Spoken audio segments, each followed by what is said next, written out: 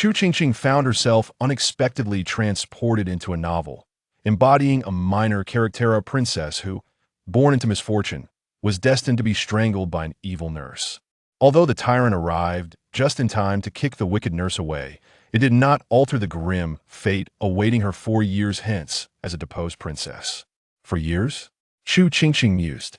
That's ample time, let's indulge in some gossip first.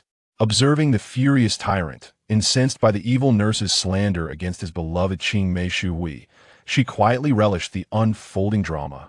Oh, so the one who sent someone to strangle me was Shu? Does Shu have a penchant for thrill-seeking? And her partner is not even the tyrant? The tyrant abruptly halted his actions, seizing Chu Qingqing and storming off to confront the alleged betrayal. To her surprise, she found herself accompanying the tyrant to court, initially anticipating a tedious affair, only to discover scandalous revelations unfolding before her. My maternal grandfather's sworn brother has been secretly in love with my grandmother for 30 years. The world of her grandfather seemed to crumble. The Minister of Works has taken a young lover, who turns out to be his son's schoolmate. Their combined ages don't even equal his shoe size. The Minister of Works was equally aghast. Princess Ning is practicing witchcraft in her palace, cursing the tyrant and the eldest princess. The father of Princess Ning was thrown into disarray. The tyrant's most cherished eldest princess collects worn socks from others. She has pilfered from the entire court. The officials were left reeling. The tyrant's beloved eldest princess is the daughter of the empress and a eunuch. The emperor himself was taken aback. The minister of finance has taken a concubine, only to be shorn bald by his wife in the dead of night. The court was buzzing, declaring that with the arrival of the little princess, morning court sessions had become increasingly exhilarating. Continuing from the last encounter, Chapter 109 revolves around the celebration of the full moon feast for the husband of the princess of Qingqi's younger brother. How dreadfully dull, Chu Qingqing lamented. Having not encountered any intriguing gossip for days following the revelation of the general's secret affection for the empress and his treasonous dealings, she sighed heavily. The board ministers, long suffering from monotony, were moved to tears upon hearing her sentiments finally. The little princess had voiced their collective frustration. Morning court without gossip was utterly insipid. Eyes widened in anticipation.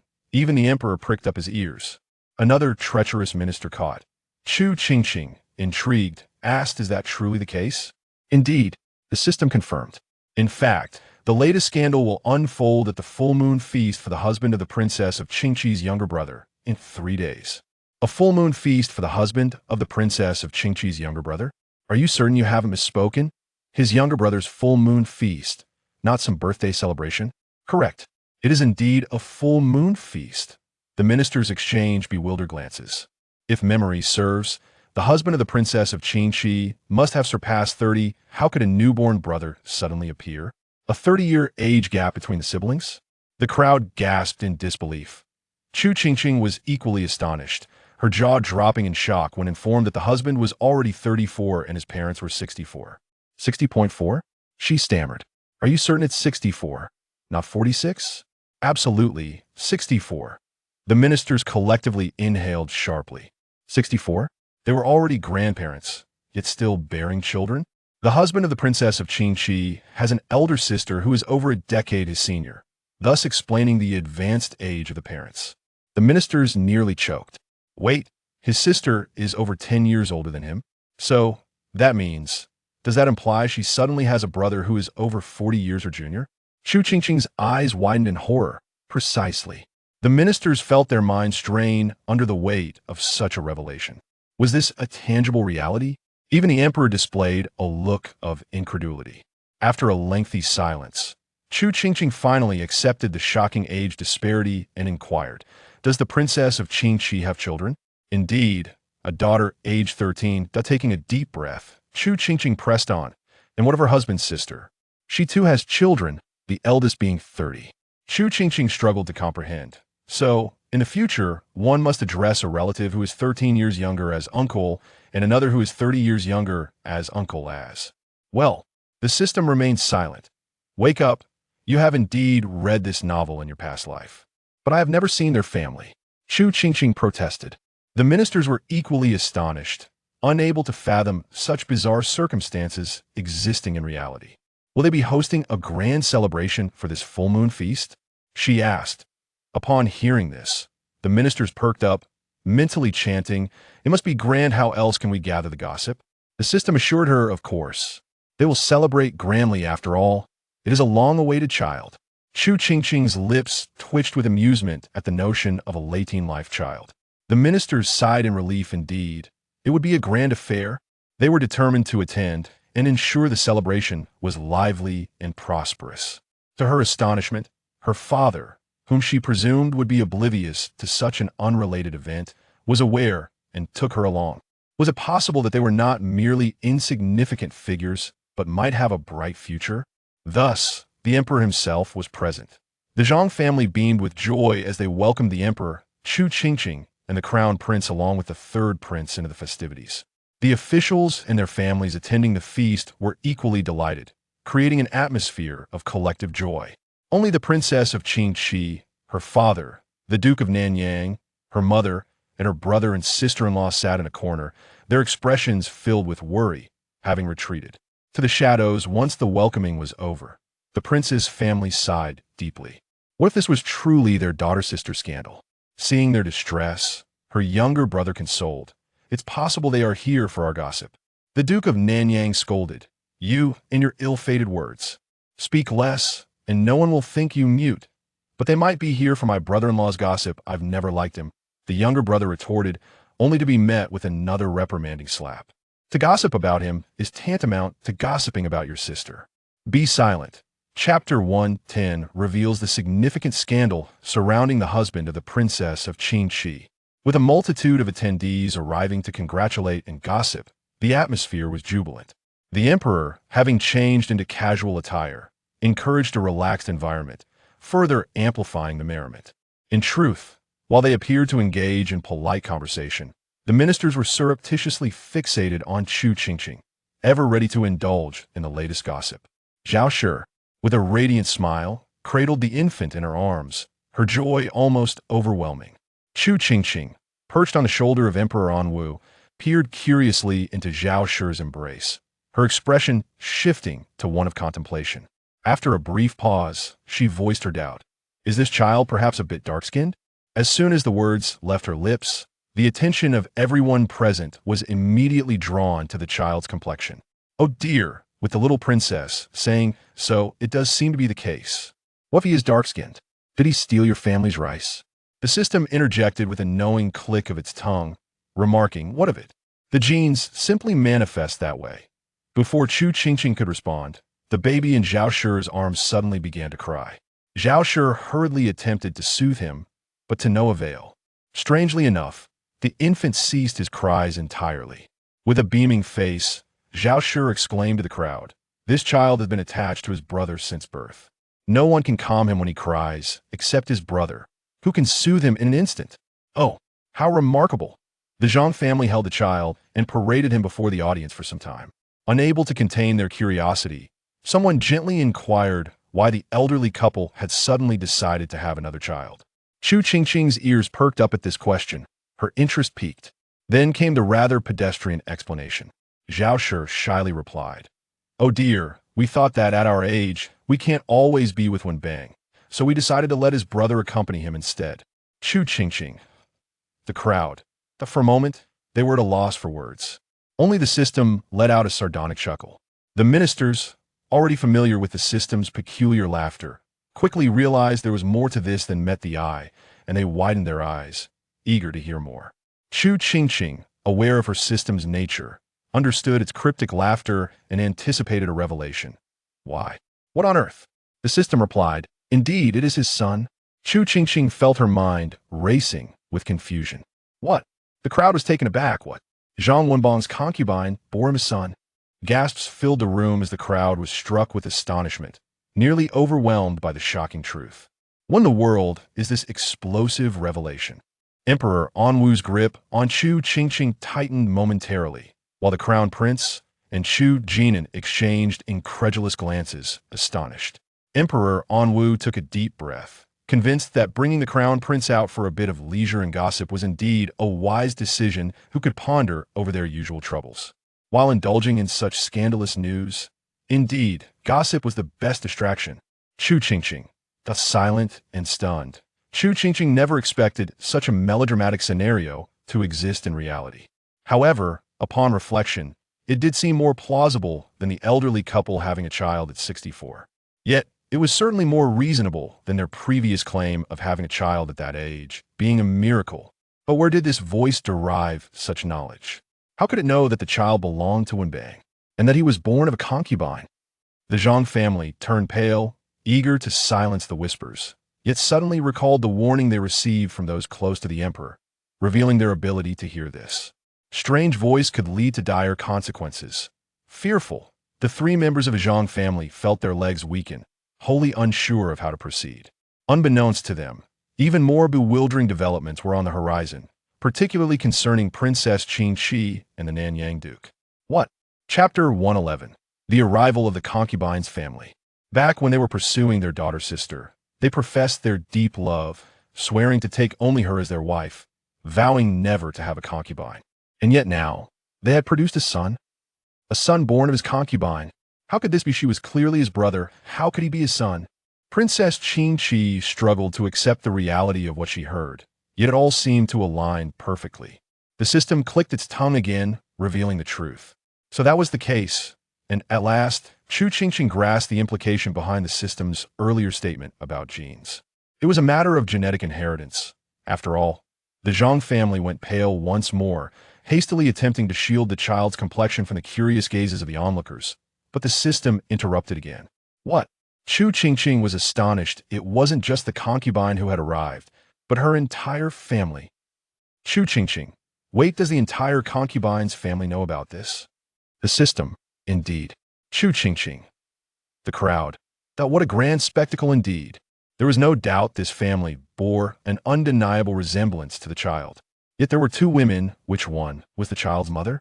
The elderly couple of the concubine's family had two daughters, both seated beneath a tree, their ages quite similar, making it difficult for the crowd to discern. Chu Qingqing, curious, inquired of the system. What? The crowd gasped in disbelief. So scandalous. Was it not enough to be with the elder sister, but now he sought the younger sister as well? The family of four beneath the crooked tree was equally stunned upon hearing this revelation, especially the mother in green, whose face turned pale with disbelief as she looked incredulously at her sister beside her. Her sister, upon meeting her gaze, quickly averted her eyes, unable to hold her sister's stare. Chu Qingqing, how explosive is this? The system. There's even more explosive news, in fact. That sister is also pregnant, but it's too early for anyone to know. What? The sister is pregnant too? The crowd could hardly fathom how the situation escalated to such a shocking climax. The concubine's younger sister exhibited a look of astonishment, clearly unaware of her own condition. The Zhang family stood in utter shock. What?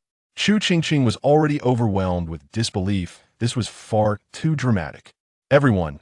Chu Qingqing. The system. How do you know? Indeed, that is precisely what they are thinking. Chu Qingqing. The crowd. This was utterly outrageous. The system. Not only do they think so, but they have acted upon it as well. The crowd. Chu Qingqing.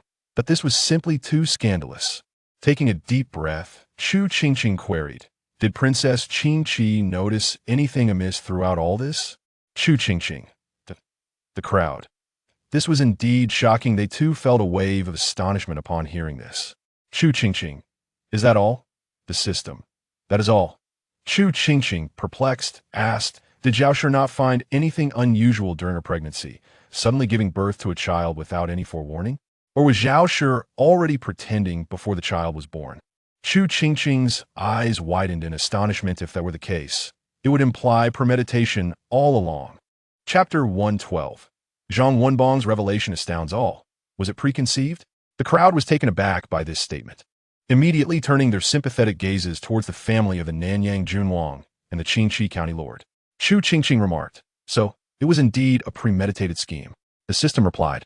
Moreover, this was not the only instance. Several years ago, the old couple had already orchestrated two similar plots, spending half of each year residing outside the capital. Chu Qingqing's mind was inundated with questions. Why is that? The system confirmed her thoughts, precisely. Chu Qingqing continued. So, the two daughters born previously were not from this concubine? Correct. The system clarified. No, the daughters from before were not from this particular mistress. The crowd was once again left dumbfounded. What? The previous 2 daughters were not born of this mistress? The Qingqing County lord nearly fainted upon hearing this. While the members of the Nanyang Junwang's household were filled with such rage that they wished to slay this scoundrel immediately. Chu Qingqing echoed the system's words, then, unable to articulate her thoughts, said, so, not only were they not from her, but there were 2? Chu Qingqing was beginning to doubt her reality. How can such explosive news exist? The system replied, TSK, we have not yet reached the most explosive part. Chu Qingqing gasped, there is something even more shocking? Upon hearing this, the Qingqing County lord fainted entirely. The Nanyang Junwang's family scrambled to support her, fearing she might fall and draw the attention of the little princess, potentially revealing any clues. How could they treat their daughter and sister so? The youngest son of Nanyang Junwang, in his fury, exclaimed, I told you he was not a good person. Those around them thought, this is not merely a bad person. He is utterly inhumane. The system noted, who said otherwise? Chu Qingqing inhaled deeply and suddenly fell silent. The crowd looked on in confusion as they noticed Chu Qingqing holding an unknown object. It was round, resembling a type of elixir, as she incoherently called out for her father several times. Emperor Anwu was taken aback, his eyes widening. Qingqing can call for her father now. When did this happen? Hadn't she always only called for her mother? Zhang Wenbang was startled, instinctively attempting to expel the object, but once it entered his mouth, it slid down his throat and was swallowed. What was this thing? Zhang Wenbang's eyes bulged with fury, and he instinctively clutched his throat in an effort to regurgitate it. However, he forgot that he was still carrying a child, and as he loosened his grip, the child fell. Luckily, Zhao Shi acted swiftly, catching the child's leg before the head could strike the ground. Suddenly, Zhang Wenbang's eyes widened as he turned to Zhao Shi, pointing at the infant in her arms, declaring, he is not my brother. He is my son. The surrounding crowd was utterly taken aback, staring at him as if he had lost his mind. How could he expose such a secret? Stunned, the crowd quickly turned to look at the mistress, Lun Yang. Unsurprisingly, had a twisted, greenish expression on her face. Meanwhile, Huaner exclaimed in terror, no, it's better if it's still my sister. Zhang Wenbang, displeased by this comment, retorted, who said that? You are clearly 100 times better than her. Huaner, you need not fear her. My feelings for her were merely superficial. For the sake of the child she bore, my affections for you are genuine. Chapter 113. Qingqing County Lord seeks divorce, only to be cast aside by Nanyang Junwang. What drunken nonsense. This is clearly heartfelt. My greatest regret in life is marrying your daughter, isn't it? Tomorrow, I am to wed Huaner, correct? Very well, I shall grant you that. With this declaration, the fury within Nanyang Junwang ignited further, grinding his teeth in anger. You are to marry tomorrow. Then I shall ensure you must marry. You shall not escape this. Now, it was truly a matter of being compelled to marry. Observing the chaotic scene unfold, the system clicked its tongue, inquiring curiously of Chu Qingqing. What did you give him? The effects are remarkable. Chu Qingqing, reveling in the spectacle, chuckled. It is the limited-time Jinyan pill. Once consumed, it compels the individual to uncontrollably reveal their secrets and innermost thoughts for half an hour. They remained utterly helpless. Upon learning the truth, the Nanyang Junwang's family was filled with gratitude, vowing to repay the little princess's immense kindness. The Qingqing County Lord lamented, I truly regret it. I regret marrying such a scoundrel and foolish man, wasting my time. As the truth was unveiled, the crowd assumed the farce was nearing its conclusion. But before they could finish their thoughts, the system suddenly announced another twist. The crowd gasped, another twist?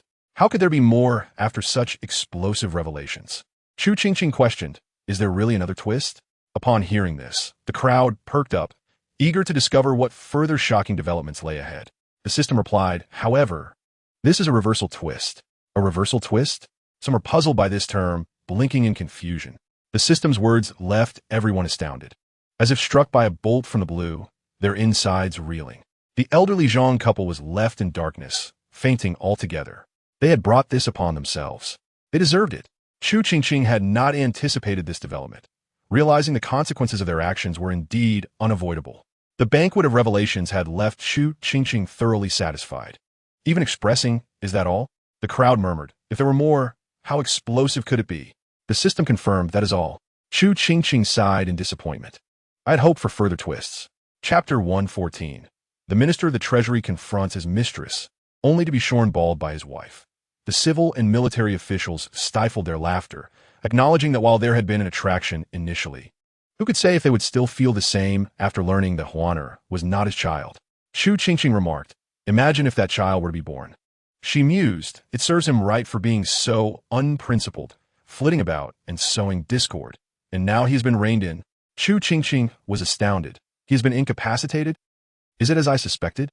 The system affirmed, indeed, it is precisely as you envisioned. The ministers were equally shocked. The Nanyang Juanwang's family was indeed decisive in their actions. After indulging in this revelation, Chu Qingqing felt invigorated and, after a moment of contemplation, curiously gazed at an official in the hall who was persistently covering his cap, asking, who is that official, and why does he keep covering his cap? I have been watching him for quite a while now. Upon hearing this, the ministers swiftly searched the hall for the one concealing his cap. Emperor Anwu, intrigued, also turned his gaze in that direction. The system explained, oh, you mean him? He is the Minister of the Treasury. Once the answer was revealed, the crowd's attention zeroed in on the Minister of the Treasury. The official's hand froze, his heart sinking. Why had the little princess suddenly taken notice of him? Chu Qingqing stated, the more I observe him, the more I find something amiss. The system chuckled, of course there is something amiss. He is covering his cap because his wife discovered he had a mistress last night and, in her fury, shaved his head bald. Now, he has not a single hair left, and he fears his cap will slip off, which is why he keeps holding it. The ministers nearly erupted in laughter upon hearing this news. What had the system just revealed? That the Shaoqing of the Taifu had been caught with a concubine and subsequently had his head shaved? The ministers stifled their amusement while casting furtive glances at the Taifu Shaoqing, attempting to catch a glimpse of his bald head beneath his official cap. Even the Emperor Anwu, upon hearing this revelation, looked astonished as he directed his gaze towards the Taifu Shaoqing's head. The Taifu Shaoqing's face flushed crimson, overwhelmed with embarrassment, as he exclaimed, what are you all staring at? It's just a bald head. Haven't any of you experienced baldness? The Emperor Anwu and the ministers silently acknowledged that they indeed had never been bald.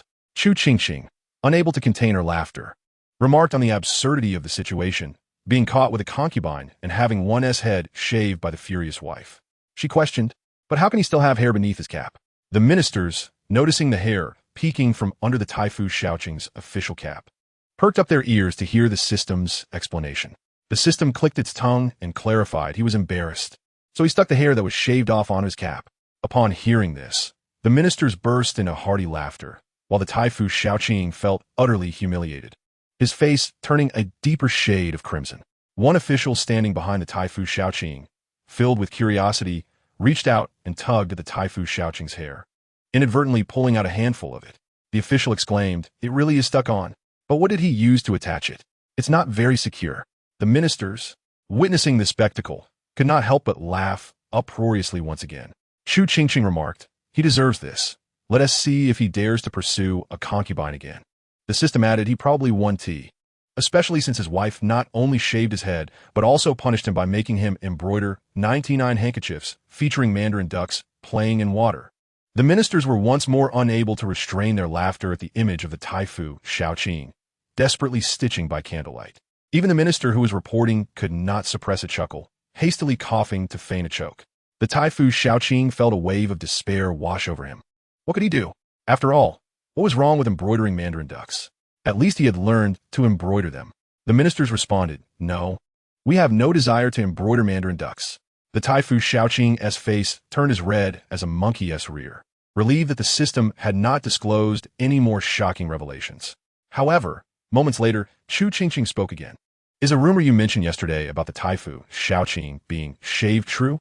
The ministers, having heard the system mention a rumor, became curious. The system responded, certainly not. That was merely a small rumor. The real scoop is far more significant. Chu Qingqing inquired, when can we expect to hear this major scoop? The system replied, well, it's just been uncovered. The ministers gasped in unison, so soon. They were not yet prepared for such a significant revelation. Chu Qingqing, vets? Tell me what this major scoop is. The system unveiled. The major scoop is that Ning Fei is currently using voodoo dolls to curse the emperor, the crown prince, and the grand princess in the palace. Upon hearing this, The ministers were initially taken aback, struggling to comprehend the gravity of the situation. Ning Fei, using voodoo, cursing the emperor, the crown prince, and the grand princess? Had she lost her mind? Not only did she dare to practice witchcraft in the palace, but she also audaciously cursed the emperor and his heirs. The father of Ning Fei, Lordly, upon hearing this, was left in shock, feeling as though the sky had fallen, nearly fainting from the revelation. The ministers were equally alarmed by Ning Fei's actions, feeling a mixture of relief that it was not their daughter and sympathy for Lordly. In the court, everyone knew that the emperor despised witchcraft and curses above all else. Ning Fei was truly bold to act so recklessly. Some even speculated that she might have a grudge against her own family, attempting to provoke the emperor into annihilating the Li family. Otherwise, with the presence of the little princess and the system, who would dare to be so reckless? Such a scandal would undoubtedly have severe repercussions. The Emperor Anwu, who had been enjoying the gossip, found himself unexpectedly implicated in this scandal. Was it not too abrupt for him to be drawn into such a situation? And was Ning Fei truly mad enough to engage in witchcraft? Chu Qingqing, astonished, exclaimed, "Ning Fei has truly lost her mind. She dares to use voodoo in broad daylight against my father. Shouldn't she wait until nightfall?" The court officials were incredulous. Was this truly the main point of concern? The emperor, nearly laughing with exasperation, thought to himself that this audacious girl was missing the point entirely. The system interjected playfully, "Are you so delighted by this mischief?" Chu Qingqing, maintaining her seriousness, replied, "No, I just find it utterly outrageous." The system, not entirely convinced, stated, "There's even more outrageous information. Her actions are intended to frame Yin Fei and you." The ministers reacted with shock. What? Ning Fei seeks to frame Yin Fei and the Grand Princess. They were horrified by the revelation. Yin Su, who had been enjoying the gossip with his granddaughter, exclaimed, "What? Ning Fei's actions are aimed at framing my daughter." Yin Su was nearly incensed, glaring at Lordly, who at that moment appeared utterly distraught, his face pale as if he might faint at any moment. What sin had the Li family committed to deserve this? Chu Qingqing had sensed that this rumor was far from simple. Emperor Anwu, too, was taken aback by Ning Fei's audacity, realizing that her actions were not merely reckless, but also intended to implicate Yin Fei and Qingqing. He wondered how one could even frame a child. Chu Qingqing echoed his thoughts, pondering what exactly Ning Fei was attempting to attribute to her. Am I to be deemed a harbinger of misfortune? Did my very birth drive my mother mad? That cannot be right. I spent more time with my father. If anyone were to lose their mind, it would be him. The emperor sighed. Could we not speak of his virtues instead? Why must it always be madness? The system clicked its tongue again. Have you been called a harbinger of misfortune by some concubine? Your guesses are remarkably precise. Chu Qingqing was taken aback, realizing, she has indeed called me a harbinger of misfortune? This Ning Fei is truly malicious. The system remarked, after all, there are no other crimes to pin on you. And she simply despises you.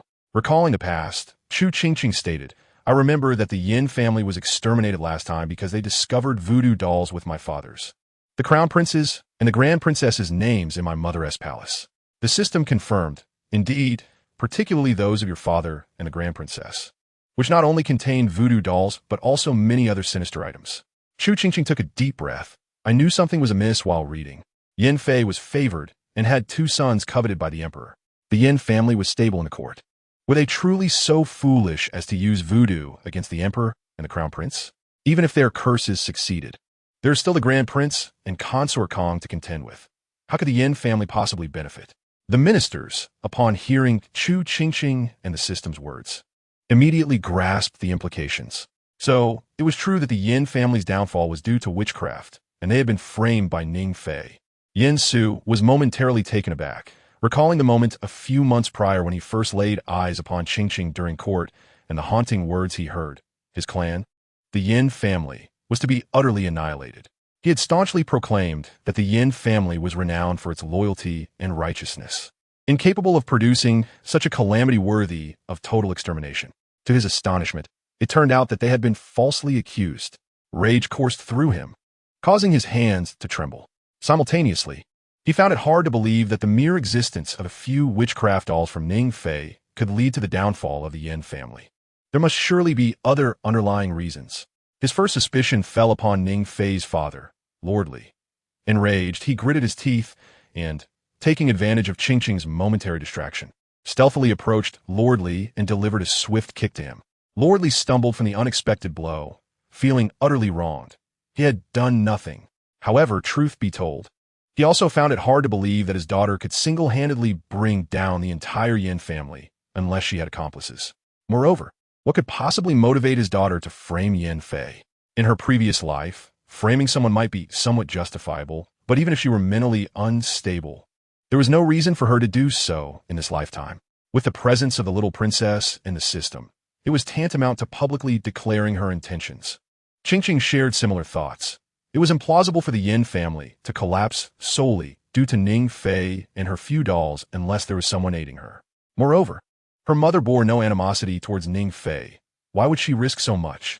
The system interjected. Indeed, Ning Fei has no grudge against your mother. But that does not imply that everyone in the palace shares the same sentiment. Furthermore, this plot to frame you has implicated you as well. So, consider who in the palace currently harbors the most disdain for you and Yin Fei. Before Qingqing could respond, the courtiers within the hall had already arrived at a consensus. If there was anyone in the palace who despised the little princess the most, it was undoubtedly the empress, not to mention the incident at the mid-autumn banquet, where the little princess exposed the prince's affair with Fei, which would have incited the empress's deep-seated resentment towards both her and Yin Fei. Although Qingqing was unaware that her thoughts had been betrayed, the system had repeatedly informed her of the empress's profound hatred for both Yin Fei and herself, leading her to instinctively consider the empress. Could it be the empress? The system confirmed. You are correct. It is indeed she. All of this was orchestrated by the empress, who enlisted Ning Fei to execute her scheme. The courtiers gasped in shock, not at the revelation that the empress had orchestrated the entire affair, but rather at the fact that Ning Fei had actually complied with her. Was Ning Fei lacking in common sense? The empress had become powerless in the harem, even bordering on being deposed. Yet Ning Fei still dared to associate with her and obey her orders.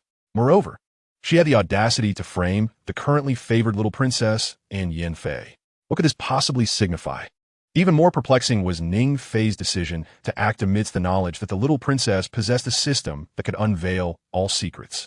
The courtiers, astonished, speculated, while Prime Minister Wang stood frozen, his heart sinking. After the revelations from the last mid-autumn banquet, he regretted sending his daughter into the palace, and now, having heard the system's words, he began to regret having fathered her altogether. Qingqing pondered. What grievance could my mother and I have inflicted upon her that would compel her to go to such lengths to frame us? The system replied, if you must inquire, your very existence alongside Yin Fei has already offended her. Qingqing was taken aback. The system elaborated. Before your arrival, she and the eldest princess were the most favored. Your birth directly diminished their standing. The courtiers exchanged glances, incredulous. The system continued. You were the catalyst for the empress and the eldest princess's frustration. Qingqing was momentarily speechless. The system added, you guessed incorrectly. The empress did not save her life. Rather, she possesses a leverage against her. Leverage? The courtiers leaned in, intrigued. Qingqing frowned. Leverage? The system reminded her.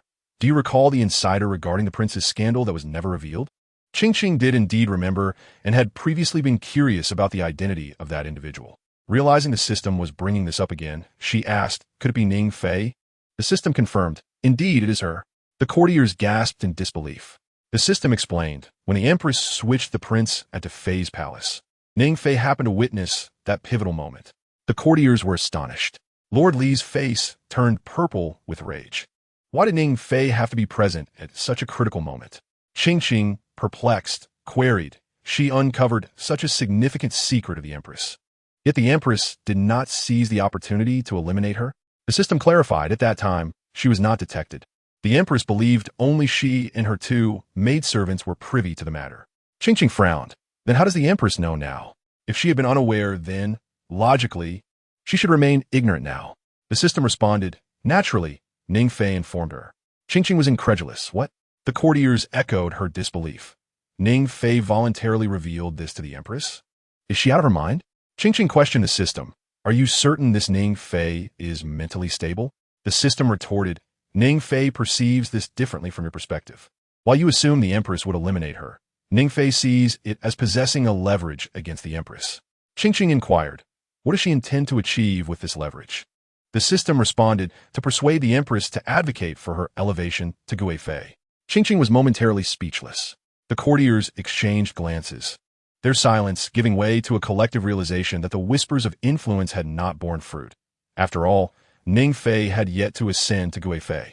The system added, as it stands, the empress's plan to secure Ningfei's promotion has faltered, and now the matter of the prince's exchange has come to your father's knowledge, thus turning the tables against the empress.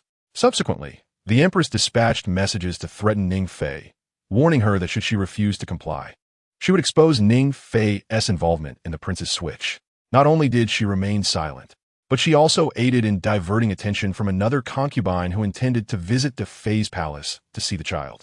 Qingqing fell silent for a moment, contemplating, how could she be so certain that my father would believe the empress? The system explained, primarily because the empress's claims are true. Thus, she feels guilty and fears that the moment the empress speaks, your father would imprison her. After all, she has no prince to rely on. Her only son is merely 6 years old, and, due to his lack of intelligence, garners little favor. Qingqing remained silent. Are you saying she truly did keep watch for the empress, and even advised another concubine to withdraw from visiting the Fei? The system confirmed, indeed. Qingqing was bewildered. Why would she do such a thing? Only Lord Li seemed to grasp his daughter's intentions. The system elucidated, Ningfei intended to play both sides. If threatening the empress with leverage proved ineffective, she would appeal to their emotional bond, reminding her of how she had stood guard for her, driven away potential threats, thus requesting her support for her elevation to Guifei. Qingqing fell silent, reflecting on this revelation. It is no wonder her son lacks intelligence. It appears to be hereditary. She remarked. The emperor and the ministers collectively acknowledged what a remarkable character she is. Lord Li simply wished for a piece of tofu to end his despair. Despite Ningfei's lack of intelligence, Qingqing remained curious about whether she had succeeded in her past life. The system confirmed she did succeed. Qingqing inquired, did she become Guifei? The system affirmed, indeed, but it came at a considerable cost. Was momentarily stunned, and before she could gather her thoughts, the system interjected. In the second month after becoming the imperial concubine, the empress took the opportunity to have you eliminated. Was taken aback. This was not a trivial matter. Emperor Anwu could only sigh deeply, feeling that in his previous life, the palace of the Chu had descended into utter chaos. Observing that remained silent, the system assumed she was worried and sought to reassure her. Fear not. Your father dotes on you so much now that he certainly will not react as he did in his previous life, or in a fit of rage. He executed the entire Yin family. At that moment, perplexed, suddenly realized that consort Ning was plotting to frame her and her mother. The system continued. Moreover, in your past life, your father had already entered a state of fury when this incident occurred, transforming into a tyrant and executing several families. Feigned sorrow. What if this time our family becomes the first to suffer? Emperor Anwu, holding, felt a vain throb on his forehead. How could this wretched girl not trust him? The system interjected again. Stop being coy. I have more news to share. Immediately regained her composure. What news? The system disclosed. The empress has support from others behind the scenes. In your previous life, aside from the charge of witchcraft against the Yin family, they were also accused of treason. Chapter 117. Is there no more dignified way to eliminate the evidence? What? There are others supporting the empress? The ministers widened their eyes upon hearing this, quickly glancing towards the most likely suspect. The anxious Prime Minister Wang questioned, why are you all looking at me? He was taken aback, feeling unjustly accused. What did this have to do with him? While he was not the best of individuals, he would never stoop to such treachery. Thus, they should not look at him. This had nothing to do with him. The ministers remained skeptical, but Wang's reaction indeed suggested his innocence. The system asked, are you referring to the short-eyed Prime Minister? The ministers responded, Prime Minister Wang? What do you mean short-eyed?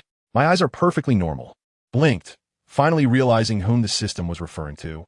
The system clarified, it is neither him nor anyone from the Wang family. We have yet to uncover the identity of the empress's accomplice. Upon hearing this, Lord Wang straightened his back, casting a disdainful glance at his colleagues. Did you hear that? The system has stated it is not this prime minister. The ministers exchanged glances, amused by his arrogance. The system continued. The Imperial Guard found substantial evidence of the Yin family's treason, primarily consisting of correspondence with the enemy. The letters not only bore the royal stationery of the enemy nation, but were also stamped with their official seal. Furthermore, two enemy generals who previously surrendered to the Chu identified that seal as belonging to a high-ranking general of the enemy, rarely known to the public. This general would only use such a seal when corresponding with individuals of close personal ties or those held in high regard within military. One of the generals had received a message from this enemy general before his surrender, and the letter was preserved intact. He presented it to your father, who ordered a comparison between the seal on that letter and the seals on the letters found in the Yin family, ultimately confirming they were identical. From this evidence, it became apparent that the plot to frame the Yin family was meticulously crafted, suggesting that it was far beyond the capability of the Empress alone. Upon hearing this, S' expression tightened. So those seals on the letters are authentic? The system replied, no, they are genuine. Was taken aback. The system continued. The crux of matter is that the letters found in the Yin family are indeed real. Not only are the seals authentic, but the letters were genuinely sent from the enemy. After this analysis, the minister's expression soured as they realized the situation was not merely a simple act of framing. If Minister Yin was innocent, then the letters discovered in the Yin family must have been forged, intentionally crafted to incriminate him. Yet, the system asserted that the evidence was undeniably authentic. This raised a significant dilemma. If Minister Yin was blameless, where did these genuine pieces of evidence originate? To phrase it differently, to whom were these documents originally intended? Or rather, who colluded with the enemy to plant this evidence to frame Minister Yin? Upon hearing the system's revelations, S' face fell. Does this not render the situation unsolvable? The evidence is authentic. With my mother's witchcraft doll found in the palace and the letters of treason discovered in the Yin family, this is undoubtedly a precursor to a complete purge. Sighed, realizing that before she even reached the anticipated downfall of the Chu 4 years later, she might face execution first. Although she believed her father would not be so ruthless, she glanced at Emperor Anwu, who was deep in thought about the system's statements, and reached out to pinch his cheek. The system remarked, you are aware. But what do you intend to do? Replied, I plan to insist on visiting my maternal grandparents tomorrow with my brother, and then, while they are distracted, sneak off to consume all the incriminating letters. Emperor Anwu and the ministers considered her plan, finding it surprisingly feasible. Yin Su was moved to tears, realizing that even a child like could devise such a clever scheme. What could he, as her grandfather, not do? Fear not, my dear. Your grandfather will protect you. If anyone must consume the evidence, it shall be me. The ministers exchanged bemused glances, while Emperor Anwu closed his eyes in exasperation. Consume, consume. I am not punishing you. What is there to consume? Fell silent, finally remembering that she was merely a few months old. The system reminded her, even if you could consume it, it would be futile, as the evidence has not yet been placed in the Yin family. Inquired what? It has not yet been placed? The system confirmed. Indeed, it must wait until the witchcraft incident is uncovered. Otherwise, if it is placed too early, the Yin family might discover it. This statement held merit. If placed prematurely, the Yin family could uncover the plot, rendering their efforts in vain. Excellent. Another task eliminated. S' eyes sparkled as she realized the evidence had not yet reached the Yin family. There was no rush. She decided to wait until it was placed and then inform her brother, so they could consume it together. Suddenly, the third prince was bewildered as he was about to be dragged into this scheme. The system paused before asking, is there truly no more dignified method of destruction? Cheerfully suggested, then let my brother consume it all. Thought to himself, what a wonderful little sister he has. Added, system, since tomorrow we do not need to visit my grandparents, less. The system interrupted. Practice in the palace? Excitedly proposed. Let's go out to play.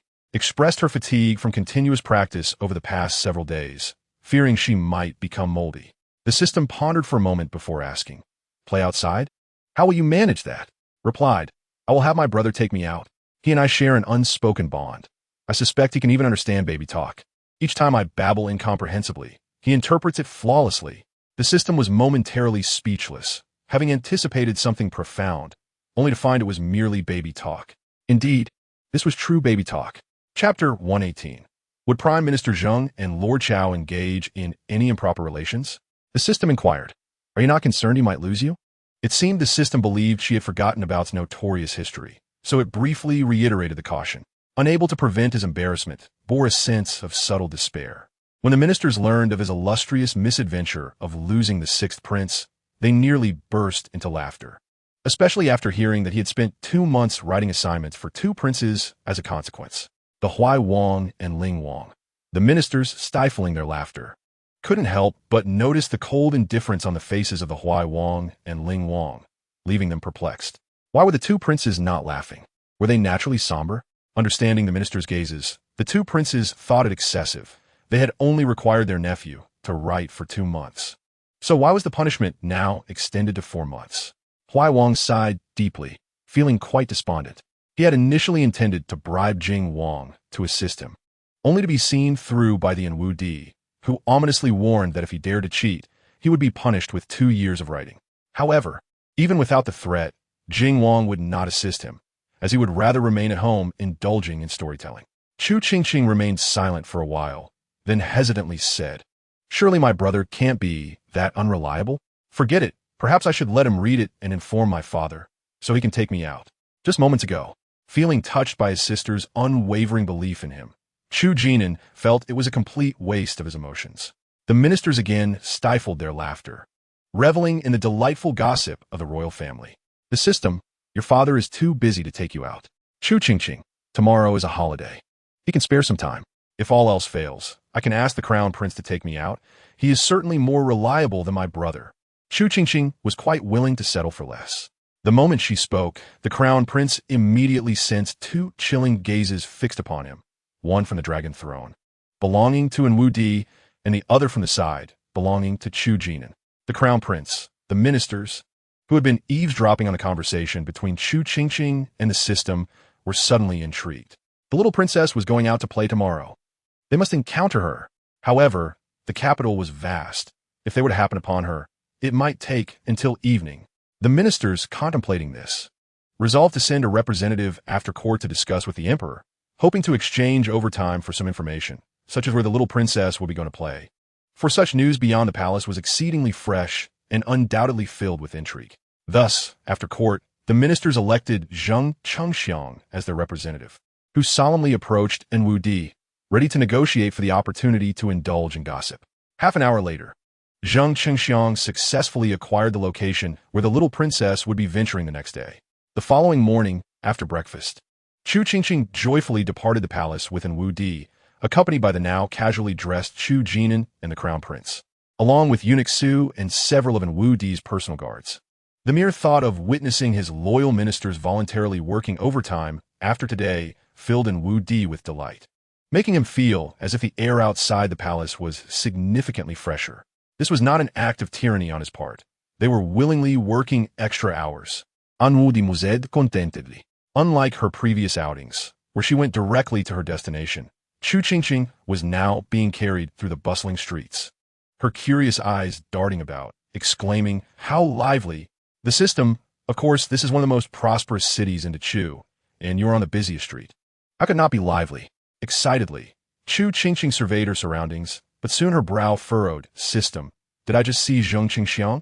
Not far away, Zheng Qingxiang, wearing a large hat yet still recognized, felt a sudden pang of guilt at being caught, panicking momentarily as he grasped the hand of a nearby person, turning to feign a pretense of shopping. Witnessing this, Enwu Di, the system. "So what if you saw him? It's a holiday. Perhaps Zheng Chengxiang is out with his wife and children." Chu Qingqing, with an odd tone, replied, "I didn't see his wife and children.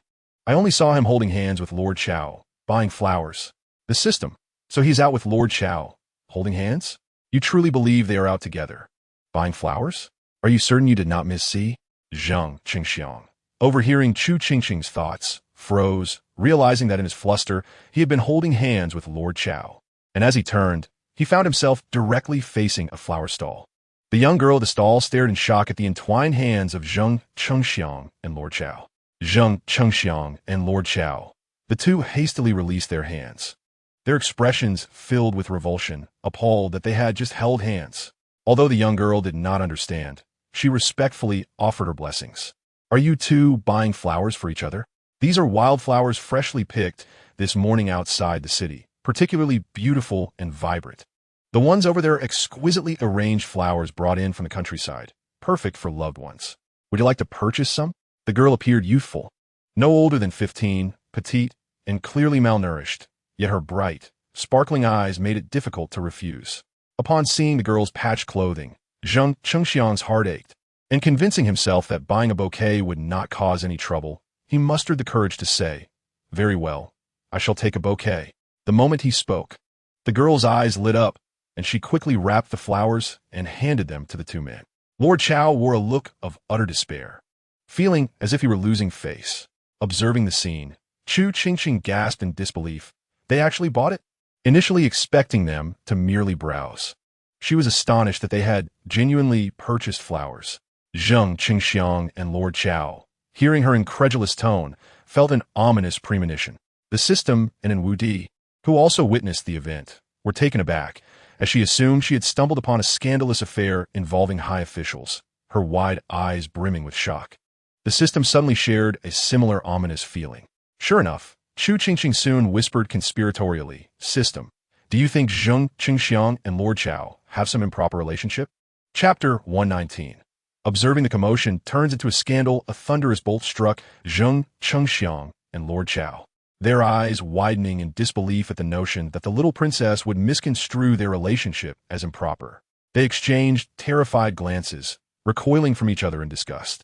Chu Qingqing, observing their reactions, inquired, "Are they avoiding suspicion?" Chu Qingqing and Lord Chow, and Wu Di and his entourage were caught off guard by Chu Qingqing's ludicrous assumption, standing in stunned silence, while the surrounding ministers nearly erupted into laughter. The system, no. Chu Qingqing frowned. Surely not. I distinctly saw Chu Qingqing take Lord Chow's hand and then buy flowers. Wait a moment. As she spoke, her eyes widened again, and Chu Qingqing immediately sensed another impending dread. Sure enough, the next moment, Chu Qingqing exclaimed, "Could it be that Chu Qingqing is harboring a one-sided affection for Lord Chow?" Chu Qingqing nearly spat blood on the spot. Lord Chow felt as though struck by lightning, breaking out in goosebumps. The surrounding ministers, witnessing the spectacle, erupted into laughter once more, with some unable to contain themselves, fleeing to laugh heartily. This even caught Chu Qingqing's attention. What sound is that? Is there a madman over there? Or did someone win a lottery? The system, there are no lotteries in this world. Amidst the laughter, curiosity piqued. What exactly was a lottery, and why did they not possess one? Exclaimed, "Let us set aside the matter of the lottery for now. Do tell me, was my guess correct?" The system responded, "You are utterly mistaken. How could that possibly be the case?" Replied Chu Qingqing, baffled. The system fell silent, uncertain of how to elucidate its earlier findings, as it had indeed failed to uncover anything substantial regarding the two individuals.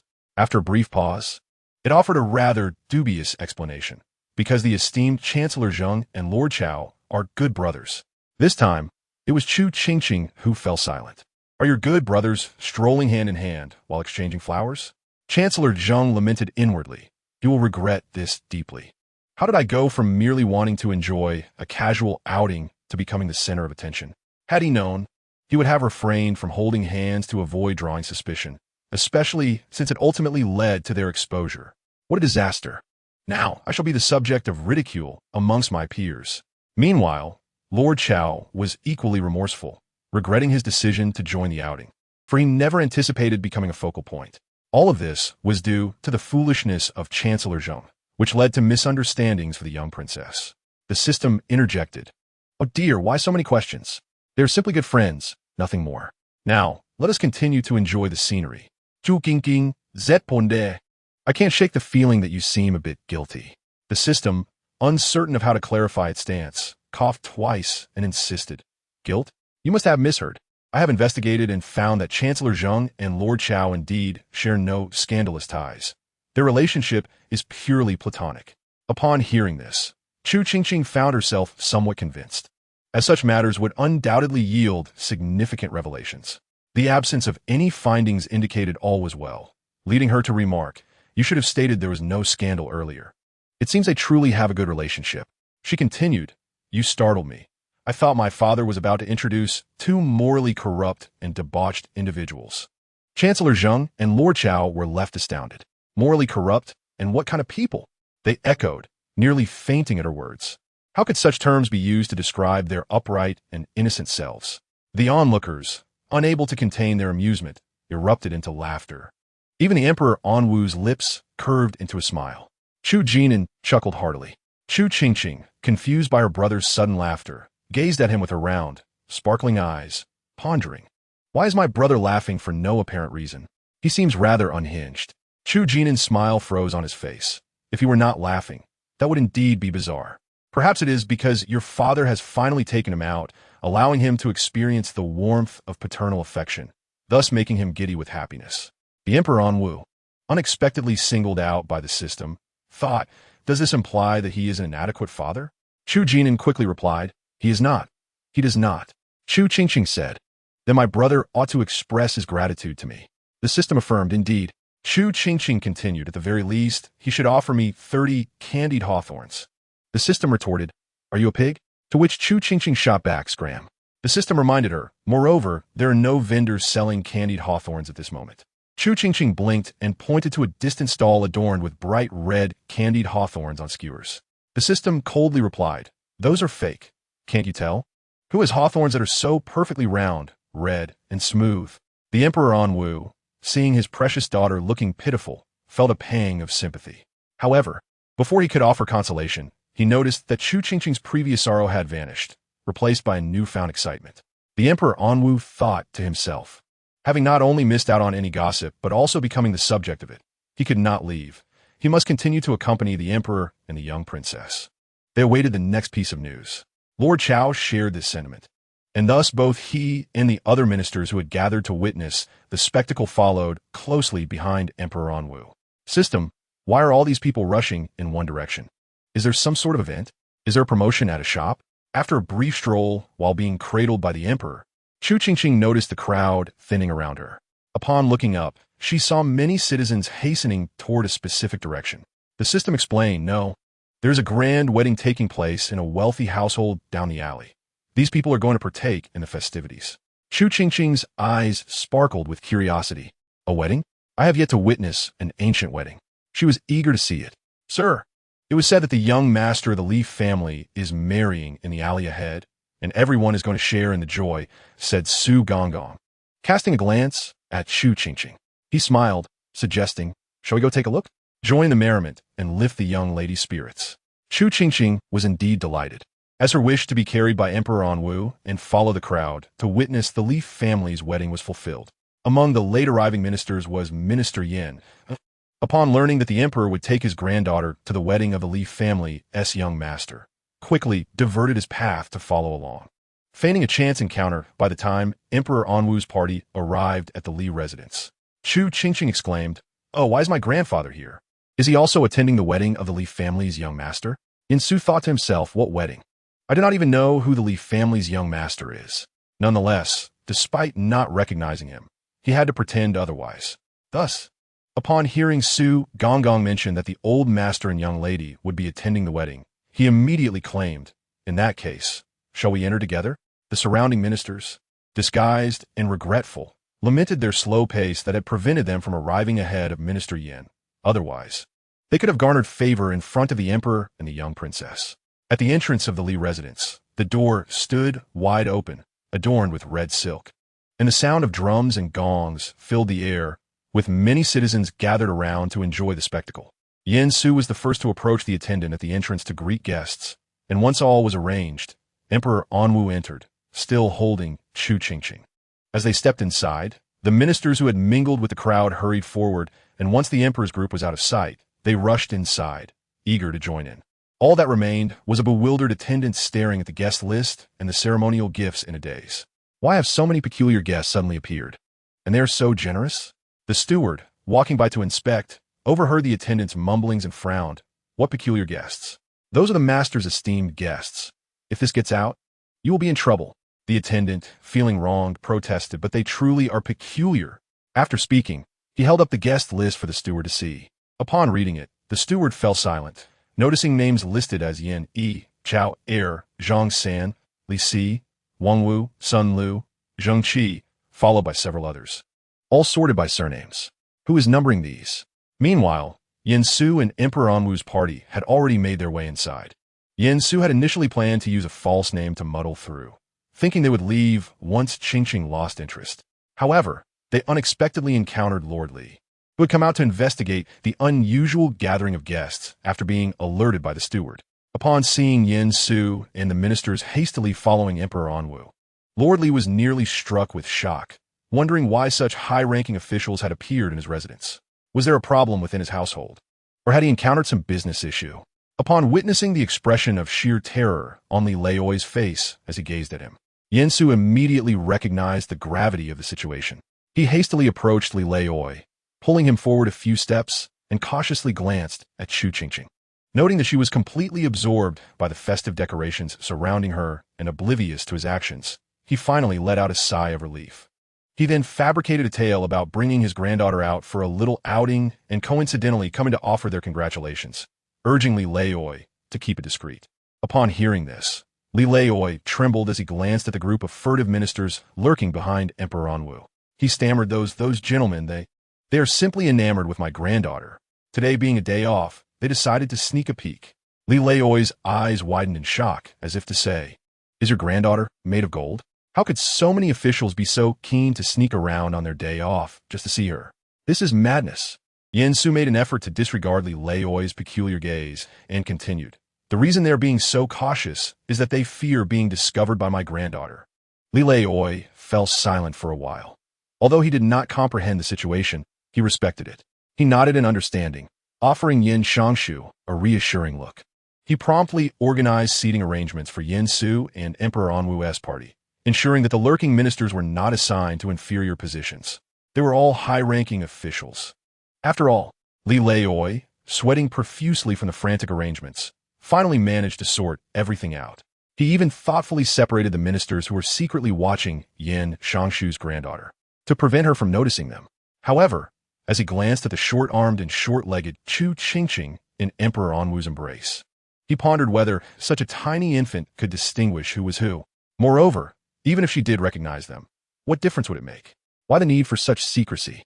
Li Leoi felt utterly bewildered, but he decided it was no longer his concern. He joyfully cast aside the matter and began to chuckle, thinking how splendidly his son's wedding was unfolding, with so many esteemed officials in attendance. This was indeed a momentous occasion, heralding good fortune for the Li family. Surely, they would soon welcome a grandson who would achieve the highest honors. After his moment of silly laughter, Li Leoi's attention was suddenly drawn to something, and his expression shifted dramatically. He saw that where the musicians should have been accompanying the dancers, there lay a deranged individual rolling on the ground, surrounded by several members of the Li family who seemed to be attempting to persuade him to calm down. Looking at the guests, he noticed they were all pointing and whispering about the scene, occasionally bursting into laughter, having been engrossed in the spectacle for quite some time. Li Leoi nearly fainted from rage upon witnessing this, suddenly recalling unfinished business. He hastily summoned Madame Li, who stood nearby, instructing her, quickly, have someone remove that lunatic and throw him out. I have esteemed guests present. What will they think of our Li family if they see this madman? Madame Li, equally incensed, retorted, if it were that easy, I would have done it already. Every time we try to lift him, he screams that we are bullying him and questions whether we know who his uncle is, threatening us with consequences. How will we know who his uncle is? Growing increasingly agitated, Madame Li exclaimed, what are we to do? If he keeps yelling like this, what will happen to the wedding today? Li Leoi, feeling a headache coming on, gritted his teeth and declared, this little brat dares to intimidate us. I shall see who his uncle truly is. With that, he dramatically strode toward the rolling figure. Chapter 121. He is the admirer of the bride. Upon entering the Li residence, Chu Qingqing was captivated by the festive atmosphere, eagerly taking in her surroundings and occasionally expressing her astonishment to the system about the nature of traditional weddings in ancient times. It was then that she began to sense something was amiss in the atmosphere. Chu Qingqing inquired, what are those people pointing and whispering about? Curiously following the direction of the guest glances, she beheld the figure rolling on the ground. Just as Li Leoi, who was ready to have the deranged individual thrown out, hesitated, a question mark appeared over his head. What was that noise? He looked around curiously, but found nothing out of the ordinary. After a moment, he began to doubt his hearing, momentarily dismissing it, assuming it was merely someone enjoying the spectacle. Unbeknownst to him, some of the guests around him had also caught the noise and were similarly intrigued, glancing about. The system commented, they are discussing the person rolling on the ground over there. Upon hearing this, Chu Qingqing paused. So it is true, he is rolling on the ground. I thought he was brought here for some ancient ritual. The system retorted, what kind of ceremony would be so deranged? He is simply rolling about in madness. Chu Qingqing clicked her tongue in disbelief, then asked curiously, who is he, and why is he rolling around at someone else's wedding? Her conversation with the system drew the attention of Emperor Anwu and the ministers, who turned their gazes toward the madman on the ground. Everyone was puzzled. It was a joyous occasion, yet there he was, rolling about. Was this not madness?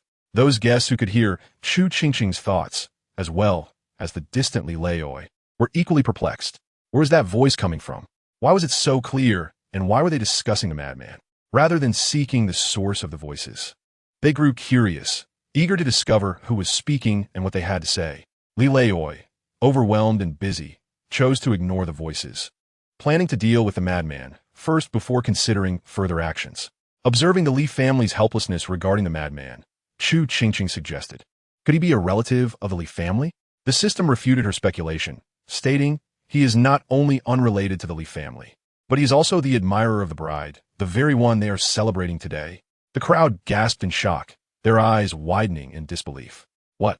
The person rolling around and disrupting the wedding was actually the bride's admirer?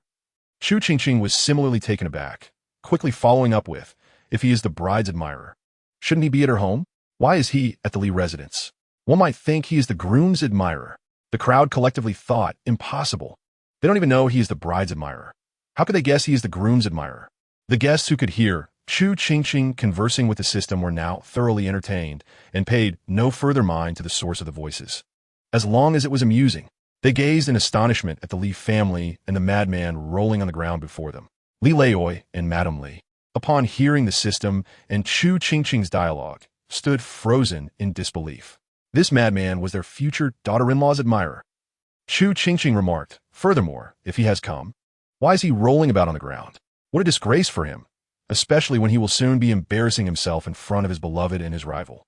After hearing Chu Qingqing's words, the system's tone grew somewhat complex. Actually, he did not start rolling on the ground the moment he entered.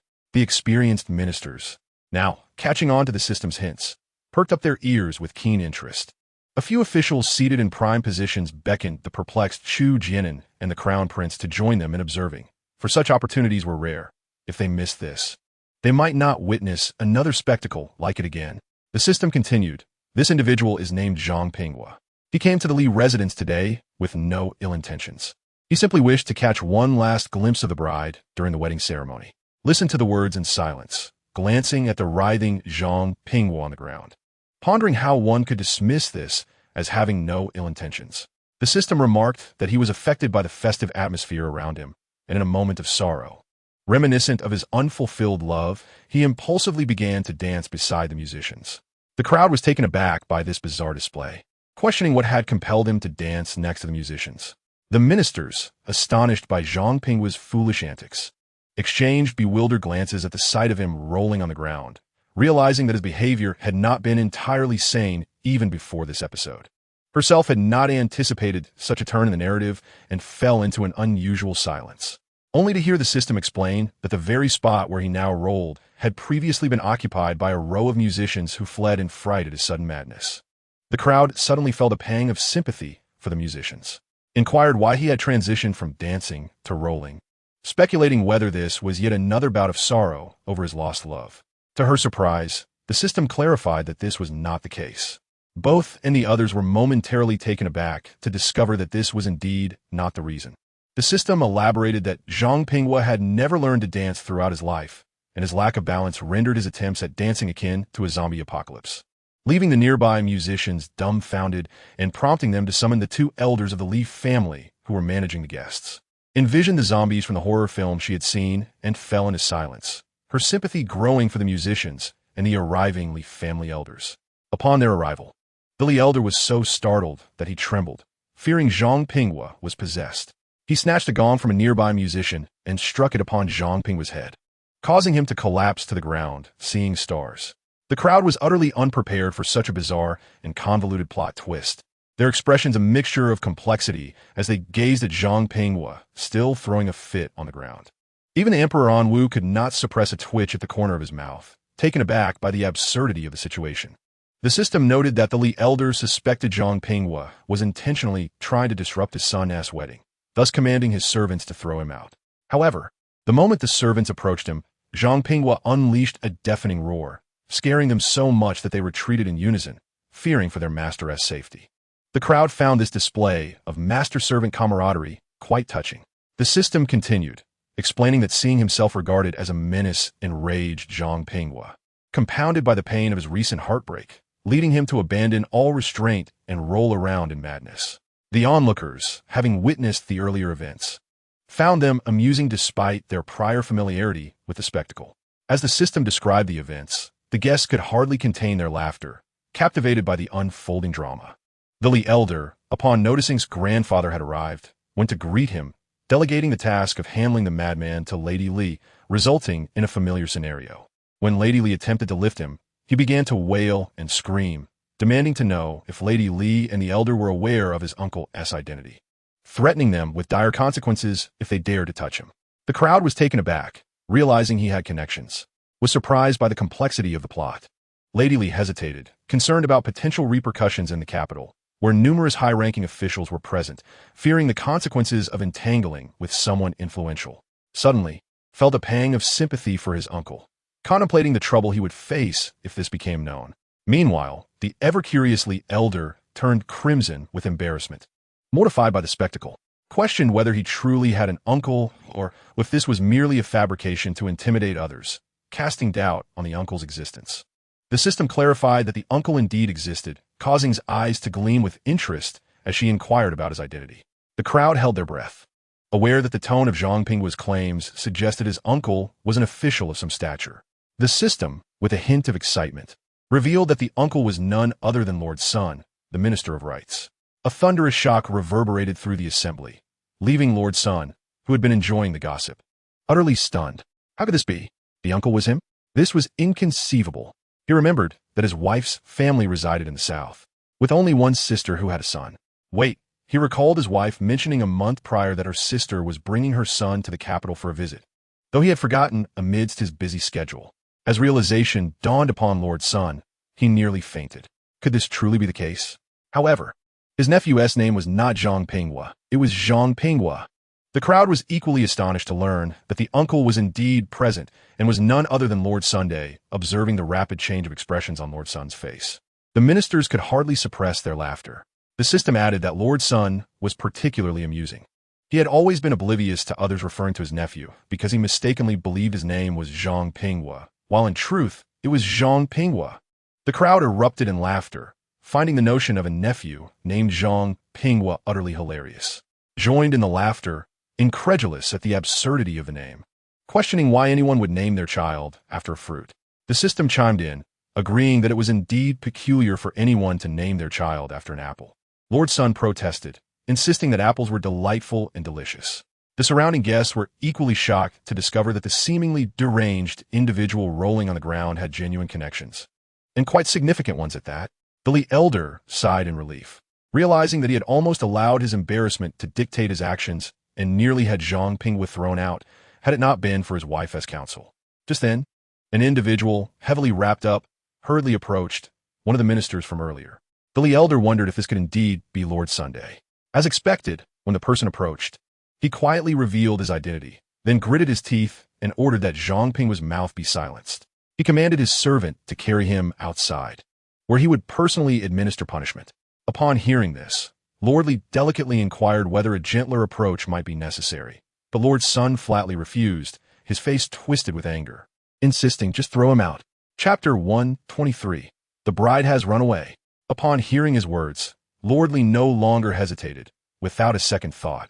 He instructed his servant to firmly gag Zhang Pinghua and then unceremoniously toss him out of the estate. During the process, Lord Li discreetly kicked this troublemaker who had disrupted his son's wedding, thinking to himself that given the current situation, he would surely end up getting beaten outside. So he might as well take pleasure in the moment. He even dragged the second master of the Li family and Madame Li to each take a kick at him. After thoroughly venting his frustration, he had the servant carry the man and dispose of him in a corner designated by Lord Sunday, Lord Li, Madame Li, and the second master lingered at the estate's entrance for a while, listening intently. Sure enough, Not long after they threw him out, a wail echoed from afar, which was particularly satisfying to hear. The onlookers, munching on sunflower seeds, found the whole scene utterly delightful, far more entertaining than any storytelling in a tea house. Chu Qingqing was equally engrossed, feeling a pang of envy watching others snack on sunflower seeds. How wonderful it would be if she could enjoy them while listening. The guests, reminded by her words, suddenly recalled they were there to attend a wedding, not merely to enjoy the gossip. Emperor Anwu and his ministers also remembered they were at the Li family's wedding, not their own gossiping grounds. They consoled themselves, thinking it was not mere gossip. They were genuinely concerned about the situation of the bridal procession. As for Emperor Anwu and his ministers, their purpose for attending was indeed to indulge in the gossip, leading them to feel quite justified in their actions. However, Lord Li and Madame Li were less than pleased. What did they mean by something has happened? Wasn't it just a slight delay? How could anything possibly be amiss? Perhaps they encountered some unforeseen circumstance along the way. Where did that sound originate from? And how could it still be a curse while they were munching seeds? The system, meanwhile, was busy digging up more details. Let me see, oh my. Something indeed has happened. The bride has eloped. The Li family's wedding party is searching the streets for the bride. Nearly spat out his drink upon hearing this. What? The bride has run away? The Li family's wedding party is searching the streets for her? The crowd was left in a state of shock and disbelief, questioning if they had heard wrong. How could the bride have run away just like that? Lord Li and Madame Li, who were already cursing Chu Qingqing and the system for cursing their family, were struck dumb by this revelation, their eyes wide with disbelief. The bride has eloped. How could this be possible? It was absolutely inconceivable. Lord Li, observing the butler's ghostly expression, suddenly felt a foreboding sense. What did you say? Speak. The butler, in despair, replied, They say the bride has run away. Lord Li, the concern that had been hanging over Lord Li's heart, came crashing down as he nearly fainted at the butler's words. My lord, what is wrong? You cannot faint. We haven't found the bride yet.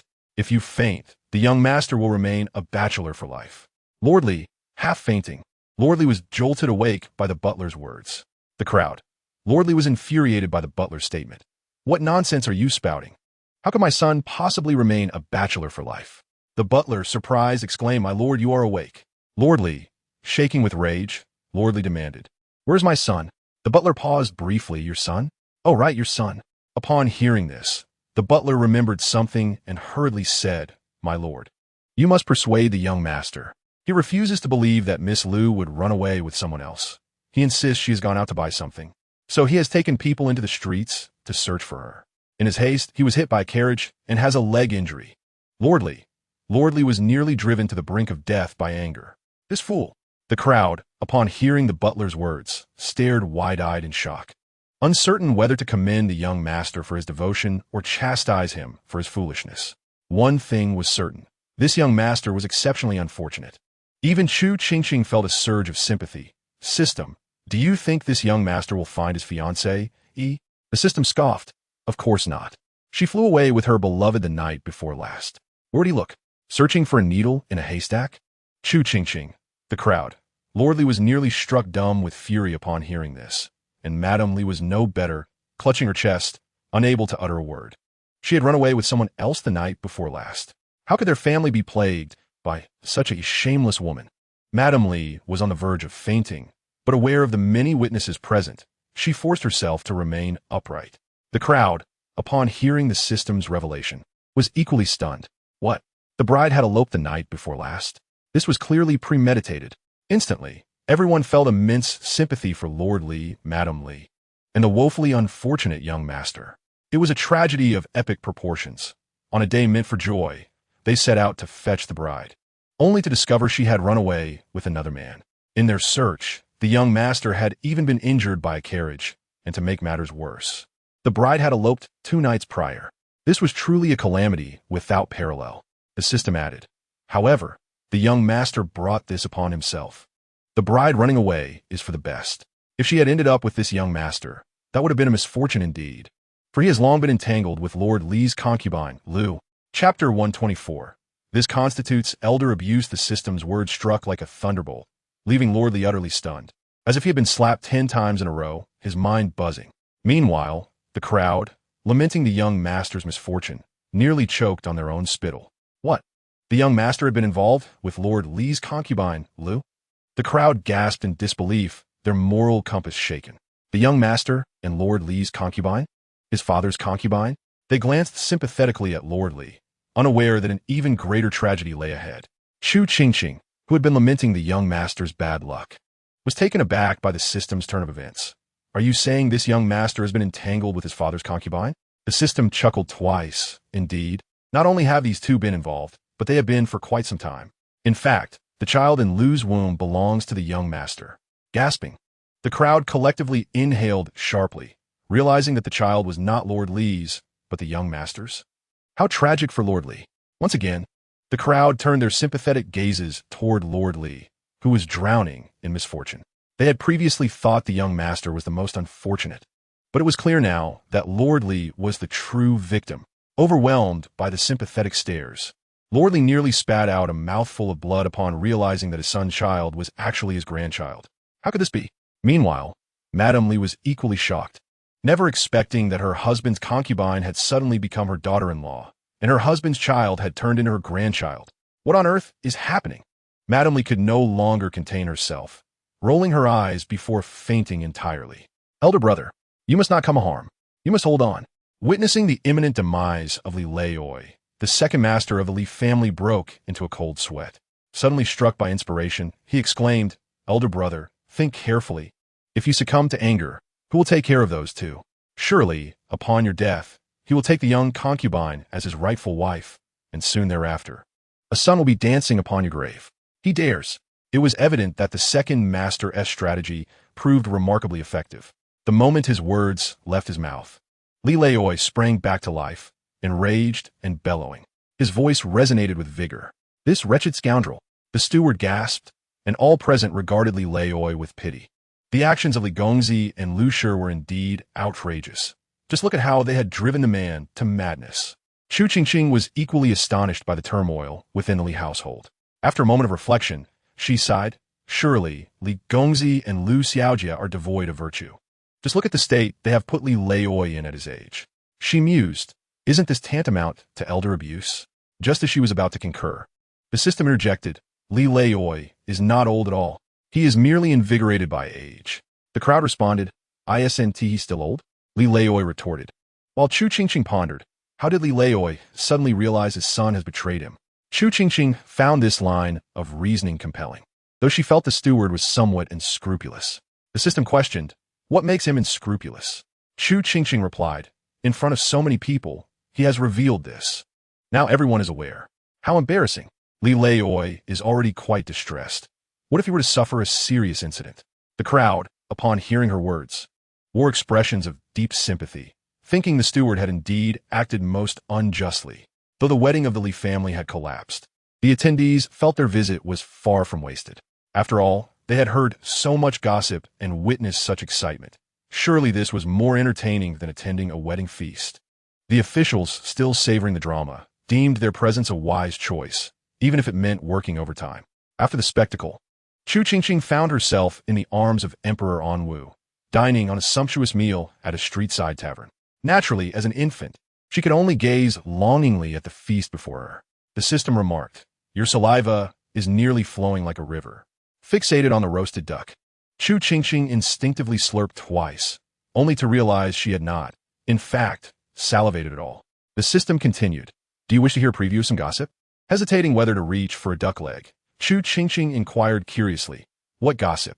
Emperor Anwu, alongside Chu Jinan and the crown prince, leaned in with interest. The system revealed, it pertains to the empress and the grand princess. The empress and the grand princess? Upon hearing this, Chu Qingqing's eyes sparkled, and with swift reflexes, she seized the duck leg and took a quick lick. The trio, engrossed in gossip, nearly suspected the little girl was conspiring with the system to stealthily snatch the duck leg.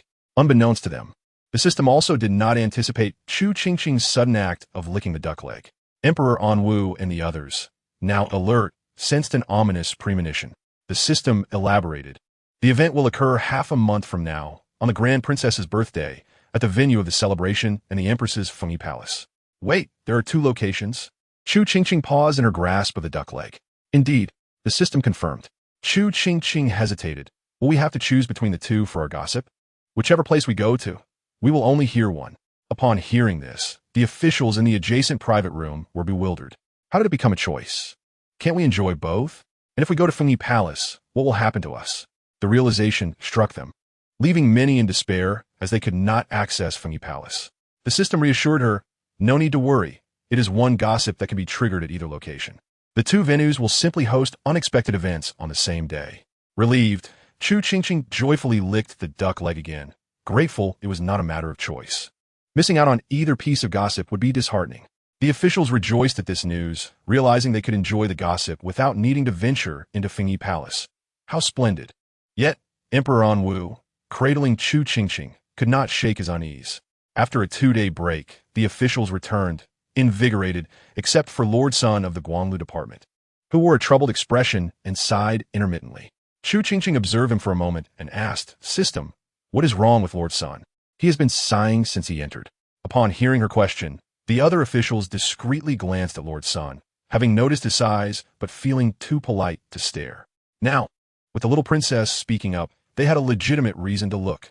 Lord Sun, still mid-sigh, found himself wanting to sigh even more. Alas! Chu Qingqing exclaimed, Look! He sighed again, startled by her sudden elevation in volume. Lord Sun choked on his breath, causing the other officials to burst into laughter. The system chuckled. He is troubled by the incident involving Zhang Pinghua's outburst at the Li family the other day. Chu Qingqing blinked, but that matter was resolved, wasn't it? Lord Sun had incapacitated Zhang Pinghua. The system corrected her, not quite. Zhang Pinghua was dealt with, but the incident itself remains unresolved. Chu Qingqing pondered. Recalling the woeful state of Zhang Pinghua, as described by the system, it seemed appropriate to say he had been resolved. Do you not recall what Zhang Pinghua proclaimed that day? Do you know who my uncle is? Just saying it would terrify you. Be wise and help me up, or you'll face dire consequences. He threatened to dismantle your family. The officials listened, aghast at the vivid retelling, especially those who had not been present to witness the original confrontation, left in utter disbelief. They had heard the rumors from their peers, but never imagined Zhang Pinghua had been so brazen. He had threatened to dismantle a family. How lawless! Meanwhile, Lord Sun, who had been sighing, was nearly rendered unconscious by the system's exaggeration. The fool had not spoken so severely. Emperor Anwu, seated upon the dragon throne, felt a faint twitch at the corner of his mouth upon hearing the system's dramatic narration, which surpassed Zhang Pinghua's original arrogance. Chu Qingqing could not help but add, I feel you resemble the villain more than Zhang Pinghua does. Did he even utter that last line? The system proudly replied, No, that was my improvisation. How did I do? After a moment of silence, Chu Qingqing finally spoke 5 words. It does not seem like acting. After the court officials comprehended the meaning behind Chu Qingqing's words, they could not suppress their laughter. It seemed as though someone was mocking him. The system noted that Lord Sun was concerned about this matter, especially since your father was present at the time. He feared that your father would doubt his noble character over this incident, misunderstanding him as someone who would abuse power for personal gain and allow his relatives to oppress the common folk. Upon hearing this, the officials understood Lord Sun's worries. Yet they could not help but find humor in it, while simultaneously feeling pity for Lord Sunday. Having a bizarre and erratic nephew was one thing, but for that nephew to create chaos even before the emperor was truly unfortunate. The system remarked that due to this incident, Lord Sun had not slept for 2 consecutive nights, tossing and turning as he pondered how to demonstrate his loyalty to your father and prove his innocence. The officials, upon hearing this, looked at Lord Sun with increased sympathy. It was indeed a dreadful situation to go without sleep for 2 days.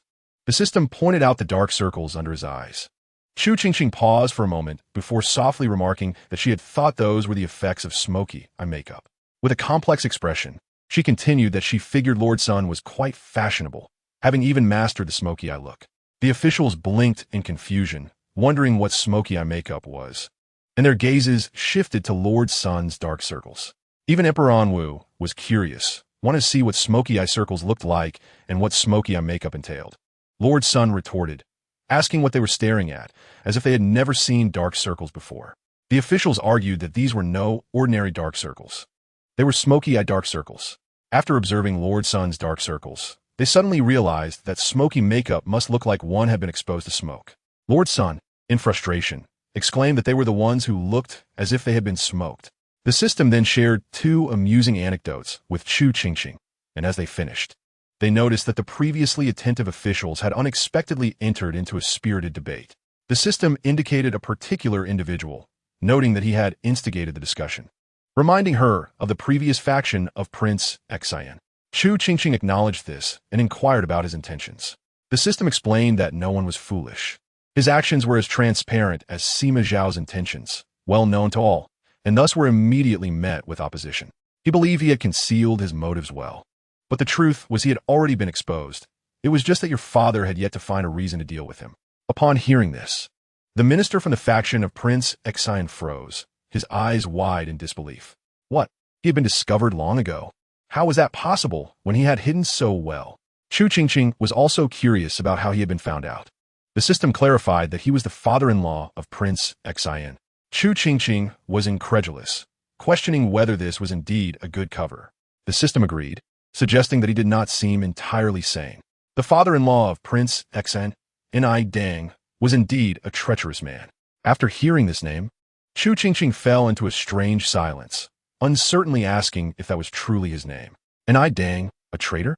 What kind of good person would bear such a name? The system affirmed that it was indeed his name. Chu Qingqing remained skeptical that a good person would name their child such a name, unless she curiously speculated whether his father was named Ni Zai. Perhaps this family simply lacked good names. The officials, having understood the underlying meaning of Chu Qingqing's words, could not help but chuckle. A traitor indeed. This was clearly a family affair. The system retorted, questioning which good person would name their child a traitor. Chu Qingqing replied, wondering if being called a traitor was acceptable. The system paused before suggesting that perhaps his father lacked education. Ni Dang, nearly choking with rage, thought to himself that it was the system that lacked understanding. His name was Ni Dang, not a traitor.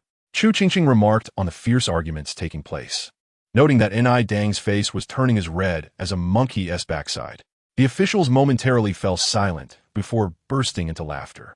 Ni Dang, upon hearing this, was nearly driven to madness. Taking a deep breath, he resolved to treat Chu Qingqing and the system as air, focusing solely on hurling insults at the obstinate officials.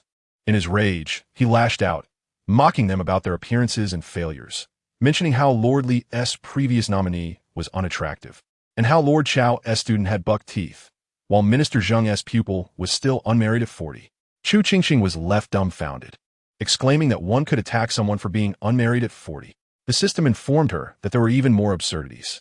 As expected, the next moment, they heard Ni Dang declare that Lord Chao entered the court with his right foot first, showing disrespect to the emperor. Lord Chao, undeterred by the attack, retorted that he would next step on Ni Dang's head upon entering. Several ministers could not contain their laughter.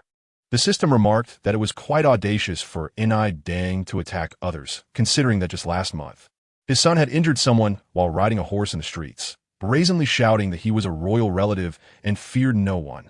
The officials were shocked, their eyes wide with disbelief at such arrogance. Upon hearing this, Emperor Anwu's expression darkened, wishing he could strangle Ni Dang's son right then and there. Ni Dang's face turned pale with disbelief. How could the system bring up an incident from last month? How could it still be known after all this time? Ni Dang's face turned green with rage. He had waited a month to dare speak in court, fearing that the system would expose his son's misdeed. Despite his careful precautions, he had still been caught off guard, regretting not having waited a few more days to mention the incident when the emperor was present. Chu Qingqing, astonished by the audacity of Ni Dang's son, sighed that even Zhang Pinghua could not compare to him. The system agreed, noting the stark contrast between them. Ni Dang's already pale face turned an even deeper shade of green. Chu Qingqing then asked what Ni Dang's son was called, guessing it might be Niz. The officials burst into laughter at the suggestion of rebellious son, fitting perfectly with Ni Dang's son's disgraceful behavior. Ni Dang was nearly driven to the brink of a blood vessel bursting.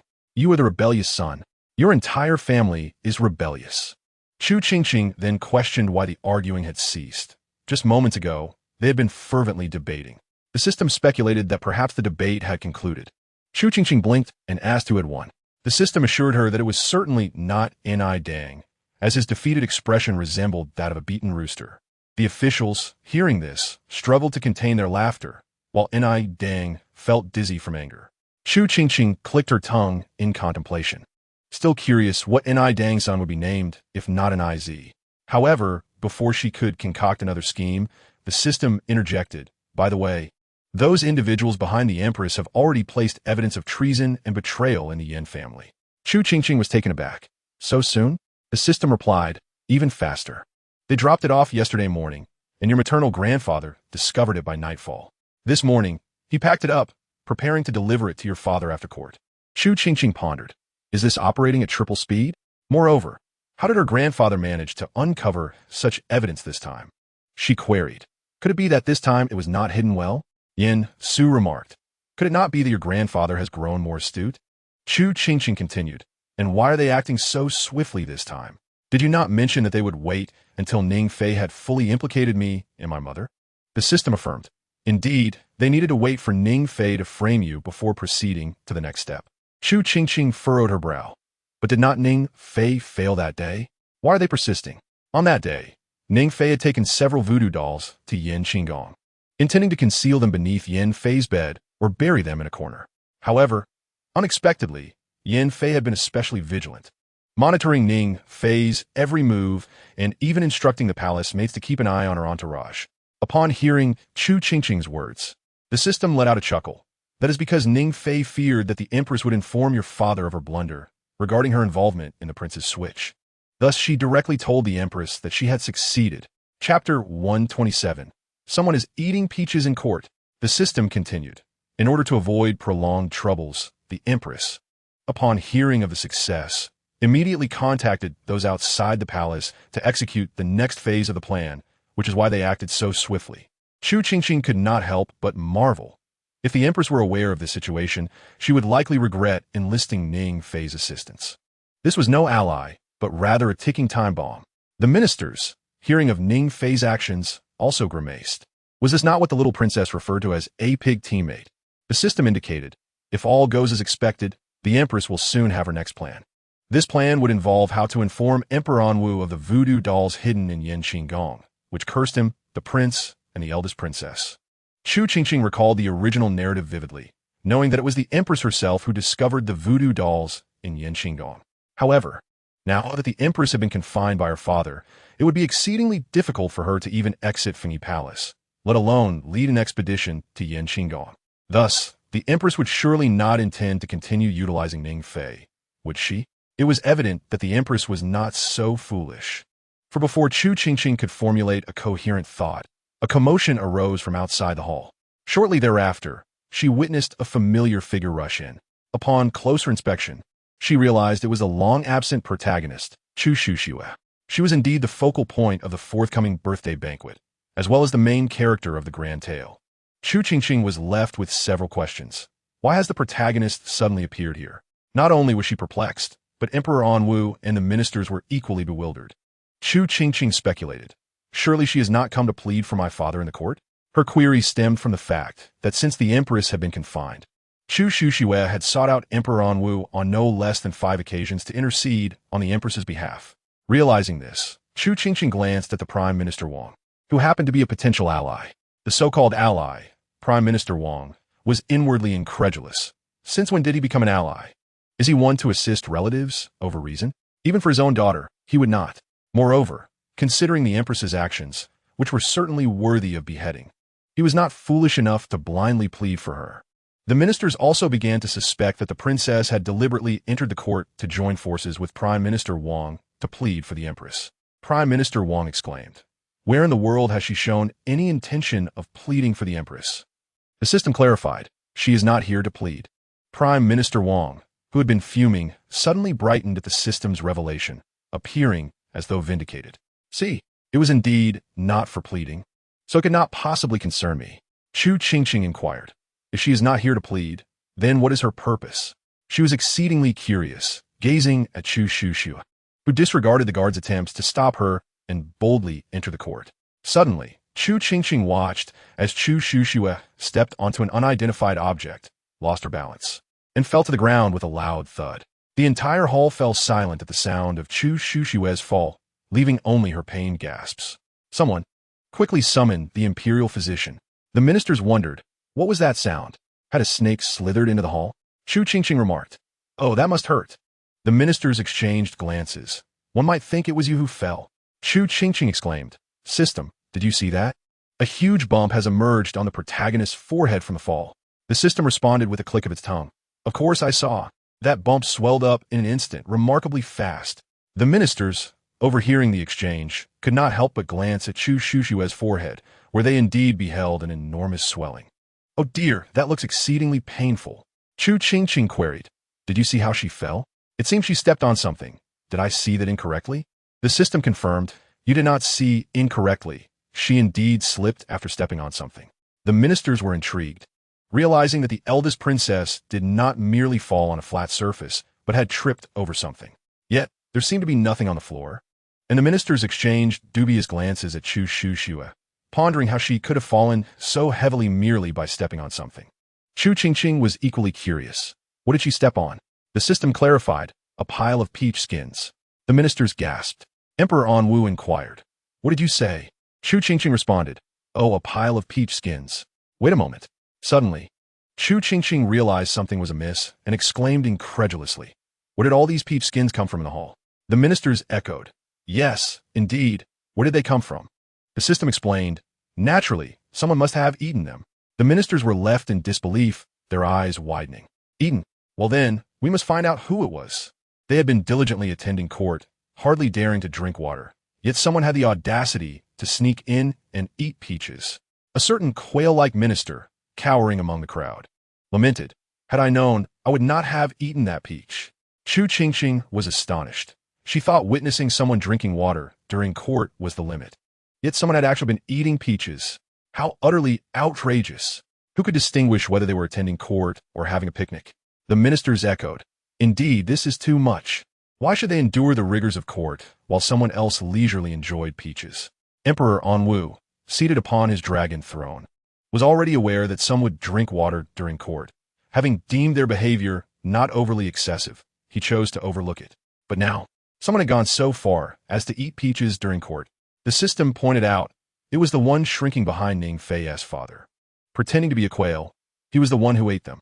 The minister, pretending to be a quail, seemed struck by lightning, rooted in place, utterly dumbfounded. Chapter 128.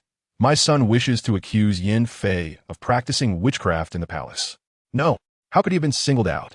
This is disastrous. The emperor will surely turn him into a peach. His peach skins were the very cause of the eldest princess's fall, wore a face of despair, almost on the verge of tears, utterly regretting his haste in consuming that peach. Had he known, he would have certainly refrained from indulging. Now, calamity had befallen him. As anticipated, the very next moment, he felt the piercing gaze of the emperor upon him. This is disastrous, he lamented. The other officials were equally astounded. It was indeed the peach that tyrant had eaten. One of the ministers standing beside tyrant suddenly realized the situation, recalling how tyrant often behaved suspiciously during court sessions, pondering what he could possibly be up to, only to discover he was clandestinely peeling and devouring peaches. The system mused. Tyrant had intended to discreetly discard the peach skins at his feet after the court session. Little did he expect the grand princess to charge in like a wild stallion, forcing them to clear the area. Consequently, when the space was vacated, the pile of peach skins was inadvertently exposed, and the grand princess stepped directly onto them. The ensuing chaos was evident to all. Upon hearing the system's description, Chu Qingqing could not suppress her curiosity and remarked, what could be so delectable about this peach that it necessitated consumption during court? The system chuckled softly, responding, You fail to comprehend. This peach was lovingly prepared by Tyrant's wife, a cherished fruit indeed, which is why he was so eager to partake. Oh, it is indeed a heartfelt meal, Chu Qingqing mused. The ministers, overhearing the system's words, couldn't help but chuckle inwardly, mimicking Chu Qingqing's teasing tone. Oh, it is indeed a heartfelt meal. Tyrant's face flushed crimson, resembling a ripe tomato. The system, with a mischievous grin, added moreover, this heartfelt meal consists of more than just one peach. Tyrant currently conceals 2 apples and 3 pears within his sleeves. Is it possible that Tyrant came not for court, but rather for a picnic? Chu Qingqing speculated. The ministers gasped in astonishment. What? He has 2 apples and 3 pears hidden in his sleeves? They glared at Tyrant in indignation. It was utterly outrageous that he brought so much without even considering sharing. Understanding his colleague's sentiments, tyrant was taken aback. The discerning Emperor Anwu warned, "Be cautious. For I may soon deny you even water." The ministers were suddenly alarmed, exchanging furious glances at tyrant. How dare he eat peaches during the emperor's court? Planning a picnic no less. Surely, he was courting disaster. Tyrant muttered to himself, "What a bunch of lunatics." Fortunately, the imperial physician arrived shortly thereafter, temporarily rescuing tyrant from the dread of being punished. Once the physician assessed Chu Qingqing, it was a relief to find that aside from a significant bump, she sustained no serious injuries. However, upon hearing this, Chu Qingqing's eyes widened, and she hastily removed the cloth wrapped around her head, which had been cooling the swelling. It was then that the ministers realized the Grand Princess had rushed in with an urgent message, only to be interrupted by the commotion caused by tyrant's peach skins. They nearly caused her to fall into a stupor, though it must be noted that the Grand Princess was not particularly bright to begin with. Chu Qingqing, observing the scene, remarked in fascination, "System, what could the female lead possibly wish to convey? Despite her current state, she persists in remaining here, demonstrating remarkable determination." The ministers were equally puzzled by the Grand Princess's unwavering resolve. Even Emperor Anwu found himself intrigued. The system, with an enigmatic chuckle, replied, "You shall soon find out." As the Grand Princess, Chu Qingqing, perceived that Emperor Anwu had granted her permission to remain, she nodded eagerly and, under the curious gazes of all present, declared, "Your Majesty, I wish to accuse Consort Yin of practicing witchcraft within the palace, intending to harm you and my brother." This pronouncement from Chu Qingqing took everyone by complete surprise, leaving them in a state of shock with wide eyes. The entire hall fell into a silence, so profound that one could hear a pin drop. All present were acutely aware that the Empress, in collusion with Consort Ning, had devised a scheme to ensnare Consort Yin and the little princess. They had just been speculating on whom the Empress might choose to execute this crucial final act. Yet, they could never have anticipated that it would be the Grand Princess herself. How could this be possible? In an instant, bewilderment and inquiry filled their eyes. Was the Empress employing the Grand Princess to eliminate Consort Yin and the little princess? Or did the Grand Princess possess knowledge of the Empress's plot and was acting of her own volition? The ministers dared not ponder further, casting discreet glances towards Emperor Anwu. His countenance darkened upon hearing Chu Qingqing's accusation. However, she remained oblivious and continued with fervor, "Last night, I dreamt of two peculiar dolls beneath Consort Yan's bed, inscribed with your and my brother's birth dates. Initially, I was unaware of their significance, but upon awakening this morning, I felt a sense of foreboding. I thought it mere coincidence, yet while strolling past Yanqing Palace, I overheard Consort Yin discussing witchcraft with her maid, even mentioning you and my brother. It dawned on Chu Qingqing that her dream was no mere coincidence, but rather that Consort Yin was indeed employing witchcraft to inflict harm upon the emperor and his son. After delivering this vivid account, Chu Qingqing finally understood why the system had been so amused earlier. It turned out that the female lead was targeting her and her mother. Just moments ago, she had pondered whom the empress would choose to reveal the witchcraft issue before her father, and now it was swiftly revealed to be Chu Qingqing. How cunning the empress was, even utilizing her own daughter. As soon as Chu Qingqing concluded her statement, Emperor Anwu's furious voice resonated throughout the hall. Startled by his outburst, Chu Qingqing trembled but persisted. "Your Majesty, I assure you, all I have said is the absolute truth." She recognized that, given the current favor Consort Yin and Chu Qingqing enjoyed, her claims were unlikely to sway their standing in Emperor Anwu's eyes. Thus, she added, "If your Majesty harbors doubts, you may dispatch someone to search Yanqing Palace. The truth of my words will be revealed." She was confident, having been informed by her mother that Consort Ning had discreetly placed incriminating items within Yanqing Palace. Therefore, should the emperor choose to investigate, their scheme would succeed, and Consort Yin along with that little imp would be doomed. With this thought, Chu Qingqing felt a surge of joy, almost envisioning the grim fate that awaited Consort Yin and the little princess. "Yanqing Palace is not your domain. On what grounds do you demand a search?" Chu Qingqing retorted, her anger flaring. "If you wish to search Yanqing Palace, then I demand a search of Fengyi Palace as well. Let us uncover all the love letters written to the Empress by General Jin Yuan and plaster them throughout the palace for all to see." The ministers exchanged glances, their lips twitching. Indeed, the little princess's combativeness remained as formidable as ever. Regrettably, It seemed the grand princess was oblivious to the sentiments of the little princess. They were familiar with this phenomenon, having observed previously that not everyone could hear the little princess's thoughts. For instance, some of the eunuchs in the hall could hear while others could not. In their prior outings, they had also noted that people outside the palace exhibited similar discrepancies in their ability to hear. It appeared that only the ministers could universally hear the little princess's thoughts. Yen Su paid no mind to whether Chu Qingqing could hear or not. He simply felt that his Qingqing had spoken splendidly. Why should they search his daughter's residence without cause? Simply based on that ludicrous dream? How absurd. Chu Qingqing. Why does she feel like someone is insulting her? Chu Qingqing frowned as she glanced at Chu Qingqing, who was glaring at her from within the embrace of Emperor Anwu, and rolled her eyes in silence. System. The female lead just rolled her eyes at you. Chu Qingqing. She slanders me and my mother, and yet still has the audacity to roll her eyes at me. System. What can be done? After all, you're the easiest to bully since you cannot speak. Oh, she just shot you another glare when you weren't paying attention. Chu Qingqing. Can't you let me speak up and scold her right now? System. Of course not. Even if you could, would you really want to insult her in front of so many people? Chu Qingqing. Forget it. She still doesn't want to be seen as a monster. Chu Qingqing. You might as well let me dream of scolding her at midnight. System.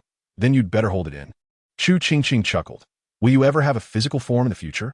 System. Although the system did not understand why Chu Qingqing suddenly shifted the topic to this nonsensical question, it began to contemplate seriously. Well, I suppose I will have one. I've seen that other experience systems have their own virtual images.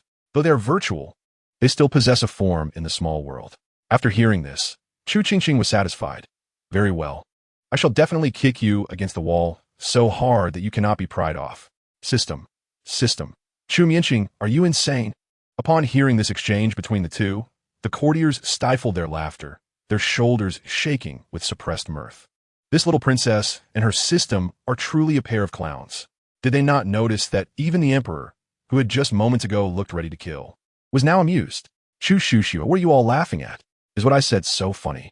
Furious, Chu Qingqing gritted her teeth and shot Chu Qingqing another fierce glare before repeating her earlier words. Courtiers, if the little princess gets pushed too far, she might actually scold you. You claim my mother and I use sorcery to curse the emperor and the crown prince. How do you know this? Did you see it with your own eyes? Or did you prepare the doll? Otherwise, how could you be so certain? You even know whose birth date is written on that doll? Having just heard the courtiers express their doubts about whether the little princess might actually speak up to reprimand the eldest princess, they were stunned to look up and discover it was the third prince speaking. No wonder they felt the atmosphere was off.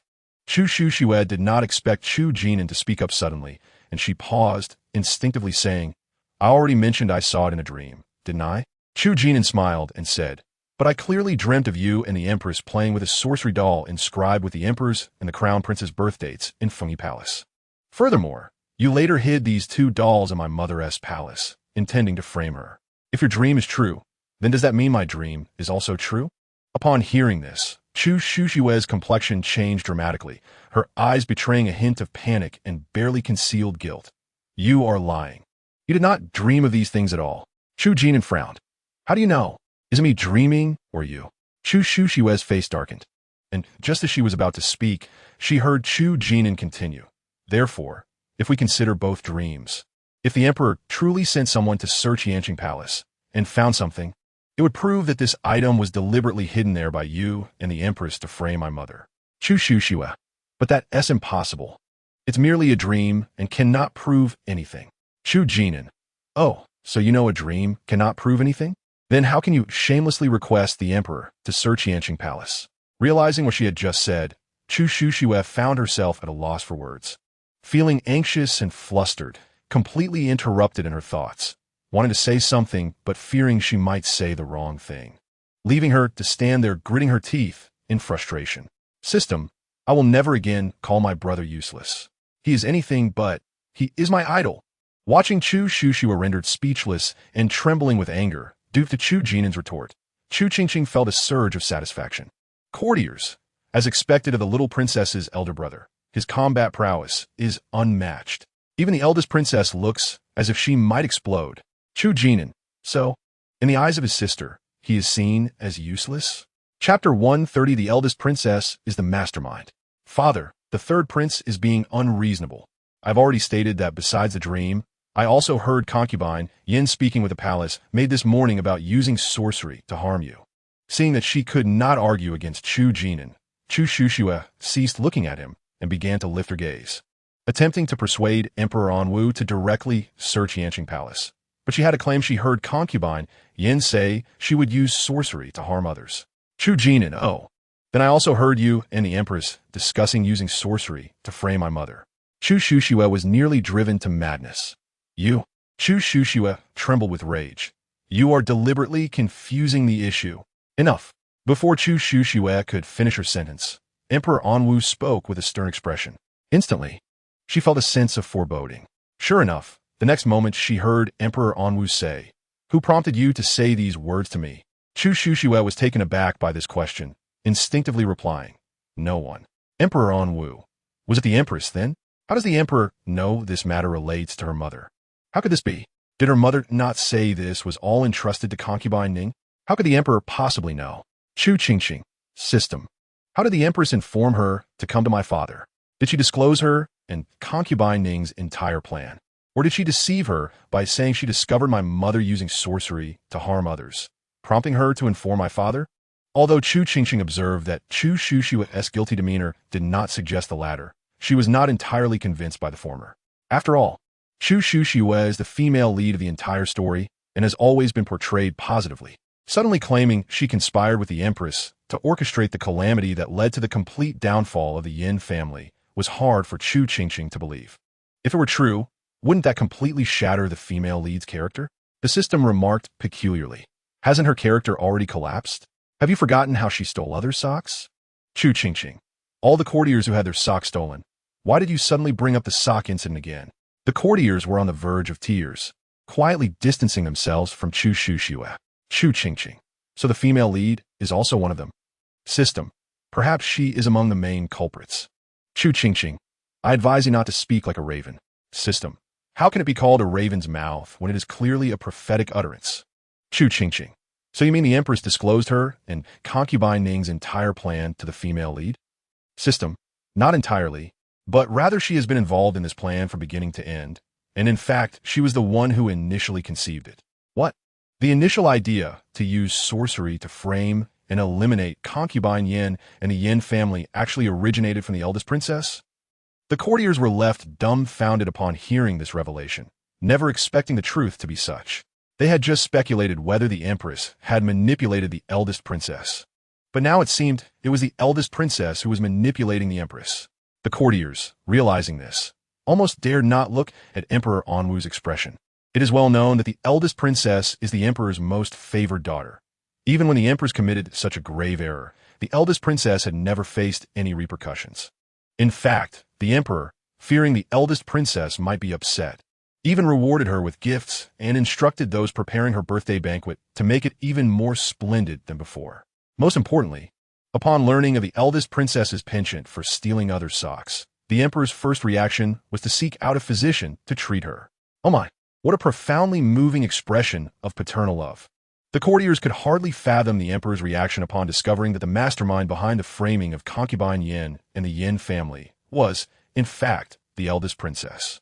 This was not merely an ordinary act of framing. In the previous life, the Yin family had met with a tragic end, their entire household executed. Chu Qingqing had never anticipated that the entire scheme would stem from the eldest princess's mind. She had always presumed it to be the Empress's doing. After a moment of contemplation, Chu Qingqing inquired, "So, the complete annihilation of the Yin family in the last life was orchestrated by the female lead?" The system affirmed indeed. Chu Qingqing, with a complex expression, glanced at the eldest princess, who had inadvertently exposed herself amidst the turmoil. Her emotions were tumultuous. Are you certain she possesses the intellect to devise such an intricate plan? The demeanor displayed by Chu Qingqing hardly suggested she could orchestrate such a grand scheme. The system replied, "What if? You must believe in miracles." Chu Qingqing took a deep breath. "Do not tell me the Empress's ally is her." The system clarified, "Certainly not. The Empress's ally resides outside the palace and remains enigmatic." Chu Qingqing asked, "So the female lead is aware of their existence?" The system confirmed precisely. The scheme involving witchcraft to frame others was devised by the female lead, and its execution involved her, the Empress, and the mysterious individuals supporting them. The revelation that the eldest princess was linked to such figures was astonishing. The courtiers collectively inhaled sharply, knowing well that their sovereign must be on the verge of fury. Indeed, the emperor's countenance darkened to an unprecedented degree. However, Chu Qingqing remained oblivious to the exchange between Chu Qingqing and the system, only perceiving the emperor's increasingly grim expression.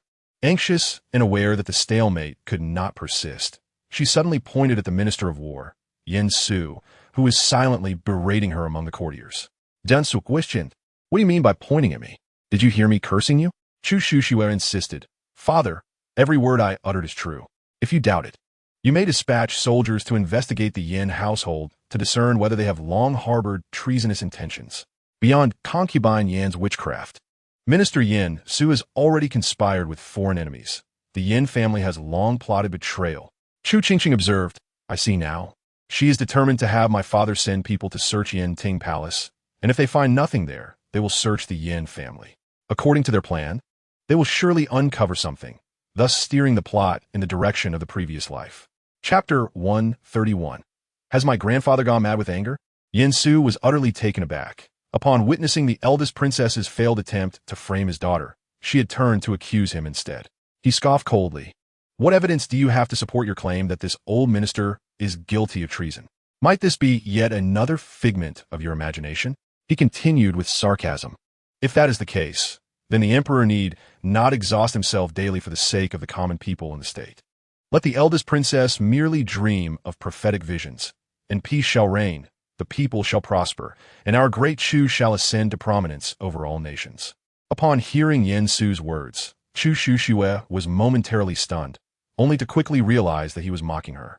She glared at him, her eyes wide with indignation. "What do you mean by that?" Yin Su retorted, "Surely, the eldest princess cannot be so dim-witted as to misunderstand such simple words?" Chu Qingqing's face flushed with anger. "When did I ever say it was a dream? It is you, Yinda, who is slandering me without evidence. Moreover, how could I lack evidence? The study of the Yin family is replete with countless pieces of evidence of your treason."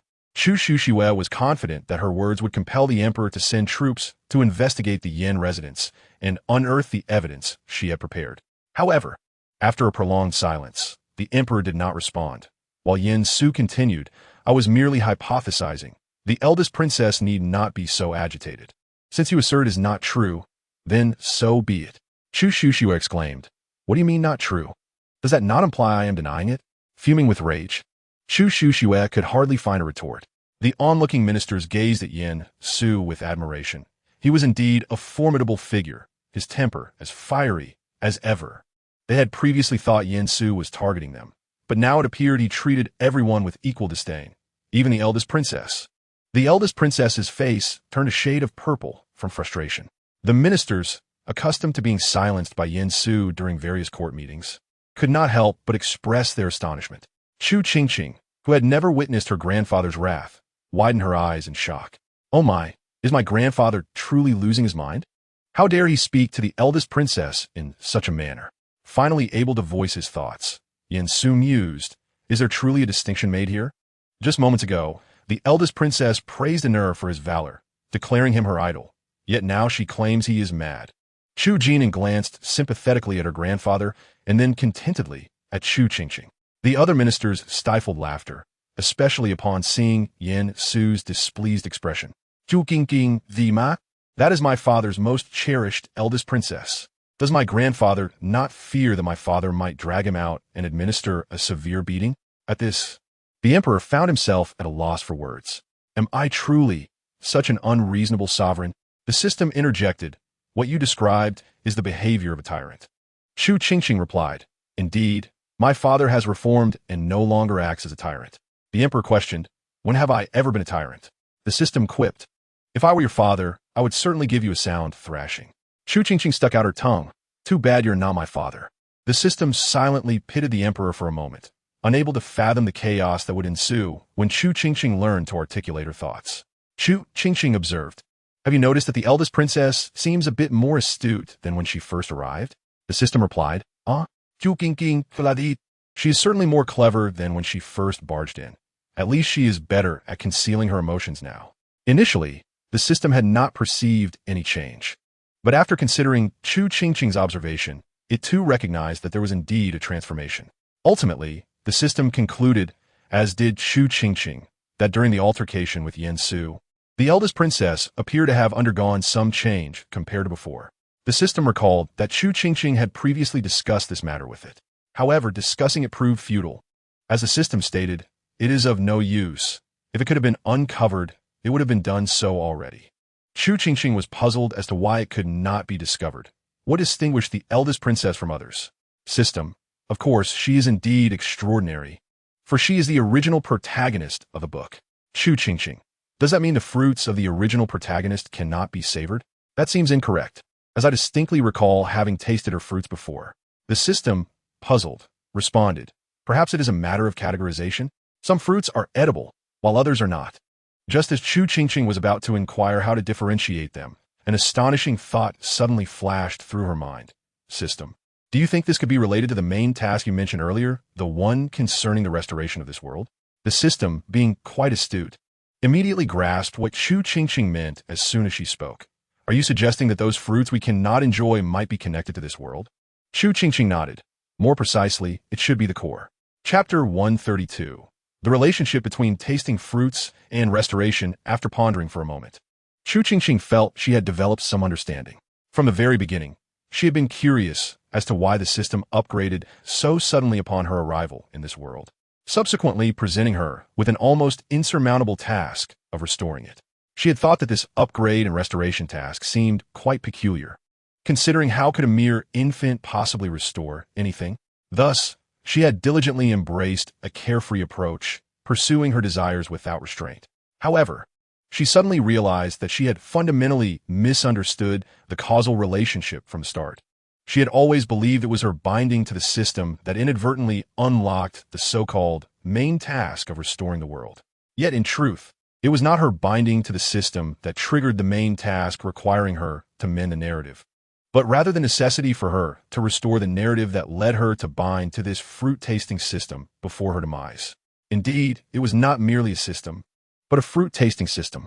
While these two causal relationships may seem indistinguishable at first, they represent entirely different meanings.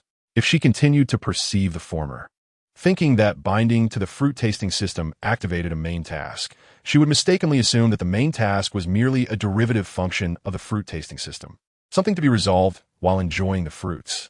However, if it were the latter, the significance would shift entirely. It would no longer be a matter of casually resolving issues while enjoying fruits, but rather that the act of consuming fruits was intended as a means to resolve the narrative necessitating the binding to the fruit-tasting system. The fruits she consumed were indeed the key to the resolution. Previously, she had been perplexed as to why she received numerous restorative points despite having done nothing. Reflecting on it now, it was likely due to her tasting the fruits, and the essence of what they represented was quite simple to deduce. It was everything that diverged from the original book's events in this current world. For instance, the death of Yin Fei's daughter at the hands of Xu Fei was one such instance. The annihilation of the Yin and Ning families was another. What puzzled Chu Qingqing was why, despite her inaction, the developments were so drastically different from those in the book. After listening to Chu Qingqing's explanations, the system quickly comprehended her meaning, though it too found her confusion somewhat perplexing. Chu Qingqing, surely, it cannot be that the main system has wrapped us in some mystical layer? Each time we indulge in fruit tasting, it triggers effects that cause our fruits to be revealed in various ways. The system contemplated carefully and found Chu Qingqing's reasoning quite plausible. Chu Qingqing, otherwise, how can one explain it? Could it be that we are simply cursed? Every time we taste someone's fruits, they face misfortune and exposure? While this is a possibility, it does seem rather sinister, doesn't it? The system, setting aside the question of curses, suppose you are merely an ordinary infant, lying in bed and enjoying fruits every day.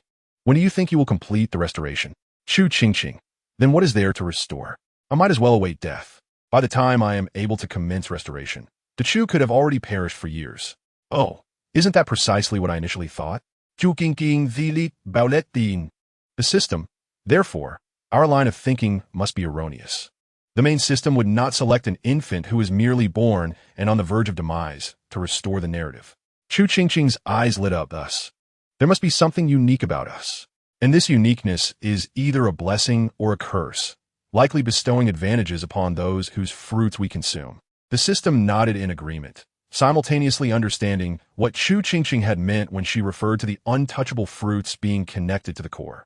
Something was safeguarding these cores. The system, it must be the rules of this world. This revelation also clarified why previous attempts to restore this world had failed. It was not due to the complexity or abundance of challenges, but because the rules of this world were protecting these elements. Chu Qingqing, Bui, inquired, shouldn't the rules of the world protect the original world? Why would they protect the emergent world? The system, because the time existing within this world has surpassed that of the time before its emergence. The rules have been subtly influenced. Chu Qingqing, note that, finally grasping the reasoning, though she still wished to inquire how these circumstances had arisen. However, she surmised that the system likely would not possess that knowledge, and thus refrained from asking further. The profound dialogue between the two reached the ears of Emperor Anwu and the ministers, leaving them in a state of confusion, as if they had grasped some understanding yet were still lost in thought. "Father, I implore you." Chu Qingqing suddenly knelt down, her resolve unwavering. "I cannot stand by and watch a traitor who would betray the nation and endanger your life remain by your side. This matter is my proposal, and I shall bear all consequences. If nothing is uncovered, I willingly accept punishment."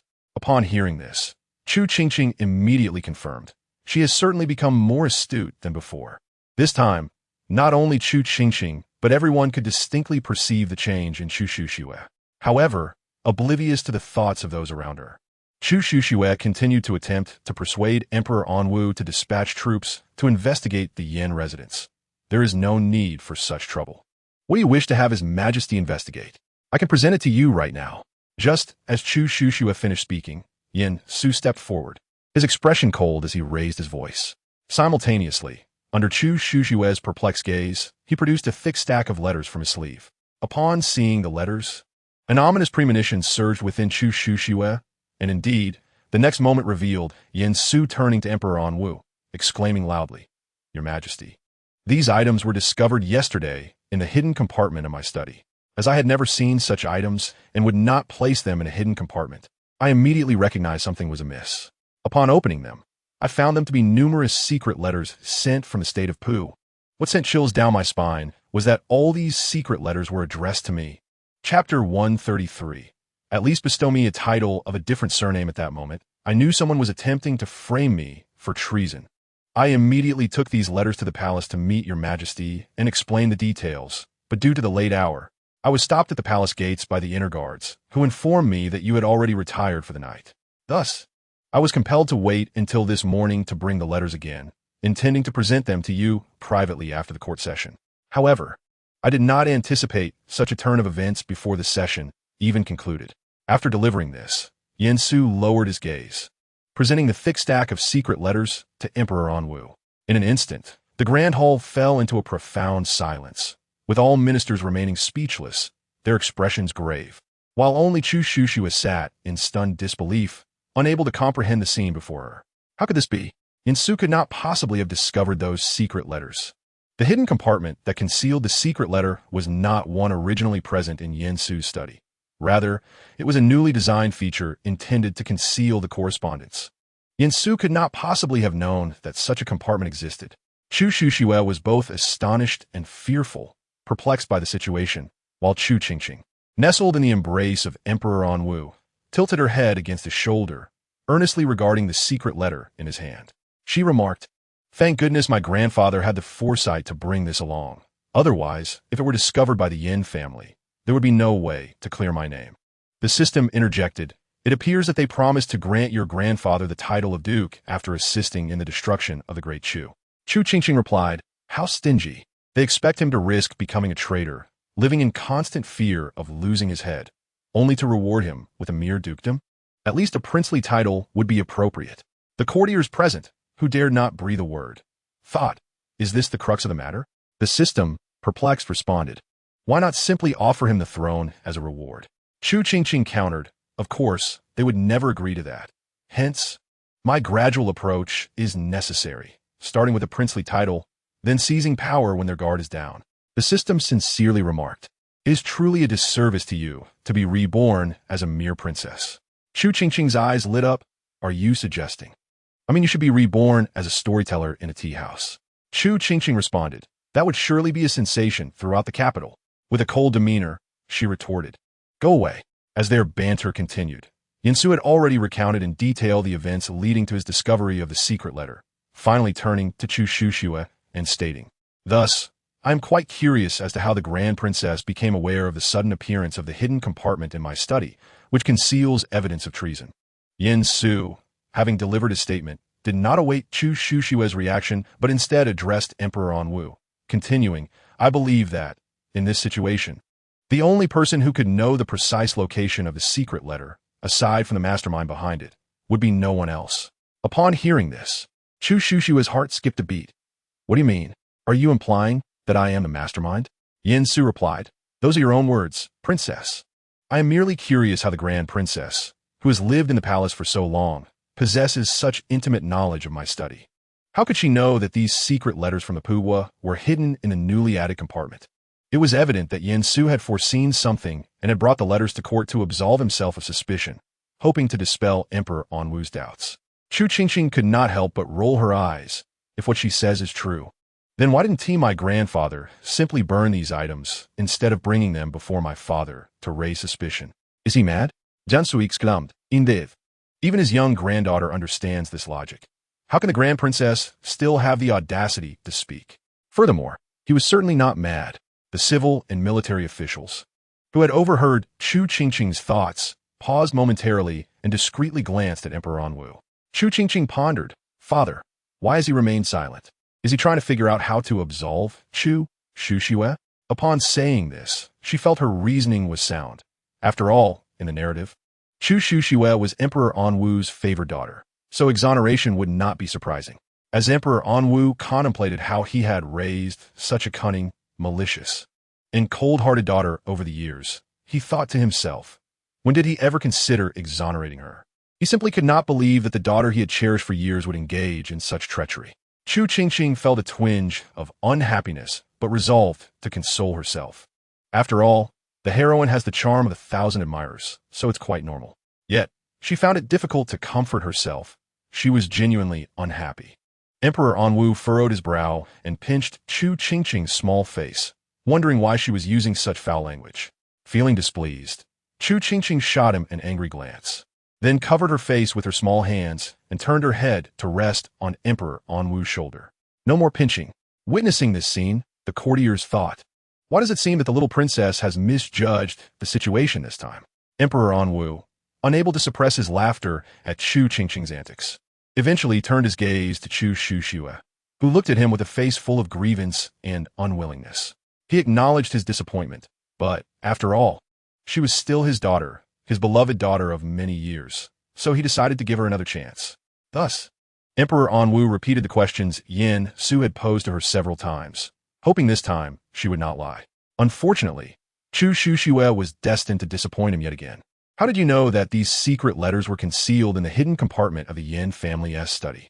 Chu Qingqing was taken aback by Emperor Anwu's insistence on this question, freezing in place as panic surged within her. She had planned to dismiss any inquiries regarding her knowledge once the letters were found, simply claiming she had seen it in a dream. But she never anticipated that Su would uncover those letters and present them in court, completely derailing her plans.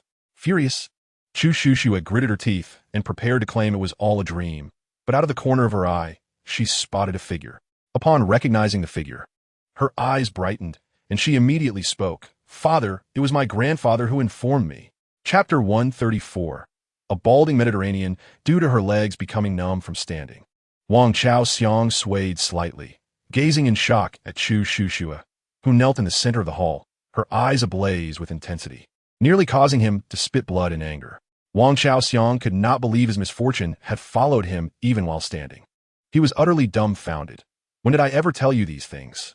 This is slander. Shameful slander. Chu Qingqing interjected, Grandfather, I know I disobeyed your instructions and should not have revealed your name, but I truly had no choice. Wang Xiaoxiang, with a face as if he had swallowed a fly, interrupted her, Wait, when did I ever tell you not to reveal it? I have never even contacted you. With a look of utter disbelief, Wang Xiaoxiang, terrified, turned to Emperor Anwu. kneeling and knocking his head thrice on the ground, exclaiming, "Your Majesty, please see clearly. I have never done such a thing. I do not even know where Lord Yan's study is. How could I possibly tell her what secret letters Lord Yan has hidden? Furthermore, I am not familiar with Her Highness the Princess at all." Now, it was Chu Qingqing's turn to wear a face as if she had swallowed a fly. But she quickly regained her composure, tears streaming down her face. "Grandfather, you clearly told me everything. I never told you anything." Wang Chaoxiang was close to panic. Scrambling to a spot farther from Chu Qingqing and kneeling again, "Your Majesty, please see clearly. I have been studying hair growth remedies at home every day. I simply had no time to frame Lord Yan." Emperor Anwu observed. The courtiers exclaimed. Chu Qingqing asked, "Hair growth remedies?" Wang Chaoxiang, belatedly realizing what he had said, looked confused. Chu Qingqing remarked, "System, what is Wang Chaoxiang researching hair growth remedies for? Is he going bald?" Upon hearing Chu Qingqing's words, the courtiers instantly turned their gazes to Wang Chaoxiang's head, attempting to discern if any hair remained beneath his official hat. Wang Chaoxiang, the system chuckled softly. "Not only is he bald, but he has achieved a Mediterranean look." Chu Qingqing gasped. Balding to a Mediterranean extent? How unsightly. Short hair thinning into a receding hairline is already quite unattractive, but the thought of long hair also suffering the same fate is simply unimaginable to Chu Qingqing. The Lord, with his receding hairline, felt as though he had been struck by an arrow, nearly coughing up blood, momentarily forgetting the slander directed at him. The surrounding ministers, however, were filled with curiosity. What did receding hairline mean? Why was it described as such? Emperor Anwu cast a curious glance at Prime Minister Wang's head, but regrettably, the official hat obscured his view. Although Lord Wang had never encountered the term receding hairline, he began to grasp its meaning in light of his own situation, and he instinctively lowered his head further, attempting to divert the little princess's attention from him, hoping for a reprieve. He needed to reserve his strength to plead his case. "Hey, Tongzi, look at that minister behind Prime Minister Wang. Is he trying to lift the Prime Minister's hat?" Chu Qingqing remarked with curiosity as she observed a minister stealthily reaching for Prime Minister Wang's official hat. Prime Minister Wang silently expressed gratitude for the little princess's warning, then promptly bowed his head to Emperor Anwu, exclaiming, "Your Majesty is indeed perceptive." The minister attempting to lift the hat was oblivious to the unfolding drama. Prime Minister Wang gritted his teeth, feeling a sense of doom. Chu Qingqing observed, TSK, Prime Minister Wang is quite quick on the uptake. But do people in ancient times also face the woes of hair loss? The system replied, "Of course. Ancient people are human too." Chu Qingqing nodded in agreement and continued. "Then, do you think if I concoct some hair growth elixirs to sell in the capital, I could make a fortune?" Hair growth elixirs. Upon hearing this, the eyes of the ministers widened in astonishment, particularly those of Prime Minister Wang and the Tai Fu Shaoqing, who had recently lost their hair due to their wives. The prospect of such a miraculous potion was almost too much for them to contain. If it truly worked, they would no longer be plagued by hair loss. Beyond Prime Minister Wang and Tai Fu Shaoqing, other ministers also lit up with excitement. Although their hair loss was not as severe, they too had their share of concerns. If the little princess could indeed create a hair growth elixir, they would be saved. The system, upon hearing Chu Qingqing's words, responded, "It is certainly plausible. To my knowledge, many in the capital suffer from hair loss, and many of them are quite wealthy." Chu Qingqing declared, "Very well, I have made up my mind. The first elixir I shall concoct will be the hair growth elixir." The ministers were moved to tears, gazing at Chu Qingqing as though she were a living deity. Perplexed, Chu Qingqing inquired, "What is wrong with them? Why do they look at my father in such a manner?" The system replied, "Perhaps they sympathize with Prime Minister Wang. He is bald and yet still faces slander, which is indeed tragic." Prime Minister Wang exclaimed, "Indeed, I am both bald and falsely accused. It is an unbearable plight." "Your Majesty, did you hear that? The system declared that I am innocent." Emperor Anwu, bothered by Wang's gaze, waved his hand for him to close his eyes. Prime Minister Wang continued, "Your Majesty, since you claim it was Prime Minister Wang who informed you, then present the evidence for me to review." At this moment, Emperor Anwu had not entirely given up hope. He still clung to a glimmer of hope that Chu Qingqing might confess everything voluntarily. He decided to grant her one more chance, for she was, after all, his beloved daughter for over a decade. As Chu Qingqing pondered how to respond, she was startled by the mention of evidence. "Evidence? There is none. It was my maternal grandfather who sent the message via carrier pigeon. After reading the note, I burned it. Father, you should have my grandfather provide proof of the message he did not send me. Emperor Anwu and the ministers were left speechless. Prime Minister Wang was nearly driven to the brink of fury. Deeply regretting his previous lack of interaction with his granddaughter and even beginning to question the wisdom of assisting the empress. His reputation was being tarnished. Chu Qingqing looked at Prime Minister Wang with sympathy and remarked, "Are you certain that the eldest princess is truly his biological granddaughter? She does not appear to resemble one at all. Indeed, she seemed more akin to an adversary." Upon witnessing the heavy silence that followed her words, Chu Qingqing felt a spark of inspiration and looked up at Prime Minister Wang, saying, "Grandfather, it was clearly you who instructed me to act in such a manner through the carrier pigeon. You cannot deny it now." Just then, a panicked young eunuch rushed into the hall, exclaiming, "Your Majesty, it is dire. Consort Ning has just been caught burying a voodoo doll in Consort Yan's palace." Chapter 135. You're not merely following them to the restroom. You are watching them as they go. The ministers gasped. Everyone in the hall, save for Chu Qingqing, was aware that Consort Ning had previously failed in her endeavors and was now lying in wait for the next opportunity. However, no one had anticipated that her next move would be so brazen, targeting the eldest princess directly. What a remarkable coincidence.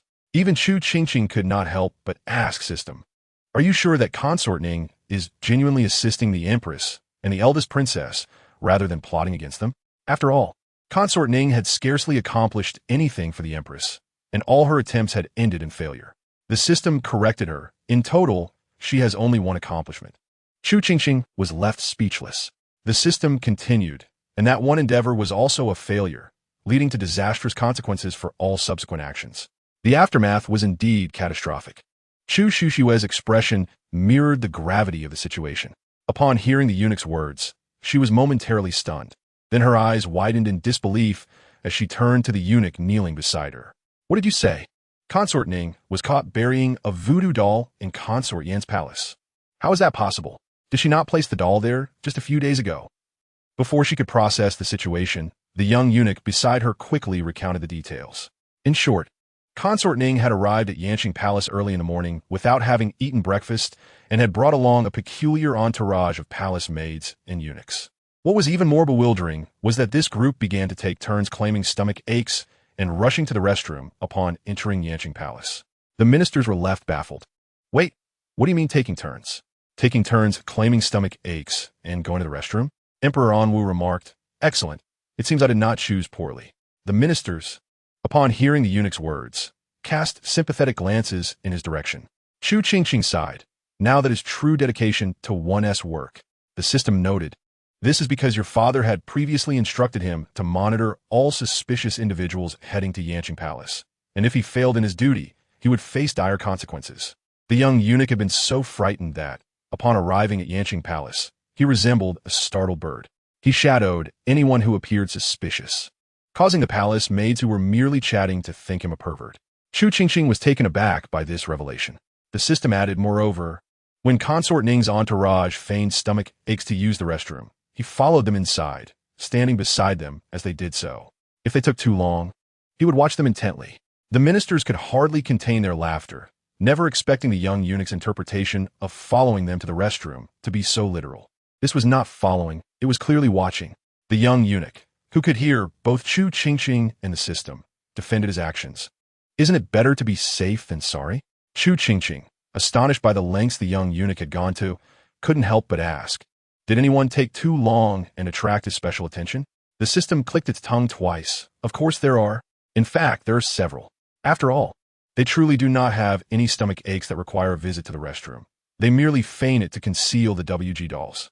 Although the young eunuch was already aware that this group was taking turns with their stomach pains for ulterior motives, he was still exceedingly angered upon hearing the system's revelation. If he had not followed them, would these lunatics not have succeeded? Would his head not have been at risk? As Qingqing listened, she sighed and asked, "What about the palace maids that Concubine Shu brought? Surely, he cannot follow them into the restroom as well?" The system replied, "Of course not. The maids are being monitored by a maid assigned to your mother, and he personally demonstrated how to maintain a one-to-one replication of the feeling of being watched." After hearing the system's words, The officials suddenly felt a twinge of sympathy for the eunuchs and maids accompanying concubine Ning. They must have felt utterly distraught during their restroom visits, likely suffering from psychological trauma thereafter. However, it seemed they would have little opportunity to visit the restroom again. The young eunuch finally breathed a sigh of relief after observing those brought by concubine Ning take turns using the lavatory. Yet with a significant number of key subjects still to monitor, he remained vigilant. Thus, he assigned a eunuch or maid from YNFI's palace to supervise each key subject. To his astonishment, despite his meticulous precautions, concubine Ning still managed to exploit a loophole. The young eunuch felt extremely wronged. Your Majesty, this is truly not the fault of the servant. Concubine Ning is simply too cunning.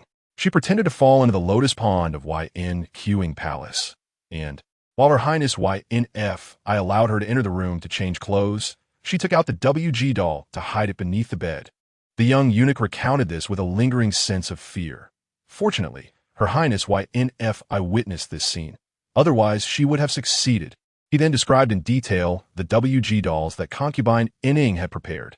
The servant recalled clearly that upon seeing one of the dolls, Her Highness's expression immediately changed, as she remarked that the birth date inscribed on it belonged to Your Majesty.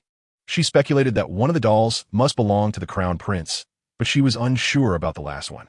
The young eunuch was unaware, but everyone in the court knew that the last one undoubtedly bore the birth date of Chu. The ministers distinctly remembered that the system had previously mentioned that the 3 dolls concubine Ning possessed were for the emperor, the crown prince, and the grand princess. At that time, they had presumed that the empress included the grand princess to incite further fury from the emperor.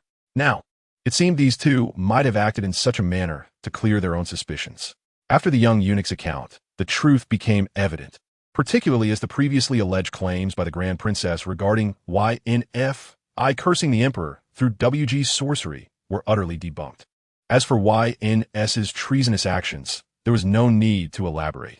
Chu knelt on the ground, her lips pale, her ears ringing with the harsh inquiries of YNS and Prime Minister Ning. Terrified, she rolled her eyes and fainted. The furious YNSH and Prime Minister Ning exclaimed, "No, they have not finished speaking yet. How could she faint?" Fortunately, Chu merely fainted momentarily and quickly regained consciousness. Satisfied, YNSH and Prime Minister Ning prepared to continue. However, they were taken aback when Chu suddenly transformed, beginning to bow her head in apology to Emperor NW. Chapter 136.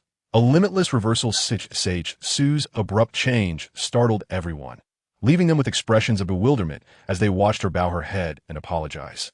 The ministers had anticipated she would continue to argue, yet she unexpectedly began to admit her wrongdoings. Even Emperor NW was momentarily stunned. He had lost all hope for Chu, having already given her 2 chances, only to witness her exhibit no sign of remorse. This plunged Emperor NW's heart into despair. He could not bear to believe that his beloved daughter of over a decade could possess such a cruel disposition. "Father, punish me. It is I who erred in inciting concubine Ning to use WG to frame YNFI, colluding with outsiders to fabricate evidence to accuse YNSH of treason. All of this is my doing." Chu confessed as if suddenly enlightened after everything had been revealed. Still kneeling, her words were starkly different. "I was jealous of your affection for YNFI and the little princess, thus concocting such a vile scheme."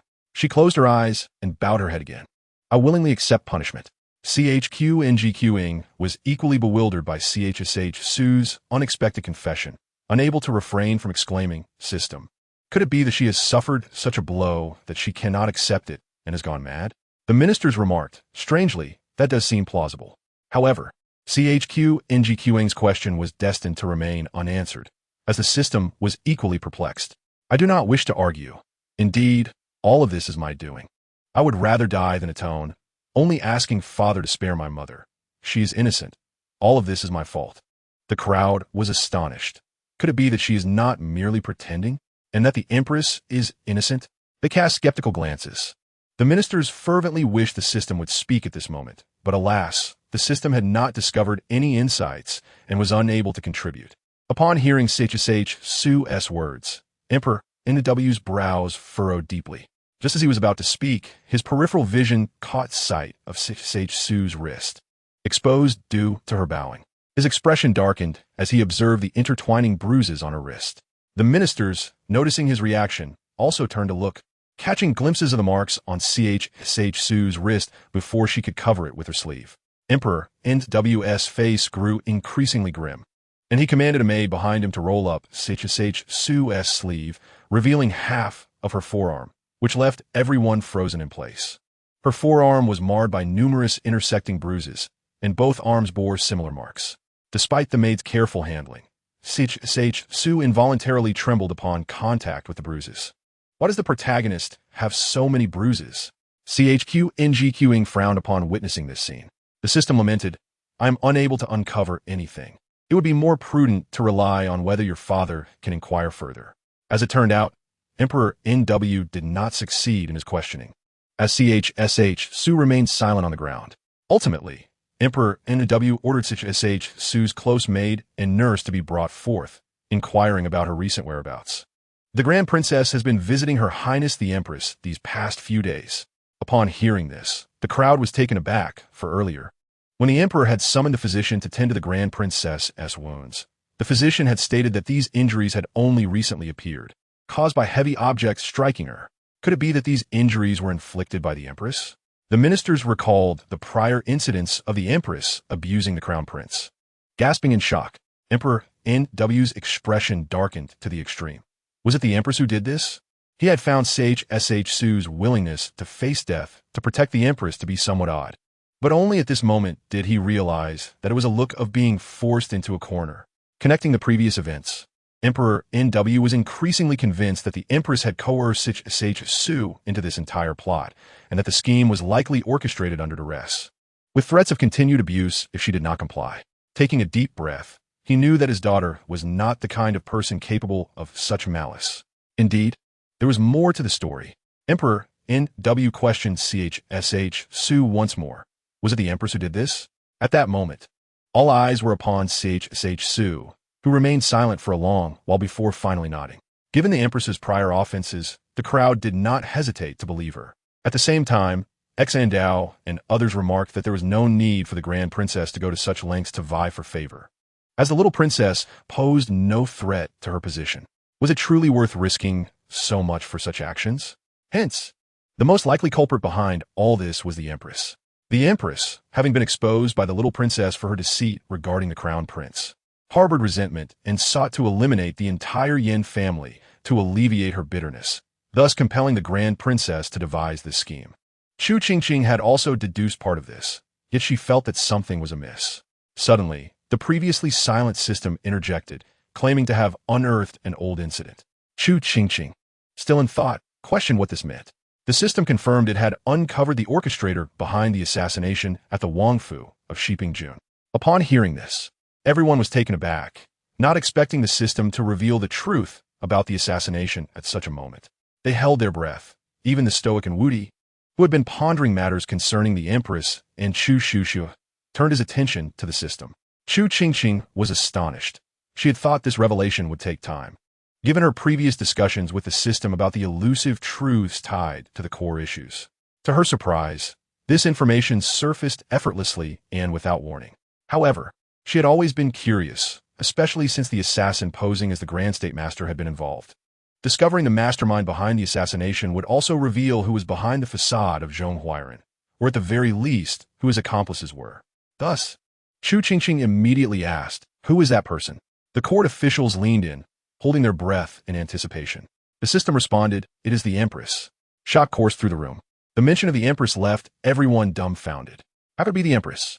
Just moments ago, they had learned of her mistreatment of the Grand Princess, and now she was implicated in an assassination plot? How could the Empress be behind such madness? And Wudi was equally astonished, his countenance darkening ominously upon realizing that the assassination at the Wangfu of Shiping-jun was orchestrated by the Empress. The system clarified, however, the Empress did not plot that assassination with the intent to kill your father, but rather to eliminate you and Yin Fei. And Wudi's anger escalated, and he felt an overwhelming urge to command the immediate execution of the Empress. The officials quickly understood that the empress's actions were indeed directed against the little princess and Yin Fei. They reasoned that the empress could not possibly be mad enough to attempt the assassination of the emperor himself. Thus, this incident of witchcraft was the empress's second brutal attempt to eliminate the little princess and Yin Fei, showcasing her malicious intent. The system continued. Do you remember the assassin who mistook the empress for Yin Fei and hung her from a tree? Chu Qingqing replied, Of course, I remember. The absurdity of that incident had etched it into her memory. The system explained, the reason he was specifically targeting Yin Fei was that the empress had entrusted him with a mission to not only kill Yin Fei, but to torture her beforehand. However, the empress did not anticipate that this assassin suffered from facial blindness. He glanced at Yin Fei's portrait before leaving and completely forgot what she looked like. When he arrived at the scene, he had to rely on instinct, ultimately mistaking the empress for Yin Fei. The crowd was dumbfounded. They had not expected the truth to unfold in such a manner.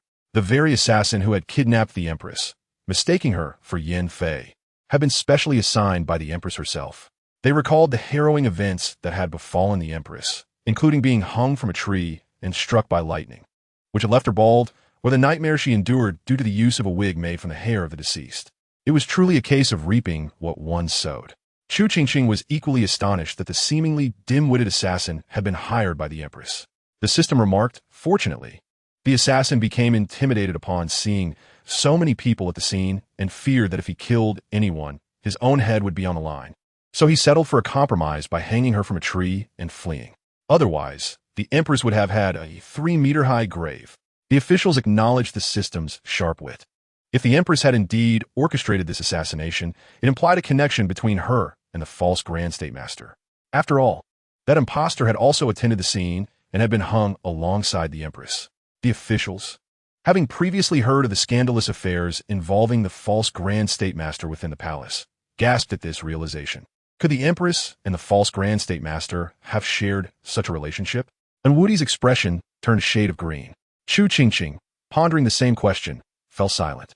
She recalled the system mentioning that there was still a prominent figure in the palace who had been involved with the false Grand State Master. She asked, Do not tell me that prominent figure is the empress. The officials perked up, listening intently. The system clarified, not exactly, that prominent figure is someone else, and the empress's relationship with him is purely professional. Hearing this, and Wudi let out a long sigh of relief, his previously troubled countenance finally returning to normal. Meanwhile, the pale-faced Wang Chancellor also relaxed, wiping the sweat from his brow, resolved to speak with the emperor after court to discuss how to sever the empress's ties to the Wang family. No. It was to ensure that the empress bore no responsibility for her future misdeeds. After all, at his age, he could not endure such constant fright. It would surely lead to his demise. The other officials expressed their disappointment at the system's revelation, having believed the prominent figure to be the empress. And Wudi and Wang Chancellor shared a knowing look, pondering what constituted a purely professional relationship. Did this imply that there were further conspirators behind the empress and the false Grand State Master? After explaining their connection, the system recounted the details of the empress's assassination plot, inciting outrage among the officials, who became convinced that the recent witchcraft incident aimed at Yin Fei and the little princess was indeed orchestrated by the empress and that she had coerced the grand princess into complicity. The officials turned to Wudi, silently beseeching him to acknowledge the grand princess's suffering. The empress was truly malicious. Otherwise, how could such a kind-hearted individual as the grand princess commit such acts? Observing this, Lord Chao rolled his eyes, exclaiming to himself, "A bunch of sycophants, kindness my foot." After all, they had nearly faced extermination at the hands of the Chao family. Yin Shangshu and Wang Chancellor exchanged eye rolls as well, questioning where the grand princess's kindness lay, especially when she had just acted like a rabid dog. When she had stolen their socks, they had not called her kind then. Chu Qingqing, too, held no illusions about Chu Shushue's character. Her earlier accusations against her mother and grandfather were far from innocent. Only these sycophantic officials and a father blinded by familial affection could believe in Chu Shushue's innocence. Her father's sentiments were somewhat understandable. Having doted on her for over a decade, it would be frightening to execute her without hesitation. Chu Qingqing was lost in thought when she suddenly heard Chu Shu, kneeling in the hall, begin to bow and confess, seemingly voluntarily accepting punishment.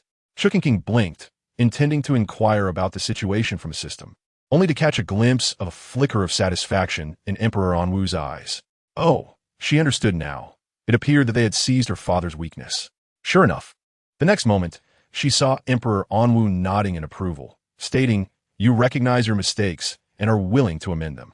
I am pleased. However, a mistake remains a mistake. I will not absolve you, nor will I exempt you from punishment." Chusha nodded, acknowledging, "I understand, and I willingly accept the consequences." The birthday banquet would proceed as planned. The reason for Emperor Anwu's arrangement was twofold. He needed to ascertain the truth before determining the severity of the punishment, and he was eager to uncover the juicy revelation mentioned by the system regarding her and the Empress at the birthday banquet. Contemplating this, Emperor Anwu's expression turned grave again, as memories of the scars on Chushu's forearm resurfaced in his mind. For some reason, he harbored a vague suspicion that the revelation at the banquet was likely connected to this matter. Chapter 138, An Earth-Shattering Revelation. Just as Chu Qingqing was concerned that Emperor Anwu might cancel Chushu's birthday banquet in a fit of anger, she sighed in relief upon hearing his words. Thank goodness her father did not cancel the banquet. Otherwise, she would miss out on the anticipated revelation. The prospect of the Empress and the Grand Princess's juicy secret was indeed intriguing. The officials were not worried that the Emperor would cancel the banquet, for he too was eager for the revelation. Moreover, since the secret involved the Empress and the Grand Princess, the Emperor was likely eager to know and might even wish to advance the banquet to that very day. You reminded me about the revelation. I almost forgot that there was a change. Chu Qingqing's heart raced. What change could there be? It wouldn't have vanished, would it? The officials shared her anxiety. Please no. Emperor Anwu's heart raced as well, but he soon heard the system declare, No, it hasn't vanished. The label has changed. The system continued. The previous label simply indicated a juicy secret, but now it has transformed into an earth-shattering revelation, adorned with a row of asterisks. A whole row. Translated, it meant an astonishingly dramatic secret. Chu Qingqing was momentarily at a loss whether to be shocked by the revelation or to critique the system. Why didn't you say it was an earth-shattering revelation? The system retorted, That's a valid point. That sounds much better. Chu Qingqing couldn't help but smirk at the system's choice. Emperor Anwu and the officials were initially confused by the meaning of the asterisks, but upon hearing the subsequent conversation between the system and Chu Qingqing, their eyes widened in comprehension. This revelation must be monumental, as evidenced by the multitude of exclamatory descriptors. What could it possibly entail to reach such a grand level of shock? Even as the court session ended, the officials remained astounded by the potential magnitude of the revelation, unable to fathom what earth-shattering secrets awaited them at the birthday banquet. You have caused more trouble than good. I told you to feign confusion while I maneuvered, yet you refused to listen. If I had not been prepared, we will be finished today. Chushu stood in her chambers, her expression dark and her voice laced with chill, seemingly reprimanding someone. However, the vast chamber was empty apart from herself. After speaking, Chushu, with a somber countenance, wrote a note and was about to summon someone but halted abruptly. Are you all attempting to protect the Empress? A mocking smile crept onto Chushu's face as she mused. Have you all gone mad? I've only just managed to earn the Emperor's trust. Why would I protect her now? Do you all wish for death? The Empress? She has always favored those who despise me. To you, she is the Empress, but to me, she is not. She has never even acknowledged my existence. Why should I concern myself with her fate? Am I cold-hearted? Dear sister, you claim I am cold-hearted. Yet do you know that the Empress secretly exchanged the talismans you used to suppress us for ones that would ensure your consciousness? Surely, you are unaware of that. And you also do not know that she replaced the talismans meant to suppress us and guarantee your consciousness with those that would suppress you, me, and the third sister to safeguard the second sister's consciousness. Have you heard the phrase killing the donkey after using it? I am certain that once her plan succeeds, she will ruthlessly eliminate everyone except the second sister. So I am merely returning the favor in kind. After delivering these words, Chusha let out a cold laugh and handed the note to the waiting matron outside. The usual protocol. The matron, experienced in such affairs, promptly nodded and hurried off with the note. Meanwhile, within Fengyi Palace, the Empress, upon hearing of the recent upheaval during court, felt her legs weaken and collapsed into a chair. Wang Momo appeared anxious and distressed. This old servant has just inquired and learned that Ningfei deceived you last time. She never found an opportunity to hide when she went to Yanfei Palace. She lied out of fear of your reprimand. Upon hearing this, The empress nearly fainted on the spot, prompting Wang Momo to quickly support her. "Your Majesty, you cannot faint. I have more to say." Wang Momo hurriedly relayed the subsequent events regarding Chushu's apology and the proceedings before court. The empress, upon hearing this, panicked. "Impossible. Chu Qingqing would never treat me this way." Wang Momo sighed, urgently stating, "Your Majesty, I assure you, this is the absolute truth. We must consider our next steps. Send a message, quickly. Bring me paper and ink. I must send word." The empress inhaled deeply, her face a mask of urgency. She could not wait any longer. She needed to leave the palace. Thankfully, she could send a message. Otherwise, "Your Majesty, the emperor has dispatched many people to surround the entire Fengyi palace." A palace maid's panicked voice echoed, causing the empress's face to drain of color. How could this be? A teleportation talisman. Give me a teleportation talisman. Beside her, Wang Momo, equally pale, stammered, "Your Majesty, we no longer have any teleportation talismans. They were given to the Grand Princess previously." Hearing this, the empress trembled uncontrollably, and eventually, the world faded to black as she fainted. Time passed quickly, and soon it was the day of Chushu's birthday banquet. The officials entered the palace, jubilant to partake in the Grand Princess's celebration, each hiding pre-prepared sunflower seeds in their sleeves, ready to snack on during the anticipated revelations. After all, it was an earth-shattering, dramatic secret. Chu Qingqing was equally exhilarated. "What a lively atmosphere." The system replied, "How could it not be lively? Almost all the concubines of the palace are present. With so many people, of course, it is lively." Initially, in the days leading up to that morning court, Emperor Anwu had intended to prohibit the concubines from attending the birthday banquet, fearing that Chu Qingqing might reveal something scandalous that would tarnish his reputation. However, after suspecting that the revelation on the day of the banquet could involve the empress's mistreatment of Chushu, he changed his mind and insisted that all the concubines attend. It was a warning to ensure that none would dare to mistreat the princes or princesses in the future. At that moment, Emperor Anwu remained blissfully unaware of the terrifying events that awaited him at the banquet. Had he known, he would undoubtedly have regretted this decision for a lifetime, even going so far as to prohibit all officials from attending the festivity. Unfortunately, Emperor Anwu remained oblivious to everything. Chapter 139, Deposition of the Empress. In previous years, the Grand Princess's birthday banquet always featured the Empress as the matriarch of the 6 palaces and the Grand Princess's mother. Yet this time, the seat that should have been occupied by the Empress was conspicuously empty. They were entirely oblivious to the happenings within the harem, only aware that the Empress had committed a misstep that angered the Emperor, resulting in her confinement to the Fengyi Palace. Now, upon witnessing the absence of the Empress from her position, they instinctively assumed she remained under house arrest. Simultaneously curious about the nature of her transgressions that could provoke such ire from the Emperor, to the extent that she was barred from attending the Grand Princess's birthday celebration. Strangely enough, despite these events, the Empress's father, Wang Qingqing, wore a smile that seemed more exuberant than usual, devoid of any trace of worry. A group of onlookers speculated that this peculiar demeanor was due to several royal relatives frequently glancing at Wang Qingqing, prompting him to greet them with a joy that was almost palpable. They wondered if perhaps he had taken a strange tonic today. Unbeknownst to them, Wang Qingqing's elation stemmed from the Emperor's consent to his proposal to sever all ties between the Empress and the Wang family. Henceforth, the Empress would have no connection to the Wang clan, regardless of her future actions, leaving them free from any repercussions. The preservation of their 9 generations was secure. The royal relatives, resigned, thought it best to remain ignorant of the details, dismissing the situation. However, before they could settle their thoughts, the Anwu Emperor unexpectedly issued a decree to depose the Empress. This announcement stunned not just them, but everyone present, momentarily silencing the court. Those privy to the circumstances had anticipated such a decision from the Emperor, yet they were taken aback that it would occur during the Grand Princess's birthday celebration. The uninformed gasped in disbelief, their expressions reflecting utter astonishment at the notion of the Emperor deposing the Empress, particularly in such a public setting. Even Chu Qingqing, who was stealthily enjoying some candy beneath the table, was momentarily taken aback, exclaiming, "System, did you hear that? My father is actually deposing the Empress." Recently, having just learned to walk, she would wander unsteadily about, and with Yin Fei and the Anwu Emperor keeping a vigilant eye on her candy consumption, she had seized the opportunity to sneak beneath the table for her sweets. The system, savoring the same type of candy, replied, "Indeed, your father has deposed the empress." The timing of the decree seemed opportune, given that many officials were already aware of the emperor's desire to protect the crown prince.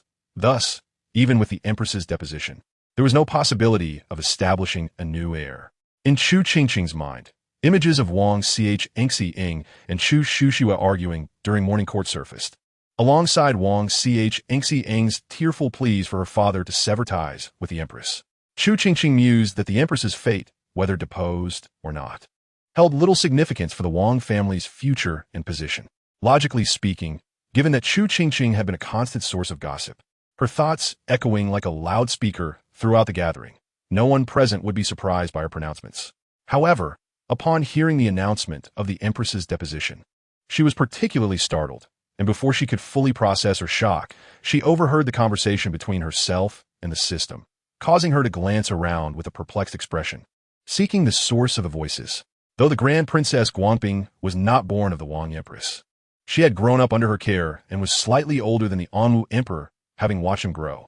The Empress, appointed by the Wang Empress, drew a frown from Guangping upon hearing the decree. The Anwu Emperor's rationale for the deposition was straightforward. He did not mention to Fei or the Crown Prince, merely stating that the Empress had acted immorally and disrupted the harmony of the harem. Thus he removed her from her position and confined her to the cold palace. Unable to find the source of the commotion, Guangping turned her focus back to the deposition. She understood that once the imperial edict was issued, the matter would be irrevocable. She could not bear to see the empress, whom her late mother had appointed, deposed without clear justification. She promptly inquired about the empress's transgressions that had incited such fury from the emperor. Many royal relatives, equally ignorant of the truth, nodded in agreement, questioning what the empress could have possibly done to warrant such an abrupt and severe punishment, which even the presence of the crown prince and grand princess could not avert. The informed ministers, while not opposed to Guangping's inquiry, found it a precarious question for the emperor to answer. Would he dare to reveal that the empress had crazily swapped Fei's child, leading to Fei's madness and eventual demise, and escalated her cruelty towards the crown prince, allegedly leaving the grand princess battered? If such truths were disclosed, the reputation of the Chu royal family would be irreparably tarnished.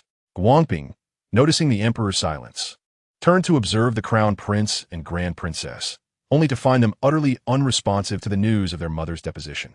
She then directed her gaze at Wang Ch, hoping for a reaction from the empress's father, but instead she was met with his wide grin and hearty laughter. Meanwhile, Prince Chu Qingqing, surprised by Guangping's sudden outburst, intended to provide a brief explanation but was preempted by Chu Qingqing's voice from beneath the table asking system. Who is she? Chapter 140. The birthday banquet turns into a game of hide and seek. Chu Qingqing sat comfortably on a soft cushion brought by Yin Fei, making no effort to stand, content to peek toward Grand Princess Guangping. The system replied, "She is Grand Princess Guangping, your father's sister, your aunt." Although Grand Princess Guangping had limited appearances in the original narrative, Chu Qingqing quickly recognized her as the adventurous figure described in the text. She felt a pang of sympathy for the princess, realizing how many lively events she had missed. The ministers, who had been avidly following the unfolding drama, shared in her sentiment, lamenting the many spectacles Grand Princess Guangping had overlooked. Just as Guangping anticipated the emperor's explanation for the deposition, she was taken aback by the unexpected introductions, and Guangping cast a dubious glance at Chu Shushiwa and her nephews. She scanned the vicinity for the little princess, but instead spotted the third prince, Chu Jinan, sweating profusely as he searched for his sister. Guangping inquired, "Jinan, what are you doing?" Her question successfully redirected the attention of the gathering to Chu Jinan. He paused momentarily before awkwardly chuckling, "Oh, nothing, just taking a stroll." The assembly exchanged skeptical glances, questioning why the third prince would be wandering about during a banquet. Only the Anwu Emperor, noticing the empty space where Chu Jinan's sister should be, sensed something amiss. He queried, "Where's your sister?" Chu Jinan hesitated, finally managing to utter, "Strolling." The emperor's anger flared. "Do you believe I will permit you to stroll here for an entire month?" Alarmed, Chu Jinan quickly shifted his tone, readily betraying his sister. She slipped away to sneak some candy. Chu Qingqing, with a candy bean in her mouth, froze in disbelief. How could her brother betray her? She was seething with anger, recalling that he had even accepted 3 chocolate beans as a bribe for secrecy. Chu Jinan lowered his head, feeling guilty. He had no choice. He would forego the chocolate beans next time and keep her secret for free. The onlookers, having heard the entire exchange, turned their disapproving gazes towards Chu Qingqing. The third prince was being unreasonable. The little princess was so charming and understanding. What harm was there in her enjoying a few candies? And after accepting a bribe, how could he go back on his word? Chu Qingqing admitted his fault, genuinely realizing his mistake. Chu Qingqing pouted in indignation, shifting her position at the table, her eyes darting around suspiciously before popping another bean into her mouth. Meanwhile, the Emperor Anwu, who had overheard the betrayal, wore an expression of resignation. The loudness of Chu Qingqing's voice had caught the attention of Concubine Yin, who was engaged in conversation with other ladies, prompting her to hurry over. Hadn't she instructed him to watch over his sister and prevent her from consuming sugar? She had already devoured nearly half a jar. At this rate, her newly grown teeth would be at risk of decay. What? Half a jar?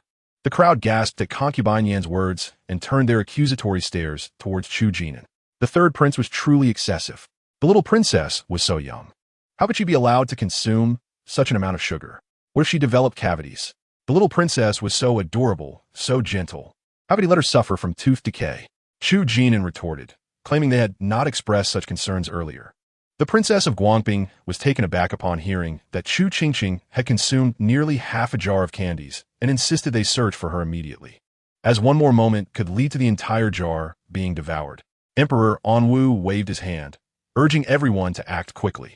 Thus, a grand birthday banquet transformed into a game of hide-and-seek. Chu Qingqing, situated beneath the table and enjoying her candy beans, sensed trouble arising and tightly grasped her cushion, ready to flee. Then a minister exclaimed, "Your Majesty, the little princess is here." Without a second thought, Chu Qingqing grabbed her cushion and swiftly crawled away. The reason for her crawling was simple. She had yet to master running. She could barely walk without wobbling as if she might fall. If she attempted to run, she would likely lose her newly sprouted teeth. Hearing the commotion, Emperor Anwu and Concubine Yin hurried over, only to witness Chu Qingqing crawling from one table to another while clinging to her cushion. Emperor Anwu and Concubine Yin exchanged surprised glances, noting they had never seen her crawl so fast. The princess of Guangping commented on the little princess's liveliness. "It's so sweet. Brother, you must try this chocolate bean. It's delicious." The system, upon hearing Chu Qingqing's words, rapidly searched its code library for chocolate beans. Moments later, it confirmed, "Indeed, it is delicious." The crowd exclaimed, while Emperor Anwu felt a headache coming on. "She is still eating. Hurry and find her." The system urged, "Run, run, they are coming. Don't crawl from the left. The crown prince is there. Go right." Chu Qingqing, without hesitation, turned right, clutching her cushion. "Fortunately, I had the anti-dust pill earlier. Otherwise, the ground is so dirty, I would be a muddy mess by the time I finish crawling." The system remarked, "It's not that serious. Go left, go left. The Prince of Ⅱ is on the right." Chu Qingqing immediately shifted to the left. However, after crawling just a few steps, the system interrupted again. "Back up, back up. The Chancellor is ahead." Chu Qingqing felt dizzy from the constant changes. Why are they so persistent in catching me? I've already told them I want to get cavities. The system instructed, "Right, right, right." Chu Qingqing quickly turned right, but before she could start crawling, the system shouted loudly, "Left, left, left, left." Confused, Chu Qingqing remarked, "Is there a ghost on the right for you to be shouting so much?" The system explained, "Chu Shushiwe is on the right, lying in wait, ready to pretend to accidentally step on you." Chu Qingqing shut her mouth and swiftly crawled to the left. However, after just 2 steps, she felt a collision and was promptly lifted up. Chapter 141. Her Jar Candies. Chu Qingqing felt as though she were a small dog grasped by the scruff of its neck, helplessly watching as the ground slipped further away. She attempted to flail her little arms and legs in protest, but it was futile. The person not only refused to set her down, but hoisted her even higher. "Who is so unkind? I'm going to suffocate up here." The person holding her paused at her words, then readily complied, stopping to take the jar of candy beans from her grasp. With a swift motion, they turned her to face them, cautioning, "Be careful not to get cavities. There are no professional dentists here." With that, Chu Qingqing could only watch in shock as her jar of candies was tucked into the person's sleeve. Stunned, she wondered who this audacious individual was. As she lifted her head for a better look, a familiar face came into view. Upon recognizing him, Chu Qingqing fell silent. No wonder he spoke of cavities and dentists. The one holding her was Prince Jing. "Brother, did you hear that? Did you see? He isn't even pretending anymore." The system quipped, You're just a little child. Does he need to pretend in front of you? Chu Qingqing, feeling unjustly treated, protested. He stole my half-jar candy beans. The system reassured her, don't worry, he won tea, returned them to you. Chu Qingqing's eyes widened in shock. The onlookers, relieved to see Prince Jing had found the little princess, collectively sighed in relief. They couldn't help but chuckle at the sight of Prince Jing carrying the little princess. Hearing the laughter, Chu Qingqing pouted in resignation. Laugh all you want. She sulked, flailing her limbs in frustration. This is quite amusing. However, after a moment, Chu Qingqing fixed her earnest gaze on Prince Jing, saying, for the sake of argument, Dear 8th uncle, can you please return my jar of candy beans? Prince Jing glanced at Emperor Anwu, who was approaching with a frown, and thought that even if he were to concede, he wouldn't dare return the candy beans. Chu Qingqing was ready to continue her adorable antics when she suddenly felt her clothes loosen, followed by being swept into someone's embrace. Who is holding me? She asked. Who else could it be but your father? The system replied. Sure enough, in the next moment, Chu Qingqing was spun around to face Emperor Anwu. It's really my father. With her protector in sight, Chu Qingqing beamed with excitement, tugging at Emperor Anwu's sleeve while pointing at Prince Jing, babbling a torrent of words. After her outburst, she gazed up at Emperor Anwu with a pitiful expression. I'm so pitiful. Just return my candy beans. After listening to her complaint, Emperor Anwu turned his attention to Prince Jing and, under Chu Qingqing's expectant gaze, declared, the candy beans are a gift for you. Chu Qingqing felt her heart shatter. She watched helplessly as Prince Jing once again tucked her jar of candy beans into his sleeve. Thank you, brother. Chu Qingqing exclaimed, don't thank him. Those are mine. Even if you thank someone, you should thank me. Meanwhile, the Prince of Huai looked at the tearful Chu Qingqing with sympathy and casually approached Prince Jing to whisper something. Watched in disbelief as Chu Qingzhou divided her precious sugar beans, offering 2 to Chu Xiujin. How could this be? She thought. She hasn't even left yet. And already she's sharing my things. Meanwhile, Chu Shushue's previously greenish complexion returned to normal, yet her gaze remained fixated on Chu Qingqing. After all, it was her birthday banquet, and she felt it was unjust for that little wretch to steal her spotlight. Fuming, Chu Shushue clenched her teeth, but before she could finish her internal curses, her foot slipped, and she fell unceremoniously to the ground, losing consciousness. This is not good. The crown princess has fainted. The guests, who had just settled in, exclaimed in shock. What? How could she faint out of nowhere? Emperor Anwu was flustered, but just as he approached, Chu Shushue sprang back up, looking aggrieved, yet bravely insisting that she was fine. Chu Qingqing cast a suspicious glance at her, sensing something odd about her demeanor. As it turned out, her instincts were correct. Once the crowd dispersed, having learned that Chu Shushue was unharmed, her previously innocent expression morphed into a scowl as she glared at Chu Qingqing, who was being carried away by Emperor Anwu. Taking a deep breath, she approached the Grand Princess of Guangping, her voice laced with feigned grievance, and said, Aunt, could you please persuade my father to treat my mother more kindly? The Grand Princess was taken aback, scrutinizing Chu Shushue's expression, which seemed sincere. After a moment of contemplation, she nodded but insisted on knowing what had transpired. Thus, the Grand Princess turned to Emperor Anwu and inquired about the Queen's alleged transgressions that warranted her being cast into the cold palace. Emperor Anwu inhaled deeply, maintaining a stoic facade as he glanced at the Duke of Huai. Chu Xiujin, preoccupied with his search for the little girl, had forgotten to provide an explanation. Chu Qingqing, still mourning her lost sugar beans, perked up upon hearing their dialogue, remarking, what is my father supposed to say? Should he reveal that the Queen switched the air with the late Fei's child? At that moment, the Grand Princess gasped, her eyes widening in disbelief. What? The Crown Prince is Fei's child? She looked at Chu Jiue incredulously, finally understanding why he bore such a striking resemblance to Fei. The Grand Princess had known Fei since childhood. They had been close friends, and their bond remained strong even after entering the palace. Chapter 142. Is the Crown Princess the daughter of the Queen and a eunuch? The Grand Princess gazed at Chu Jiue, her mind racing with questions about the Queen's motives. If Jiue was indeed Fei's child, what are the Queen's own offspring? Anxiously, she listened as Chu Qingqing revealed the shocking truth. The Queen had exchanged Fei's child because her own had perished, fearing for her position.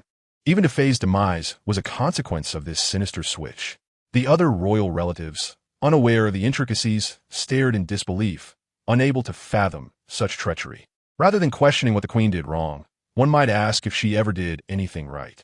She drove Ⅱ to her death, abused the crown prince, and plotted against my mother and grandfather. The queen had never performed a single virtuous act. The system interjected, indeed. She even colluded with a false national master to orchestrate an assassination. The grand princess felt faint, struck by the notion that the queen had mistreated Ⅱ's child and committed numerous other heinous acts. Furious, she directed a piercing glare at Emperor Anwu. Her expression filled with condemnation. How can you tolerate such a vile person? She should have been cast into the cold palace long ago. No, she should have been executed. Emperor Anwu replied, I was unaware of these matters until now. Chu Qingqing, who had yet to voice her thoughts, noticed the grand princess's unusual demeanor and asked, Aunt? The grand princess retorted, You need not say anything. I will not assist you in this matter. In fact, I would rather see her perish. Chu Qingqing was taken aback, never expecting her usually gentle aunt to erupt in such fury, as if she had transformed into a different person. Emperor Anwu, concerned that the grand princess might direct her wrath towards Chu Qingqing, quickly defended her, stating, Chu Qingqing is innocent. He then instructed her to reveal the scars on her arm to the grand princess. You question me about her errors? These are all her faults. The grand princess stared in shock at the scars on Chu Qingqing's arm. Hadn't the queen always favored her daughter? How could she have been so severely punished? Chu Qingqing hesitated for a moment before hurriedly clarifying. Father, these were not inflicted by mother. Emperor Anwu, with an expression that suggested he already knew, replied, There is no need to explain. I have already uncovered the truth. It was she who forced you into these situations, and, at this point, you need not plead for her. With his declaration, all eyes in the banquet hall turned towards him, especially those ministers who had previously been swept up in the gossip, now eager to discern the truth. The emperor had resolved this matter so swiftly. The crowd of flatterers, thrilled by the revelation that the grand princess was indeed blameless, praised her as virtuous and selfless, a paragon of goodness. Yuan Shangshu, Wang Chengxiang, Chao Daran, they all exclaimed in delight. Unmoved by their expressions, the ministers advanced, congratulating Emperor Anwu for uncovering the truth and exalting the grand princess's innocence.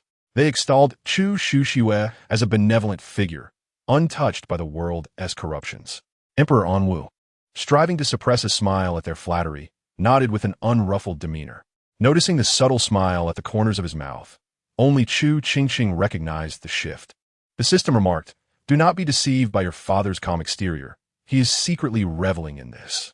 Hearing the system's observation, Emperor Anwu's smile faltered. The attendees, having caught wind of the system's comment, turned their gazes towards the emperor's stiffened lips. The ministers, caught up in their sycophantic praises, were oblivious to the underlying tension. Chu Qingqing remarked, Is it because they praise the grand princess for her integrity and kindness? The system replied, It is not merely flattery. These sycophants seek to double their gains. The grand princess is your father's daughter, and thus, praising her is tantamount to praising him. The flatterers protested. Who are you calling sycophants? Yuan Shangshu scoffed. Who else could it be? Emperor Anwu took a deep breath, attempting to maintain composure, before addressing Chu Qingqing, urging her not to shoulder the blame for her mother's misdeeds. Father, I am not pleading for her. These injuries truly were not inflicted by mother, Chu Qingqing insisted. Emperor Anwu's expression conveyed that he had already reached his conclusion, rendering her words unnecessary. Emperor Anwu has thoroughly investigated the circumstances surrounding the matter at hand. His daughter is not the malicious villain she was portrayed to be. Rather, she is a kind-hearted heroine who has endured severe beatings from the empress in her quest to protect others. However, Chu Qingqing interjects, claiming, No, you are mistaken. The evidence you have gathered is merely a fabrication crafted by that woman to incriminate my mother. Chu Qingqing struggles to articulate her defense, insisting that the injuries were not inflicted by the empress, only to have Emperor Anwu counter. If it was not she who struck you, then who did? Caught off guard, Chu Qingqing stammers, Yes, it was I who inflicted the blows upon myself. Emperor Anwu, incredulous, prepares to offer her reassurances that his decision to depose the empress would not affect her. But before he can elaborate, the system interjects, Wait, praising her does not necessarily equate to praising your father. Chu Qingqing, intrigued by the exchange between Emperor Anwu and Chu Qingqing, is momentarily taken aback before realizing the system was referring to the earlier flattery. Why is that? She inquires, prompting the listeners to lean in with curiosity. Emperor Anwu, upon grasping the system's intent, is puzzled by its sluggish response and the implication that praising Chu Qingqing does not extend to her. With a furrowed brow, he waits for further clarification, but the system remains silent. He then resumes his previous discourse with Chu Qingqing, earnestly stating, "You are my daughter, a fact that cannot be altered, thus you need not worry about my decisions affecting you." Chu Qingqing interrupts, exclaiming, "What do you mean? The Grand Princess is not my father's daughter, but the offspring of the Empress and the eunuchs." Chapter 143. No dates. Where do you think the Grand Princess comes from? What? The Grand Princess is not the Emperor's daughter? Upon hearing Chu Qingqing's thoughts, the crowd is left in utter shock, their eyes nearly popping out of their heads. This revelation is beyond comprehension. The Grand Princess, the Emperor's most cherished, is not his daughter, but rather the child of the Empress and a eunuch. The audience gasps collectively, their breaths held in disbelief. They dare not meet Emperor Anwu's gaze, opting instead to sip their tea quietly, pretending they have heard nothing, though their peripheral vision betrays them. Meanwhile, the news strikes Emperor Anwu like a thunderbolt, leaving him utterly flabbergasted. Chu Qingqing is not his child. How could this be? Drawing a deep breath, he strives to reassure himself that it cannot be true, that there must be some mistake on the system's part or a misunderstanding by Qingqing. There is no way Chu Qingqing could be anything other than his daughter. Just look at her nose, her eyes. She bears no resemblance whatsoever. At this moment, Emperor Anwu comprehends why. During Chu Qingqing's childhood, the Empress would incessantly compare her to her aunt and uncle, avoiding any mention of him. It was all to guard against his suspicions. The truth dawns upon him. Chu Qingqing is not his daughter, but rather the offspring of a eunuch. The onlookers, witnessing the spectacle, murmur among themselves, "It's over." The Emperor has been rendered foolish by rage. Finding out the Grand Princess is not his daughter has not incited fury, but laughter. Especially those who had previously tried to curry favor with clever flattery are now utterly aghast. What have they said? Surely, when the Emperor regains his senses, he will not take his anger out on them. They had merely sought to amuse him, yet it seems they have stepped on a landmine. The ministers, filled with remorse, internally berate the Empress for her audacity to swap the crown prince, and now to steal a eunuch's child? Stealing a eunuch's child. Who could fathom such an absurdity? It is no wonder the Grand Princess is inclined to pilfer their socks. It seems the apple does not fall far from the tree. The ministers seethe with indignation, having long wished to voice their grievances but fearing for their heads. Now, they finally have the opportunity to vent their frustrations. However, one must wonder, can they truly speak so freely? Amidst the commotion, Emperor Anwu chuckles, still reeling from the revelation that Chu Qingqing is not his biological child. Chu Qingqing wonders if perhaps this connection allows her father to sense her sympathy. As the crowd remains in stunned silence, Chu Qingqing, equally astonished, contemplates the implications of this startling news. It is absurd. The narrative had revolved around a princess of a fallen nation, only to reveal that she is a mere impostor, a product of the Empress and a eunuch. In disbelief, she exclaims, "How could this be?" The system responds cryptically, "There is even more that defies belief." Emperor Anwu feels a wave of dizziness wash over him, nearly casting Chu Qingqing aside. As confusion envelopes her, she clings to his garments, determined not to be cast away. "Let my beloved eighth uncle embrace me." Initially intending to seek comfort from her brother, she suddenly notices Chu Qingzhou nearby and changes her mind. The observant Jing Wang, curious, ponders, why does she wish for him to hold her? Chu Qingzhou, knowing the answer, responds, he is aware. As Chu Qingqing is lifted into Jing Wang's arms, she glances at his sleeve, where her sweet stash is hidden, and asks, what could possibly be more unbelievable? "Pray enlighten me." The audience's attention sharpens at her words. Their snacking halted in anticipation. The system divulges, what is even more incredible is that this eunuch is the heir of a rival nation. The crowd gasps in unison, incredulous. The heir of an enemy nation has infiltrated their imperial palace as a eunuch? Chu Qingqing, wide-eyed, exclaims, the heir of an enemy nation? The system confirms, indeed. To be precise, he is the heir of the Pugwa. A murmur spreads through the crowd as they begin to connect the dots. Wasn't he the enemy nation involved in the previous schemes against the Yin family? As they hold their breath, the system clarifies, naturally, this is all for the Empress. Emperor Anwu is once again engulfed by dizziness. For the Empress, for the Empress. Chu Qingqing casts a sympathetic glance at her father. So, This means that the heir of Puwa has been masquerading as a eunuch for over a decade to rendezvous with the empress. The system clicks its tongue. Otherwise, where do you think the grand princess originates? The entire assembly is left astounded, grappling with the explosive nature of this revelation. The ministers, now understanding the gravity of the situation, realize the implications of the system's earlier words regarding sensational news. This is truly earth-shattering, enough to leave the emperor in a state of shock. After a moment of silence, Chu Qingqing speaks, her expression one of profound pity. Is my father truly so unfortunate?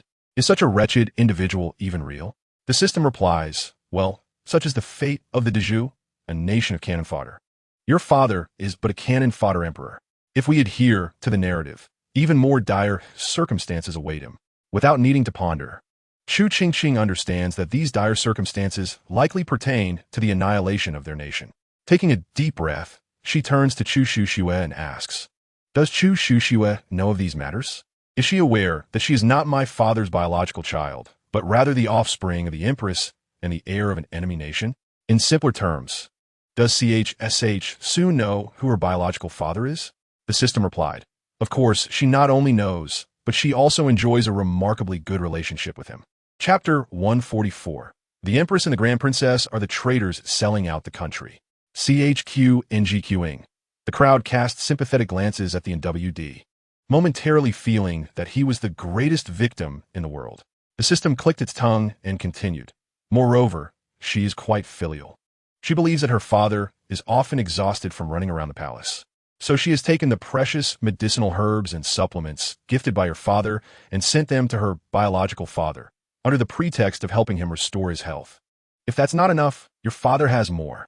After hearing the system's words, Chu Qingqing and the others felt they had miscalculated and lamented too early. This was truly a cosmic-level injustice. The NWD, upon hearing this, felt a buzzing in his head, nearly spitting blood from anger.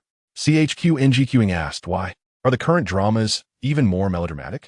The system replied, no, it's because there are now short dramas. Chu Qingqing, the system added, in our previous life, the plot we experienced was just a prelude to the explosive development of short dramas. Chu Qingqing suspiciously inquired, have you been surfing the internet behind my back? The system, feeling guilty, responded, surfing? I don't know what that is. Let's just enjoy the gossip. Chu Qingqing, don't tell me there's something even more explosive. The system confirmed, certainly. In the previous life, the ones who conspired with the troops of Pigu to bring down DCH were the Empress and Chu. Everyone. What? The Empress and the Grand Princess are traitors.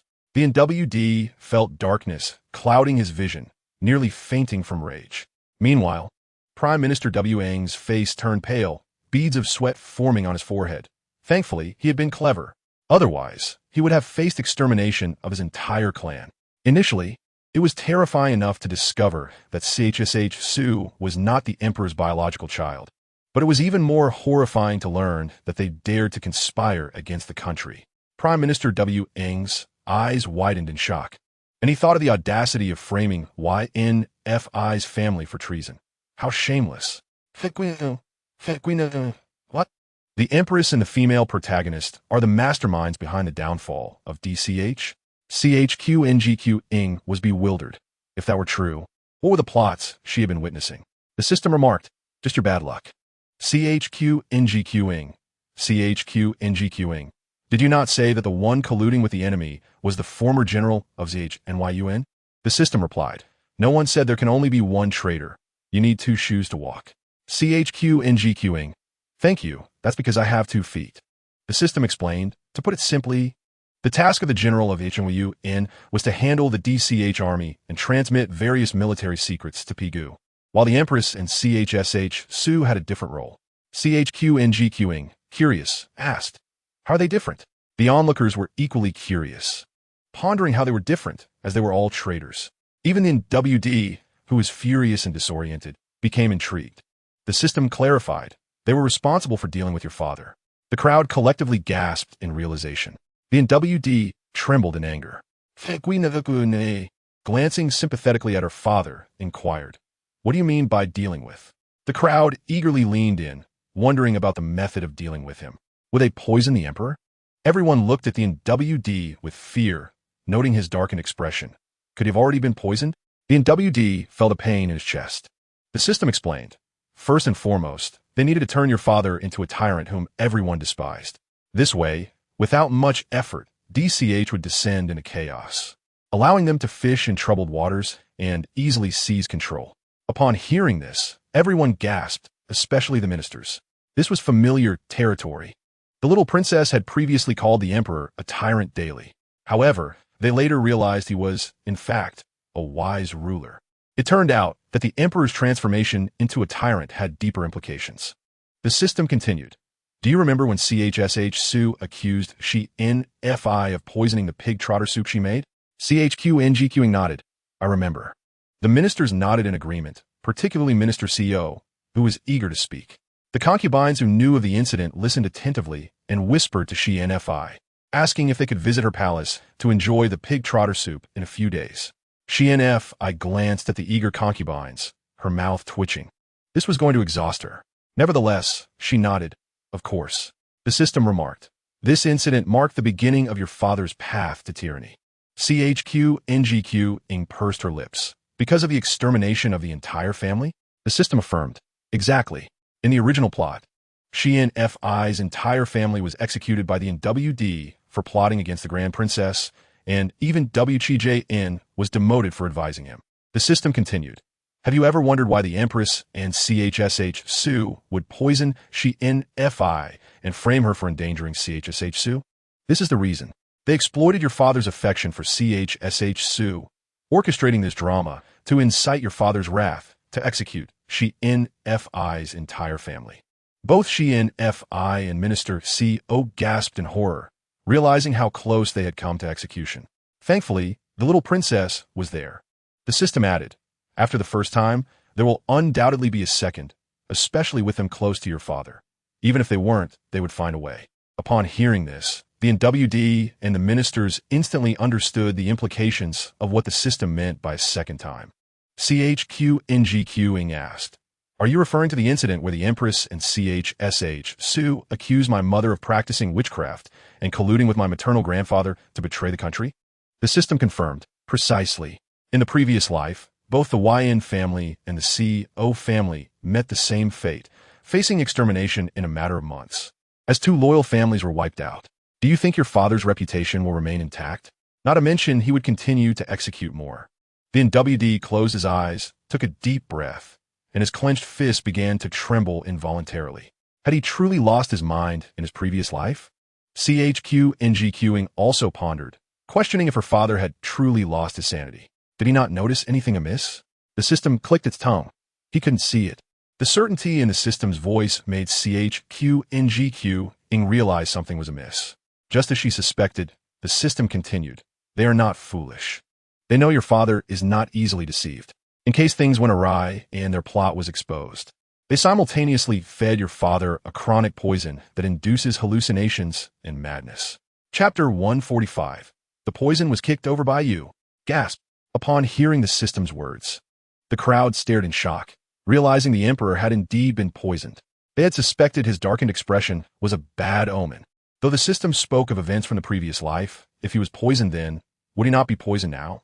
The crowd turned sorrowful gazes toward the NWD. Suddenly informed that he had been given chronic poison, the NWD was bewildered. Wait, he is poisoned? The NWD was dazed, yet he felt no symptoms of hallucination or madness. The Grand Princess of Qingqing turned pale at the revelation of the emperor's poisoning. Had it not been for the NWD's commanding gaze, she would have summoned the physician immediately.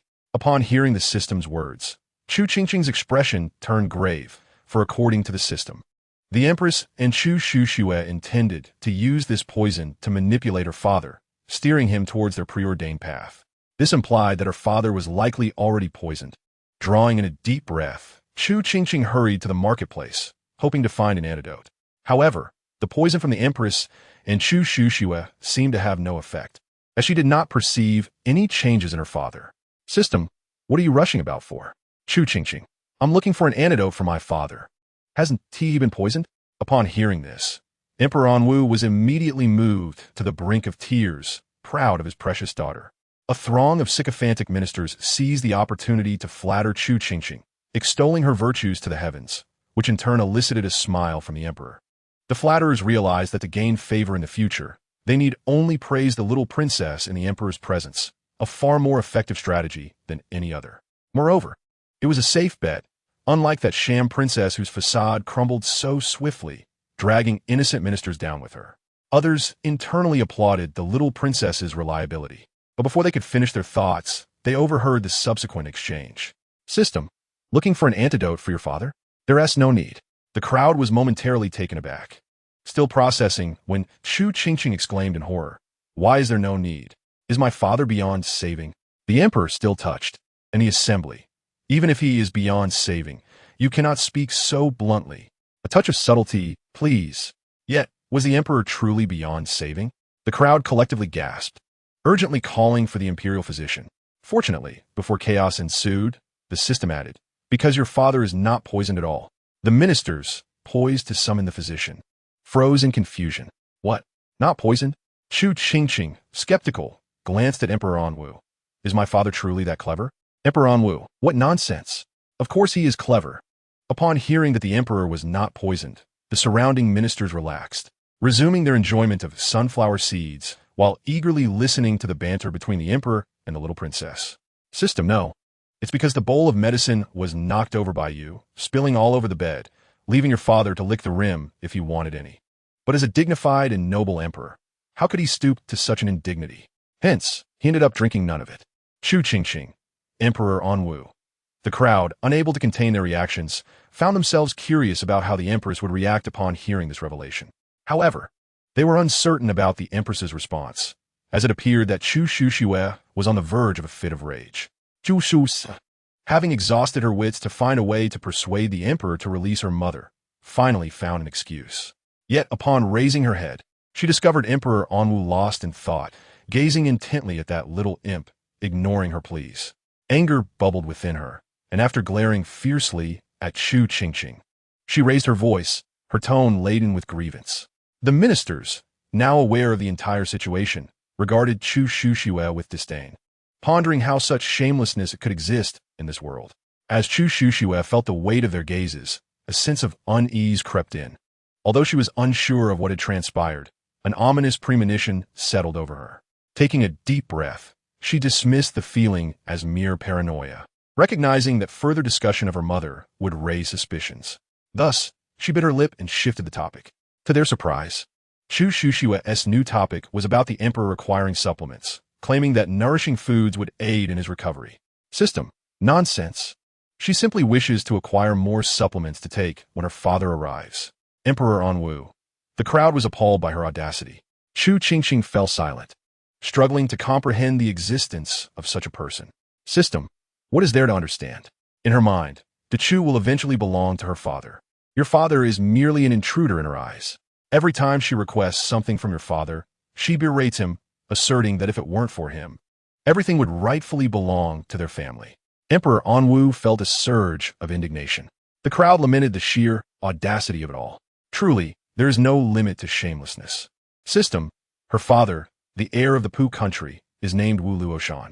His intentions have always been clear, to annex the Chu and expand their territory.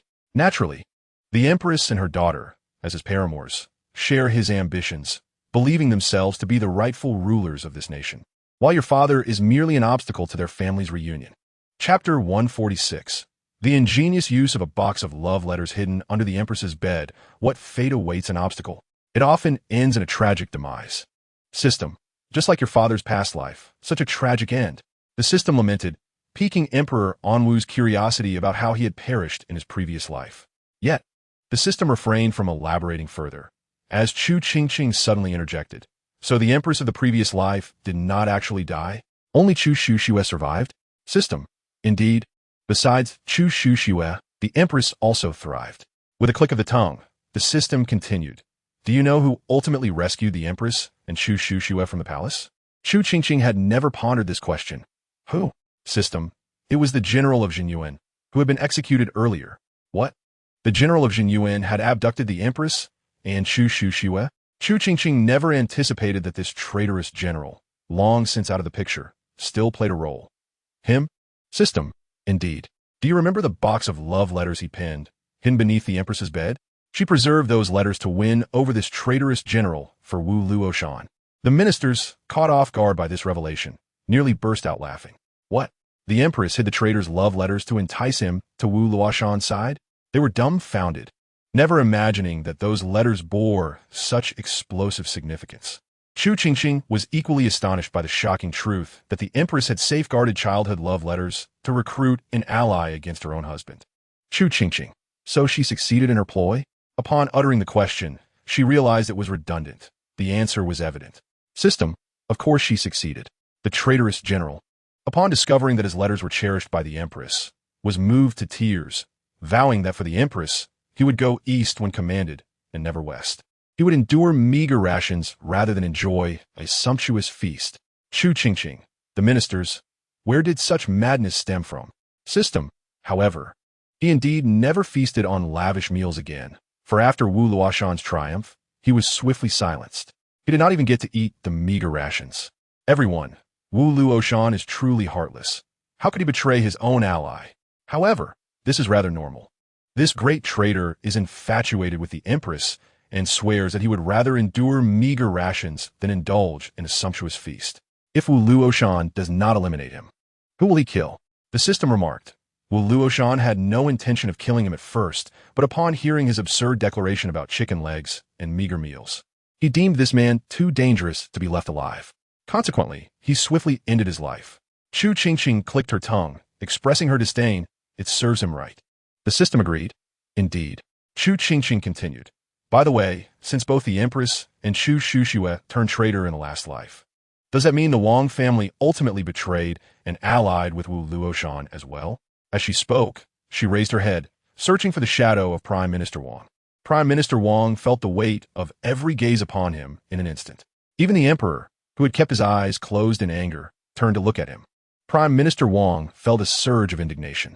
What kind of accusatory gaze is this? Does he truly appear as a traitor? As the Prime Minister of Chu, he would never commit such an act of treachery against his country. He scoffed, furiously grabbing a handful of melon seeds to distract himself, eager to uncover the truth of his previous life. He speculated that he must have feigned allegiance, biding his time in the enemy's court, waiting for the opportune moment to eliminate Wu Luoshan, perhaps even conspiring with another nation to sell out his own. But why did this plan seem so familiar? Before he could recall where he had heard this perfect scheme, the system interjected, allying with Wu Luoshan. You are mistaken. The Wang family was implicated and exterminated by the Empress long before the fall of the Chu. How could they have survived to ally with Wu Luoshan? The crowd gasped in disbelief. What? The Wang family was annihilated long before the demise of the Chu, and it was the Empress who orchestrated it? Prime Minister Wang was stunned. He never imagined his grand plans had met their end before they even began, and that he had been falsely accused by that unfilial daughter to his family's ruin. Had she lost her mind? His heart ached with anger, and he once again lamented that severing ties with the Wang family had been the wisest decision of his life. Initially, he had thought his actions were excessively ruthless, but now he realized he had been far too merciful. Chu Qingqing was equally astonished by the Empress's madness, her face a portrait of disbelief. Only Emperor Anwu felt a sense of relief, finally realizing he was not the only one suffering persecution. As the crowd pondered their thoughts, Chu Qingqing could no longer restrain herself and spoke up. Father, please say something. Say something? Emperor Anwu scoffed. What should I say? Praise you and your mother for your admirable deeds?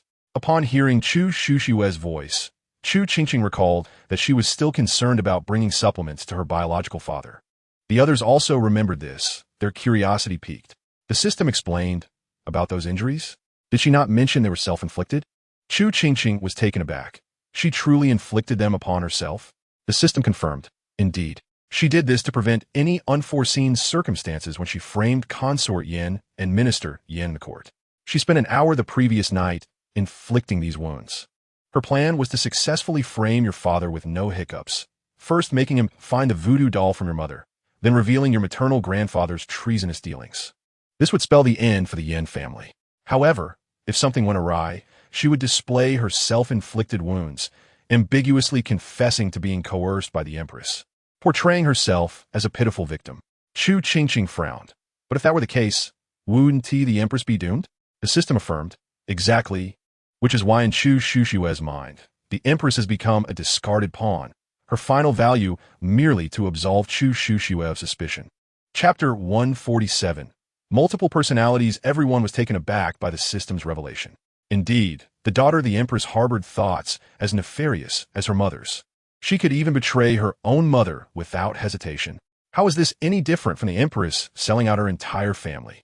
Was this the so-called case of a crooked beam leading to a warped plank? Yet, if this were so, did it not suggest that Prime Minister Wang was equally culpable? Prime Minister Wang protested. Are you all out of your minds? Why must everything be attributed to me? Chu Qingqing furrowed her brow. But if that is the case, why did she just plead with my father to spare the empress? Why did she even admit that the injuries on her arm were self-inflicted? The system pondered. I have considered this as well. There are two possible explanations. The first is that she fears your father may suspect her. So she deliberately behaved this way to ensure he believes she is under the empress's control. The second is that I suspect she possesses multiple personalities. Chu Qingqing was momentarily stunned. Multiple personalities? The system clarified. Yes, and it appears that these two personalities hold vastly different opinions. One believes the empress is dispensable and that her death is inconsequential, while the other vehemently opposes the idea of letting the empress perish, resulting in the current situation.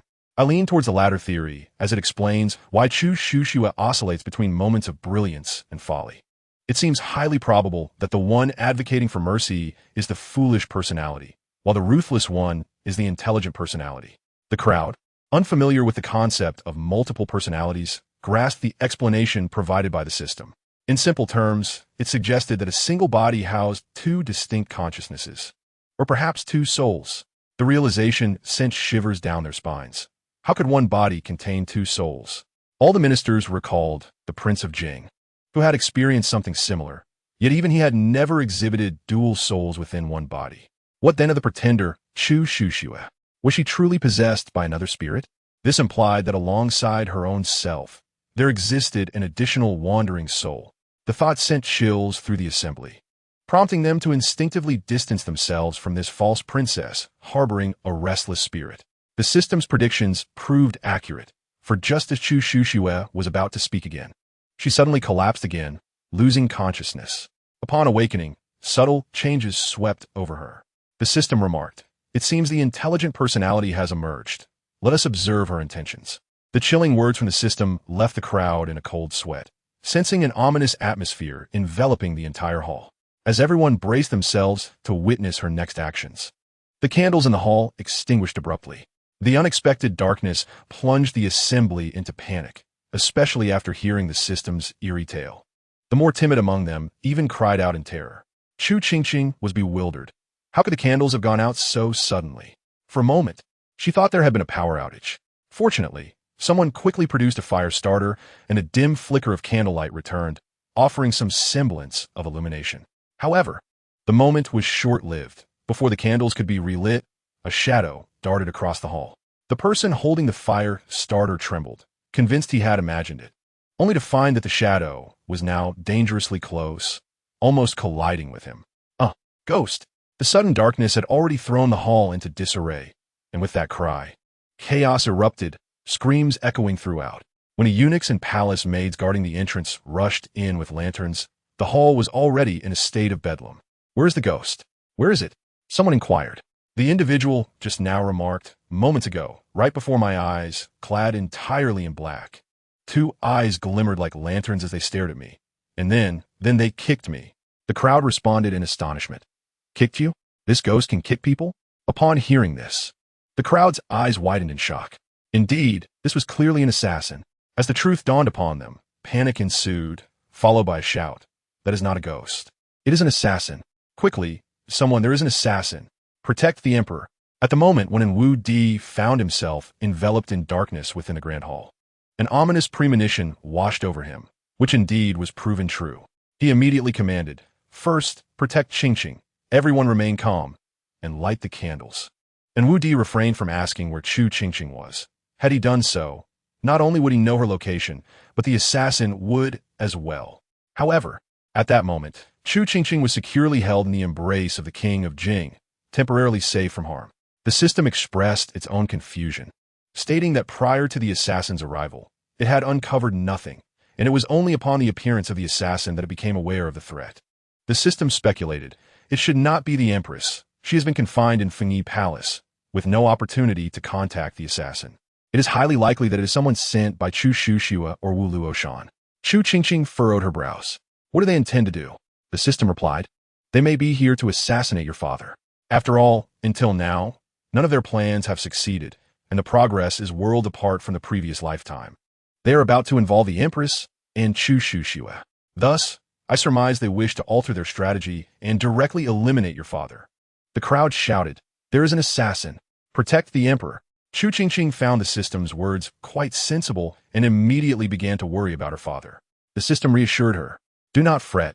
Your father is quite formidable. When he unleashes his power, he can kick down doors. Even the assassin will not know who struck whom. The crowd murmured in confusion, and Wu Di thought to himself that although it was evidently a compliment, something felt amiss. Chu Qingqing sighed in relief.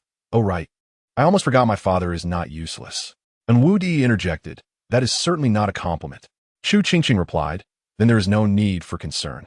At that moment, the candles in the hall were gradually relit, and Chu Qingqing spotted an individual clad in dark attire emerging before her. Upon their gaze meeting, the figure's eyes sharpened, and without hesitation, they charged towards her. Oh no, this assassin is not targeting her father. They're coming for her. Chapter 148. The Empress attempts to flee. The system exclaimed, oh no, this assassin is not here to kill your father. They are here to kill you. Chu Qingqing got pet. I am not blind. I can see that already. Why didn't you wait until I was harmed to alert me? The system replied, I just noticed as well. However, you need not worry. Chu Qingqing watched in horror as the assassin rushed towards her, thinking to herself, how could she not be concerned? Upon witnessing this scene, the crowd's expressions shifted dramatically, especially those of Wu Di and Chu Jin, who immediately rushed forth to apprehend the assassin. Yet the assassin was perilously close to Chu Qingqing, moving with incredible speed. Thus, they could only watch helplessly as the assassin, brandishing a glinting sword, approached the king of Jing, who was holding Chu Qingqing. Then, the king of Jing delivered a swift kick, sending the assassin flying. The crowd stood in stunned silence, their eyes widening in disbelief. The king of Jing had kicked the assassin away. They had always perceived his highness as delicate and frail. Yet he had just propelled the assassin with a mere kick. Even Chu Qingqing was taken aback, her expression one of incredulity. Xiao Ba is so formidable. The system assured her, I told you not to worry. Chu Qingqing responded, but you did not inform me of his prowess. The system explained, didn't I mention? I must have forgotten.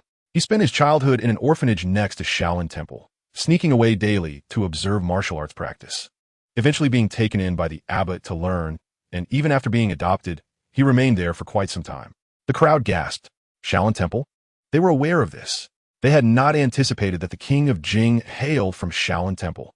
This made him much safer to be around. Chu Qingqing exclaimed in astonishment. So Xiao Ba studied at Shaolin Temple. No wonder he could kick the assassin away. Chu Qingzhou pondered. Was he referring to himself? The king of Jing felt utterly dismayed. This appellation was far too unflattering. Chu Qingqing, oblivious to Chu Qingzhou's existential crisis brought on by her affectionate nickname, was now curiously observing the assassin lying on the ground.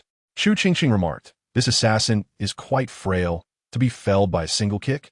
The system examined the assassin and responded, this person is from the Chu, likely recruited by Wu Luoshan upon arriving in Chu. If he had brought guards or death warriors from Pugua, they would undoubtedly be much stronger. Upon hearing this, Chu Qingqing fell silent. So Wu Luoshan looks down upon me? He only sent a subordinate to assassinate me?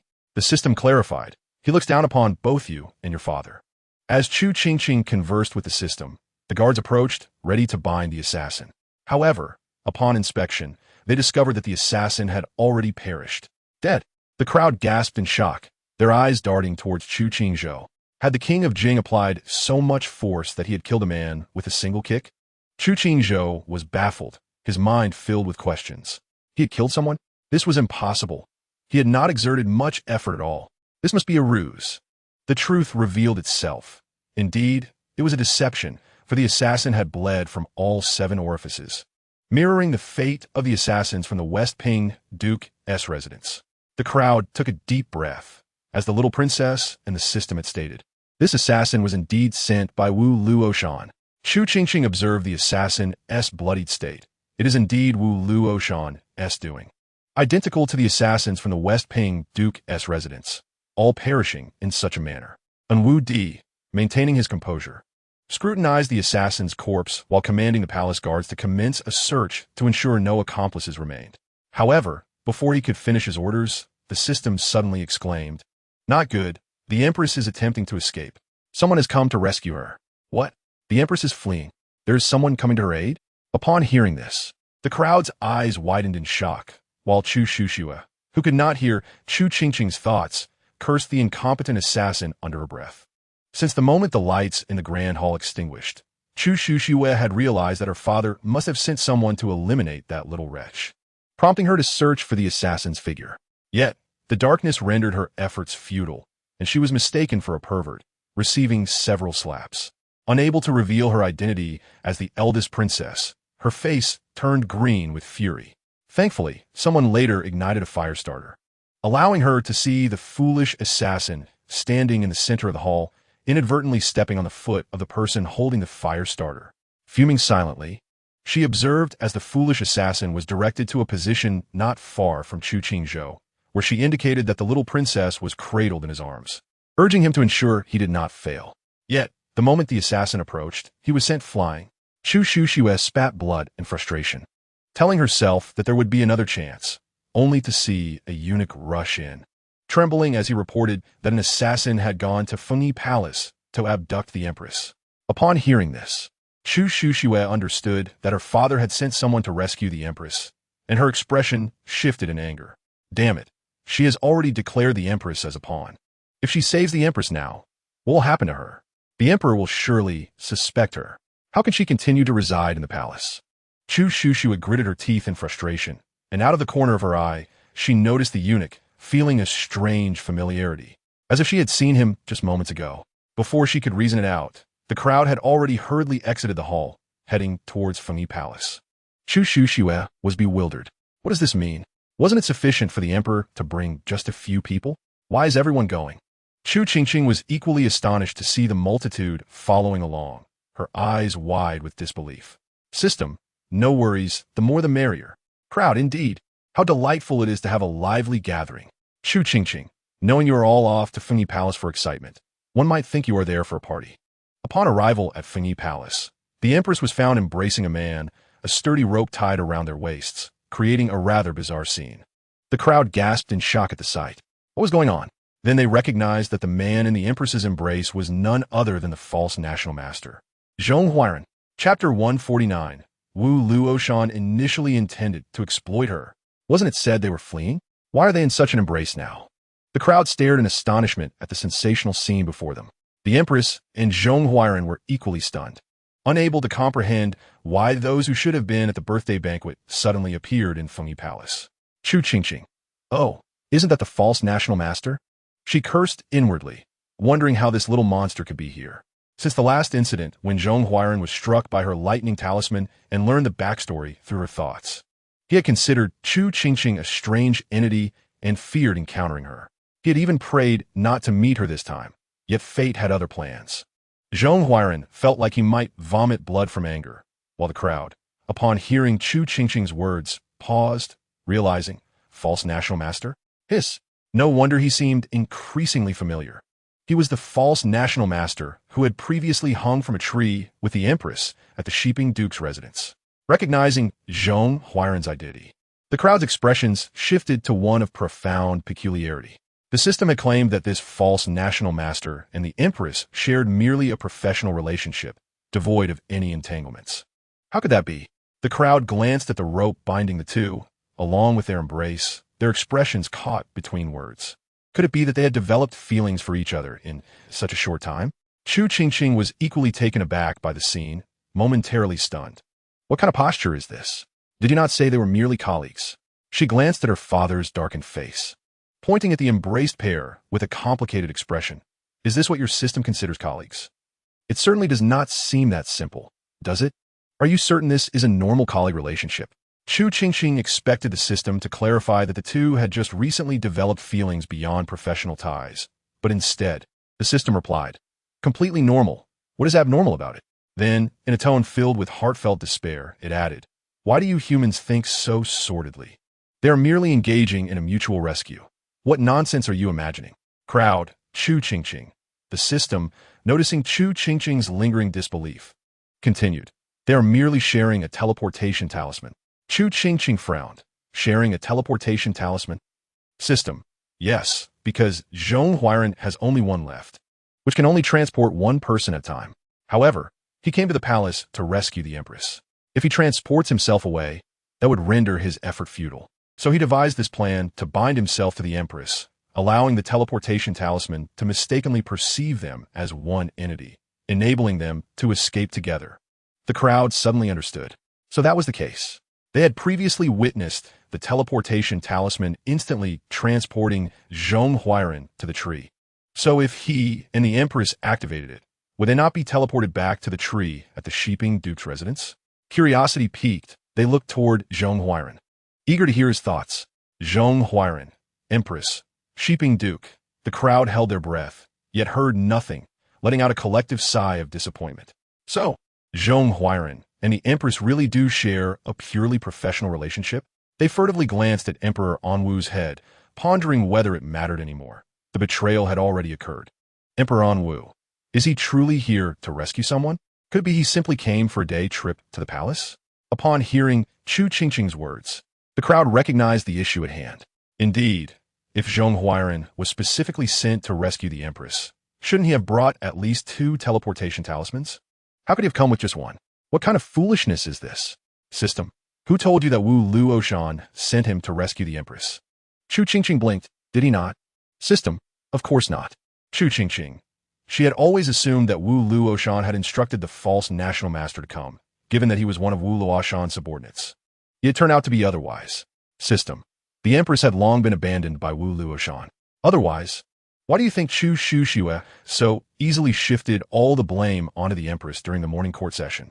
They had already prearranged to place the blame on the Empress in critical moments, sacrificing her to save themselves. Thus, in Wu Luoshan's eyes, the Empress is merely a discarded piece, utterly useless to him. He would never send anyone to rescue her. As the system's words echoed, the Empress's face shifted first. Her eyes filled with disbelief. Her Wu Lang abandoned her. Impossible. He had once vowed to cherish her for a lifetime, ensuring her wealth and prosperity without worry. He had promised to make her the Empress of the kingdom. How could he abandon her? They had even planned to shift all responsibility to her. Chu Qingqing, upon hearing this, couldn't help but exclaim, "I thought Wu Luoshan genuinely cared for the Empress. Turns out he was merely exploiting her." The crowd nodded in agreement, having believed that the Empress's relentless efforts were due to Wu Luoshan's kindness, only to discover it was all for manipulation. The Empress felt a surge of panic at this revelation. It couldn't be. Wu Lang truly loved her. It couldn't be. System, what genuine affection. From the beginning, Wu Luoshan only sought to exploit her by being with her. The Empress trembled, her entire being swaying, causing Ⅱ, who was sweating profusely while searching for the teleportation talisman, to sway as well. The crowd regarded the Empress's distraught expression, secretly cursing her deserved fate. This was her retribution for all her misdeeds. They held animosity towards both the Empress and Chu Qingqing, blaming them for their past tragedies. Had it not been for the little princess in this life, they would surely repeat the same mistakes. Chu Qingqing observed the Empress's anguished demeanor, mistakenly believing it was due to being discovered with Ⅱ. Nevertheless, regardless of the reason, she felt no sympathy for her. Had she known this would happen, why act in the first place? Such a person deserved not only disdain, but also a fitting punishment. The crowd nodded in agreement. A fitting punishment was the only resolution. If it wasn't Wu Luoshan, who sent him to rescue the Empress? Chu Qingqing's gaze fell on Ⅱ, intrigued. System, no one sent him. He came of his own accord, wanting to rescue the Empress. Crowd, huh? Chu Qingqing was equally taken aback, her face a portrait of confusion. He wishes to save the Empress himself? Why? If even his superior had declared the Empress beyond salvation, why was he putting on such an act? However, before Chu Qingqing could finish her sarcastic remark, the system let out a lewd chuckle and replied, "Of course. It is because he has harbored feelings for the empress for a long time. Chapter 150. The mother-daughter rift. What? This false national master has been in love with the empress for ages? The crowd, upon hearing this revelation, was left astounded, their gazes swiftly shifting to Zhong Huairan. Zhong Huairan thought to himself, how does this thing know about his feelings for the empress? The system explained. Zhong Huairan fell deeply in love with the empress the very first time he laid eyes on her. He even prepared for his confession for a full 2 months, putting in great effort. Then why hasn't the empress chosen to be with him? Chu Qingqing glanced at Zhong Huairan and quipped. Could it be because he is old and unattractive? Zhong Huairan retorted, are you being polite? You are the one who is old and unattractive. The system chuckled again. It is precisely because during those 2 months of preparation for his confession, Chu Qingqing entered the picture. Everyone was stunned. Chu Qingqing exclaimed, wait, that's far too quick. Zhong Huairan hasn't even confessed yet, and you Luo Shan and the empress already have a child? The system continued. Moreover, it was during the very first month of his preparations. The crowd exchanged complex glances towards the empress. She was initially shocked by the revelation of Zhong Huairan's secret affections. But upon hearing the latter part, her pallid face flushed crimson, wishing she could find a crack in the ground to hide in. Meanwhile, Zhong Huairan, reminded of his heartbreak, wore an expression of profound sorrow. The system elaborated. Thus, when he heard Yu Luo Shan intended to abandon the empress, he resolutely decided to rescue her. Firstly, he could not bear to see his beloved perish, and secondly, he thought that if Yu Luo Shan were to forsake the empress, wouldn't that give him a chance to ascend? So, he merely came to rescue her, but because he was sneaking in, no one provided him with supplies, and he could only bring the last remaining high-level teleportation talisman. Chu Qingqing remarked, so, it was a covert operation. Indeed, the system confirmed. Yu Luo Shan and his cohorts planned to abandon the empress to protect Chu Qingqing. If the empress were to be rescued at this moment, Chu Qingqing would likely come under suspicion, hence he had to come stealthily. After rescuing the empress, he would need to hide her away. The crowd was taken aback, realizing that this seemingly unremarkable old Taoist was quite sentimental. However, their gazes fell upon Zhong Huairan's appearance, and they shuddered in horror, quickly averting their eyes. What is that expression? Zhong Huairan exclaimed. Chu Qingqing looked at Zhong Huairan with a complicated expression, but rather than critique him, she aimed her sarcasm at the empress. It seems that the true protagonist of this tale is not Chu Qingqing, but her mother, as so many are infatuated with the empress. The empress, in fact, fit the role of a captivating heroine far better than Chu Qingqing. The crowd pondered this revelation, finding it somewhat reasonable. However, why are they engaging in such trivial banter? Chu Qingqing wondered as she observed the crowd exchanging barbs with Zhong Huairan and the empress. Perplexed by their behavior, the crowd muttered, if it weren't for the spectacle, they would never lower themselves to argue with such a person. Zhong Huairan and the empress thought, if it weren't to buy time for their escape, they would never engage with this bunch of lunatics. Chu Qingqing cast a sympathetic glance at the pale Emperor Anwu, thinking to herself how unfortunate her father truly was. However, the empress also wore a pale countenance. Upon hearing the system mention Yu Luo Shan's plan to forsake her in favor of preserving Chu Qingqing, her expression turned a sickly green.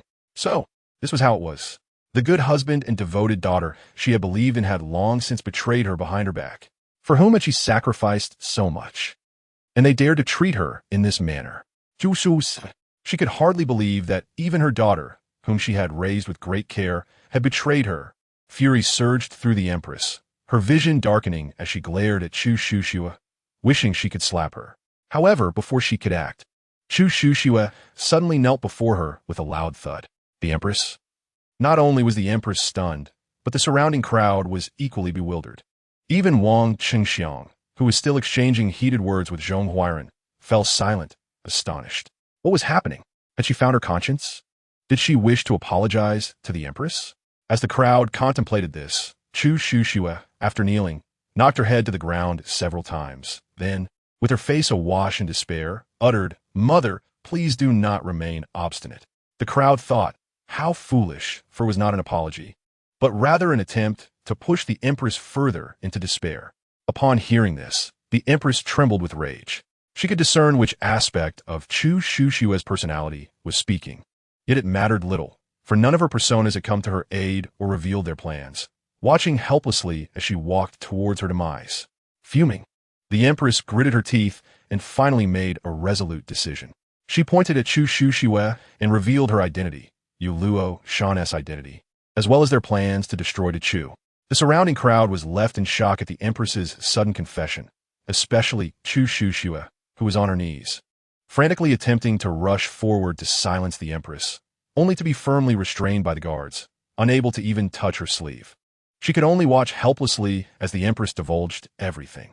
Chu Qingqing trembled with rage, regretting not having poisoned her immediately, and lamenting that she had not written to her father to send someone to kill her. However, it was too late for regrets. She could no longer remain in this palace.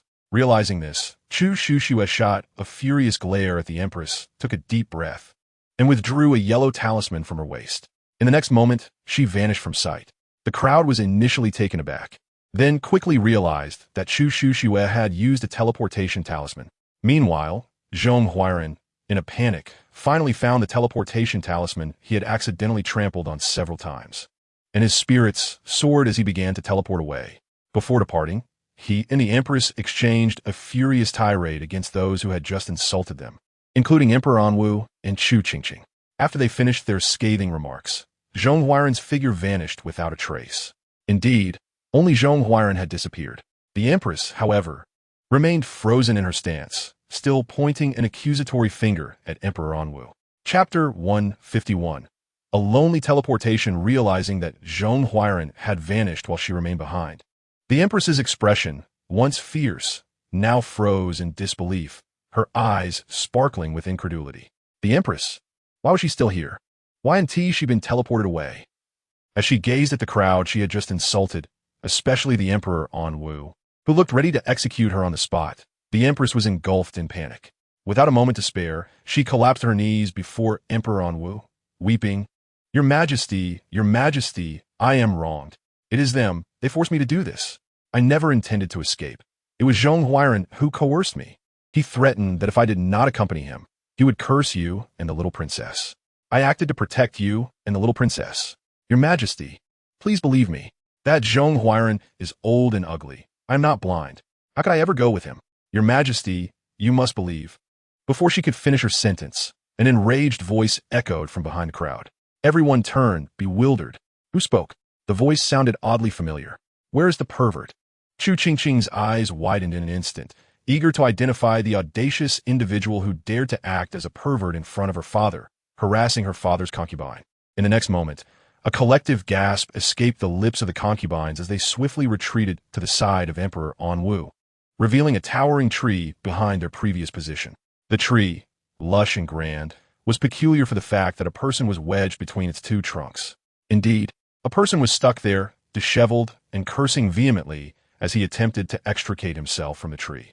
The onlookers were momentarily dumbfounded, unable to comprehend how such a robust tree could ensnare a person, especially given the narrow gap between the trunks that seemed far too tight for any ordinary individual to become trapped. After a brief silence, several eunuchs, holding lanterns, illuminated the scene, revealing a familiar face, Zhong, the one who had just fled using a teleportation talisman. The crowd thought it was merely a jest, never anticipating that this fraudulent national master would indeed end up trapped in the tree. The Prince of Sheeping exhaled in relief, thankful that it was not his family's tree. Zhong halted his struggles, casting a humiliated glance at the spot he had just vacated, begrudgingly acknowledging the futility of his teleportation. Cursed be this situation. He had utilized a perfectly intact talisman. Surely it should not have become unstable merely from a few missteps. You ungrateful wretch. I came to rescue you with the best of intentions, yet you insult me as old and ugly, claiming I threatened you. Have you no shame? After futilely struggling for a while longer, Zhong resigned himself to his predicament and began hurling insults at the empress, who had just called him old and ugly. The crowd gaped in astonishment. Is this how you converse with your beloved? No wonder the empress did not choose you. Only a fool would select you. Meanwhile, the empress was struck dumb upon seeing Zhong, utterly astonished that his teleportation talisman was so utterly inept that it had failed to transport him even out of Fengyi Palace, leaving him ensnared in a tree. Had she known this would happen, she would never have been foolish enough to believe he could save her. Remaining in the palace, even in the cold palace, would have been preferable, At least she would still be alive rather than reduced to this humiliating state. The two continued to exchange heated insults, much to the amusement of the spectators. Chu Qingqing found the spectacle most entertaining, grinning widely as she observed. What has come over Zhong Huairan? Does he not have feelings for the Empress? How can he suddenly utter such vile words? Has he seen through her true character, thus experiencing disillusionment? The system interjected. TSK, that is not the case. It is because he has recently set his sights on Shu Qingqing and has instantly succumbed to infatuation, likely forgetting even the Empress's surname. Upon hearing this, both the Empress and Emperor Anwu turned pale, while Shu Qingqing, filled with dread, scurried behind the Emperor. How shameless can this fraudulent national master be? With such an unseemly appearance, he dares to aspire to a harem like the Emperor? Such delusions, the system remarked. Zhong Huairan is fundamentally a lascivious old man. Fortunately, he has yet to lay eyes on Yin Fei, or else he would undoubtedly set his sights on her as well. This statement drew a sharp intake of breath from the crowd, and Emperor Anwu's expression darkened ominously as he commanded the guard to subdue Zhong Huairan violently. Shu Qingqing, upon hearing this, immediately pulled Yin Fei behind Emperor Anwu, terrified at the thought that this ugly wretch truly intended to establish a harem. Meanwhile, Yin Shangshu, who had been watching the scene unfold, was infuriated, exclaiming, "What? How dare he target my daughter?" Enraged, Yin Shangshu picked up stones and hurled them at Zhong Huairan, who yelped in pain. But that was not the end of it. In the next moment, a bolt of lightning appeared from nowhere, striking Zhong Huairan squarely on the head. Chu Qingqing observed the effect of the thunderbolt talisman with satisfaction, her anger flaring as she declared, "Dare you covet my mother? I shall strike you down." Zhong Huairan was left nearly charred, his body stiff as he fell from the tree. Immediately, a group of guards surrounding the tree rushed forward to restrain him, ensuring his escape was impossible. In the brief moment that Zhong Huairan was bound, soldiers arrived to report that they had captured a stealthy black-clad assassin outside Fengyi Palace, leading him forward. As the kneeling assassin came into view, the crowd had yet to comprehend the situation when the Empress's face brightened. Wonderful! Surely it was Wulong who had sent someone to rescue her. She had insisted Wulong would never abandon her. However, before the smile could fully form, the assassin's bound wrist suddenly twitched, and a concealed weapon flew toward the Empress. Due to the restraints on his wrist, the weapon veered off course, narrowly missing her throat but still slicing her cheek, blood streaming down her face. The Empress, now terrified, crumpled, realizing that the assassin had not come to save her, but rather to take her life. Chapter 152, the fraudulent national master and Empress both imprisoned. Her Wulong had not only forsaken her, but had also sent someone to kill her. In disbelief, the Empress gazed at the guards, attempting to inquire further, only to witness one guard convulsing in agony, soon bleeding from all 7 orifices before collapsing lifelessly. The crowd stood frozen, bewildered that, after the assassin had thrown the concealed weapon, the guards merely restrained him without inflicting harm. How could he have bled out so abruptly? Was it possible he had poisoned himself beforehand?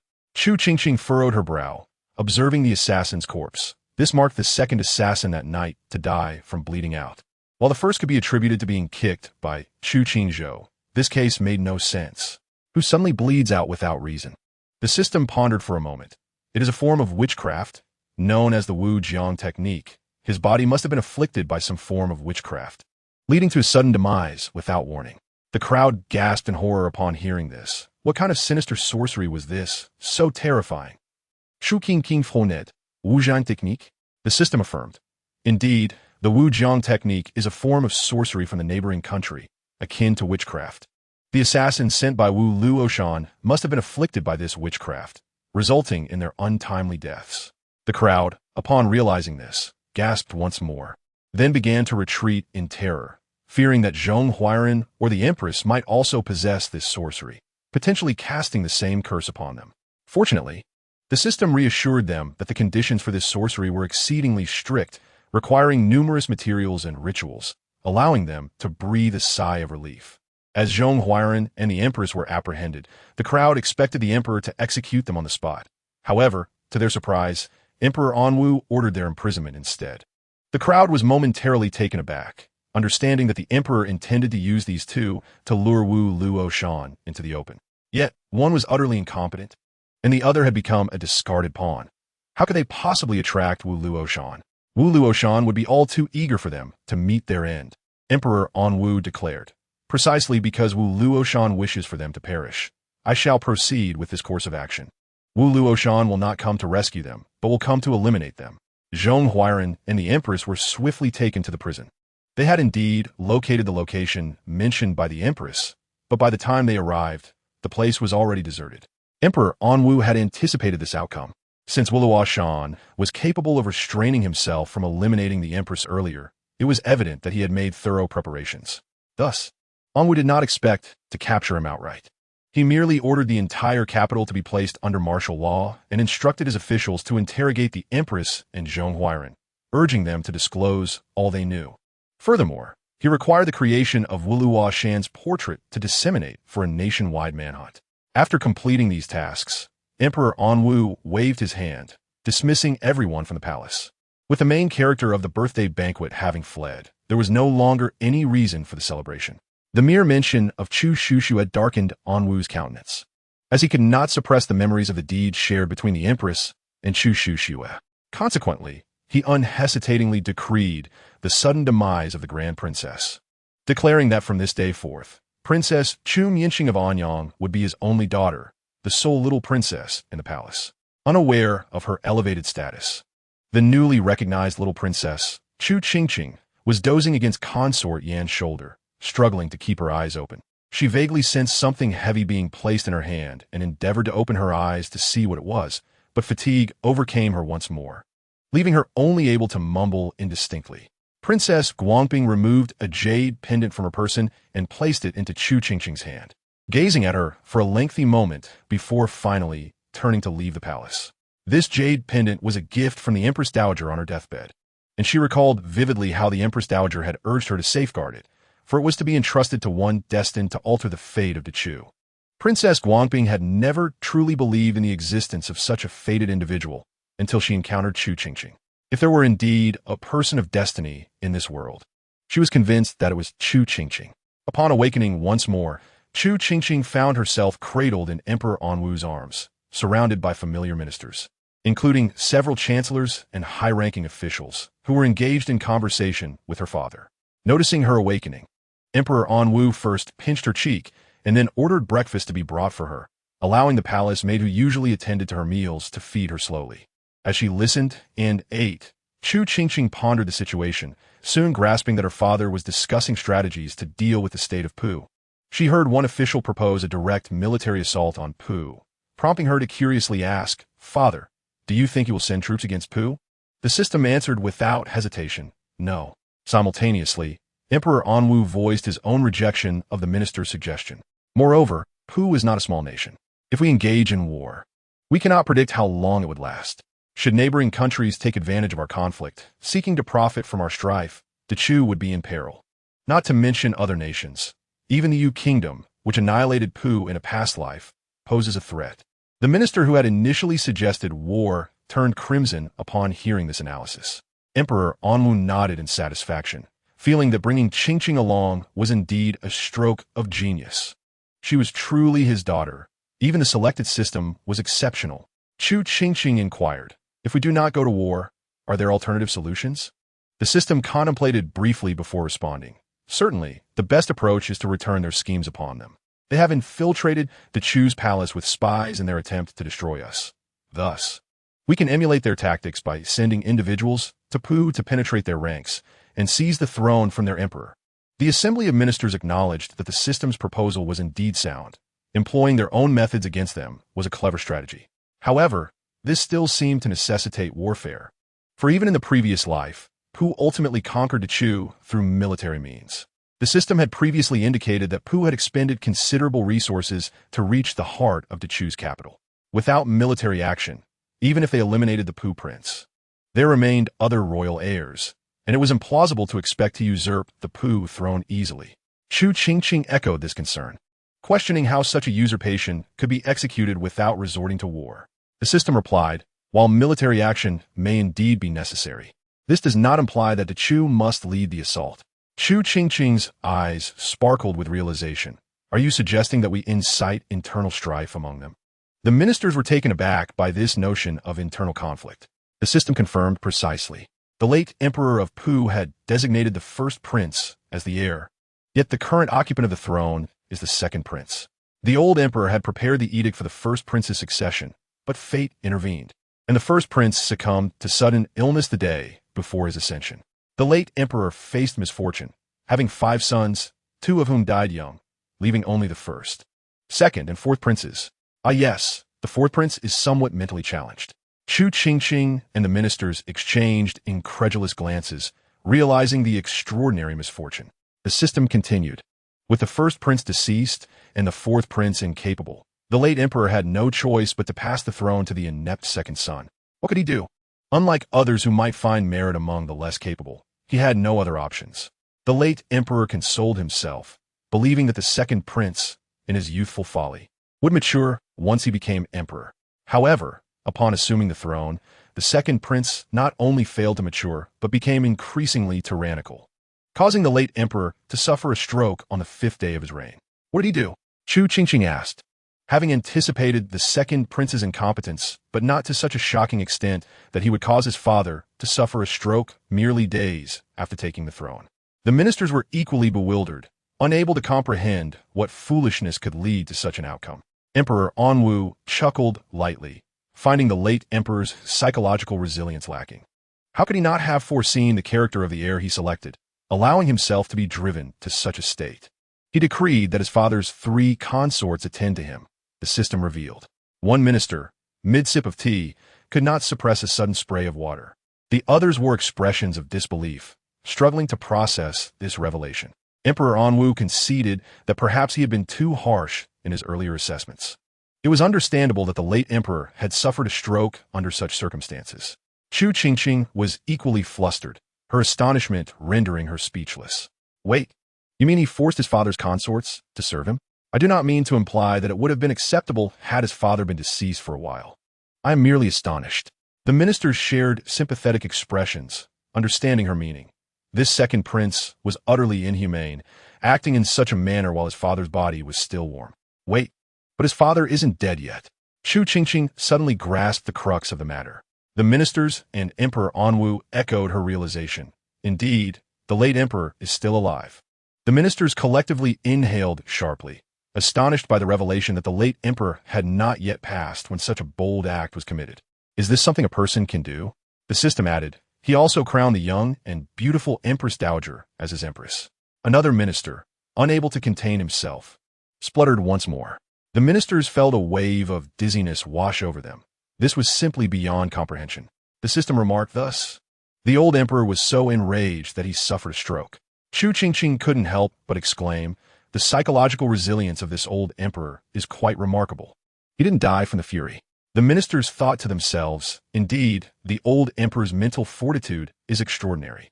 Emperor and took a deep breath, realizing he had been overly harsh. The old emperor of the Puwa truly had it tough, after enduring such a tremendous blow and experiencing overwhelming anger. He merely suffered a stroke. It is no wonder he was able to ascend to the throne, for he is indeed exceptional. Chu Qingqing commented, with such a second prince as emperor, it is a miracle that Puwa has not perished. The system explained. That is because the old emperor was apprehensive when passing on the throne, and thus appointed a regent. For many years, the affairs of Puwa have been managed by this regent. Otherwise, it would have certainly fallen long ago. Chu Qingqing observed. It seems the old emperor is quite aware of his son's true character. The system replied, a father knows his son best. However, this regent is not virtuous either.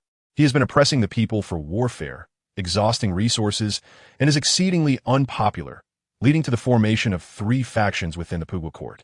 One faction stubbornly supports the current inept second prince. Another is profit-driven and follows the regent, while the last faction, concerned for the nation and its people, secretly supports the posthumous son of the late crown prince who died tragically. The term posthumous son left everyone momentarily stunned, as they were completely unaware that the late crown prince had left behind a bloodline. Upon hearing this, Chu Qingqing finally comprehended the system's intent.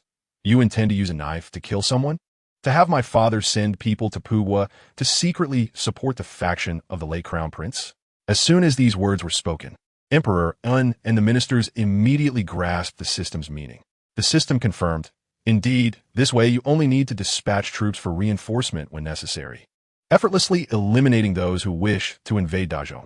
Regarding whether the government of Pughua, after the coup, should become a vassal state of Dazhong or a regional state, or perhaps a province, the matter could simply be negotiated with the posthumous heir of the late crown prince. The emphasis on the term negotiate made Chu Qingqing feel as though it was more of a threat than a negotiation. This strategy was indeed excellent. One could merely observe the conflict from a distance and send a little reinforcement when necessary. However, what if the heir disagrees?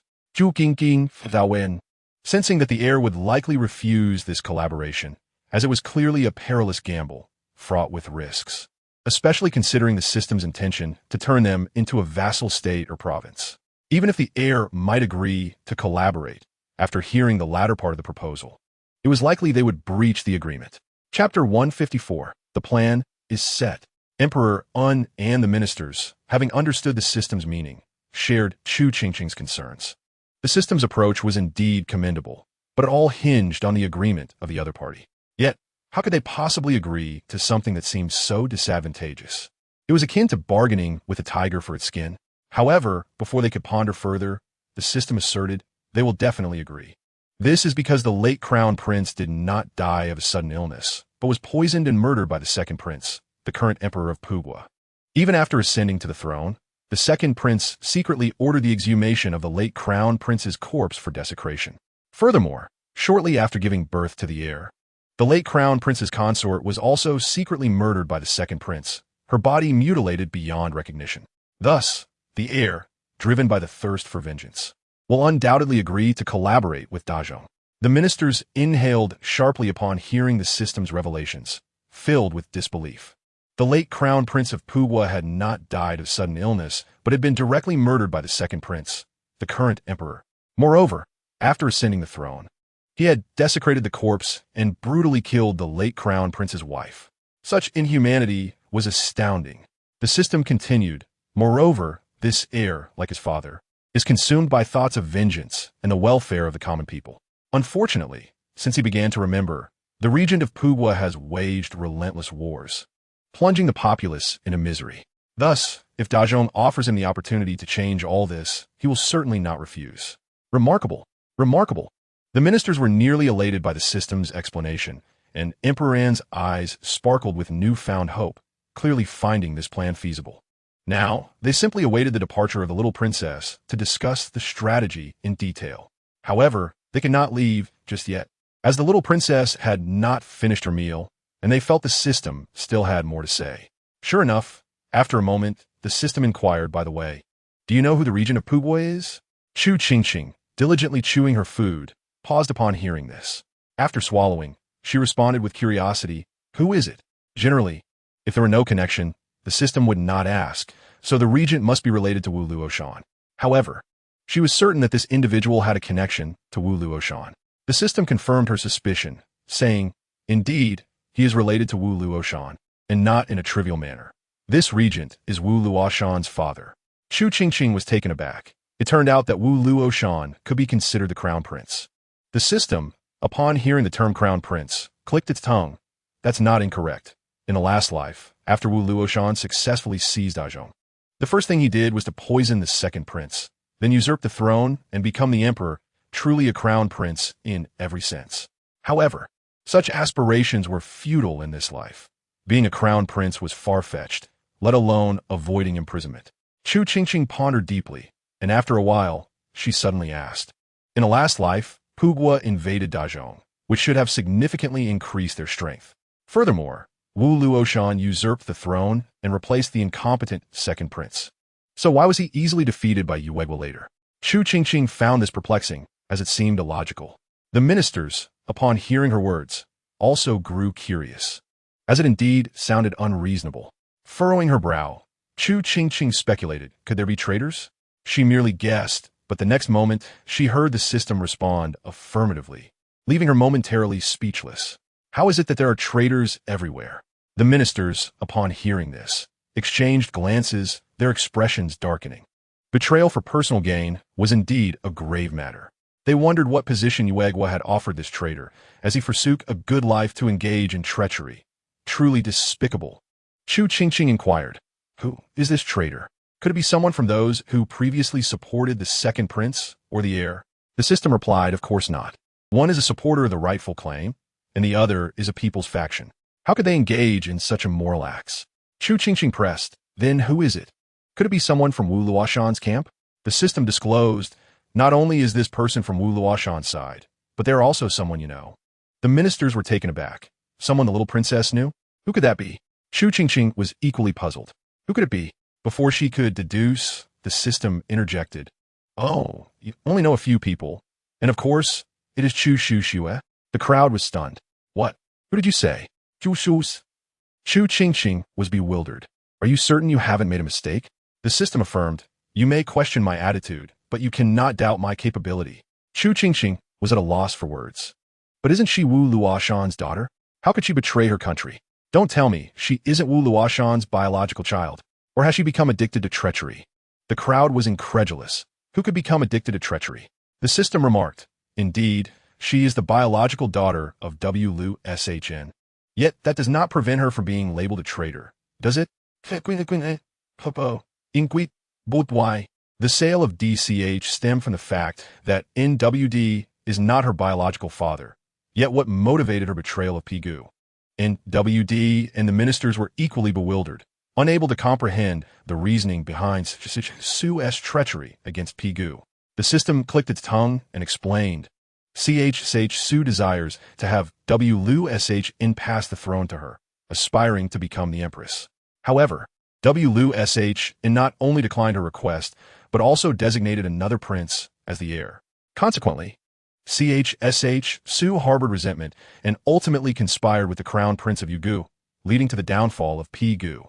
The ministers were left dumbfounded, completely blindsided by this revelation. And WD, filled with trepidation, thought to himself how fortunate it was that Su was not his daughter. Otherwise, DCH would undoubtedly be thrown into chaos. Though she was not his daughter, the last lifetimes DCH had already succumbed to turmoil. Qingqing had not completed reading the original text, having lost interest after only a portion. However, upon hearing the system's account, her curiosity was piqued regarding the fictitious narrative woven in the original book. Yet, even if she wished to know, it was beyond her reach. She had previously inquired with the system, which stated that its knowledge pertained to events from the last lifetime, diverging from the original text, thus leaving the specifics of the original unknown to it. Chapter 155, caught in the act of indulgence after pondering for a while. Qingqing surmised that following the plot she had previously read, it would lead to Su fortuitously encountering the crown prince of Yugu, resulting in an immediate affinity between them. Su would then disguise herself to infiltrate the royal palace of Pigu, collaborating with the crown prince to orchestrate its downfall. This perfectly aligned with the archetype of a deposed princess, stealthily infiltrating the enemy nation, enduring humiliation while biding her time, ultimately avenging her deep-seated grievances. What a poignant tale it was. Alas, it was but a fabrication. The onlookers reflected. Had they not known the truth, they might have believed it. Qingqing blinked. I wonder what Luoshan would react if he knew of this. The system replied. He would likely be infuriated. Qingqing mused. Perhaps not to the point of death? She recalled the elderly emperor of Pigu and speculated. He might suffer a stroke from anger? The ministers acknowledged her wit, impressed by her ability to apply her thoughts so adeptly. I believe those capable of becoming emperors must possess strong mental fortitude. For instance, my father, despite being cuckolded by numerous concubines, still perseveres. After expressing this, she cast a covert glance at NWD, who was discussing matters with the ministers, and began counting on her fingers. Indeed, there are so many. After finishing her count, she displayed her findings to the system. Look, how resilient he is. The resilient NWD found himself nearly amused by her words. He would not succumb to despair, but rather continue to live robustly.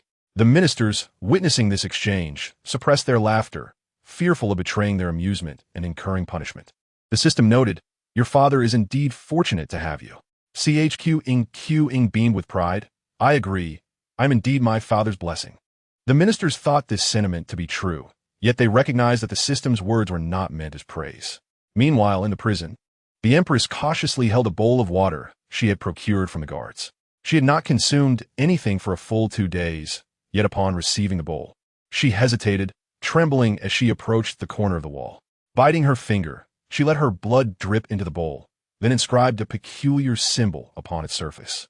After completing these actions, she slowly closed her eyes and murmured a series of strange incantations over the bowl. Moments later, the surface of the water began to ripple, and a misty image emerged above it. Upon seeing this, the empress revealed an odd smile, glancing around to ensure no guards were approaching. Before focusing intently on the bowl once more, time passed, and suddenly a figure materialized within the mist. Though indistinct, the empress recognized the identity of the individual at once. Her eyes turned a deep crimson as she fixed her gaze on the figure within the water, filled with murderous intent. WLUSHN. It was indeed WLUSHN. Consumed by rage, the empress knew that no amount of fury could alter her predicament. She remained confined in this dark cell, while WLUSHN lived freely. Eventually, she called out his name twice, her voice cold and hoarse, sending chills down the spine of anyone who might hear it. Strangely, upon hearing her call, WLUSHN abruptly stood, scanning his surroundings as if searching for the source of the voice. Witnessing this, the empress wore a peculiar smile, relishing the sight of WLUSHN's increasingly grim countenance. "Are you searching for me?" she taunted. Upon hearing her words, WLUSHN drew his sword, swinging it at the air, yet the empress's voice continued to resonate in his ears. "WLUSHN, you know me as the Empress of DCH. But are you aware of my other identity?" WLUSHN's expression darkened further, but the empress merely smirked, persisting. "This spell is called the Heart Connection spell. When cast on 2 individuals, it enables them to converse across distances, as we are now." She observed as WLUSHN opened his mouth, seemingly questioning her intent behind casting the Heart Connection spell. "Why? Because I love you, do you not know? This spell not only allows us to communicate across distances, but also binds our fates together." Upon uttering these words, she witnessed WLUSHN's demeanor shift to one she had never seen before, as if he were ready to kill her. The empress, undeterred, scoffed, "Thus, if you wish to live, you must hasten to rescue me. Do not think jest. I observe everything you do." The following morning, the ministers arrived at court, brimming with enthusiasm, anticipating a glimpse of the young princess and the delightful gossip that would ensue. To their dismay, they found only the emperor sitting alone, devoid of the princess's presence. Their spirits plummeted, and their energy dissipated entirely. And WD inquired, "What is this? Do you not wish to see me?" The ministers hastily protested, yet internally they added 2 words, "Of course not." Despite their disappointment, they did not lose heart. However, they were unprepared for the revelation that the young princess had not attended court for 3 consecutive days. The ministers' expressions shifted dramatically, and on the 3rd day, they could no longer contain themselves and stopped the 3rd prince, demanding to know the reason for the princess's absence. CHJN was startled when confronted by the throng, initially fearing his eavesdropping on his sister's complaints about the ministers had been discovered. Upon learning the truth, he relaxed, stating, "It's because she was caught eating sweets by my mother, who punished her by forbidding her from attending court for 4 days. Now, CHQing was no longer a mere infant. She had grown and was far more enthusiastic about attending court than before, finding joy in hearing the various intriguing tales. This was far more entertaining than merely sitting idly in the palace. The little one, unable to conceal her thoughts, was quickly noticed by NWD and YN Fei, who devised a clever scheme. Should CHQing sneak sweets again, she would be punished by being barred from court. The ministers collectively gasped, recognizing the severity of this decree, realizing it was not solely a punishment for the young princess, but for them as well. 4 days. That signifies they will not see the little princess tomorrow. By the time the little princess is able to attend court, they will have already taken their days off. At this moment, within the Yanqing Palace, Chu Qingqing is tearfully clutching Yin Fei's arm, begging for candy. "Please, just one more. Just one. Is that too much to ask?" Chapter 156. I do not want to be illiterate. Chu Qingqing gazed up at Yin Fei with her round, glistening eyes, her soft plea melting Yin Fei's heart. However, while many things may be permissible, candy is not one of them. "No, I gave you one already. Did mother not say you could only have one a day?" Yanfei gently set her little chubby hand down and cradled her in her arms. Did you not promise mother to only eat one a day? Chu Qingqing, how that? Looking somewhat displeased, yet she nodded her little head. Seeing this, Yanfei nodded in satisfaction and coaxed. Then, my dear Qingqing, you must not be untrustworthy. Chu Qingqing, she still wished to be untrustworthy. Yanfei, if Qingqing behaves, mother will let father take you to court tomorrow. How's that sound? Upon hearing the words attend court, Chu Qingqing's eyes sparkled, her earlier gloom dissipating instantly as she eagerly nodded her head. In that case, I shall reluctantly keep my word. Yanfei, how could she not see how reluctant it was? Thus, on the following morning, Chu Qingqing's wish was fulfilled as she was once again carried by Emperor Anwu to court. As the group of weary ministers lifted their heads, they were greeted by the sight of Chu Qingqing staring at them with her wide, round eyes, instantly rejuvenating their spirits and banishing their previous fatigue, each wearing a refreshed expression. Emperor Anwu, do you think I'm blind? Chu Qingqing observed the lively ministers before her and could not help but exclaim. They all seemed so full of energy. The ministers proudly lifted their heads.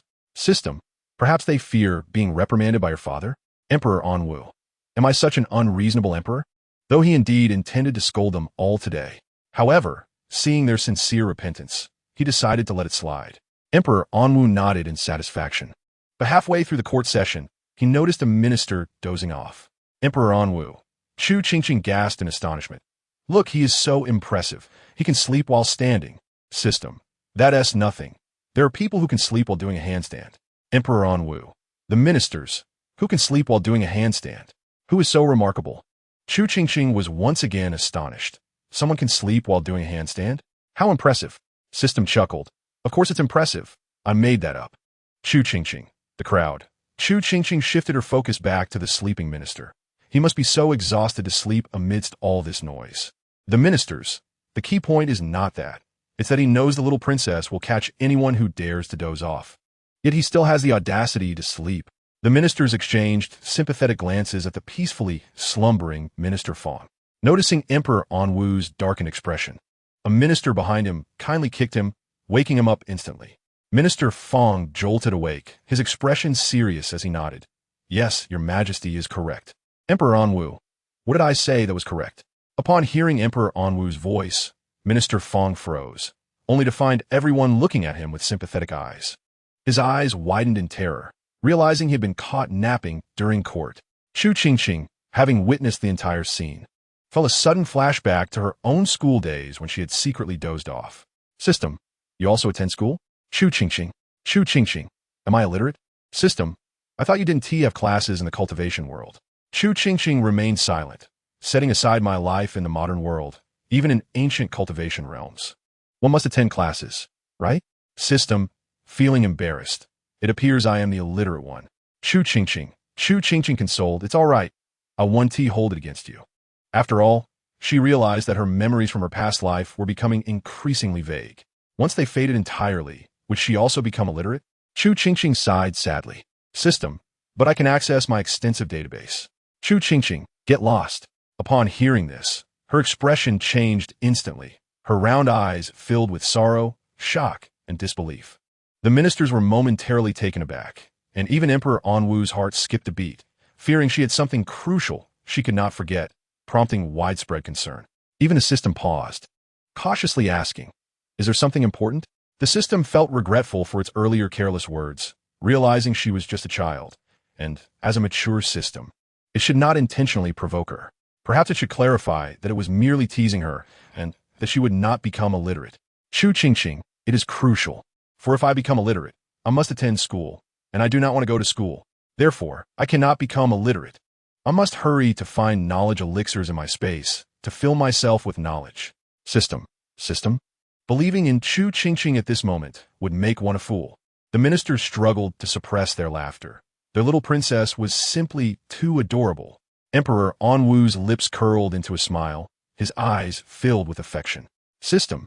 Feeling very angry. You look like a cheese elixir. Chu Qingqing replied softly. I meant knowledge elixirs. System. Give it up. You won't find any. If they existed, why would you have to toil away in school in your past life? With a crack, the system's words struck Chu Qingqing like a bolt from the blue.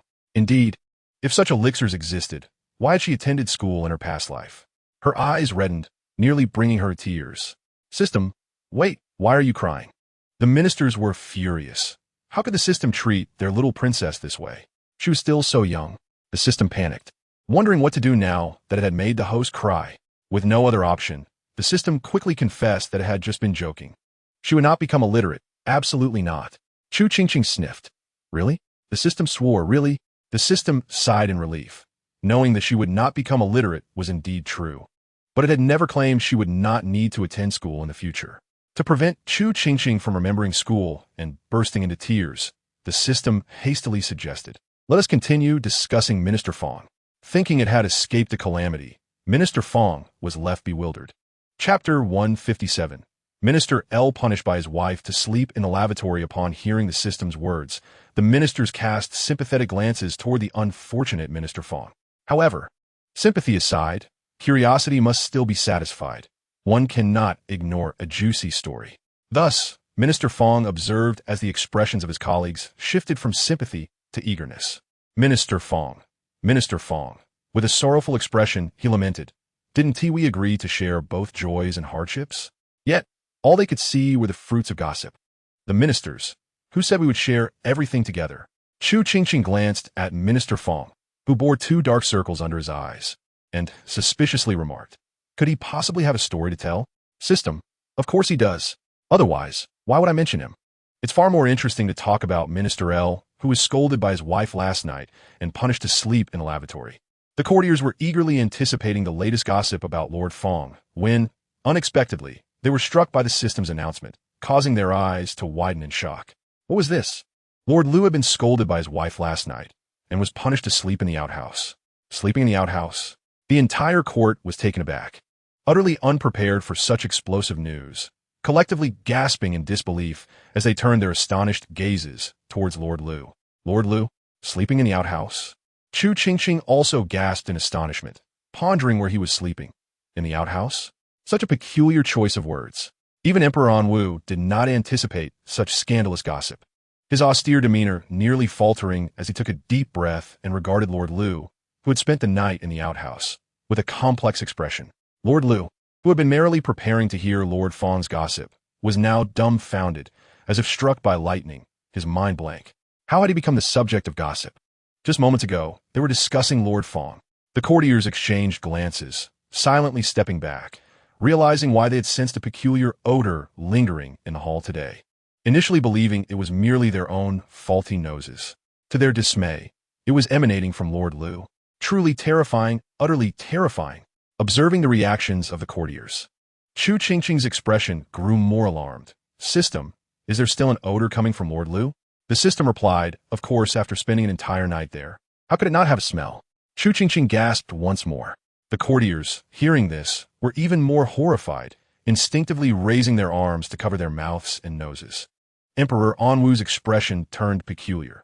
Although he hadn't noticed any smell prior, he now felt an inexplicable odor wafting around him.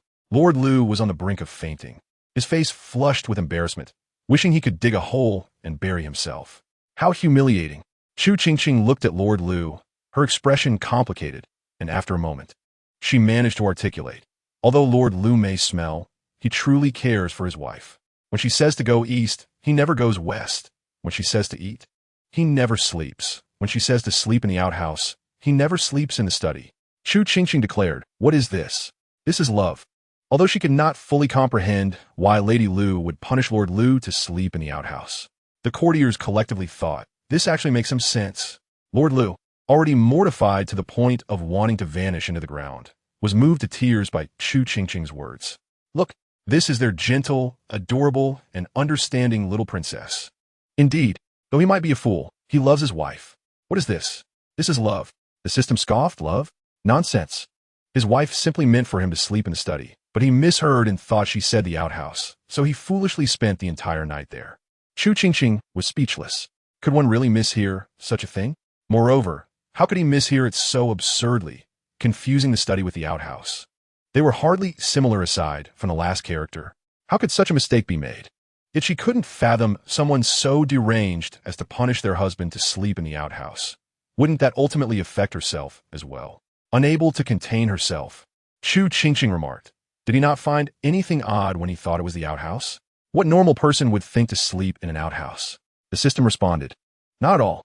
He simply assumed his wife was extremely angry, so he was afraid that if he questioned her, he might end up with nowhere to sleep, and therefore hurried to the outhouse without asking, spending the entire night there, nearly falling into the pit when he awoke in the morning." The courtiers were left speechless. Emperor Anwu remarked, "What peculiar individuals we have here." Meanwhile, Lord Lu's triumphant smile froze upon hearing the system's explanation, his earlier sense of pride giving way to disbelief. His wife had actually said the study? Lord Lu's expression mirrored that of someone struck by lightning, utterly incredulous. How could this be? He distinctly heard outhouse. He felt like crying without tears, utterly despondent in the outhouse. How could it possibly be the study? It was clearly the outhouse. Lord Lu regretted so intensely that he wished he could slap himself. How could he be such a fool to miss here something so simple? It was even more embarrassing. Chu Qingqing glanced at Lord Lu's face, now as red as a monkey's backside, and curiously asked, "Is he going to sleep in the outhouse again tonight?" The crowd responded in unison, "Huh? Still sleeping? How could he be addicted to it?" The system replied, "You mean the study, right?"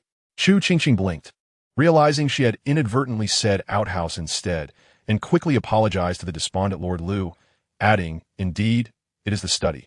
After all, he has absorbed the odor, and his wife certainly wouldn't want to sleep with him." The system interjected, "He probably won't even have the study to sleep in. Instead, he will need to spend the night outside in the cold wind to air out." The courtiers could not suppress their laughter, especially Lord Fong, who sported dark circles under his eyes, his face creased with mirth. Chu Qingqing shook her head in exasperation. "That sounds unfortunate." The system concurred, indeed. Chu Qingqing then inquired, "By the way, what was the gossip you mentioned about Lord Fong?" Upon hearing this, Lord Fong's radiant smile abruptly faded. Why was he being dragged into this again? How was this happening a second time? Chapter 158, The Great Thieves. After savoring the gossip regarding Lord Lu, the officials and Emperor Anwu immediately perked up, eager to hear about Lord Fong's news, hoping it would be as explosive as Lord Lu's. The system, hearing Chu Qingqing's question, chuckled softly. "Do you know why Lord Fong appeared so fatigued during the court session, even managing to fall asleep while standing?" Chu Qingqing instinctively sensed that the answer was not simple, and after a moment's contemplation, she responded, "Could it be that he stayed up late reading novels?" Lord Fong, the courtiers, the unexpectedly named Prince Jing. The system replied, "Incorrect." "Guess again." Chu Qingqing racked her brain, and after a while, her eyes widened in shock as she exclaimed, "Could it be that he, like the Minister of War, was out engaging in romantic escapades?" The courtiers paused momentarily, then realized she was referring to the previous Minister of War who had been involved with courtesans. Lord Fong nearly jumped out of his skin, insisting, "I am not involved in any such affairs. I am a respectable man." The system clarified, "He is not involved in romantic entanglements." Chu Qingqing, skeptical, asked, "Then is it perhaps that he is involved in male-male relationships?" The system fell silent. The crowd, Lord Fong. Lord Fong's face turned a deep shade of purple. The system remarked, "That was old gossip. What I have is fresh news." Chu Qingqing, the crowd. They were eager to discover just how fresh it was. The system continued. "The reason Lord Fong was so tired is that a pair of great thieves broke into his home last night." The crowd gasped. "What do you mean by great thieves? What is that?" The term was unfamiliar to them, and although they could deduce its meaning, they were puzzled by the odd nomenclature. Chu Qingqing echoed their confusion. "Great thieves?" The system confirmed, indeed. Last night, these two great thieves took advantage of the dark night to infiltrate the Fong residence, intending to execute a grand heist. Chu Qingqing inquired, "And what happened? Did Lord Fong catch them? Is that why he fell asleep during the morning court session?" The system remarked that while he did notice, as soon as he cast a glance, the individual took flight. The crowd murmured, "It seems Master Fong's skills are lacking." Chu Qingqing observed the dark circles under Master Fong's eyes and pondered, could it be that the notorious thief has stolen something of great importance, causing Master Fong a restless night? The system confirmed, indeed, something of significant value was stolen.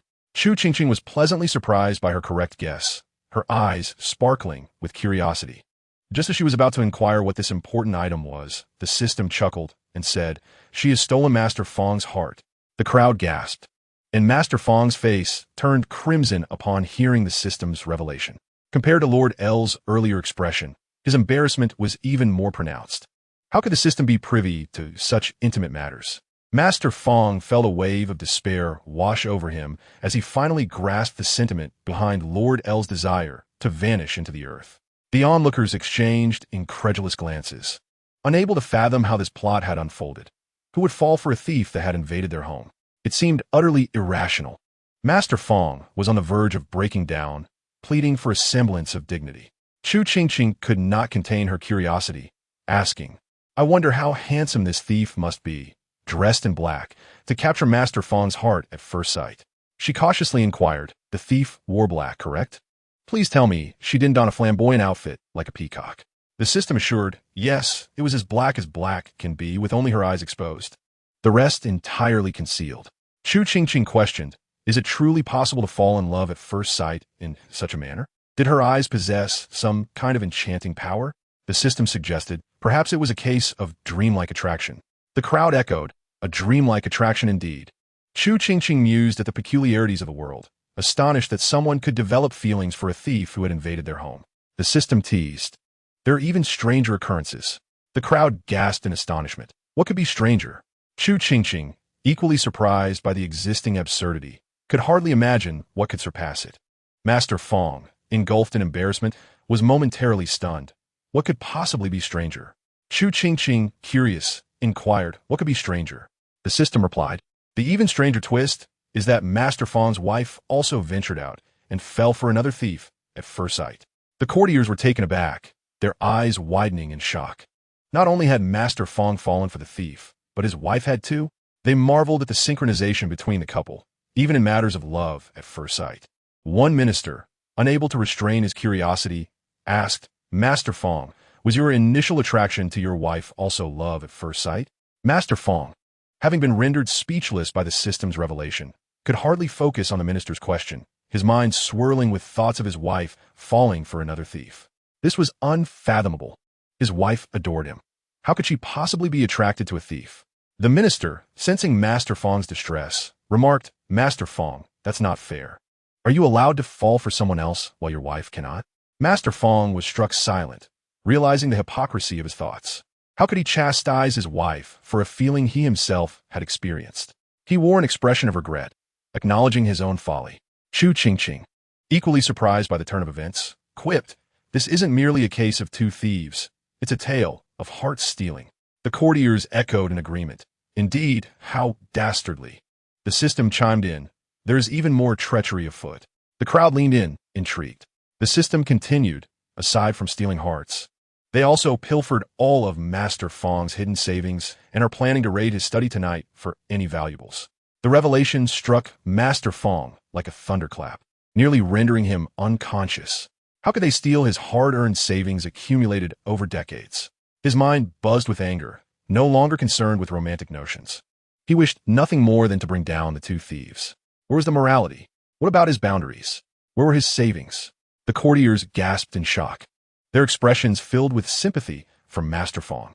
His savings had been taken? All of it. The tragedy was unimaginable. They could hardly conceive what they would do if their own savings were stolen. It would be utterly devastating. Moreover, the system had mentioned that the thieves planned another heist tonight. The sympathy in the courtiers' eyes nearly overflowed. It was simply too tragic.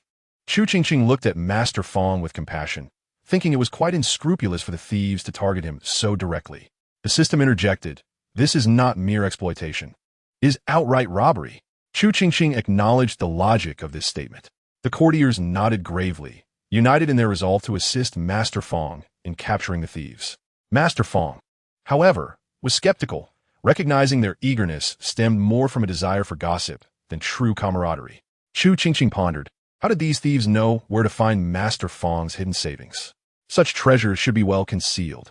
The courtiers agreed, noting how difficult it was to locate their own hidden funds at times, let alone for thieves. Master Fong, still reeling from the shock, considered this. Indeed, his savings were hidden away so securely. How could the thieves have discovered their whereabouts? He had concealed them in multiple locations. It was illogical for all to be stolen. The system clarified, while Master Fong's hiding spots were indeed clever, they were compromised by an insider. The revelation stunned everyone. An insider? Master Fong's expression mirrored that of someone struck by lightning. How could there be a traitor in his midst? Realization dawned on him. It made sense that the thief could locate his savings with precision. Master Fong's anger flared as he pondered who among his servants could be the traitor. Was it Fong Air, who had previously seen him bury his savings? Or perhaps it was Steward Li, who was privy to many secrets. Surely it couldn't be Fong Fu. He appeared too naive. With so many servants, Master Fong found it difficult to pinpoint the culprit. Taking a deep breath, he discreetly focused his attention, keen to uncover the identity of the traitor through the system and the young princess's insights. Chu Qingqing remarked, "So it was someone familiar who committed the crime." The system affirmed, "Indeed." In an instant, everyone turned their sympathetic gazes towards Lord Fong. Lord Fong exclaimed, "How can there exist such an unfortunate soul in this world?" The system interjected, "Do you know who this traitor is?" Chu Qingqing, filled with curiosity, inquired, "Who could it be?" To know such a secret as where Lord Fong hides his private funds, they must have a close relationship with him or frequently be by his side, right? The system replied, "Indeed, their relationship is exceptionally close." Lord Fong's expression shifted dramatically. Could it truly be Steward Li? Having served in the household for over a decade and winning his trust, Lord Fong had always treated Steward Li better than the other servants. Could this be the reason behind Steward Li's treacherous thoughts? Chu Qingqing, intrigued, pressed on. "So who is it? To have such a good relationship, yet steal someone's private money. And to take it all, how despicable." Hearing this, Lord Fong's heart sank further. Indeed, he had treated him so well, yet he repaid kindness with betrayal. The system clucked its tongue. It is Lord Fong's nephew. Lord Fong's disbelief was palpable, akin to being struck by lightning. What? His nephew? Others shared his shock. Having assumed it was one of his servants who inadvertently discovered the location of Lord Fong's hidden funds, colluding with thieves to steal and share the loot. Instead, it turned out to be his own nephew. Some ministers, who had heard Lord Fong praise his nephew's exceptional talents, widened their eyes in disbelief. Just a short while ago, he had extolled his nephew as a prodigy, yet here he was, engaging in thievery. Was this what they meant by the proximity of water gives rise to the moon? Lord Fong exclaimed, "Are you all mad? Is this how poetry is meant to be used?" Chu Qingqing remarked, "TSK. This rabbit does not eat the grass by its nest." Lord Fong's nephew is truly lacking in virtue. The system ignored her bizarre metaphor and stated, "Of course, it is because others are difficult to steal from, while Lord Fong's funds are readily available." The crowd murmured in agreement. Lord Fong was left astounded. Chu Qingqing sighed. What a good bamboo shoot. The crowd pondered, but why does his nephew know where his private funds are hidden? Chu Qingqing asked curiously. The system explained, because he has lived in their household since he was very young. Moreover, Lord Fong treated him like a beloved son. So he knows every hiding place of Lord Fong's private money. Chu Qingqing's sympathy for Lord Fong deepened.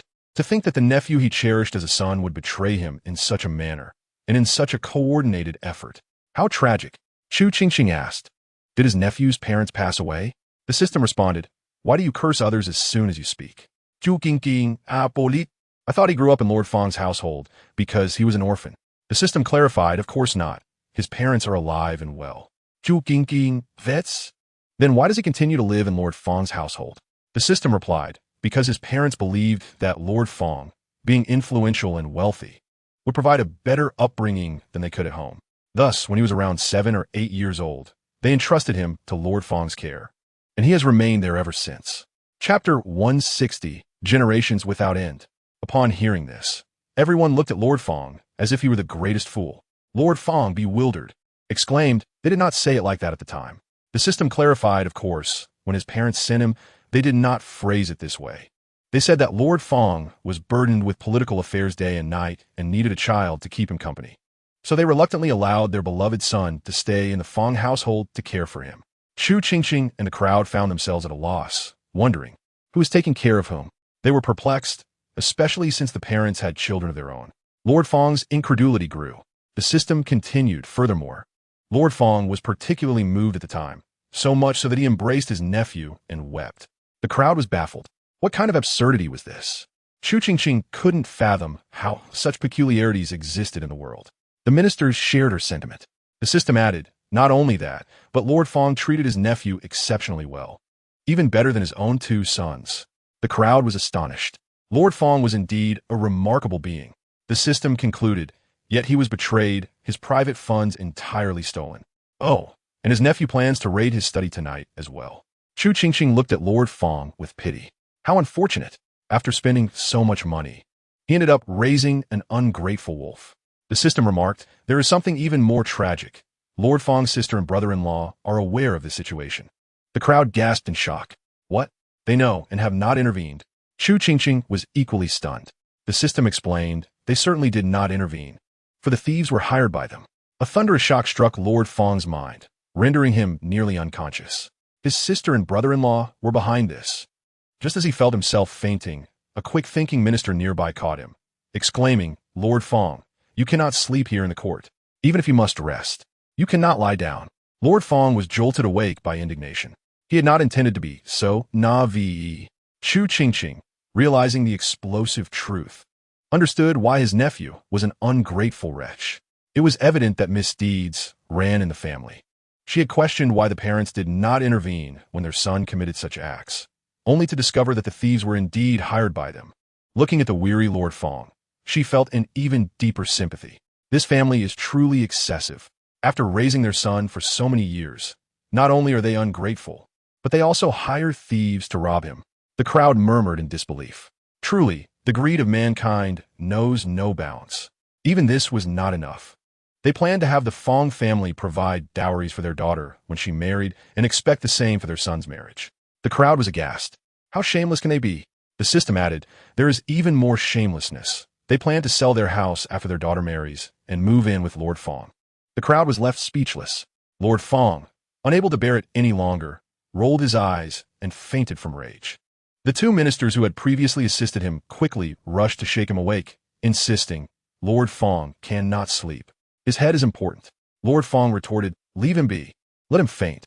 Chu Qingqing glanced at Lord Fong, who was teetering on the brink of unconsciousness, and felt a wave of sympathy. Perhaps we should let Lord Fong rest.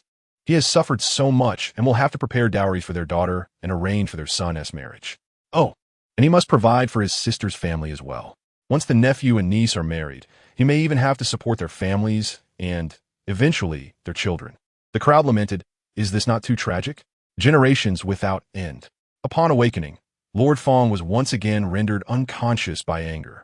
The two ministers beside him immediately began to shake him again, urging, Lord Fong, do not sleep. Chu Qingqing, displaying a face of sympathy, remarked, how tragic. Perhaps we should let him do whatever he wishes. Otherwise, he might find himself bereft of time in the future. After all, he has to support 1, 2, 3, and 4. Chu Qingqing began to count on her fingers. His sister's family, his nephew's family, his niece's family, and he must also provide for his own household. Not to mention the 2 sons who will eventually establish their own families.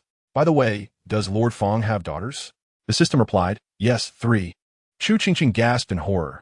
Then he must also support 3 daughters.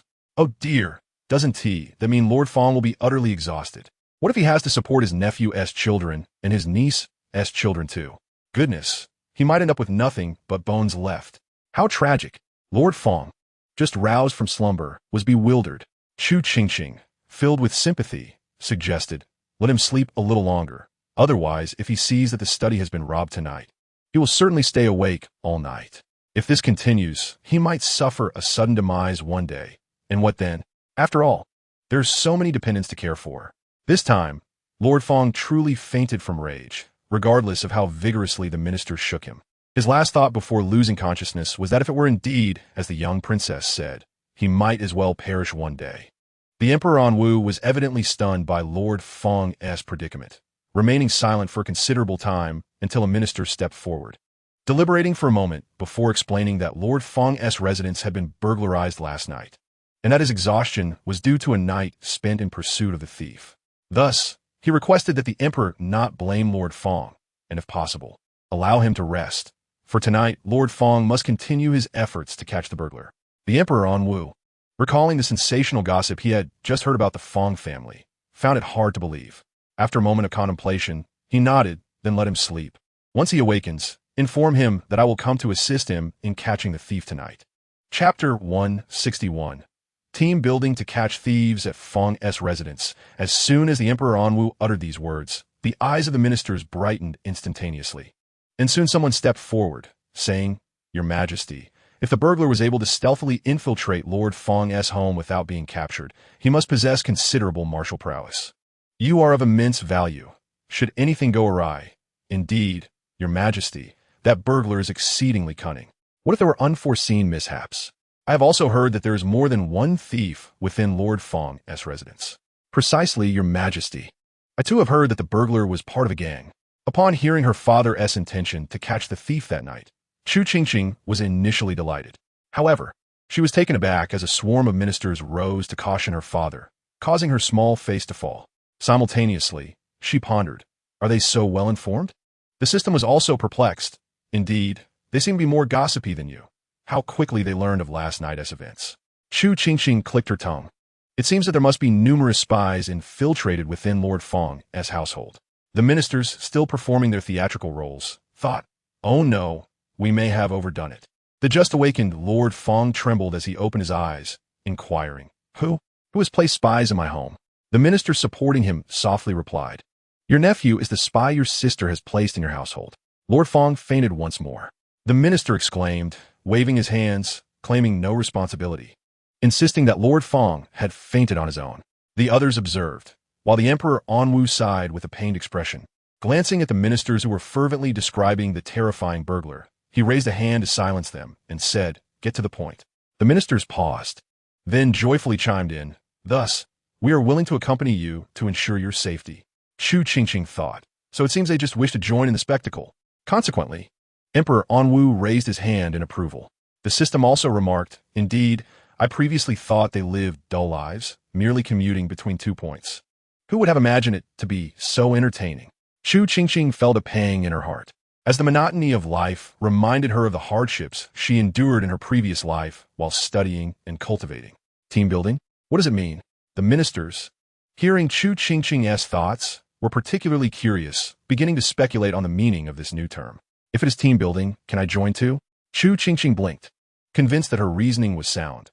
After all, she attended morning court alongside everyone. Therefore, if it was team building, she must certainly be included. The system affirmed, Indeed, we can be considered colleagues. Chu Qingqing sighed. Would you consider the daughter of your superior a colleague? The system remained silent. Do you still wish to participate in team building? Chu Qingqing acquiesced. We are indeed the best of colleagues. They must think so too. The ministers and Emperor Anwu exchanged glances, while the system remained silent. You truly are a clever little thing.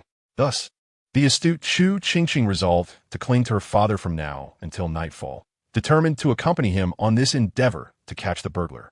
The system silently observed Chu Qingqing, who was glued to Emperor Anwu. You currently resemble a sticky mousetrap. Chu Qingqing pouted. Could you not use a more endearing metaphor? The system enlightened. You now appear as an adorable sticky mousetrap. Finally, after a day spent clinging to Emperor Anwu, Chu Qingqing was overjoyed to be taken out of the palace that evening, heading to Lord Feng's residence for the team-building exercise of catching thieves. Upon arrival, she found that the ministers had already gathered, while Lord Feng looked utterly despondent, his hair nearly turning white from worry as he surveyed the crowd. Why has everyone come? Was it said that some do not enjoy gossip? This enormous throng made it impossible for him to catch the thief. The burglar was no fool. Upon seeing such a large group from afar, how could he dare approach? This was no longer a mission to catch a thief, but a brawl against one. However, before Lord Feng could fully lament, the steward mysteriously guided more people in. When he looked up, he nearly fainted again. No one had informed him that the emperor would also be present. Seeing Lord Feng's shocked and despondent expression, several ministers curiously asked, Did Lord Feng not know that the emperor was coming to assist you in catching the thief? Lord Feng replied, How would I know that? The minister who had delivered the message in the morning interjected, I told you. Lord Feng, skeptical, asked, When did you say that? The minister responded, Just this afternoon after you awoke. Realizing this, Lord Feng's face turned pale. It turned out he was not merely being teased. He was informed that the emperor would indeed come to help him catch the thief. Lord Feng gazed at the Emperor Anwu, who had thoughtfully donned inconspicuous attire. Accompanied by 4 unremarkable guards, and tears of gratitude streamed down his face. Chu Qingqing, for the first time dressed in dull gray clothing, excitedly waved her small hand. Lord Feng is quite sentimental. He is moved to tears by my father's act of coming to assist him. The ministers, observing Lord Feng's expression of hesitant trepidation, could not suppress their laughter. Lord Feng, after stifling a few sobs to express his heartfelt gratitude, led Emperor Anwu and the others towards the rear courtyard to find suitable hiding spots. After all, they were to catch a thief shortly. If they simply stood there, even a fool would turn and flee. Madame Fong, upon learning that her household's wealth had been stolen, wore a frown, during which she cursed the male and female thieves vehemently, showing no signs of the infatuation she once felt for the notorious thief. Instead, she appeared ready to skin the thief alive. Chu Qingqing could not help but exclaim, "Indeed, the power of wealth is the most formidable." Chapter 162. The captured thieves were his Lord Fong's nephew? Chu Qingqing glanced around, failing to spot the traitorous nephew of Lord Fong. After all, his family did not reside in the capital. Traveling would take quite some time. What? That little rascal is at the most luxurious tavern in the capital. The Emperor Anwu and the surrounding ministers exchanged sympathetic glances, feeling sorry for him. Intrigued, Chu Qingqing asked, "Why wait at the tavern for the outcome instead of at the Fong residence?" At Fong's, one could witness not only the result, but also the process. The system replied, "How can that be the same? They are not only waiting for the result, but they also need to divide the spoils. If they were at Fong's house, how would they distribute the loot? That would be like walking into a trap." The crowd nodded in agreement. The system added, "Moreover, their parents have also come. They cannot all stay at Fong's. If something were to be stolen, wouldn't they be the primary suspects?" Lord Fong was nearly consumed by frustration. But as he remembered that they still needed to catch the thieves, he steeled himself. Taking a deep breath, he calculated the time and led everyone to a courtyard, where they awaited the notorious thieves to fall into their trap. "Will we be able to capture them?" Chu Qingqing inquired. The system reassured her, "Certainly.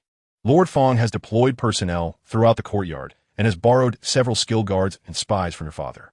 If they fail to capture them now, Lord Fong will be utterly furious." Chu Qingqing considered this. If they were unable to apprehend the thieves, it would mean those two were exceptionally skilled. The group remained silent in the room, anticipating the thieves' arrival, with some ministers even leaning against the door to listen for any sound from outside. After an indeterminate amount of time, just as everyone was on the verge of dozing off, the system suddenly announced, "They've arrived." At that moment, everyone instantly awoke, especially Lord Fong and Lady Fong, whose eyes widened in anticipation as they peered out through the window, eager to catch sight of the two wretched thieves. "Have they been caught?" Chu Qingqing asked excitedly, and the crowd perked up their ears. The system replied, "They just entered, heading towards the study." Chu Qingqing hummed in acknowledgement and patiently waited with the others. However, after a short while, the system exclaimed, "Wait, why are they coming this way?" "Huh? Chu Qingqing, Zponde." The system clarified, "They are coming toward our courtyard."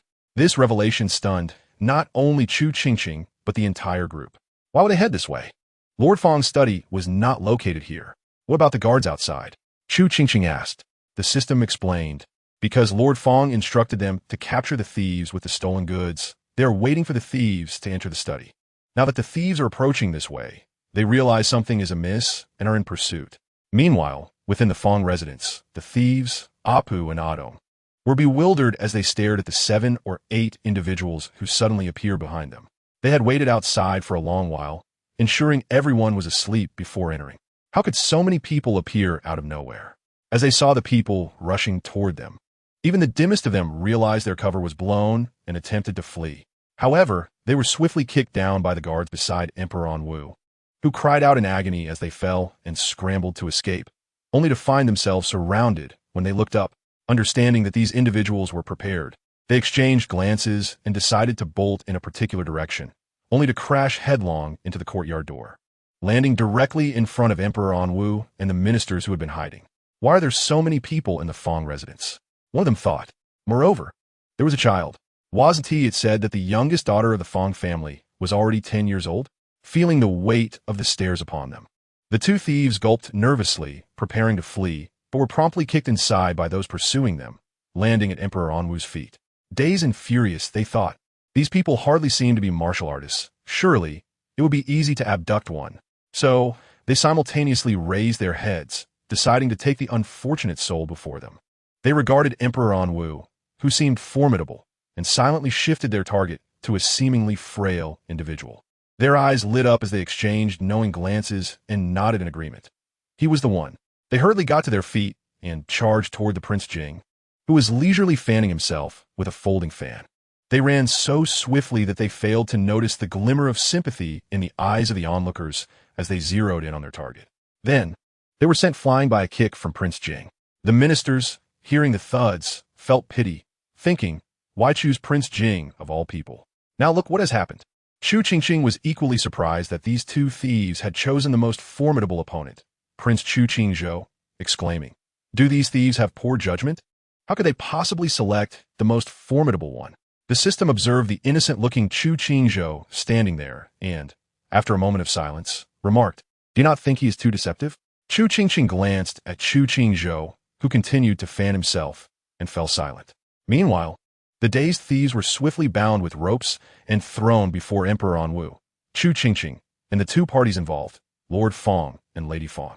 Chapter 163. Resilience and Redemption. Thank you for your assistance, Your Majesty. It is only with your help that I was able to capture these nefarious thieves. Lord Fong gazed at the captured thieves, tears of gratitude welling in his eyes. This is wonderful. My savings are safe, although at this moment they were far from private.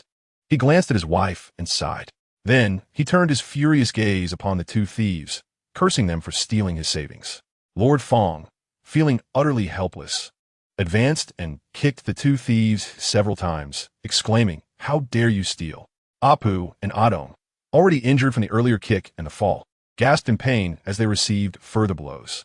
Initially defiant as they were bound, they now glared at their captors, especially at the one who had kicked them, the most ostentatious one, fanning himself in the night. However, before they could finish their internal curses, they heard Lord Fong suddenly express his gratitude to the emperor. Confused, they thought, Your Majesty? Is the emperor? Apu and Adong's vision darkened, and they fainted, only to be kicked awake by Lord Fong. How dare you steal from my family? You must be tired of living. Lord Fong continued to kick in frustration, then hurried over to Chu Qingzhou, flattering, Prince Jing, could you assist me in teaching these two a lesson? As a reward, I will dispatch someone tomorrow to scour the land for tales, ensuring they're all delivered to your residence. The dazed Apu and Adong thought in shock, what nonsense! The one who just kicked us is a prince. Trembling in fear, they nearly fainted again, lamenting internally, what is wrong with these royal people? Why are they not sleeping comfortably in their palaces at night, but instead congregating in this wretched place, dressed in tatters? What peculiar hobby is this? Their initial hope of escaping faded upon realizing the identities of those surrounding them. There was no chance of fleeing. If they attempted to run, they would face a nationwide manhunt, and there was nowhere to escape. In the presence of an emperor and a prince, who can discern the true identities of those surrounding them? Perhaps there are even chancellors and ministers among this crowd. The two men sighed, filled with immense regret for accepting this job. That wretched Bai Yanlang never mentioned that this powerful family held such influence. Not only could they summon a prince to catch a thief, but they could even call upon the emperor himself. And there was a whole group cheering them on. That cursed Bai Yanlang.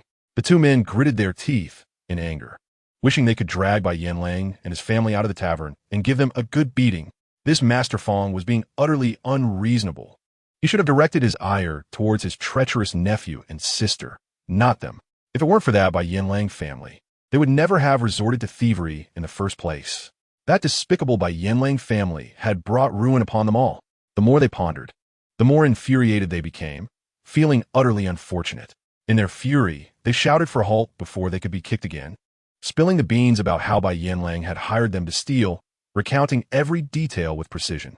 They vividly described the contemptuous expressions on the Bai family's faces whenever they mentioned Master Fong. Apu bared his teeth in a grimace, striving to mimic the Bai family's expressions, and exclaimed to Master Fong, "Did you see that? That's the very face they make when they speak of you." He then angrily cursed a few times, adding, "That is how they insult you." Master Fong was momentarily taken aback by Apu's unconventional approach, and before he could formulate a response, Apu's mimicry left him feeling utterly exasperated.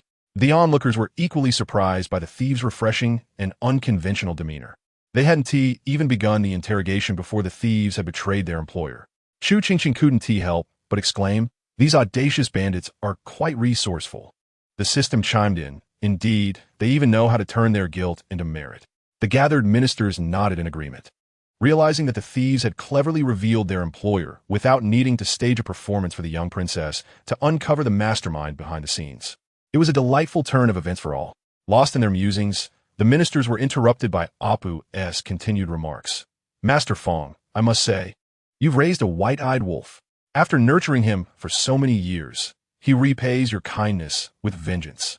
As Apu grew increasingly animated, he exclaimed, I can hardly believe it. You've raised him all this time, and he has turned all his cleverness against you. It's utterly disgraceful. We all feel for you. You, a benevolent man, have allowed him to take advantage of your generosity, and in return, he conspires against you.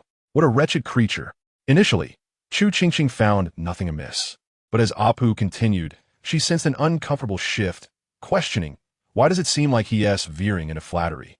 After a few compliments, Apu noticed Master Fong's lack of response and intensified his praise, becoming increasingly smooth in his flattery, nearly proposing to change his surname to Fong and become Master Fong's son, leaving the onlookers in shock.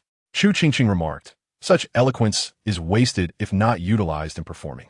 Apu then added, moreover, the spoils from yesterday's division are also present. We have both the person and the evidence. Chapter 164. He is my brother. We are family. How could taking our own belongings be considered theft? The crowd had witnessed many clever individuals, but none as astute as these thieves. Not only had they exposed their employer, but they were also leading the charge to capture him, even thoughtfully mentioning that the stolen goods were still in their possession, an undeniable case of crime and evidence. In their haste, they inadvertently stepped on Master Fong's foot, causing him to grimace in pain. Master Fong retorted, do not think for a moment that I am unaware of your intentions. You are merely a sycophant among a group of onlookers, none of whom genuinely care for him. After receiving permission from Emperor Anwu, Lord Wang and the ministers immediately accompanied the two thieves to the grandest tavern in the capital. Who are you? On what grounds do you arrest us? Bai Yanlang and his family struggled as they were dragged from the tavern. Bai Yanlang, his face flushed with anger, declared he would report them to the authorities for barging into private property and arresting them without cause. Lord Wang laughed derisively. Barging into private property? That tavern is not yours. How can it be considered an invasion? Besides, who claims we arrested you without reason? Your crimes are severe. You shall spend 10 or more years in prison. At this proclamation, Bai Yanlang turned pale, stammering, do you know who I am? I am a nephew of Master Fong. My uncle is Master Fong. If you arrest me, you will regret it. Huh? You think you can threaten me with 10 years in prison? Your uncle is under my jurisdiction, and you believe he can protect you from me? Have you lost your mind? Bai Yanlang's complexion shifted between shades of green and white as he grew increasingly indignant. You lie. My uncle is a favored minister before the emperor. Who do you think you are to arrest me? Lord Wang shot him a disdainful glance. So, now you acknowledge that Master Fong is your uncle? Yet when you hired someone to steal from him, you forgot that connection. Bai Yanlang's face fell in disbelief. How do you know about that? The Bai couple nearly fainted upon hearing their son's words. How could he be so foolish as to admit it? Lord Wang commanded, step forward. As he spoke, Apu and Atong hurried to the front, leaving Bai Yanlang's family dumbfounded. You, how could it be you? You betrayed us. Bai Yanlang exclaimed incredulously. Apu frowned. What do you mean betrayed? That sounds so harsh. It was your outrageous actions that compelled us to report you. Lord Wang interjected. No, your actions were what led to your arrest. Apu quickly added, yes, Master Chancellor, you are correct. It was the emperor who urged us to reform. The Bai family listened to the exchange, nearly collapsing in disbelief. The chancellor? The emperor? They had merely taken a few items from their uncle's home. How had it escalated to involving the emperor? Bai Yanlang's mother trembled. This is all a misunderstanding. Master Fong is my brother. We are family. How can this be called theft? Bai Yanlang's father quickly defended, yes. Master Fong is my wife's brother. Thus, his belongings are ours. How can we be accused of theft? Their brazen justifications left the ministers speechless. Is there no shame left in this world? To assert that Master Fong's possessions are yours? What kind of reasoning is this? One minister, unable to contain his outrage, exclaimed, are you his son or daughter? To claim his belongings as your own is shameless. What shamelessness? I am his biological sister. What is wrong with using his belongings? Lord Wang was utterly astounded by their lack of shame, raising his hand to slap Bai Yanlang's father. Bai Yanlang's father was taken aback. On what grounds do you strike me? Lord Wang replied, on the grounds of your shamelessness. Upon returning to their previous quarters, Lord Wang abandoned his previous arrogance and hurriedly approached Emperor Anwu, fawning, Your Majesty, I am relieved you did not intervene personally. The Bai family is utterly shameless. The words spoken by the three members of the B.I. family were recounted verbatim to everyone present, leaving the audience in stunned silence as they gazed incredulously at the trio. Such shamelessness truly exists in the world. Lord F.ing, upon hearing this, felt as if he might faint from rage, while Lady F.ing struggled to maintain her composure, supported by a young maid. Chu Qingqing was equally astounded. In her 2 lifetimes, she had never encountered such unabashed individuals. "Uncle, let me explain. It is not like that. These 2 thieves are slandering me." "Yes, brother. All of this is their deception. We have never done those things or said those words. Indeed, brother, you must not believe them. They are outsiders. We are relatives. They are undoubtedly envious of you and are attempting to sow discord. You must not fall into their trap." Silence. The evidence is irrefutable, and you have no ground for your defense. Do you truly believe that the F.ing family is composed of fools? Lord F.ing could not fathom that he had been unable to see the true nature of this family all along, and he erupted in fury, cursing them thoroughly. Afterward, he approached B.I.Y.N.L.ing, gritting his teeth as he declared, "B.I.Y.N.L.ing, you treacherous wolf. Your father did not err in naming you. You are indeed a true wolf in sheep's clothing." As soon as these words left Lord F.ing's mouth, laughter erupted from the onlookers. B.I.Y.N.L.ing, the treacherous wolf. How splendidly fitting. Why choose any other name when you could be called a treacherous wolf? Upon hearing Lord F.ing's words and the ensuing laughter, B.I.Y.N.L.ing's face turned a deep shade of crimson, while his parents' expressions darkened considerably. They were astonished that Lord F.ing would disregard familial ties and believe the words of these outsiders, even going so far as to insult them in their presence. When F.ing spoke up, everyone was taken aback, not expecting this additional twist. "You call me a treacherous wolf. Yet who has supported the B.I. family all these years? Who has provided for your needs? Even your residence was purchased because I feared you would feel belittled. So I paid a substantial sum up front, allowing the owner to sell it to you at a reduced price. Otherwise, where would you find such a windfall?" The revelation that the B.I. family's house had been bought with Lord F.ing's money left the crowd in shock. They recalled hearing about Lord F.ing's assistance to his sister and brother-in-law over the years, realizing that he had indeed kept the debt of gratitude for saving his life in mind. It was no wonder he had been so generous to the B.I. family, providing gifts and even supporting their son. If we follow the little princess's earlier assertions, it seemed that Lord F.ing would also assist B.I.Y.N.L.ing in marrying and provide a dowry for his sister, ultimately bringing them to his residence to care for them in their old age. The crowd regarded F.ing with disbelief, pondering how she could still call him a treacherous wolf. Lord F.ing had nearly etched the words of gratitude for saving his life into his forehead. If he were a treacherous wolf, what would her son be? After reflecting on this, they observed F.ing's stunned expression upon hearing Lord F.ing's remarks, initially thinking she might feel ashamed upon discovering the truth. However, they were surprised when she snarled, "You claim you do not look down on us, but your words imply just that. And who asked you to buy us a house? Do you think we are incapable of purchasing one ourselves?" The audience was taken aback. Recognizing this as an unexpected development, they began to question if Lord F.ing and his sister were even related by blood. Lord F.ing, nearly incensed to the point of a heart attack by her words, pointed at her and B.I.Y.N.L.ing's father, declaring, "Indeed, I, F.ing look down upon you, so what? If you do not act in a manner worthy of respect, why should you expect others to regard you with esteem?"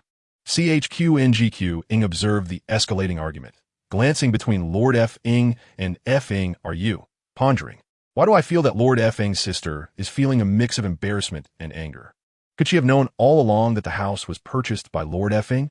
This thought left the crowd momentarily speechless, as Lord F.ing's eyes widened in disbelief. "What? F.ing knew the house was bought by me all along? Then why?" The system interjected. Indeed, she was aware, which is why she conspired with B.I.Y.N.L.ing's father to sell the house, as it was not her money spent during the purchase. Chu Qingqing was taken aback. "So she has been pretending not to know?" The system confirmed yes, because she realized that if she revealed her knowledge of the house's true ownership, she would have to acknowledge it. But the B.I. family is notoriously stingy and would never spend money unnecessarily. The audience felt foolish for believing that F.ing would feel ashamed. The system added, "Oh, that was a fabrication. The court officials were left in shock, unable to comprehend that it was false. One minister, caught mid-drink, was so surprised he spewed water all over Ing, causing him to shiver in disbelief. The minister, flustered, quickly shoved a tattered cloth into Ing's mouth to prevent further interruptions to the system's flow. Another official suddenly perked up, glancing around suspiciously and asking the prime minister, "Did you hear any strange noises?" The prime minister, still reeling from Qingqing's earlier comment, paused. "What strange noise?" The official trembled. "It sounded like something crying. Didn't you hear it?" The prime minister furrowed his brow, straining to listen. "I don't hear anything." The official's face went pale, fearing he had encountered something unclean. Unbeknownst to him, the sound was merely the muffled cries of Ing. The prime minister, noticing the official's fixation on the sound, softly urged, "You must be mistaken. Let it go and enjoy the spectacle." The official cautiously stepped forward, feeling safer among the crowd, and resumed watching the unfolding drama. What? The person who saved him was not you, but a kind passerby? Lord Ing stood frozen, disbelief etched on his face. Qingqing's eyes widened. "So all these years he has misattributed his gratitude?" The system replied, "It's more than just misplaced gratitude. Do you know how he fell in the river?" Qingqing sensed the gravity of the situation. "How did he end up in the water?" The system revealed. He was pushed in by his sister. The crowd was left dumbfounded, never expecting such a hidden backstory. Not only had Lord Ing not been rescued by his sister, but she had been the one to push him into the water. How could such a benevolent benefactor suddenly become a murderer? Still in shock at the revelation of a hidden identity, Lord Fong was once again rendered speechless. Was it truly Fong Ruyu who had pushed him into the river all those years ago? A wave of dizziness washed over him, and he trembled with rage, realizing that the person he had always considered a savior was, in fact, the one who had endangered his life. What had he been doing all these years? In this moment of despair, he longed to strike himself for his own foolishness. The system interjected, explaining, it was precisely because she is his sister that she would push him. She believed that Lord Fong had taken away their parents, nurturing a deep-seated hatred for him since childhood. She often sought opportunities to harm him. When she pushed him into the river, it was with the intent to kill. Fortunately, someone arrived just in time to save him, causing her to panic, fearing that the rescuer might discover her treachery and also worrying that Lord Fong would wake and question her motives. Thankfully, the rescuer departed without revealing her actions. And when Lord Fong regained consciousness, he was so traumatized that he could not recall the events leading to his near-drowning. She sighed in relief and concocted a story that he had slipped on a stone and fallen into the water, claiming that she had exerted all her strength to rescue him. The system then scoffed, adding, "As for her alleged care for the ailing Lord Fong, that is pure nonsense. Not only did she neglect him, but she also secretly poured his medicinal soup on her flowers, killing them. Had it not been for a neighbor's discovery of her misdeeds, Lord Fong might have succumbed to illness." Gasps of disbelief swept through the crowd upon hearing this revelation, and an unspoken thought lingered in their minds. It was fortunate that Lord Fong was resilient. Otherwise, his bones would surely have been reduced to dust. Chu Qingqing was equally stunned. She had initially believed this to be an ordinary case of theft among acquaintances, but the narrative had taken a startling turn, unveiling a long-buried assassination attempt. After a moment of collective shock, she and the others directed their gazes towards the beleaguered Lord Fong. Genuinely acknowledging the difficulty of his survival and feeling sympathy for the years he had treated someone who wished him dead as his benefactor. He had provided her with housing, monetary support, and even raised her children. It was a tragic sight indeed. As for Lord Fong, he was so enraged that he fainted. Master, Lady Fong, standing beside him, was equally taken aback by the shocking truth. She had always believed Fong Ruyu's narrative that his sister had saved him, fostering a sense of obligation. Little did she know that the truth was that his sister not only failed to save him, but had sought his demise. With tear-filled eyes, she and the surrounding ministers lifted Lord Fong, urging him to regain consciousness, fearing that his anger might lead to dire consequences that would fulfill her sister's wishes. Master, Chu Qingqing, believing that Lord Fong had fainted out of anger from Fong Ruyu's words, felt even more pity. How unfortunate Lord Fong is. The Bai family, witnessing Lord Fong's sudden collapse, was startled, particularly Fong Ruyu, who quickly protested, "This has nothing to do with me. It's his own fault for feeling guilty. I nearly drowned while trying to save him." His actions now are absurd. Silence. Lord Fong, trembling, grasped Lady Fong's hand and straightened up, glaring at Fong Ruyu. From this day forth, I, Fong Ruyu, sever all ties with you. The Fong family shall have no further connection with the Bai family. Upon hearing this, Fong Ruyu's countenance changed dramatically, and Bai Yen Lang, her father, stood in stunned silence, finally realizing the gravity of the situation. He awkwardly attempted to mediate, but Fong Ruyu interrupted. I do not believe he dares to sever ties. I am his life-saving benefactor. If he does not fear the ridicule of the world, then he may proceed. Be quiet. Fong Ruyu's sharp rebuke startled Fong Ruyu into silence. He continued, I, Fong Ruyu, hereby declare before the emperor that I sever all bonds with the Bai family and with you, Fong Ruyu. From this moment on, your life or death is of no concern to me. What else could remain? Brother, sister, I am your biological sister. You cannot treat us this way. Fong Ruyu's face was filled with dread as she forced a smile. Brother, I misspoke in a moment of anger. You mustn't take it to heart. We are family. Do you not remember our parents' final words urging us to care for one another? From this moment forth, I, Fong Ruyu, have severed all ties with you. The moment I declared this, the Fong family is no longer connected to the Bai family. Fong Ruyu gazed at the grotesque expressions on their faces, lamenting his past, naivety, and questioning why he had only now uncovered the truth. Yet even at this moment, it was not too late, should the princess's words ring true. That would indeed be too late. Taking a deep breath, he continued, as for our parents' last wishes, I, Fong Ruyu, must live with the guilt of failing them. Fong Ruyu was left in disbelief, exclaiming, What are you saying, Fong Ruyu? Our parents would be devastated. It matters not. They're not like you, so unreasonable. They would surely understand my stance. Besides, they have passed on and cannot be further distressed. The crowd erupted in laughter, unable to contain themselves at Lord Fong's humor, offering a moment of levity amidst the tension. Chu Qingqing, having heard his words, couldn't help but chuckle. I hadn't realized Lord Fong possessed such a humorous talent. The system chimed in. Indeed, his talent is quite remarkable. The more the crowd considered Lord Fong's wit, the more they found him amusing, except for Emperor and Wu. After a brief chuckle, recalled how silent Lord Fong typically was in court, never uttering a word, let alone exhibiting humor. Emperor and Wu mused that had Chu Qingqing been aware of her father's true sentiments, she would surely comfort him, asserting that Lord Fong's diligence and silence had elevated him to a prominent position through sheer capability. Meanwhile, Fong Ruyu seethed with rage, nearly fainting from indignation. At a loss for words, she had never realized her brother's resolute nature. Observing their stunned silence, Fong Ruyu commanded that the stolen goods, which included his hidden wealth, be brought forth. I hear you wish to accuse me? Very well, I will grant your desire and leave this matter entirely to the authorities.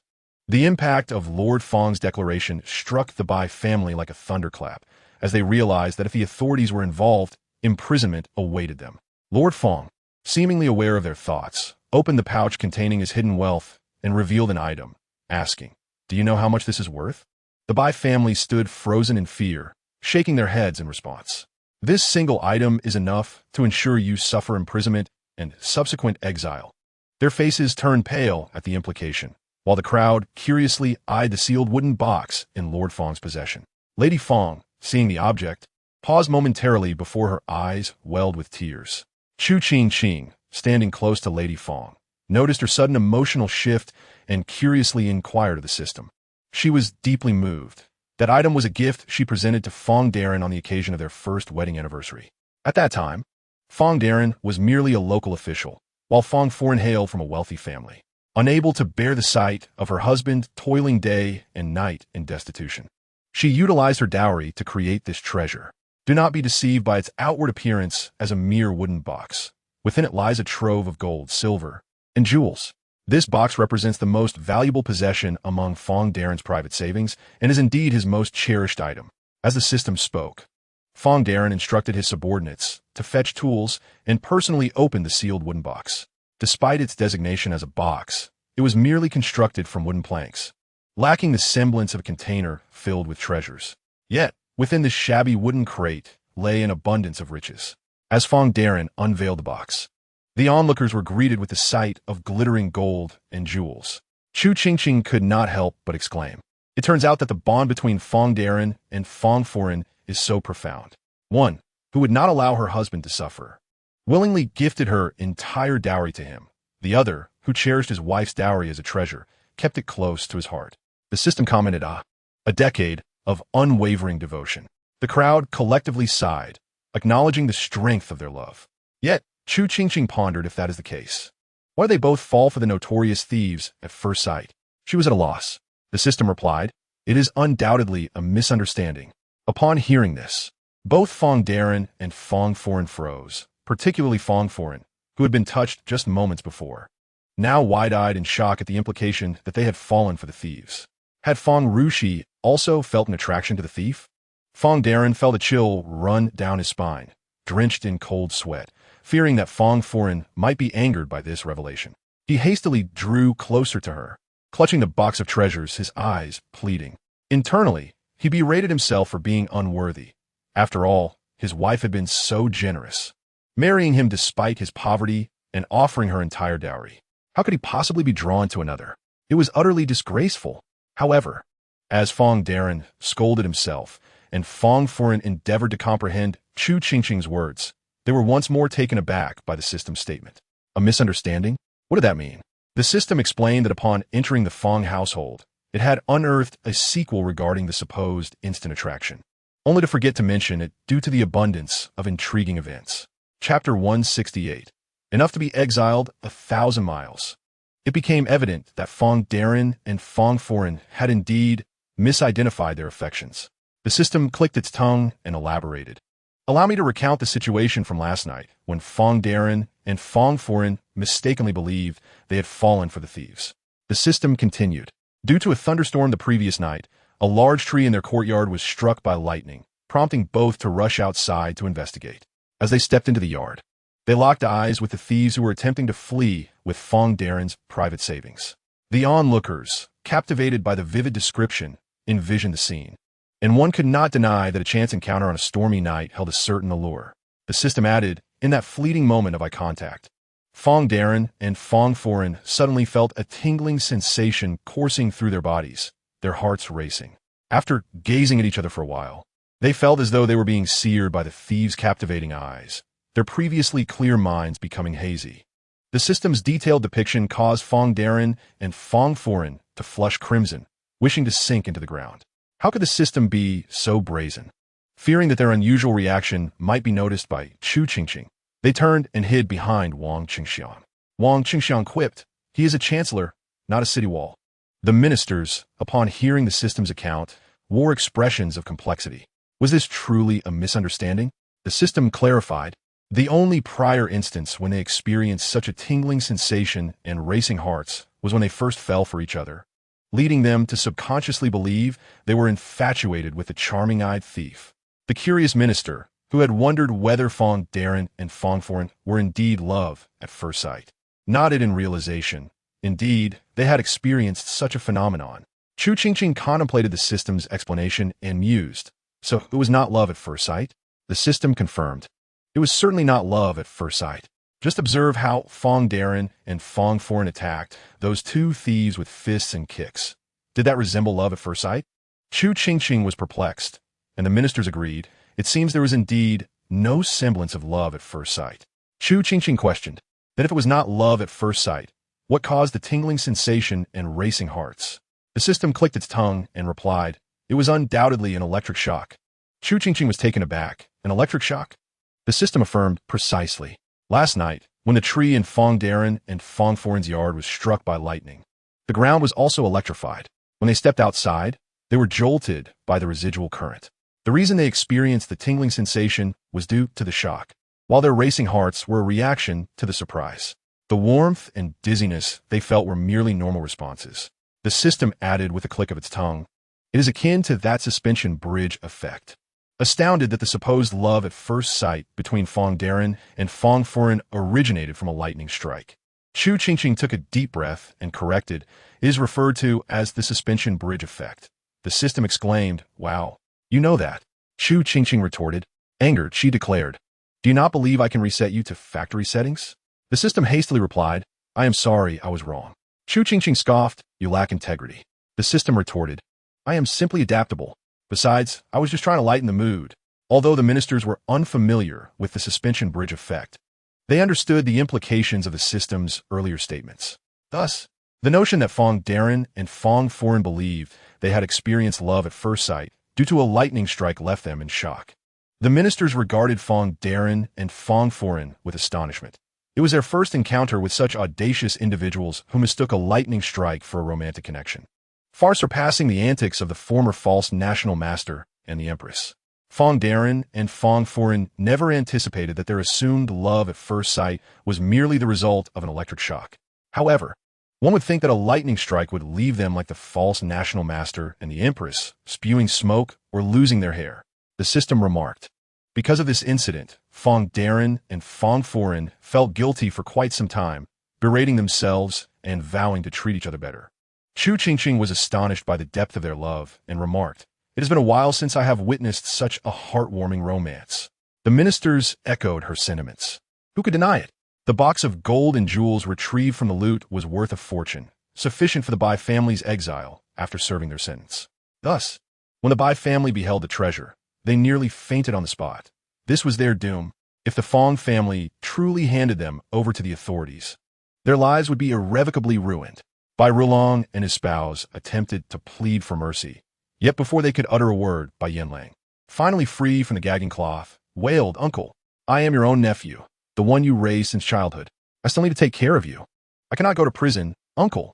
Upon hearing the grim news of his impending imprisonment and subsequent exile, Bai Yanlang was utterly struck with terror. He fell to his knees, yearning to cling to the leg of Lord Phong, his tears flowing freely. Yet, with his hands bound, he could only resort to a more desperate form of lamentation. "Uncle, this matter has nothing to do with me.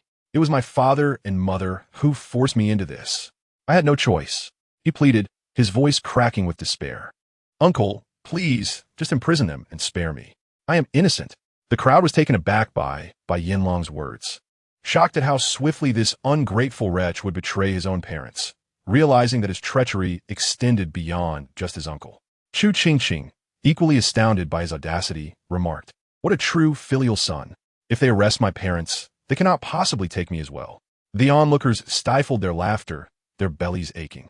Meanwhile, Phong Ruyu and her husband were left speechless, incredulous at their son-as betrayal. "Langer, how can you say such a thing? We are your parents," they exclaimed. "But it is the truth. Well, my parents. You scarcely raised me. I have lived with my uncle all these years. When it comes to parents, uncle and aunt are truly my parents," Bai Yanlang retorted. Chu Qingqing observed, "TSK, this ungrateful wretch is indeed a master of opportunism. So quickly has he replaced his parents."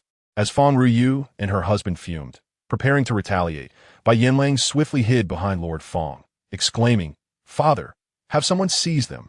They have stolen from us. Lock them away." The crowd was utterly astonished at the audacity of this ungrateful wretch, who had so quickly begun to call Lord Phong father, claiming the familial bond. The following morning, the Bai family was swiftly dispatched to the government office. Their case not only implicated the Phong family, but also garnered the attention of the civil and military officials, even the emperor himself, leading to an expedited resolution.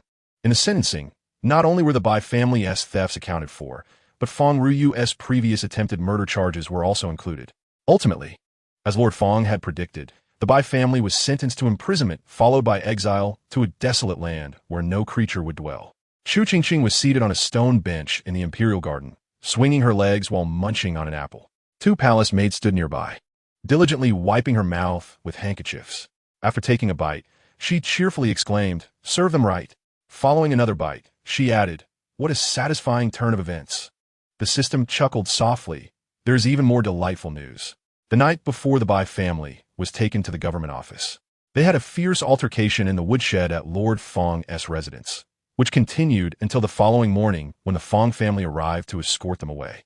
But it was too late. The three of them fought fiercely throughout the night, resulting in injuries that left them disfigured. And even Phong Ruyu and her husband had their legs broken by Yanlang. Chu Qingqing was astounded, having heard of fathers breaking their sons' legs before, but never of a son breaking his father's. "Is it true?" she inquired. "Absolutely. They were thoroughly broken, to the extent that they required crutches even in the courtroom." Imagining the scene of Phong Ruyu and her husband relying on crutches, She could not help but muse on the poetic justice of it all, feeling a sense of righteous satisfaction. As she reveled in her thoughts, Chu Qingqing approached, wiping the apple crumbs from her small mouth.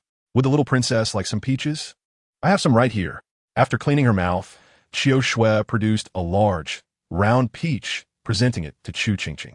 Gazing at the dwindling apple piece in her hand, Chu Qingqing eagerly nodded for the peach. However, before Chu Qingqing could react, distant shouts caught their attention. Were they shouting?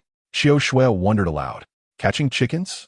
Chu Qingqing, intrigued, momentarily forgot about the peach and climbed down from the stone bench to see where the noise was coming from. System, what are they shouting about? Catching chickens.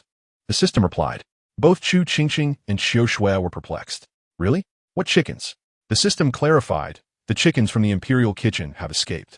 They are attempting to catch them. As if on cue, the distant cries grew louder and clearer. Oh no!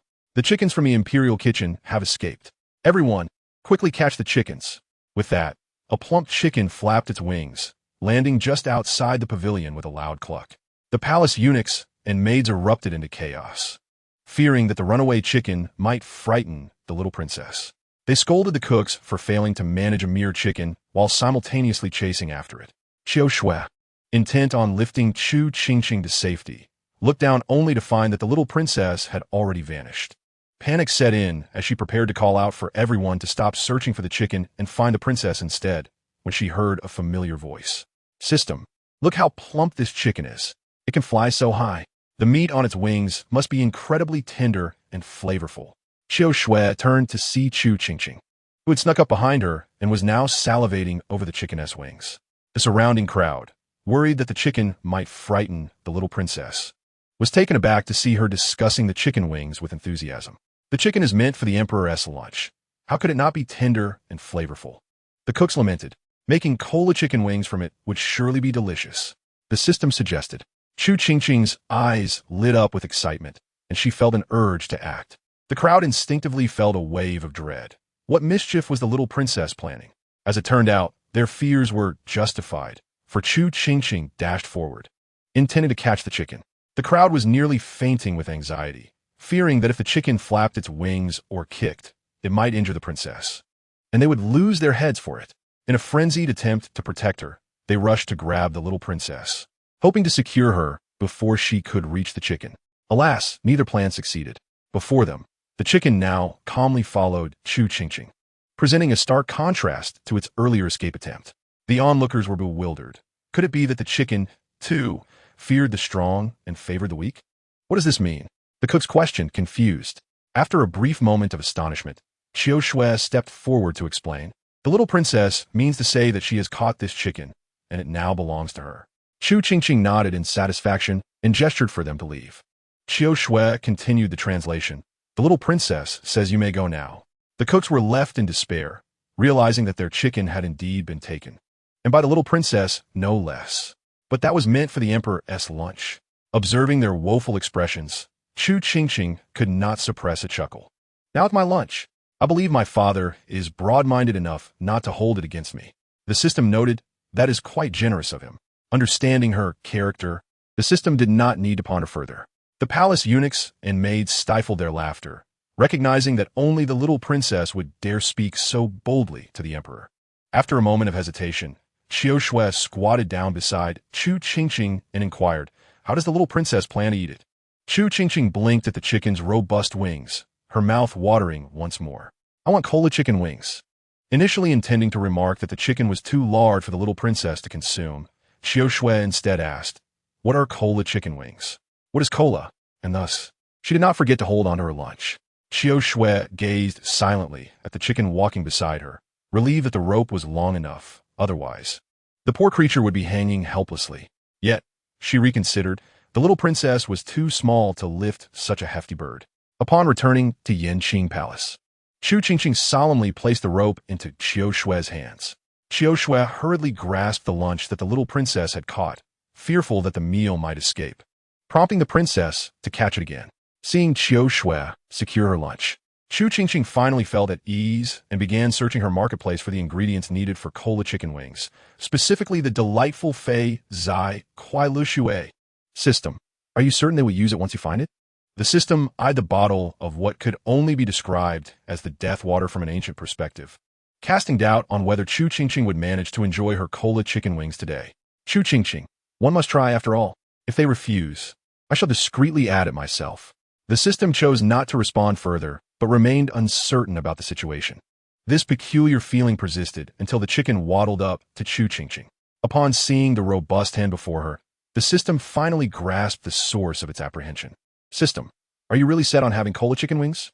Chu Qingqing nodded. Aren't they delightful? The system lamented. They are indeed delicious. But have you realized you only have 2 chicken wings in total? At this revelation, Chu Qingqing was momentarily stunned, her gaze stiffly directed towards her meager lunch. Upon spotting the pitiful 2 wings, she felt as if she had received a crushing blow, and her spirit visibly deflated. Her hopes for cola chicken wings had evaporated. Beside her, Xiao and the other palace maids and eunuchs, who were oblivious to what cola chicken wings entailed, exchanged bewildered glances, unable to comprehend the sudden despondency of the little princess. After all, a single chicken could only yield 2 wings. 3 would surely be monstrous. The system cast a sympathetic glance at her. Do not be disheartened. Regardless, you wouldn't be able to enjoy them. So it may be best not to prepare them at all. If you do, you would only be left watching others feast. Chu Qingqing. Although this statement was rather infuriating, it was undeniably sensible. Having made this decision, she cheerfully set off to find Yan Fei, leaving behind a group of palace maids and eunuchs exchanging glances, silently observing the little princess's lunch. It seemed she had no intention of eating it after all. The group, troubled by their predicament, gazed at the elegantly strutting meal, ultimately deciding to nurture it instead. After all, it had been personally caught by the little princess. Meanwhile, Chu Qingqing, who had intended to seek out Yan Fei, was informed midway that her mother had gone to visit Yan Fei. Thus she was compelled to alter her course to find her father instead. When Chu Qingqing approached Emperor Wu, he was engaged in a discussion with his ministers. Upon seeing her, he immediately reached out and embraced her. Lifting the little one in his arms, he curiously remarked, "Qingqing, have you gained weight recently? You feel rather heavier." Yet, this seemed implausible. He had held her just yesterday, and she had not seemed so weighty then. Surely, one could not gain such weight overnight. A look of concern crossed Emperor Wu's face, which soon shifted to curiosity as he noticed the dark object in Chu Qingqing's grasp. Poking at the inky substance, he furrowed his brow. "Qingqing, what is this you're holding? It appears quite dark." The ministers, having overheard the emperor's inquiry, turned their attention to the little princess, eager to discover what novel item she had brought, especially since even the emperor seemed unaware of it. "It is cola," Chu Qingqing exclaimed joyfully. "It is absolutely delicious." She had already indulged in 2 cups on her way. Chu Qingqing smacked her lips, feeling proud of her wise decision to have Xiao carry the cup. What exactly was cola? They had never encountered it before. The ministers, puzzled by the little princess's enthusiasm, were intrigued by this mysterious beverage, which appeared to be consumable and seemingly delightful. As the ministers pondered, they watched as the emperor poured the dark liquid into a cup and took a sip. They held their breath in anticipation, eager to learn just how delightful it was. However, in the next instant, they saw the emperor's brow furrow deeply, as if he were facing an adversary. A collective gasp echoed among the ministers. Could it be that the beverage was unpleasant? Was the little princess playing a trick on them? Observing the emperor's tightly knit brow, they felt their hearts race, some hesitating to speak up, fearing he might be suffering. Yet, before anyone could express their concern, the emperor took another sip, followed by a third and a fourth. "Ministers, what is the meaning of this? System, does my father truly enjoy this or not?" Chu Qingqing queried, bewildered by her father's expression as he consumed the cola. Ministers, they too were perplexed. If he enjoyed it, his demeanor suggested otherwise, yet he continued to drink. System, trust me, he definitely loves it. True to the system's prediction, Emperor Wu raised his hand for another cup. Chu Qingqing, ministers, system. See, what did I tell you? The ministers were astounded, their eyes wide. For many years, the highest praise they had heard from the emperor was merely not bad, yet he had just proclaimed this beverage very good. Their gazes shifted to the bottle of cola, now filled with an intense desire to taste the wondrous drink that had earned the emperor's commendation. Emperor Wu was equally surprised by how delightful cola was. While it had a peculiar bite, it was undeniably enjoyable, leaving one yearning for more. He smacked his lips. Contemplating a third cup, observing her father's animated expression, Chu Qingqing felt certain he must love cola, delighting in the thought. Since my father enjoys cola, he surely will relish cola chicken wings. In an instant, she felt that the day when she could savor cola chicken wings was drawing near. Hearing her words, Emperor and Wu became intrigued. Cola chicken wings? What exactly is that? Do you place chicken wings in this cola? He envisioned the scene and immediately frowned, finding the idea of placing chicken wings into such a delightful drink wasteful. Emperor and Wu was not particularly keen on Chu Qingqing's suggestion of immersing chicken wings in cola, and even felt a twinge of aversion. He shook his head, intent on pouring himself another cup to enjoy, but before he could reach for the bottle, he felt numerous gazes fixated on his hands. Emperor and Wu. He looked around in confusion, only to find a group of ministers gazing at him with eager eyes. One could not contain himself and stepped forward, hesitantly proposing, Your Majesty, would you be so kind as to allow us to sample this delightful drink as well? Chapter 171. What is there to be ashamed of in asking your own emperor for food? Your Majesty, considering we toiled late into the night, please do let us taste it. After all, they had worked hard. They had labored until the late hours. And the little princess had even remarked that such late nights were detrimental to one's health. The minister's gaze turned mournful, as if only a sip of cola could soothe his weary soul.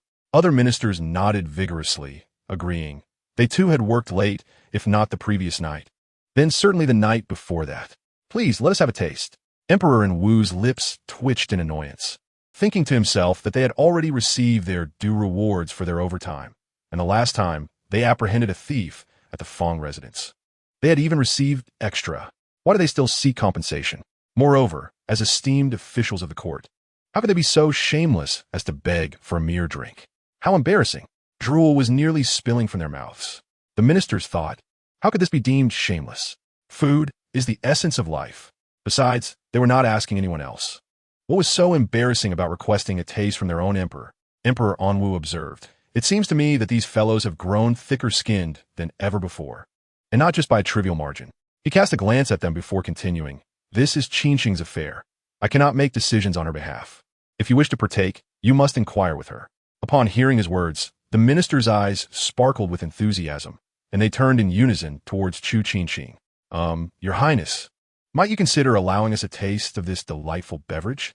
One minister nudged Yin Su, whispering, You should go. The little princess will surely grant her approval. Yin Su frowned in displeasure. What a preposterous idea. Is this not a form of cheating, taking advantage of the young princess? How could one exploit her affections towards her precious granddaughter? The minister retorted, If she declines, so be it. No need to raise your voice. What if the princess bears a grudge? Understanding the unspoken thoughts of the minister, Chu Qingqing thought, I am not so petty.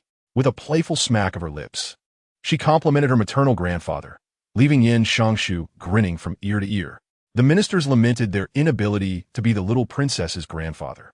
Chu Qingqing tapped the soda bottle and graciously nodded at the minister who approached her, signaling her consent. Although the soda is a randomly refreshed item, its availability is quite frequent. The ministers, deeply moved by the princess's generosity, felt an overwhelming desire to express their gratitude, realizing that this soda was indeed a limited-time offer. The emperor, noticing their emotional response, summoned servants to fetch cups, preparing to serve them personally. The ministers were taken aback, their eyes glistening with tears, recognizing the emperor's kindness. They watched as he carefully poured a modest amount of soda onto the cap before transferring it to the cups. Chu Qingqing could not help but laugh at her father's meticulousness, remarking, My father resembles a capitalist, prudently distributing benefits to his employees. The system interjected, Your father is not a capitalist. He is a slave owner. Chu Qingqing pondered this revelation. Emperor Anwu, sensing something amiss in the minister's expressions, regarded them with suspicion. His daughter remarked, Why do I feel that they gaze at my father with such warmth? The system confirmed, You are not mistaken. There's an underlying sense of comfort in their looks. Emperor Anwu thought to himself, I knew something was off. The ministers hastily lowered their heads, sipping their sodas as though nothing was amiss. With cups barely containing a sip of soda, they could only comfort themselves, realizing that the emperor had indeed treated them well, at least allowing them a taste.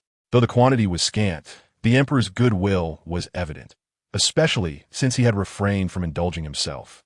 Emperor Anwu felt an inexplicable discomfort at the minister's glazed gazes. Chu Qingqing observed, "Why does it seem as though they regard my father with such kindness?" The system replied, "You are indeed correct. There appears to be an unspoken satisfaction." Emperor Anwu thought, "I knew it. Something is awry." The ministers, pretending to be engrossed in their drinks, were secretly intrigued by the soda's sweetness, savoring each sip while wishing for more. Seeing their delight, Chu Qingqing felt a sense of affection for her subjects. "Since they enjoy it so much, I shall purchase sodas with my points whenever they refresh in the marketplace. I can present them as rewards for my father to distribute."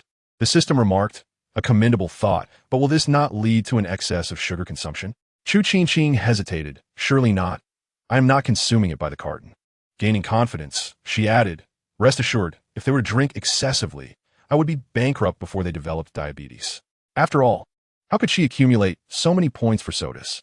The ministers were taken aback when they heard Chu Qingqing's intention to reward them, their eyes widening in realization that this meant they could continue to enjoy the beverage.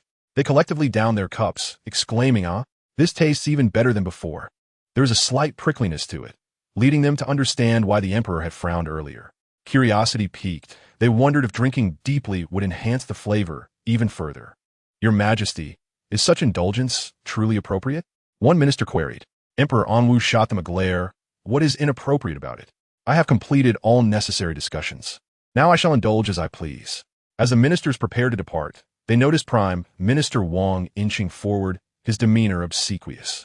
"Your Majesty, I plan to host a flower-viewing banquet at my estate in Yunwei half a month from now. Might your Majesty honor us with your presence?"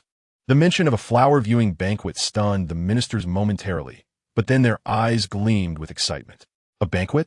This surely implies more gossip to enjoy. However, knowing Prime Minister Wang's notorious frugality, they were puzzled by his sudden willingness to host such an event. They cast skeptical looks his way, yet he appeared unfazed, eagerly awaiting the emperor's response. Chu Qingqing, sensing the potential for intrigue, eagerly anticipated the banquet, thinking it would surely be an event filled with delightful gossip. Before Emperor Anwu could respond, Chu Qingqing placed her hand on his shoulder, her expression serious as she declared, "We shall go." The ministers rejoiced, knowing that the presence of the little princess guaranteed a plethora of entertainment. Emperor Anwu had no intention of declining the invitation, knowing well that his daughter would revel in such gatherings. He instructed Prime Minister Wang to prepare all necessary provisions for the day. Prime Minister Wang beamed, his smile widening. The ministers, momentarily distracted by their thoughts of gossip, suddenly recalled that such banquets typically occurred in the spring months. Although autumn hosted its own events, they were far less frequent. They exchanged puzzled glances, questioning the Prime Minister's timing. Even Emperor Anwu raised an eyebrow, wondering if this banquet was indeed orchestrated for the sake of entertainment. Chu Qingqing mused, could it be that he intends to showcase the autumn blooms from his estate? The system, with a hint of mischief, remarked of course not. The ministers, sensing the system's tone, realized that Prime Minister Wang's motives were far more complicated than they appeared. Prime Minister Wang, aware that his secrets would be exposed, had not anticipated such rapid disclosure. He had hoped to reveal his intentions on the day of the banquet, not at the mere mention of it. Chu Qingqing inquired with curiosity, "What is the reason for that?" The system clicked its tongue and replied, "Because he wishes to use this flower-viewing banquet to facilitate a connection between his niece and her beloved." The system added, "You have no comprehension of the matter." Chu Qingqing, feeling displeased, retorted, "Why do you resort to personal attacks?" The system coldly responded, "Your father is the very person being set up for this connection." The heartthrob of Wang Qingxiang's niece. Chu Qingqing was taken aback. "What? The heartthrob of Wang Qingxiang's niece is my father. He's the one to be linked." Upon hearing this, the ministers were suddenly enlightened, exclaiming, "So, this notoriously stingy man has indeed changed his ways. So that is his intention." The system remarked otherwise. "Do you think he specially invited your father for no reason?" Chu Qingqing's expression turned complex. "I thought he wanted my father to officiate the wedding. Or perhaps his niece had taken a liking to the crown prince or my brother." The system retorted, surprise. "She has taken a fancy to your father." Chu Qingqing was left in a daze. "I truly did not foresee that." Equally taken aback was the emperor and Wudi. The system chuckled softly, moreover. "She fell for your father at first sight." Chu Qingqing remained silent. The emperor and the ministers, upon hearing the term love at first sight, immediately thought of Lord Fong and Lady Fong. Chu Qingqing cautiously asked, Did it rain the day she fell for my father? After realizing her question lacked rigor, she added, was there thunder? The system clarified, no rain and no thunder. It was a genuine love at first sight. You surely remember this day, for you were present. Chu Qingqing queried. I was present? When did this happen? The system explained it was during the assassination attempt at the Shiping Junwang residence, when Wang Qingxiang's niece witnessed your father risking everything to protect you, leading her to shed tears of emotion and subsequently fall for him. Chu Qingqing pondered, wait, does love at first sight require a plot trigger? The system replied, not at all. Love at first sight does not require triggering. That is merely for those struck by lightning. The ministers nearly burst into laughter. The system continued since then. She has been unable to forget your father. Coincidentally, with the recent deposition of the empress, she sought Wang Chengxiang's assistance. However, as you are aware, this incident has left Wang Chengxiang with significant psychological trauma. Had he not foresaw the need to sever ties between the Wang family and the empress, the Wang family would likely have faced dire consequences. The ministers relished this revelation. They never anticipated that Wang Chengxiang would find himself in such a predicament. Chu Qingqing listened intently, recalling how, at her full moon banquet, this very individual had instructed his students to prevent her father from granting her a title. Wang Chengxiang felt utterly helpless. How could this young princess still hold a grudge? He had already turned over a new leaf. Chu Qingqing questioned, so why has Wang Qingxiang now chosen to assist her? The system chuckled because she caused a scene with a thick hemp rope at Wang Chengxiang's doorstep, drawing a crowd and leaving him no choice but to devise a plan for her. Hence the scheme to connect at the flower viewing banquet. Chapter 173. His Highness Jing Wang's leisurely day at work. With the system's revelation, Wang Chengxiang's few remaining secrets were exposed, leaving everyone, particularly the victimized Emperor Wudi, in shock. Wang Qingxiang, therefore, found himself alone after the meeting concluded. It was unfortunate that the emperor had learned of this so soon. He had hoped that if things went well at the banquet, the emperor would not pursue the matter further. But he never anticipated that the system would divulge it so quickly. Indeed, it felt akin to being caught in a state of undress. Wang Qingxiang sighed. He had learned such expressions from the young princess. Although coarse, they held a certain truth. Perhaps recalling the grievances from the full moon banquet, Chu Qingqing stuck out her tongue at Wang Chengxiang before leaving, intending to express her disdain, but instead, she inadvertently endeared him, leading him to consider adopting Yin Fei as his goddaughter. In this way, the young princess would become his god-granddaughter. Wang Qingxiang gazed at the young princess's retreating figure, his heart filled with delight, only to be scolded by Emperor Wudi without reservation. Wang Chengxiang bowed his head, nodding repeatedly in acknowledgement of his faults. Your Majesty is correct. This old minister has erred. The emperor scoffed. What exactly did you err in? Wang Chengxiang lamented. This old minister has erred in every regard. The emperor huffed again. Wang Qingxiang continued, there is not a single thing I have done correctly. And Wudi took a deep breath, feeling that further discussion was futile, and impatiently gestured for him to leave. Seeing this, Wang Qingxiang felt as if he had been granted a reprieve and hastily prepared to depart. However, just as he reached the palace doors, he suddenly recalled something and hesitated. Your Majesty, what about the flower viewing banquet? And Wudi shot him a cold glance. What do you think? Wang Chengxiang quickly assured, rest assured, Your Majesty, this old minister will ensure everything is executed flawlessly. I will arrange for you and the young princess to attend a splendid flower viewing banquet. And Wudi's expression softened slightly, and he nodded, very well, be gone. Wang Qingxiang's mind was in turmoil. Just then, a beautifully dressed woman emerged from the back courtyard, her voice filled with sorrow. My lord, she is your own daughter. You cannot stand by and do nothing. Lady Wang's eyes were red and brimming with tears as she grasped Wang Chengxiang's sleeve tightly. Please, my lord, plead with the emperor for mercy. Let the emperor spare Wanner. After all, a day as husband and wife is worth 100 days of kindness. Wanner has been with him for so many years, bearing him children. She should not be met with such a fate. As Lady Wang wept, Wang Chengxiang, already troubled, grew even more agitated and lowered his voice. Children? Those children are hers. What about that daughter? I hardly wish to speak of her. As the empress, she should set an example. Yet she dared to engage in illicit affairs, and with the enemy's royal family, no less. Wang Chengxiang's anger flared as he recounted the events. Not only did she engage in such treachery, but she also bore a child and placed the blame on the emperor. It is outrageous. Moreover, that child is the emperor's most favored. What is even more unbelievable is that both mother and daughter have been plotting treason. You expect me to plead for her? I have no face to do so. The fact that the emperor has not implicated the Wang family in this scandal is already a blessing. What more do you desire? Lady Wang was momentarily stunned by his words, but soon tears streamed down her face again. But she is our daughter. Wang Qingqing chuckled in exasperation. You consider her a daughter, yet she views you as merely a mother? Have you forgotten how she treated you when you went to the palace to see her? In her eyes, you are not her mother, nor am I her father. We are merely tools to her. You wish to save her, but she is plotting your demise. The demise of the entire Wang family. After saying this, he gazed deeply at her and added, reflect on this. He then shook his head and turned to leave, instructing, prepare the sedan chair to the second master's residence.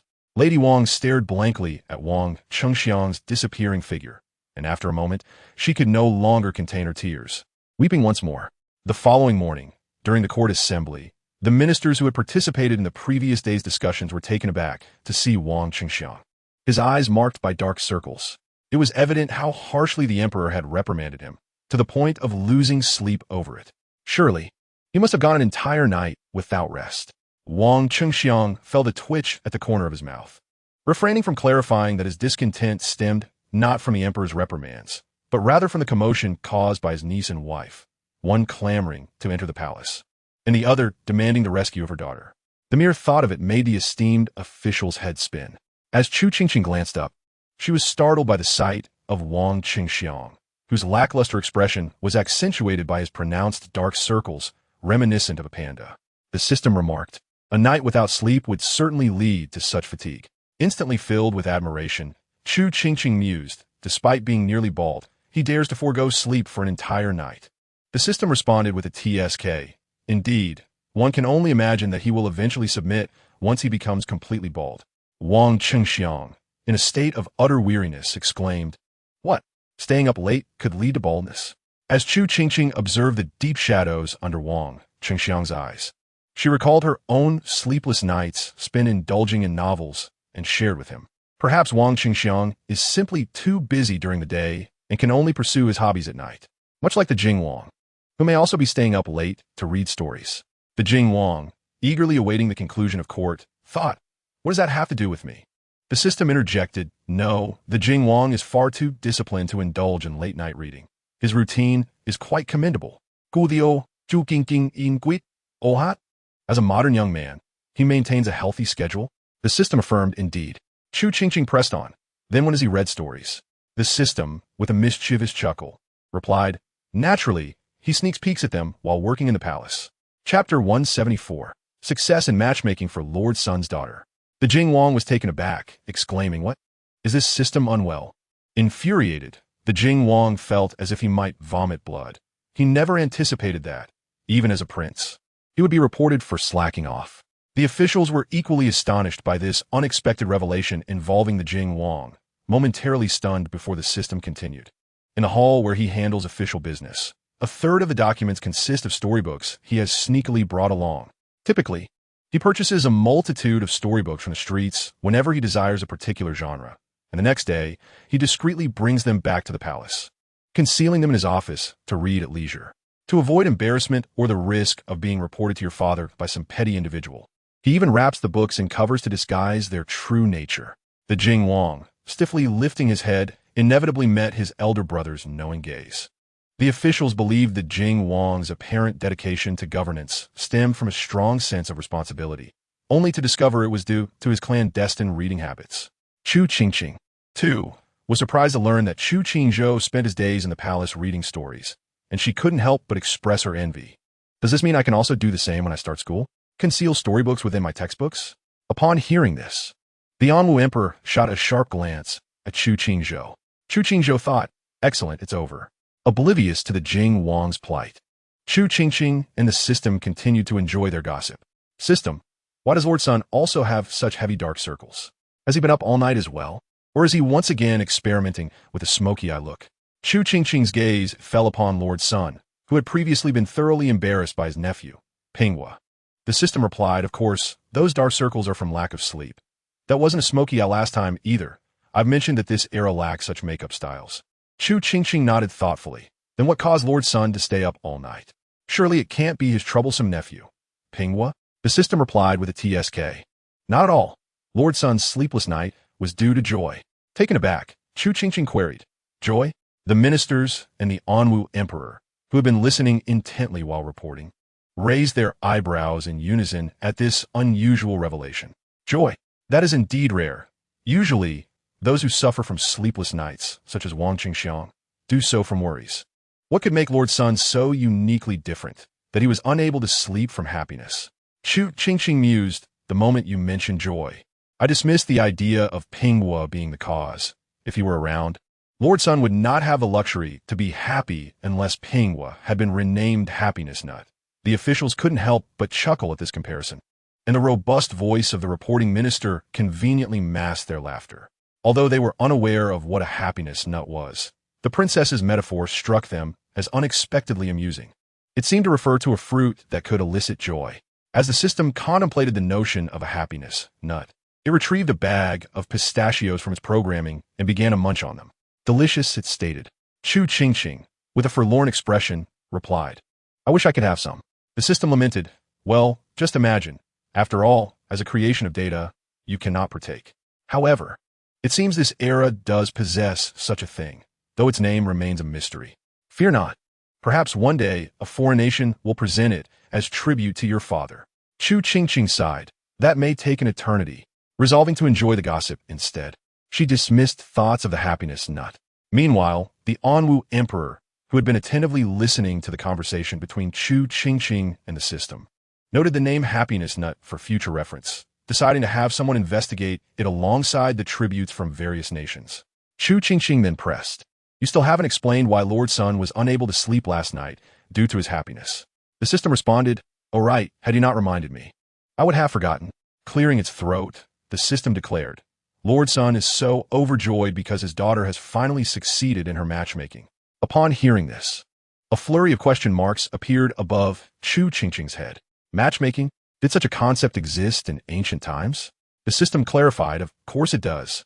Our Chu culture is quite open-minded, with numerous options for both free love and matchmaking. As the system presented examples, for instance, the second son of Lord Zhang is currently engaging in matchmaking, as is the son of Lord Li and the daughter of Lord Zhou. The more Chu Qingqing listened, the more astonished she became. So many? The system affirmed, indeed, besides the court officials, many wealthy merchants' children in the capital are also participating in matchmaking, meeting with suitable partners based on their social standing. And this isn't merely for the sake of advantageous unions. It is in essence matchmaking. In truth, it was merely matchmaking among the affluent. Chu Qingqing acknowledged, that makes perfect sense. Into Chu, matchmaking was indeed a common occurrence, so the attendees were not overly surprised. However, when they learned of Lord Sun's daughter's successful matchmaking, expressions of envy spread across their faces, particularly among the officials whose children were also engaged in similar pursuits. No wonder Lord Sun was so excited he couldn't sleep all night.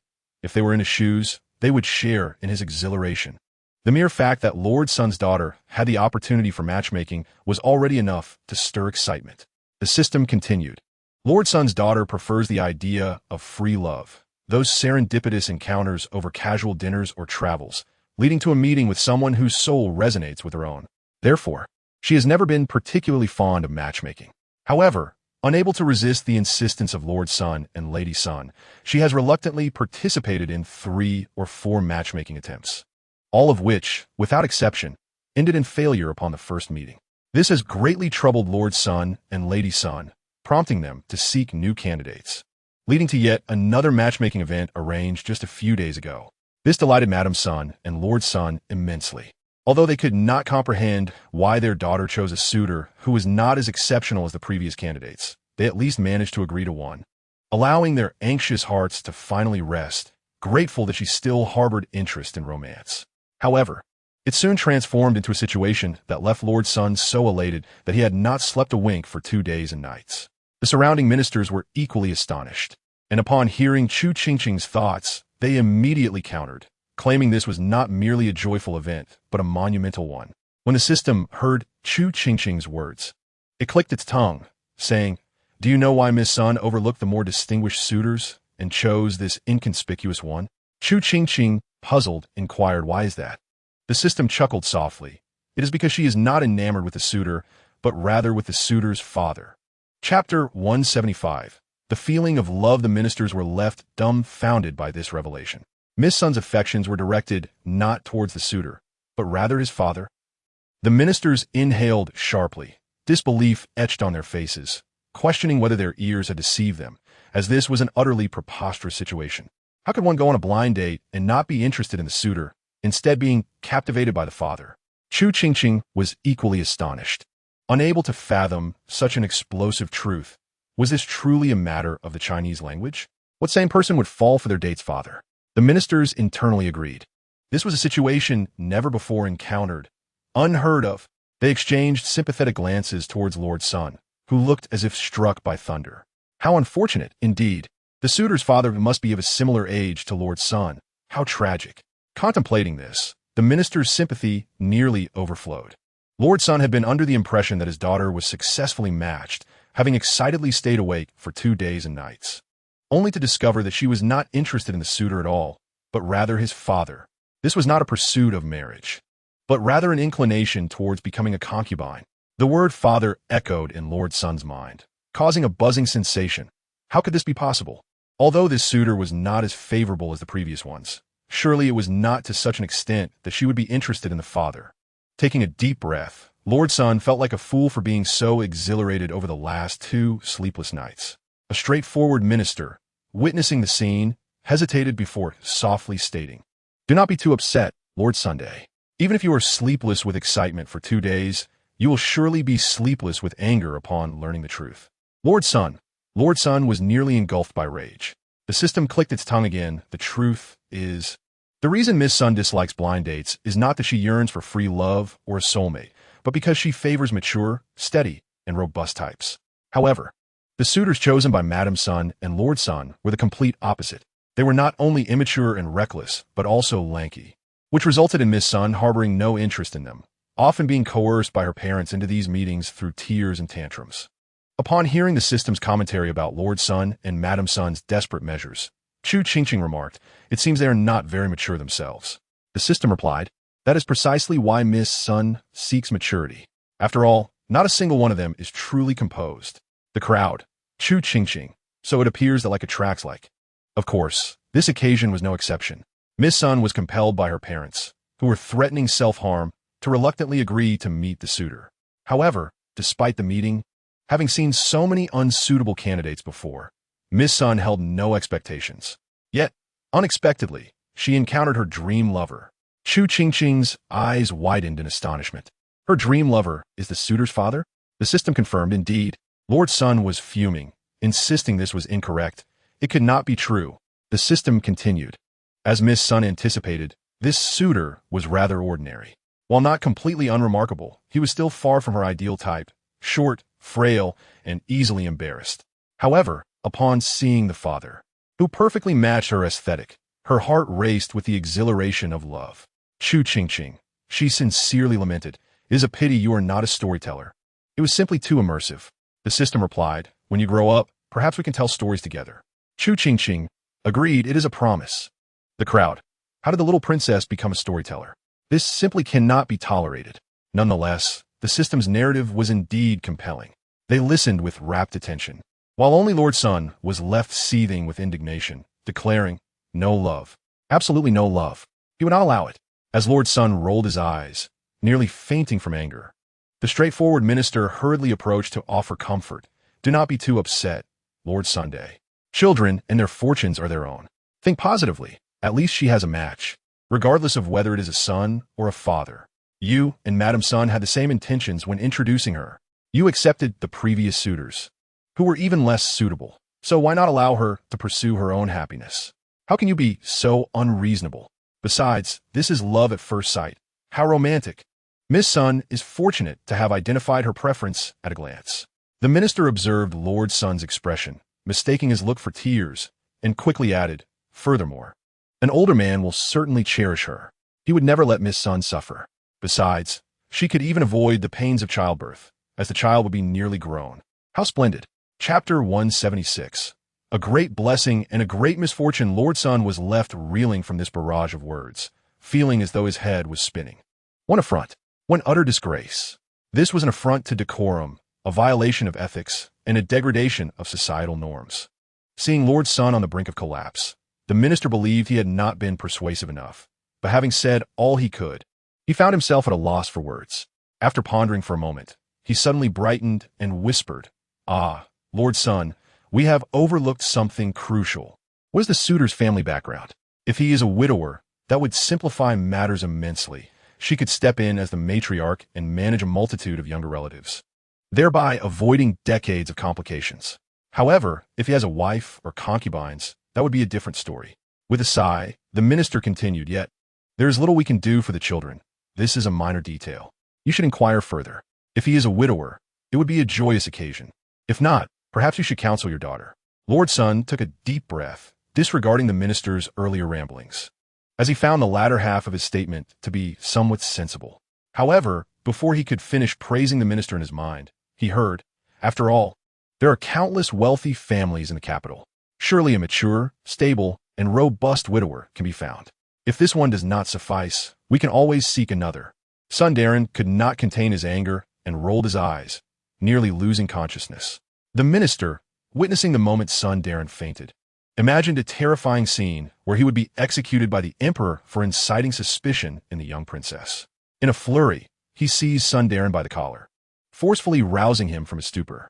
After a brief moment, Tyrant was jolted back to awareness. The minister breathed a sigh of relief and patted Tyrant's shoulder, admonishing him, "Tyrant, this is unacceptable. We are not young anymore. 2 sleepless nights equate to a slow form of self-destruction." Tyrant responded with hearty laughter, "Ha ha, self-destruction." At this point, he would rather be struck down by a bolt of lightning. The surrounding ministers, who had been eavesdropping on their hushed conversation, nearly succumbed to laughter. Chu Qingqing and the system were blissfully unaware that Tyrant was on the brink of a fit. They believed they were discreetly enjoying the gossip. The system mused. Miss Sun thought to herself that she had finally encountered someone who stirred her heart, and she certainly could not forfeit this chance over trivial matters of status. Besides, they had yet to solidify any relationship. Thus, she resolved to make her case. Consequently, Miss Sun promptly abandoned her previous aloof demeanor and engaged her dream suitor in warm, amiable conversation, ostensibly to learn about his personal history while subtly probing into his father's life trajectory. Soon, she uncovered significant news. Her suitor's mother had divorced his father 10 years prior due to emotional conflicts. A thunderous shock struck Tyrant's mind, leaving him dizzy and on the verge of collapse. What she deemed great news was in fact dreadful tidings. No, he could not allow a divorce to occur. Panic surged within him, compelling him to seek out the suitor and urge reconciliation with his former wife. Initially, he believed he was dealing with a man who could deter his daughter's inappropriate affections, only to discover he was dealing with a divorcee. Wait, a divorce merely meant he could still have found someone else after that. Tyrant exhaled in relief, grateful for that small mercy. The system continued, not only that, but since the divorce, his father has remained single all these years. Another jolt of disbelief struck Tyrant, leaving him unsteady on his feet. Impossible. How could this be? 10 years is such a lengthy span. Why hadn't he sought another partner? Tyrant was so incensed he contemplated introducing a suitable match himself. Just anyone but his daughter. This was non-negotiable. The ministers, upon hearing the system's revelation, could hardly contain their sympathy, their expressions filled with sorrow. It was pitiful. Far too pitiful. Meanwhile, a blunt minister, having grasped the situation, leaned closer to Tyrant, whispering, "Did you hear? He is single. This is cause for celebration." Celebrate? Tyrant was furious, lamenting his misfortune. How could such a fortuitous twist of fate occur? Chu Qingqing too was astounded, unable to fathom how such improbable circumstances had befallen Miss Sunday. The system remarked, indeed. Upon hearing this, Miss Sun was equally astonished and resolved to pursue her suitor's father. However, she realized that expressing her interest outright would be counterproductive. She could not divulge her feelings, lest it complicate her pursuit of the father. Thus, Miss Sun presented her suitor with a friend card, assuring him they would always remain friends and even scheduling a future outing together. to avoid any misunderstandings and to deceive son Darren and son Foreign. She claimed to have someone she adored, lamenting that her father and mother disapproved and insisted she attend matchmaking, pleading with her suitor to assist in deceiving son Darren and son Foreign, allowing her to unite with her beloved. The system remarked. The father of her suitor had originally entered into a marriage of convenience, fully aware of the anguish that accompanies a loveless union. Having witnessed his parents' discord, the suitor understood that a marriage devoid of emotional foundation would not endure. Thus, both father and son readily acquiesced to Miss Sun's request, successfully deceiving son Darren and son Foreign. Chu Qingqing marveled at the unfolding events, realizing that any missing element would have thwarted this progression. Had the suitor's father sought another partner, had he not divorced the mother, or had they refused to assist, the outcome would have been entirely different. Yet, every circumstance aligned perfectly. After reflecting on the situation, Chu Qingqing's thoughts began to wander. System, if this union were to succeed, would that not elevate Miss Sun's status immensely? The system affirmed, indeed. Chu Qingqing inhaled deeply. In that case, wouldn't she be able to address son Foreign and son Darren as equals? The system pondered, not necessarily. They might each adopt distinct titles, for instance. Miss Sun could call son Darren and son Foreign father and mother, while they might refer to her as sister-in-law. Chapter 177. Young Master Zhang trembles upon encountering women. This shocking revelation left all present in utter bewilderment, their expressions marked by confusion and disbelief. The notion that Miss Sun would call son Darren and son Foreign father and mother while they addressed her as sister-in-law was utterly chaotic. How could such a title even arise? The assembly was filled with questions, including the emperor and Wu. However, son Darren's face turned purple with rage, barely restraining himself from erupting. What did it mean if this marriage were to succeed? It could never happen. Absolutely impossible. Unless he were dead. This would never come to pass. He would not permit such an abomination to occur. And what of the notion that each would address the other differently? No, allowances would be made. This was utterly against familial propriety. Chu Qingqing, oblivious to son Darren's mounting fury, mirrored the confusion of the others, questioning the system. Sister-in-law? Why would that be the term used? The crowd nodded vigorously in agreement, equally perplexed by the rationale behind such a title. The system clarified, of course, because the father of her suitor is several years older than son Darren. Thus, he is the elder brother. Consequently, his wife would naturally be referred to as sister-in-law. Upon hearing this explanation, the assembly fell silent for a moment before casting sympathetic glances at son Darren. They had initially assumed the suitor would be of similar age, only to discover he was older. Suddenly, a respectable elder brother transformed into a son-in-law. What a tragedy! How utterly tragic! Chu Qingqing also regarded son Darren with pity, contemplating, that does hold some merit, though it seems rather inappropriate. Yet the next moment, she added, once married, how could they still use such distant terms as elder brother and sister-in-law? They should be calling each other father-in-law and mother-in-law. Son Darren, upon hearing these words, was engulfed in darkness, nearly spitting blood and fainting on the spot. This was a reversal of cosmic order. He wished for the heavens to strike him down. If that day ever came, he would not survive. The crowd was utterly astonished by Chu Qingqing's words, their expressions a blend of shock and disbelief. It was almost unfathomable to envision Miss Sun addressing Lord Sun and Lady Sun as her parents, while they referred to her as their in-laws. The sheer absurdity of the situation was unprecedented. After a moment of contemplation, Chu Qingqing remarked, what do you think would happen if Lord Sun discovered that Miss Sun had developed feelings for her suitor's father? The system pondered for a moment before responding. Are you inquiring about Lord Sun's reaction or Miss Sun's? Chu Qingqing thought for a moment and replied, Lord Sun, I suppose. The system took a deep breath, seemingly picturing a grim scenario, and said he might be driven to despair. Lord Sun. Indeed, he would surely be overwhelmed with rage. Chu Qingqing inhaled deeply again. Does that imply he would have to don mourning attire? Lord Sun. System. The crowd. Chu Qingqing shook her head, convinced that such a vision would be terrifying. And what about Miss Sun? The system envisioned the in-laws she had just mentioned and, after a pause, replied, she might face Lord Sun's wrath. Lord Sun. Precisely. He would undoubtedly unleash his fury upon that wayward girl. Absolutely. Chu Qingqing took another deep breath. That would mean a parent grieving for a child. How tragic. System. The crowd. Lord Sun. Suddenly, Lord Sun collapsed, fainting from the shock. His fainting was so abrupt that the surrounding officials were momentarily taken aback. Thankfully, Chu Qingqing, ever optimistic, assumed that Lord Sun had simply been exhausted from sleepless nights over his daughter's potential matchmaking success. Observing Lord Sun being carried away by attendants, she sighed. Poor Lord Sun.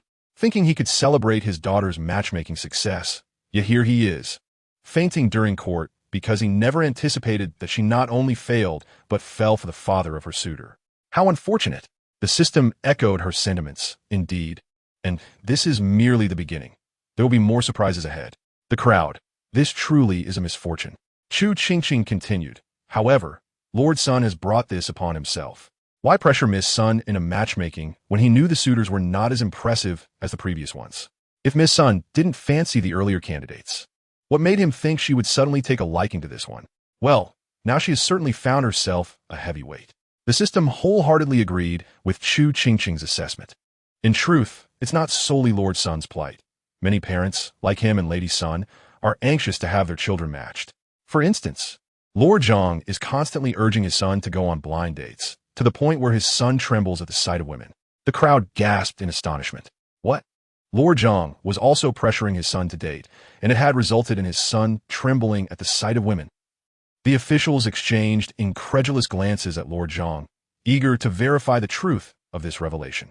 Lord Zhang's expression mirrored that of Lord Sun, equally thunderstruck. What? His son was trembling at the sight of women. Hearing this nearly caused Lord Zhang to faint on the spot. This was catastrophic. If his son trembled upon seeing women, how would he ever get married? Filled with regret, Lord Zhang wished he could slap himself for being so anxious. Now, he found himself in this predicament, utterly desolate, with only the hope that his son would eventually recover. Chapter 178. The Midnight Gorilla. Upon hearing this, Lord Zhang rolled his eyes, nearly collapsing from despair. The other officials regarded him with sympathy, their expressions conveying concern that he, too, might be carried away like Lord Sunday. Please, don't faint, Lord Zhang. There may still be a glimmer of hope. If you faint, you won't hear anything further. Understanding his colleague's unspoken words, Lord Zhang mustered the strength to open his eyes and stand upright, trembling but resolute. Indeed, there could still be a possibility for change. He absolutely must not faint. Chu Qingqing did not anticipate the system's dire proclamation regarding Lord Zhang's son, casting a sympathetic glance in his direction. She offered a somewhat comforting remark. It's all right. If women are unsuitable, there are still men. If he was uninterested in women, there were still men. The crowd nearly burst into laughter at her audacity. Lord Zhang was taken aback, never expecting to hear such a statement. Chu Qingqing queried, System, Lord Zhang's son doesn't tremble at the sight of men, does he? The system replied, Of course not. Chu Qingqing clicked her tongue. See? He doesn't tremble at the sight of men. A perfect match. All right, we've analyzed that. On to the next. The crowd. An ordinary person wouldn't tremble at the sight of men. Had Chu Qingqing heard their thoughts, she would have countered. But he trembles at the sight of women, leaving him no choice but to seek men. Otherwise, he could remain single, though it remained to be seen if Lord Zhang would approve. Lord Zhang. The system continued. Next is Lord Chun, who relentlessly pressures his grandson to go on blind dates, clamoring for great-grandchildren. His grandson has become so distressed that he is mentally unwell, often running to the garden at night to imitate gorillas, beating his chest and howling to vent his pent-up frustrations. After howling, he even climbs the trees in the garden, grasping the trunks and jumping around like a gorilla. The crowd was utterly flabbergasted. What on earth? A gorilla? They gasped in disbelief, unable to comprehend such bizarre behavior. How absurd. Venturing into the garden at midnight to howl like a gorilla, then climbing trees and jumping about. What a shocking sight. Imagining such a scene left the crowd horrified, pondering how anyone could witness it without being frightened to death. They cast a complex gaze at Lord Chun. Meanwhile, Lord Chun, upon hearing the system's account, was left bewildered. His mind a whirl. His grandson had gone mad, running to the garden at night to howl like a gorilla, climbing trees and jumping around. Lord Chun felt darkness envelop him. So, the eerie howling they heard every night was actually his grandson? Chu Qingqing was equally astonished by the system's revelation. Just how tightly has Lord Chun pressured him to drive him to madness? Such madness was unfathomable. Learning gorilla howls in the garden at midnight is hardly normal behavior.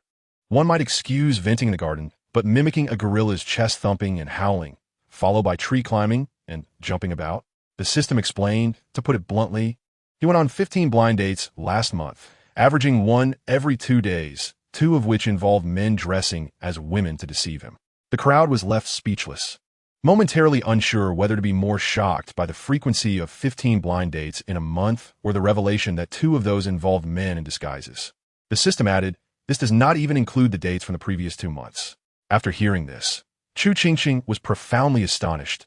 Is he dating or working? Even a production team's donkey wouldn't be subjected to such a schedule. The system replied, thus, he has gone mad, howling like a gorilla at night. Chu Qingqing felt a wave of sympathy, realizing she had previously misjudged Lord Shen's grandson. With such a rigorous dating schedule, who wouldn't lose their mind? Taking a deep breath, Chu Qingqing inquired, so, he howls in the garden every night, and no one intervenes? It was the dead of night, as the entire household slumbered. A sudden shout could potentially rouse everyone from their peaceful slumber. How could the Qin family possibly remain indifferent? The system interjected with a click of its tongue, stating, the Qin family is unaware it was he who shouted. How could they intervene? Chu Qingqing and the others were taken aback. What? The Qin family does not know it was the grandson of Qin Daran? The system continued, although this grandson of Qin Daran may seem a bit eccentric. He possesses a functioning intellect. Whenever he yells to attract attention, he swiftly climbs a tree to conceal himself. Hence, he has been shouting in the garden for 4 or 5 days without anyone realizing it was him. The crowd was left speechless, unsure of how to respond. The system added, the Chun family believes there is an unclean presence in their abode and is preparing to summon someone to investigate tomorrow. Completely oblivious that the source of disturbance is their own eccentric young master, who is akin to a gorilla, the onlookers were astounded. Never imagining the Chun family could be so oblivious, mistaking their own child's madness for a supernatural occurrence, and even planning to seek help. Indeed, this family is as unreliable as Chun Daran himself. After all, which sensible family would arrange for their grandson to attend 15 matchmaking sessions in a month? Chun Daran felt as if he might faint on the spot, consumed by thoughts of how his perfectly fine grandson could have gone mad. It was inconceivable. It was merely matchmaking. Even if there were a few cross-dressing individuals involved, it should not have driven him to madness. Chu Qingqing also found it hard to fathom the absurdity of the situation, prompting her to exclaim in disbelief. The system remarked, this is not even the most outrageous scenario. That honor belongs to Zhu Daran's family. The crowd paused before their gazes swiftly shifted to Zhu Daran. Zhu Daran felt a sense of relief wash over him, thinking that the focus would not be on him. Chu Qingqing, upon hearing the system's words, fell silent, wondering just how ludicrous Zhu Daran's situation could be. The crowd was equally curious, itching to inquire directly with Zhu Daran, although he likely had no idea, as previous events had left several individuals in the dark. The system clicked its tongue again and explained, Zhu Daran has always desired a son, yet he has been frail and sickly since childhood, making the prospect of fatherhood exceedingly challenging. After many years of effort, he has only been blessed with one daughter. As he aged, Zhu Daran grew increasingly anxious, realizing he would never have a son. Consequently, he shifted his focus to his only daughter, incessantly urging her to marry quickly and bear a son to adopt as his own. Chapter 179. Ms. Zhu's rebuttal the notion of having his daughter bear a son to adopt as his own left the crowd in disbelief, struggling to comprehend how such a concept could even be articulated. Would he truly adopt his grandson as his son? What exactly was he proposing? The crowd collectively inhaled, their expressions reflecting incredulity as they regarded Zhu Daran. Was it truly necessary to go to such lengths for a son? Would not raising a son be a natural pursuit? Did he not consider the implications for his daughter and her unborn child? A perfectly good son would become a brother, and a mother would suddenly transform into a sister. The absurdity was staggering. Chu Qingqing was equally astonished by the escalating absurdity of these matchmaking events, her eyes widening in disbelief. She had encountered peculiarities before, but this was truly unparalleled. Was he so desperate for a son that he would resort to such extreme measures, even coveting his daughter's child? Zhu Daran, feeling the weight of the crowd's scornful and incredulous stares, turned crimson, wishing to find a crack in the ground to hide. Was it truly so outrageous to desire a son? He had not committed any heinous act deserving of such disdain. Zhu Daran felt a mix of humiliation and indignation, believing that striving for a son was hardly shameful. The crowd remarked, is that truly striving for a son? It sounds more like an abduction. After a moment of contemplation, Chu Qingqing, with a look of complex emotions, asked, "Is Zhu Darren's daughter, Miss Zhu, aware of this situation?" The crowd immediately perked up, speculating that she likely did not know. If she were aware, it would be a tragic circumstance. No wonder she refused to participate in matchmaking, as it would reduce her to nothing more than a tool. However, Zhu Darren scoffed internally, thinking, of course, his daughter was oblivious to the matter. How foolish did they think he was to divulge such information to her? The system interjected, "Miss Zhu is indeed aware." Zhu Darren was left speechless, nearly choking on his own spit. What? His daughter knows about this? How is that possible? He had never mentioned it. The assembly of officials, upon hearing the system statement, exchanged smug glances with Zhu Darren, as if to say, "You guessed wrong this time." Zhu Darren, furious, could not fathom how his daughter had come to know of this matter. Upon hearing that Miss Zhu was aware, Chu Qingqing expressed her astonishment. Did Zhu Darren tell her? The system replied, "Certainly not. Although Zhu Darren may be a bit dim-witted, he is not foolish." Zhu Darren retorted, "Thank you very much. You are the one who is foolish." Chu Qingqing laughed heartily, remarking, "If Zhu Darren were to hear you disparaging him, he would surely be infuriated." The system replied, "No matter. He cannot hear." Zhu Darren was nearly driven to apoplexy, wishing to shout, "I can hear you." However, for the sake of his family's reputation, he chose to contain his frustration. Observing Zhu Darren's face turning a shade of purple from anger, the crowd struggled to suppress their laughter. "Chu Qingqing inquit? How did Miss Zhu learn of this?" The system responded, "She overheard Zhu Darren speaking in his sleep." The crowd was left bewildered. Heard in his sleep? Is that even possible? The system explained, Zhu Darren has a peculiar habit of sleep talking, often revealing his true feelings in dreams. Miss Zhu, aware of this quirk, would hide by the door each night to eavesdrop, hoping to uncover the reason behind Zhu Darren's frantic urging for her to marry. As expected, Zhu Darren revealed his true intentions in his sleep, and thus Miss Zhu learned everything. Zhu Darren felt as if the sky had fallen. He had ruled out every possibility, but never imagined that his sleep-talking would betray him. Chu Qingqing was equally amazed by Miss Zhu's unique method of gathering intelligence, marveling at her audacity, and after a moment, asked, what was Miss Zhu's reaction upon learning of Zhu Darren's intentions? The system replied, she decided to shave her head and become a nun. Chu Qingqing nearly fell off her seat at this revelation. Shave her head and become a nun? Zhu Darren and the other officials were equally astounded, their eyes wide with disbelief, questioning whether they had misheard. Was Miss Zhu truly so resolute? Did she really intend to take such drastic action? Chu Qingqing, still in shock, exclaimed, that is not merely a reaction. It is a counterattack. A self-destructive counterattack, at that. Zhu Darren stood there in a daze. Shave her head? Become a nun? My daughter wishes to do this. Closing his eyes, he felt faint. But before he could collect himself, the system announced, moreover, she acted swiftly. Upon discovering the truth last night, she had already packed her belongings and departed this morning. Paused momentarily, contemplating her next move. Where she headed? Surely, it could not be as she feared. System, of course, she is off to become a nun. Is it really that swift? The onlookers were equally astonished. Was Miss Zhu truly so decisive? The commotion caused by Zhu Darren's abrupt fall immediately captured the attention of both Chu Qingqing and the system.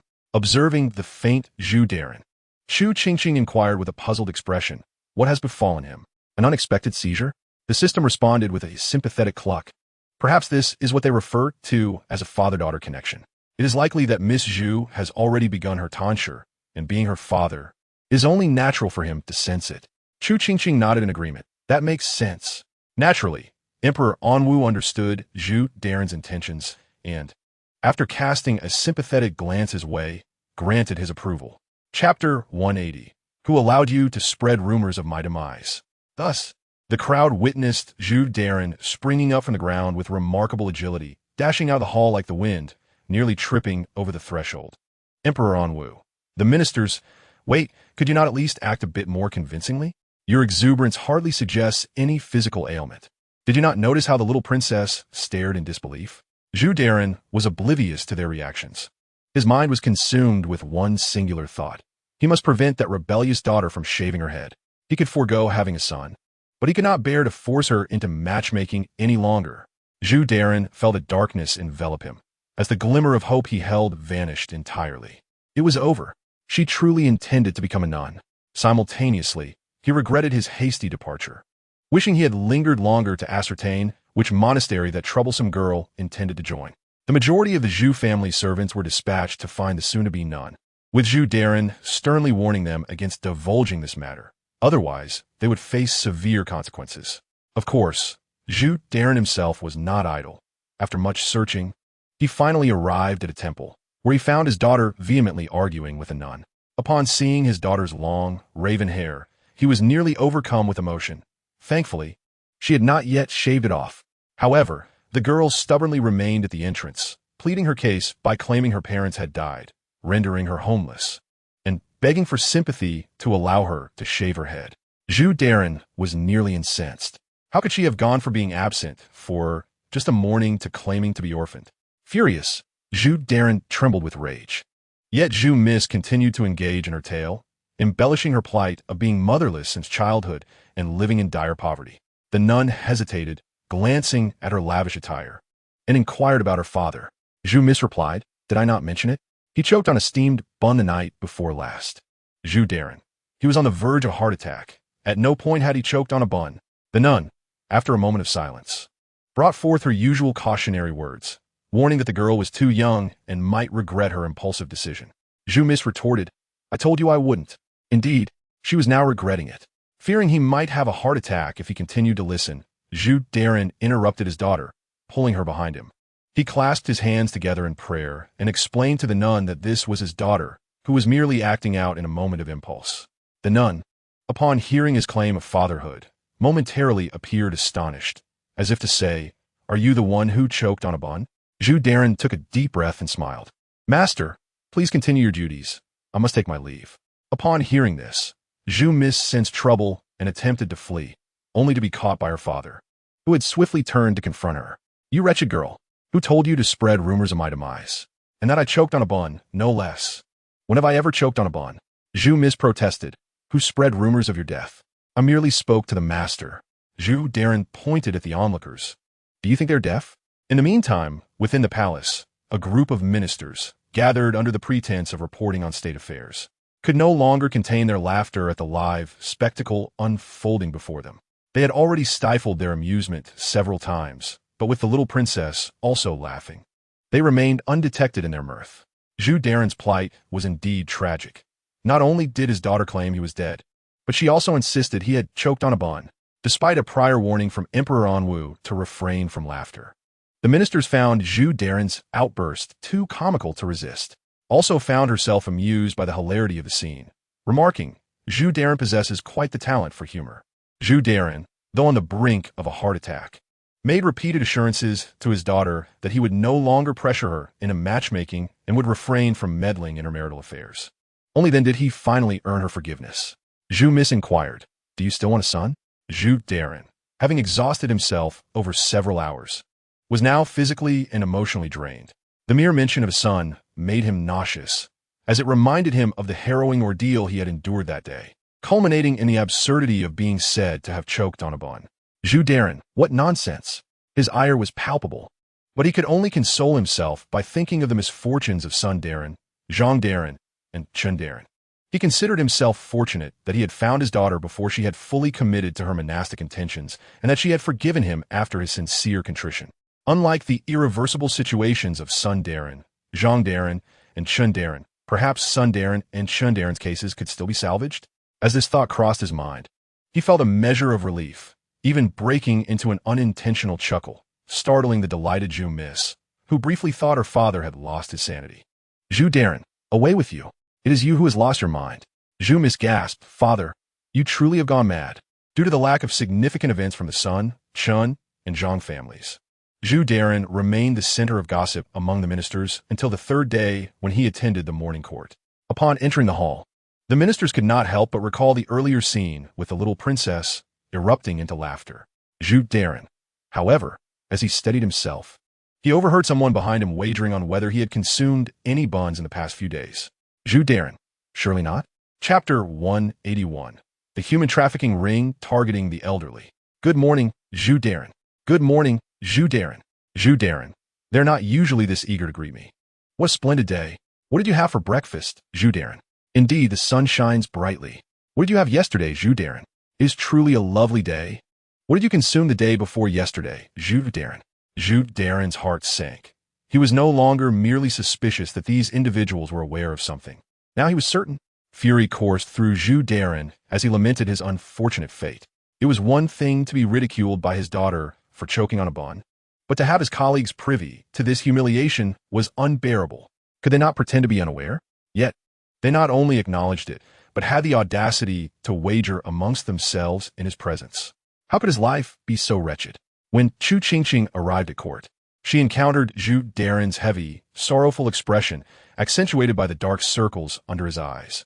Upon witnessing the scene, Chu Qingqing felt a surge of curiosity. Tongzi, did not Lord Zhu already prevent his daughter from leaving the house? Why does he still wear such a countenance of despair? And why are his dark circles so pronounced, rivaling even those of Lord Sun from before? After hearing this, Emperor Anwu could not help but glance towards Lord Zhu, lingering on his face for quite a while before shaking his head and averting his gaze. Lord Zhu was at a loss for words, lamenting his unfortunate fate. Today's morning assembly bore little significance, and as Chu Qingqing listened, she began to feel drowsy. However, before she could succumb to slumber, a minister spoke up. Your Majesty, I suspect a gang specializing in abducting the elderly has emerged in the capital. At the mention of a gang that abducts the elderly, Chu Qingqing's drowsiness vanished, and she thought she must have misheard. What? A gang specifically targeting the elderly? Images flooded her mind of a group of frail, silver-haired elders trembling in fear, confined by traffickers. She could not help but ponder the bizarre nature of such a gang. Setting aside the existence of such a gang, one had to question why traffickers would specifically target the elderly. The other ministers were equally perplexed, unable to comprehend the rationale behind a gang dedicated to abducting seniors. Typically, traffickers focused on children and women, exploiting them for profit. How could they possibly profit from the elderly? After a moment of contemplation, the ministers realized that Lord Tao's mother had gone missing half a month ago. The Tao family had scoured the entire capital without finding any trace, even enlisting the authorities to assist in the search, yet to no avail. Lord Tao was so distressed that his hair was turning white from worry, desperately hoping to find his mother soon. Could it be that Lady Tao had a sudden trip and simply forgot to inform you? One minister suggested, furrowing his brow. How else could she vanish without a trace? Lord Tao sighed, stating that his mother was not the type to leave without notifying the family. Yet, after searching for so long without any leads, he began to entertain the possibility that she had gone to visit a distant relative out of spite, deliberately causing them concern. However, just as he was grappling with his doubts, a servant he had dispatched to inquire returned with news. 2 more elderly individuals had gone missing in the capital over the past few days, disappearing without a trace. This raised alarm bells for Lord Tao, who immediately dismissed his previous speculation, convinced that a gang specifically targeting the elderly had indeed appeared in the capital. The other ministers shared Lord Tao's grave expression. If one elder's disappearance could be seen as coincidence, the loss of 3 could not be ignored, indicating something sinister at play.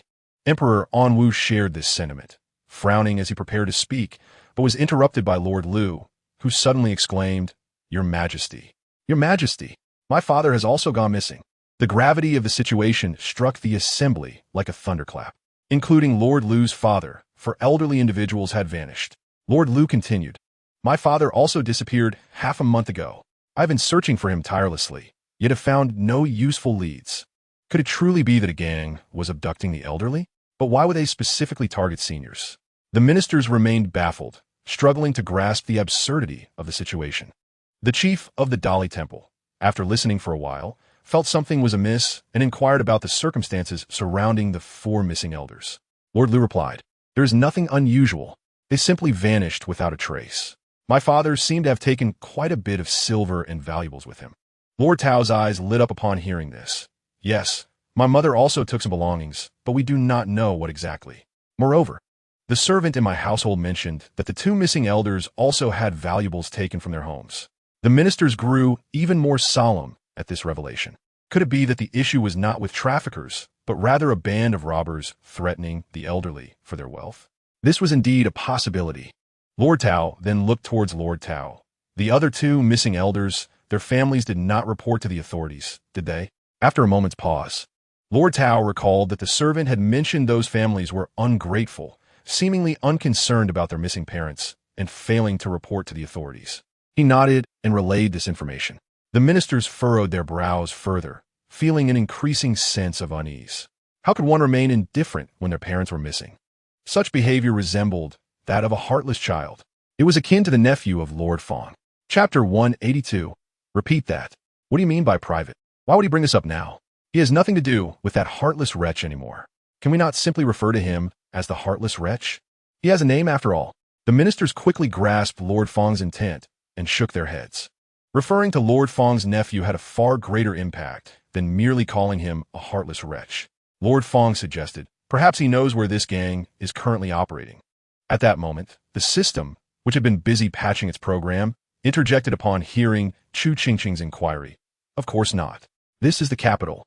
Which criminal gang would dare to brazenly enter and engage in human trafficking, especially targeting the parents of high-ranking officials? They would have to be seeking death. The capital is filled with people and eyes, and the families of these officials surely have bodyguards and servants accompanying them. Therefore, the gang would have no means to operate. They would be caught immediately after their first attempt. As the system finished speaking, the ministers found the reasoning quite sound. Indeed, the elderly were different from children. Children were often naive and easily deceived, while many of them tended to wander off alone, presenting an opportunity for traffickers. However, the elderly were astute, their life experiences granting them the wisdom to recognize ill intentions. As for the mothers of Lord Tao and Lord Lu, they were even less likely to be deceived, as they were always accompanied by numerous protectors when they ventured out. Thus, the notion that they could be abducted in the capital was utterly preposterous and inconceivable. However, after contemplating this, the ministers began to frown again. If they were not abducted, how could they have suddenly vanished? The system clicked its tongue. What disappearance? They clearly eloped. Chu Qingqing. Chu Qingqing. What do you mean by eloped? The crowd's reaction was no more composed than Chu Qingqing's. They were taken aback, momentarily believing they had misheard, as it seemed utterly absurd, especially Lord Tao and Lord Lu, who wore expressions of disbelief as if struck by lightning. The system clarified. They eloped together. The system emphasized its point, fearing she might not have heard clearly.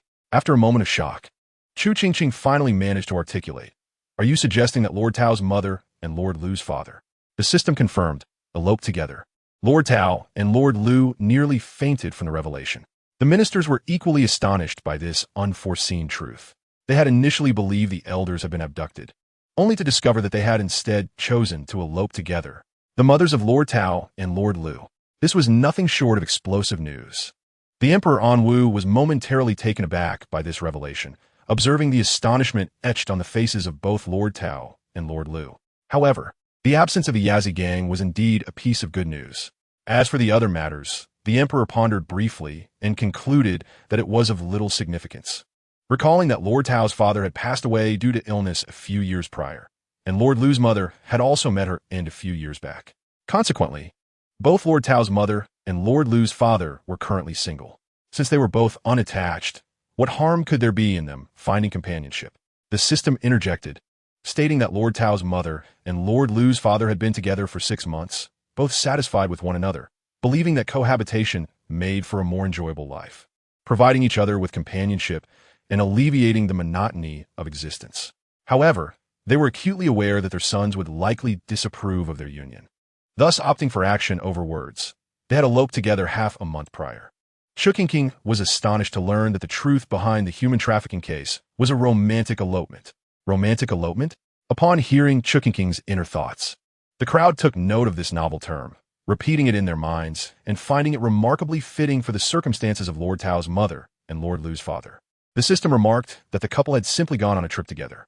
The crowd was taken aback, pondering how the servants sent by Lord Tao had been misled, believing that the parents had gone missing and their children were ungrateful for not reporting it, when in fact they had not gone missing at all. Not only had they not disappeared, but they were on a trip. The murmurs of discontent arose, questioning how the children could be so ungrateful as to not report their parents' absence, when in truth their parents had not been lost at all. Lord Tao found himself in a considerable predicament, his face reddening with embarrassment. Yet, it was not entirely his fault, as he was unaware of the misinformation. As the discussions progressed, Chu Qingqing inquired about the whereabouts of Lord Tao's mother and Lord Lu's father, speculating if they had fled to the southern regions. The crowd, caught in the shock of their parents' elopement, listened intently, realizing that they must have departed long ago. Otherwise, Lord Tao and Lord Lu would have certainly found them after searching for so long. The system clarified that they were not in the south. Rather, they had lived in the vicinity of the capital for most of their lives and could not have simply relocated. Further revelations indicated that several months prior, the couple had purchased a residence in a county near the capital where they were currently residing. Lord Tao and Lord Lu furrowed their brows at this news, for they had searched all nearby counties without success. The system elaborated that to avoid detection by their children, the couple had taken to disguising themselves each time they ventured out, which was why Lord Tao and Lord Lu had been unable to locate them, even having nearly crossed paths on 2 occasions. The 2 young men were left in disbelief. What? They had nearly encountered their parents twice. The ministers, upon hearing this, cast sympathetic glances toward the pair, mixed with a hint of disdain for their inability to recognize their own parents. Chu Qingqing, intrigued, questioned the extent of the disguises that rendered even their own sons unable to recognize them. The system chuckled before projecting an image into the air, which was clearly visible to all present, plunging them into a profound silence. The ministers who had previously scoffed at Lord Tao and Lord Lu now silently apologized in their hearts, while Chu Qingqing, taken aback, pointed at the 2 figures clad in whimsical costumes that seemed to have just emerged from a theatrical troupe, exclaiming, "Are you certain these are Lord Tao's mother and Lord Lu's father, and not performers from a nearby theater?" As she scrutinized the faces of the 2 individuals, she gasped in disbelief. They even wear masks.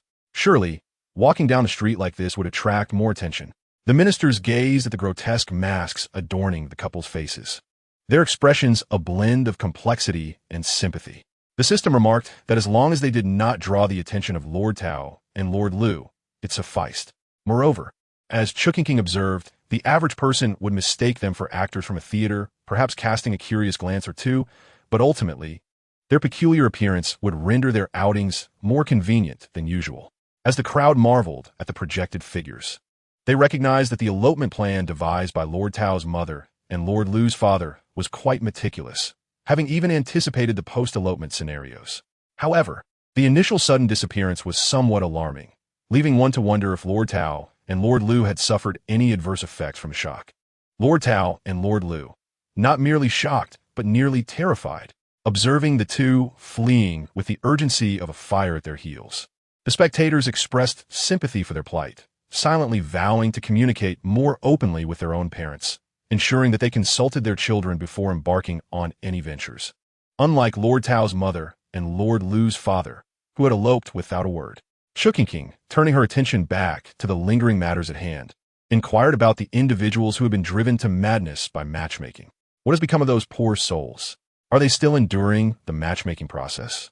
As she watched Lord Tao and Lord Lu depart, she found herself somewhat unsatisfied, her gaze fixating on the still-present Lord Sun, Lord Zhang, and Lord Chun. The other ministers stifled their laughter, allowing curiosity to linger in the air as they awaited the system's response. The system, chuckling softly, indicated that it would proceed according to the sequence from that day, beginning with Lord Sun, instructing Chu Qingqing to observe his expression. Chu Qingqing complied, glancing at Lord Sun, only to find his dark circles under his eyes even more pronounced than before. She raised an eyebrow in astonishment. How could it have worsened? Could he be suffering from insomnia due to excitement over a successful match? The system laughed heartily, clarifying that Lord Sun had become aware of Miss Sun's feelings, and those dark circles were the result of sleepless nights spent worrying over the matter. The revelation elicited barely contained laughter from the ministers, who were unable to suppress their amusement at Lord Sun's disheveled appearance. The candid minister who had previously consoled Lord Sun approached him, whispering, "See, Lord Sun, I told you that once you learned the truth, you would be restless for days on end." Sun Darren was nearly overwhelmed with anger. Chapter 184. You do my bidding, and I shall rescue your daughter. How about it? Shall we collaborate? System, however, due to Sun Darren's inability to find the right words, he has yet to discuss this matter with Miss Sunday. Instead, he has been shadowing her like a guardian spirit, vigilantly watching over her to prevent her from meeting her romantic interest. Upon hearing this, Chu Qingqing uttered a soft acknowledgement, glancing at Sun Darren. who bore the marks of fatigue under his eyes, and remarked, "But his sick leave ends today. Does that not mean he can no longer keep watch?" The courtiers exchanged sympathetic glances, vowing silently to learn from son Darren's misfortune, as they certainly did not wish for a son-in-law more formidable than themselves. System. As for Zhang Darren and Chun Darren, they likely noticed their sons' and grandsons' peculiar behaviors, prompting them to cancel all subsequent matchmaking events, attempting to allow their sons and grandsons to recuperate and return to their former selves. Chu Qingqing scoffed, "But will that be effective?" System. Zhang Darren's son is beyond help, as he is already set in his ways. However, there may still be hope for Chun Darren's grandson. With proper guidance and treatment, he might transform from a raging gorilla into a more manageable one. Chu Qingqing. Courtiers. A more manageable gorilla? Is that not still a gorilla? Zhang Darren nearly wept upon hearing this. Although he had already been sentenced to despair by the system, he had clung to a glimmer of hope, only to find himself condemned once more today. Chun Darren, upon hearing the system's words, oscillated between sorrow and joy, nearly shedding tears himself. Initially, he was elated to hear there was hope, but the latter part of the statement, that his grandson might merely transition from a furious gorilla to an ordinary one, was hardly reassuring. Chu Qingqing shared similar sentiments. However, the system continued. As for Zhu Darren, there remains a hint of danger. For although Zhu Miss did not succeed in her attempt to become a nun this time, she may still harbor thoughts of that life, as her heart still lingers on the allure of the quiet life of the ancient lamp and the Buddha. Zhu Darren, who had been feeling quite pleased with himself, suddenly felt as though the sky had fallen. How could he have been so mistaken? That wretched girl was still contemplating becoming a nun? As the system and the little princess enjoyed their gossip, the others departed with satisfaction, while only son Darren and a few others remained, looking utterly dejected, sighing with every few steps. Time flew swiftly, and soon only 2 days remained until the flower appreciation banquet hosted by Wang Qingxiang. Both the system and Chu Qingqing were bubbling with excitement, speculating on what delightful gossip might arise from this event. Emperor Anwu and consort Yin sat nearby, listening intently, equally curious about the intriguing tales that might unfold. The officials and their families, also eager to attend the banquet, could scarcely contain their anticipation. Though indulging in gossip carried risks, one might easily become the subject of such discussions. What endeavor in life is without risk? Thus, it was inevitable. Besides, following the little princess into these intrigues could be advantageous. Recall the incident with the Prince of Sheeping. Had it not been for the little princess's keen insights, he might have ended up with a son-in-law who coveted his wife and child. A deceitful scoundrel at that. It was a terrifying thought. Then there was the episode involving Princess Qingqi. Without the little princess's intervention, that villain would still be at large. The little princess was indeed their lucky star. Whether partaking in gossip or being the subject of it, both were fortuitous outcomes. Almost everyone awaited the flower appreciation banquet with unbridled joy, save for the queen, locked away in a dungeon, and Lady Wang from the Prime Minister's residence, both weeping in despair. "I demand to see the emperor. I demand to see the emperor." In less than a month, the queen had withered away, her form gaunt and frail, aging as though a decade had passed in an instant. She had hoped that her contact with Wu Luoshan would lead to her immediate rescue, but as the days dragged on without a sign, her hope dwindled to despair. Determined to abandon her weight, she resolved to seek a new ally. Through the heart-binding spell, she could sense Wu Luoshan's whereabouts, and thus intended to leverage this knowledge to bargain with the emperor. She would assist him in capturing Wu Luoshan in exchange for her freedom. However, she would not be so foolish as to guide the emperor directly to Wu Luoshan, for in their current plight, their fates were intertwined. She could not orchestrate her own demise. A sinister smile crept across the queen's face as she grasped the prison bars, calling out once more. She had expected her words to be relayed to the emperor, but instead, they were met with ridicule. "You are merely a prisoner now, not even worthy of being called a deposed queen. How arrogant! The emperor is far too occupied with state affairs to entertain a dying woman such as yourself. It would be wise to conserve your strength. Perhaps you could delay your demise by a few days. If you continue to shout, you may find yourself dead by tomorrow." The queen was nearly driven to fury by their insolence, cursing them for their disrespect, proclaiming her status as queen and the daughter of the prime minister, vowing to take vengeance upon them upon her release. A deposed queen still claims her title, and you, the daughter of the prime minister, your father has long disavowed you. Awakened to reality, you wish to kill us? We shall see if you manage to escape first. Ha ha ha. The queen's eyes widened in disbelief. The prime minister had severed ties with her? How could that be? Her father would not abandon her. He relied on her to solidify his position and secure a comfortable existence. He would never forsake her, and her mother, who had always cherished her.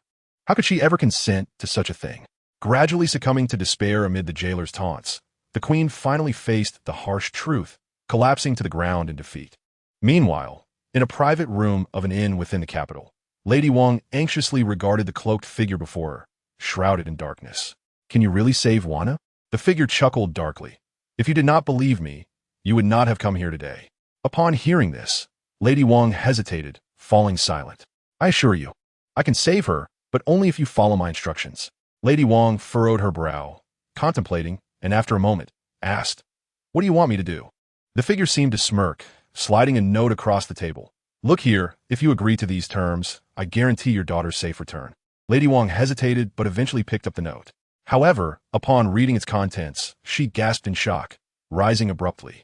You want me to? Chapter 185. The Flower Appreciation Banquet begins the Yunwei by. The venue for the Flower Appreciation Banquet is the ancestral estate of the Wang family.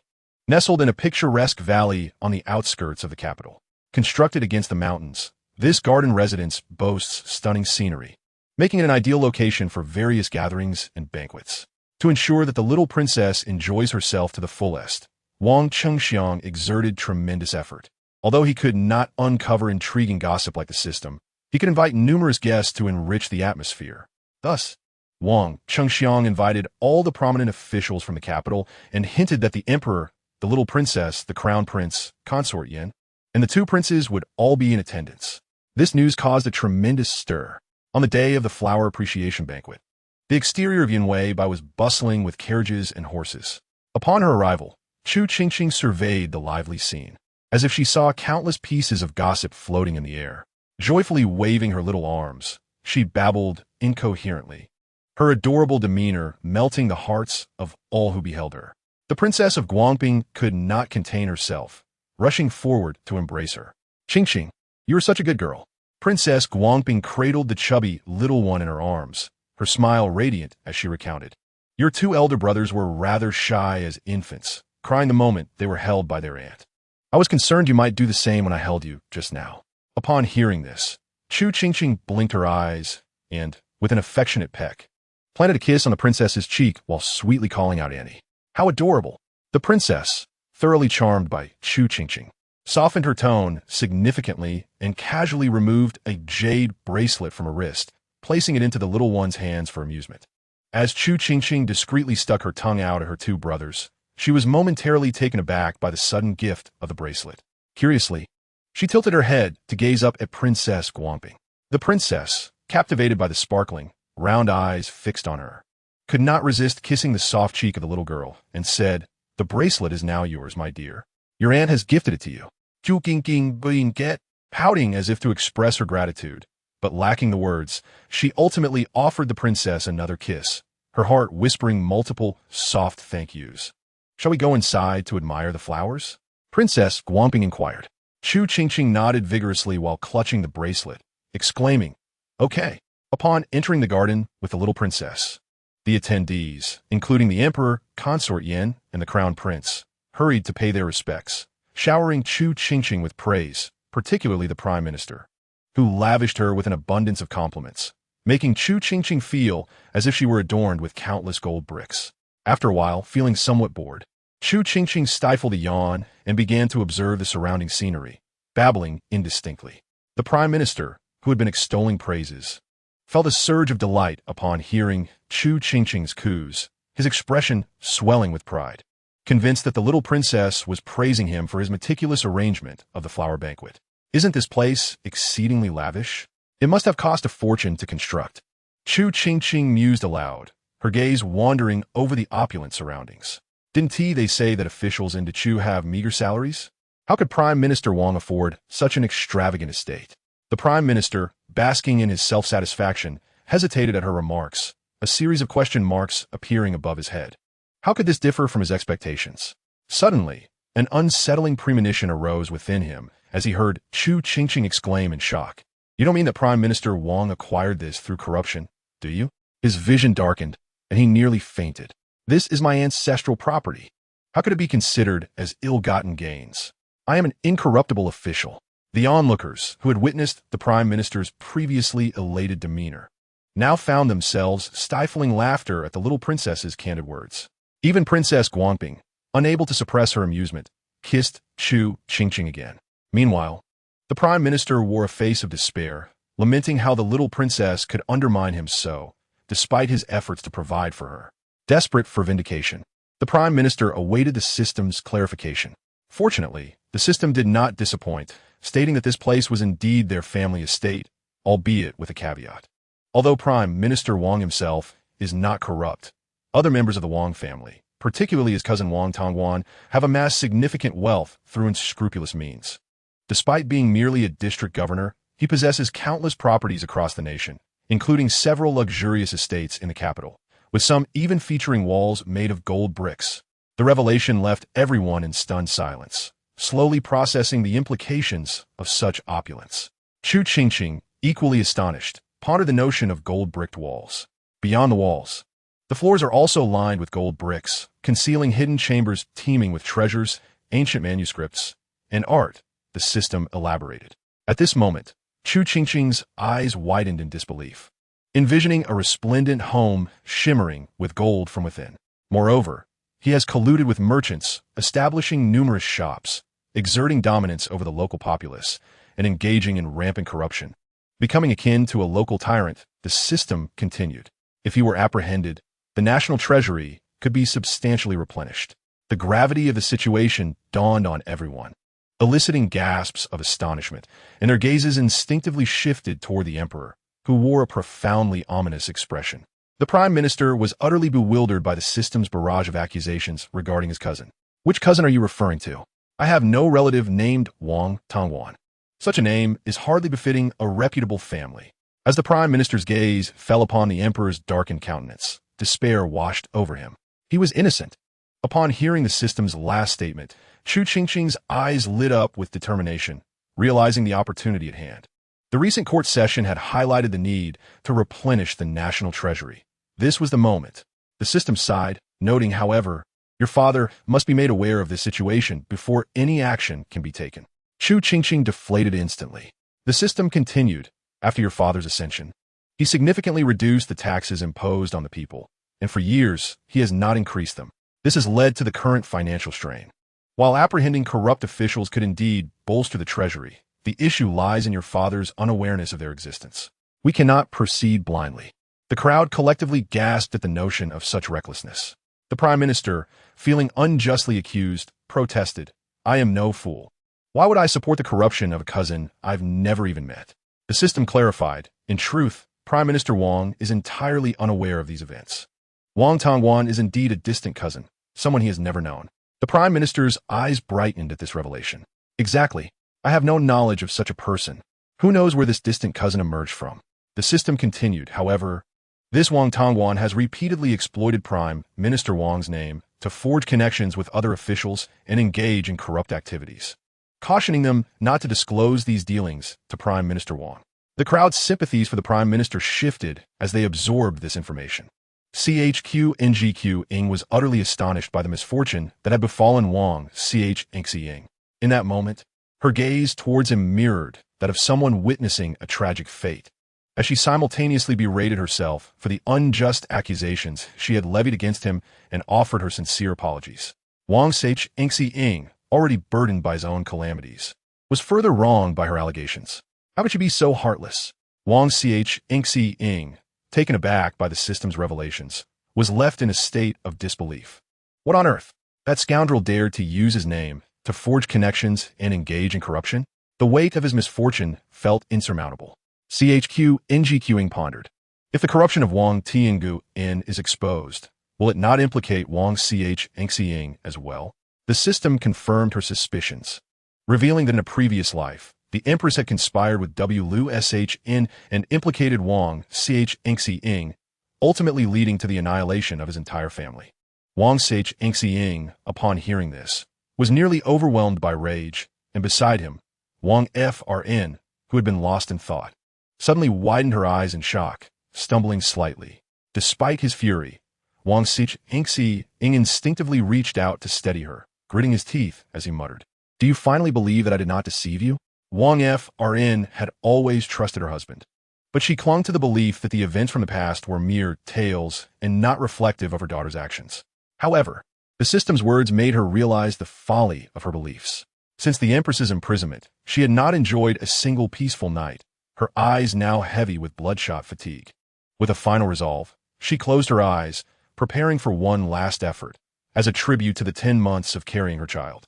Having listened to the system, cast a sympathetic glance at Wang Qingqing, remarking, "This man is truly the epitome of misfortune." The sentiment resonated with those around her, as they collectively acknowledged that none could be more unfortunate than Wang Qingqing. With a heartfelt sigh, Qingqing gazed at Wang Qingqing's woeful expression and suddenly conceived an idea.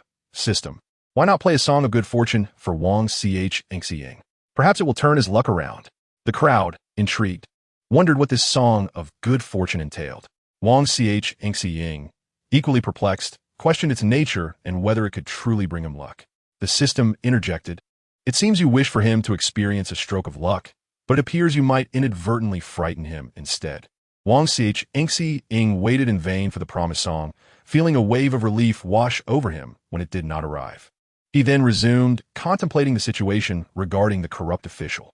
Given that the matter was already widely known and the emperor was aware of his innocence, he felt emboldened to report the scoundrel directly, urging the emperor to dispatch someone to raid the corrupt official's residence.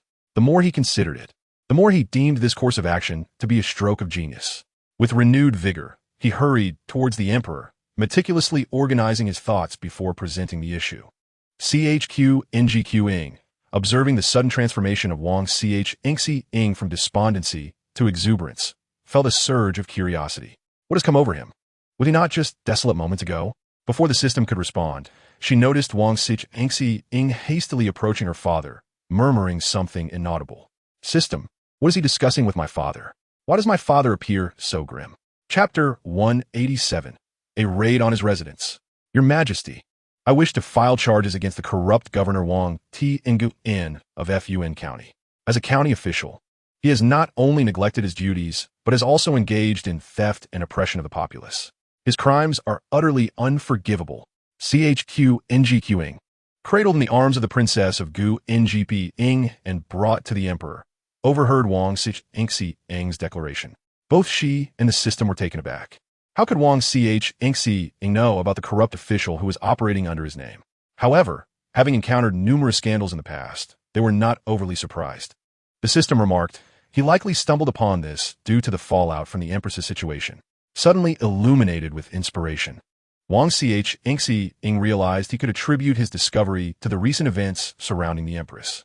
Seizing the opportunity, he declared, "I initially intended to investigate if there were any spies planted within the Wang family due to the traitor incident, but instead, I uncovered this vile creature who has committed countless heinous acts." The system chimed in with delight. "See, I told you so. It truly is because of that." The surrounding crowd marveled at the innocence of the young princess, unaware of the weight of the deception. Wang Qingqing felt an unexpected pang of guilt. How could he deceive someone as pure-hearted as her? Yet, since he had already embarked on this path, he resolved to continue. With the narrative already crafted, he naturally conveyed the entirety of the events. Qingqing listened intently, her wide eyes sparkling with determination, as if she wished to speak on his behalf. "This is a scoundrel, father. Quickly, send someone to raid his home." The system confirmed. Indeed, he has abused his power, wreaking havoc in Fun County, and has shamelessly claimed kinship with the emperor, threatening dire consequences for those who cross him. The revelation stunned the audience, eyes widening in disbelief. This corrupt official was audacious indeed. Wang Qingqing, overwhelmed by the implications of such claims, felt a wave of disbelief wash over him. How could this man be so reckless? Realizing the gravity of the situation, Wang Qingqing felt dizzy, fearing he might faint. He could not afford such a fate. No, it should be a public execution in Fun County.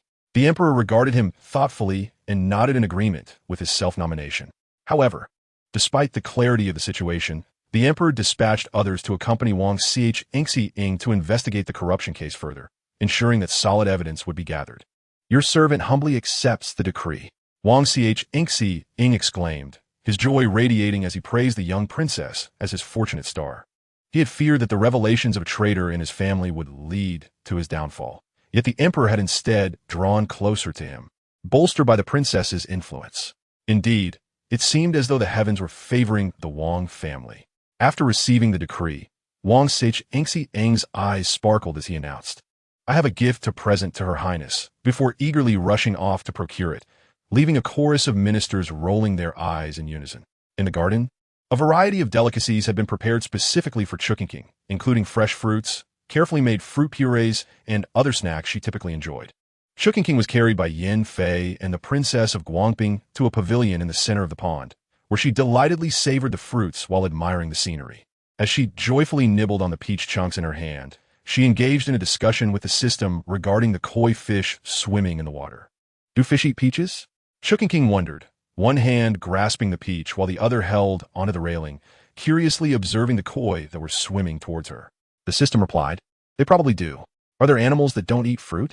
Chu Qingqing found some merit in this logic, immediately concluding that the fish were drawn to the peach she was holding. She slowly took a bite of the peach, gazing at the lively koi, pondering their thoughts. Yin Fei, using a handkerchief, wiped her mouth and noticed her fixation on the koi, gently inquiring, are you wishing to feed the fish, Qingqing? Chu Qingqing, caught off guard while chewing on her peach, widened her eyes and shook her head vigorously, exclaiming, Qingqing is too obedient to be fed to the fish. The princess of Guangping, unable to suppress her laughter upon hearing Chu Qingqing's innocent words, found the child utterly adorable. How could she think that Yin Fei intended to feed her to the fish? The surrounding guests, upon hearing the exchange between Yin Fei and the little princess, also chuckled, all thinking how charming the little princess was. Yin Fei was momentarily taken aback, finding herself both amused and bewildered. She was no monster who would do such a thing. What on earth was this little one thinking every day? Amused by Chu Qingqing's response, Yin Fei gestured for a maid in the garden to bring some fish food, placing it beside Chu Qingqing. Mother was asking if you wanted to feed these koi some food.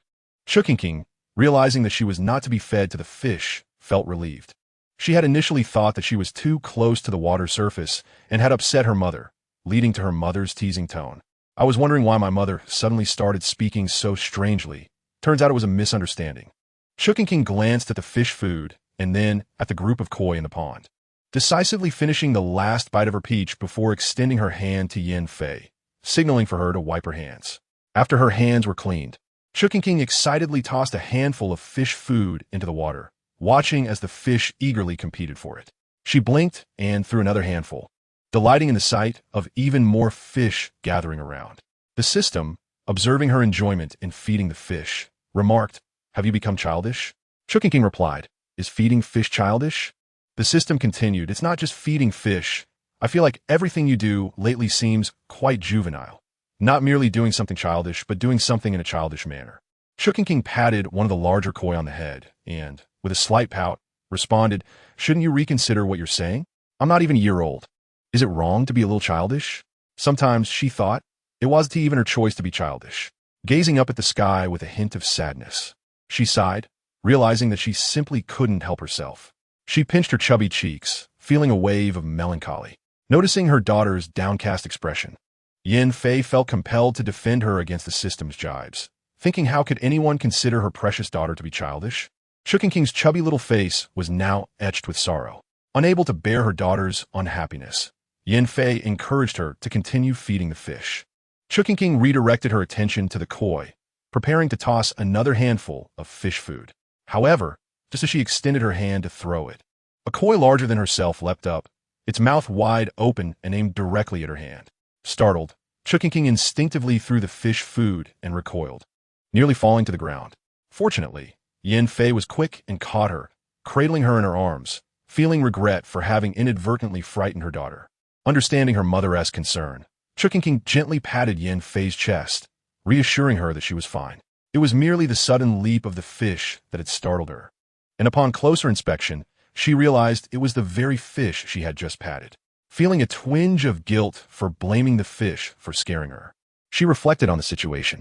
The system commented, you didn't notice, did you? After you touched it, it waited patiently for you to feed it. And when you didn't team move, it jumped up on its own. Chu Qingqing ended up feeding the koi. She had patted a few more handfuls of fish food, only stopping when she saw it was content. System, what is my father doing? He seems quite strange today, not sticking to me at all.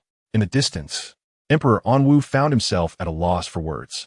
The system noted, it seems he is conversing with Lady Wang. Chu Qingqing blinked. Lady Wang? Which Lady Wang? The system clarified, the wife of Minister Wang. Upon hearing this, everyone began to look around, and indeed, they spotted Lady Wang walking towards Emperor Anwu, head bowed. Chu Qingqing, curious, asked, what does she want with my father? Yin Fei and the Princess of Guangping shared her curiosity and carried Chu Qingqing out of the pavilion towards the scene. The crowd that had been watching Chu Qingqing feed the fish also followed, particularly the ministers, eager not to miss any intriguing developments. The system remarked with a click of the tongue, she has gone to plead for her daughter. The crowd was taken aback. Plead for what? Chu Qingqing echoed her curiosity. The system elaborated, of course, she is pleading for her daughter.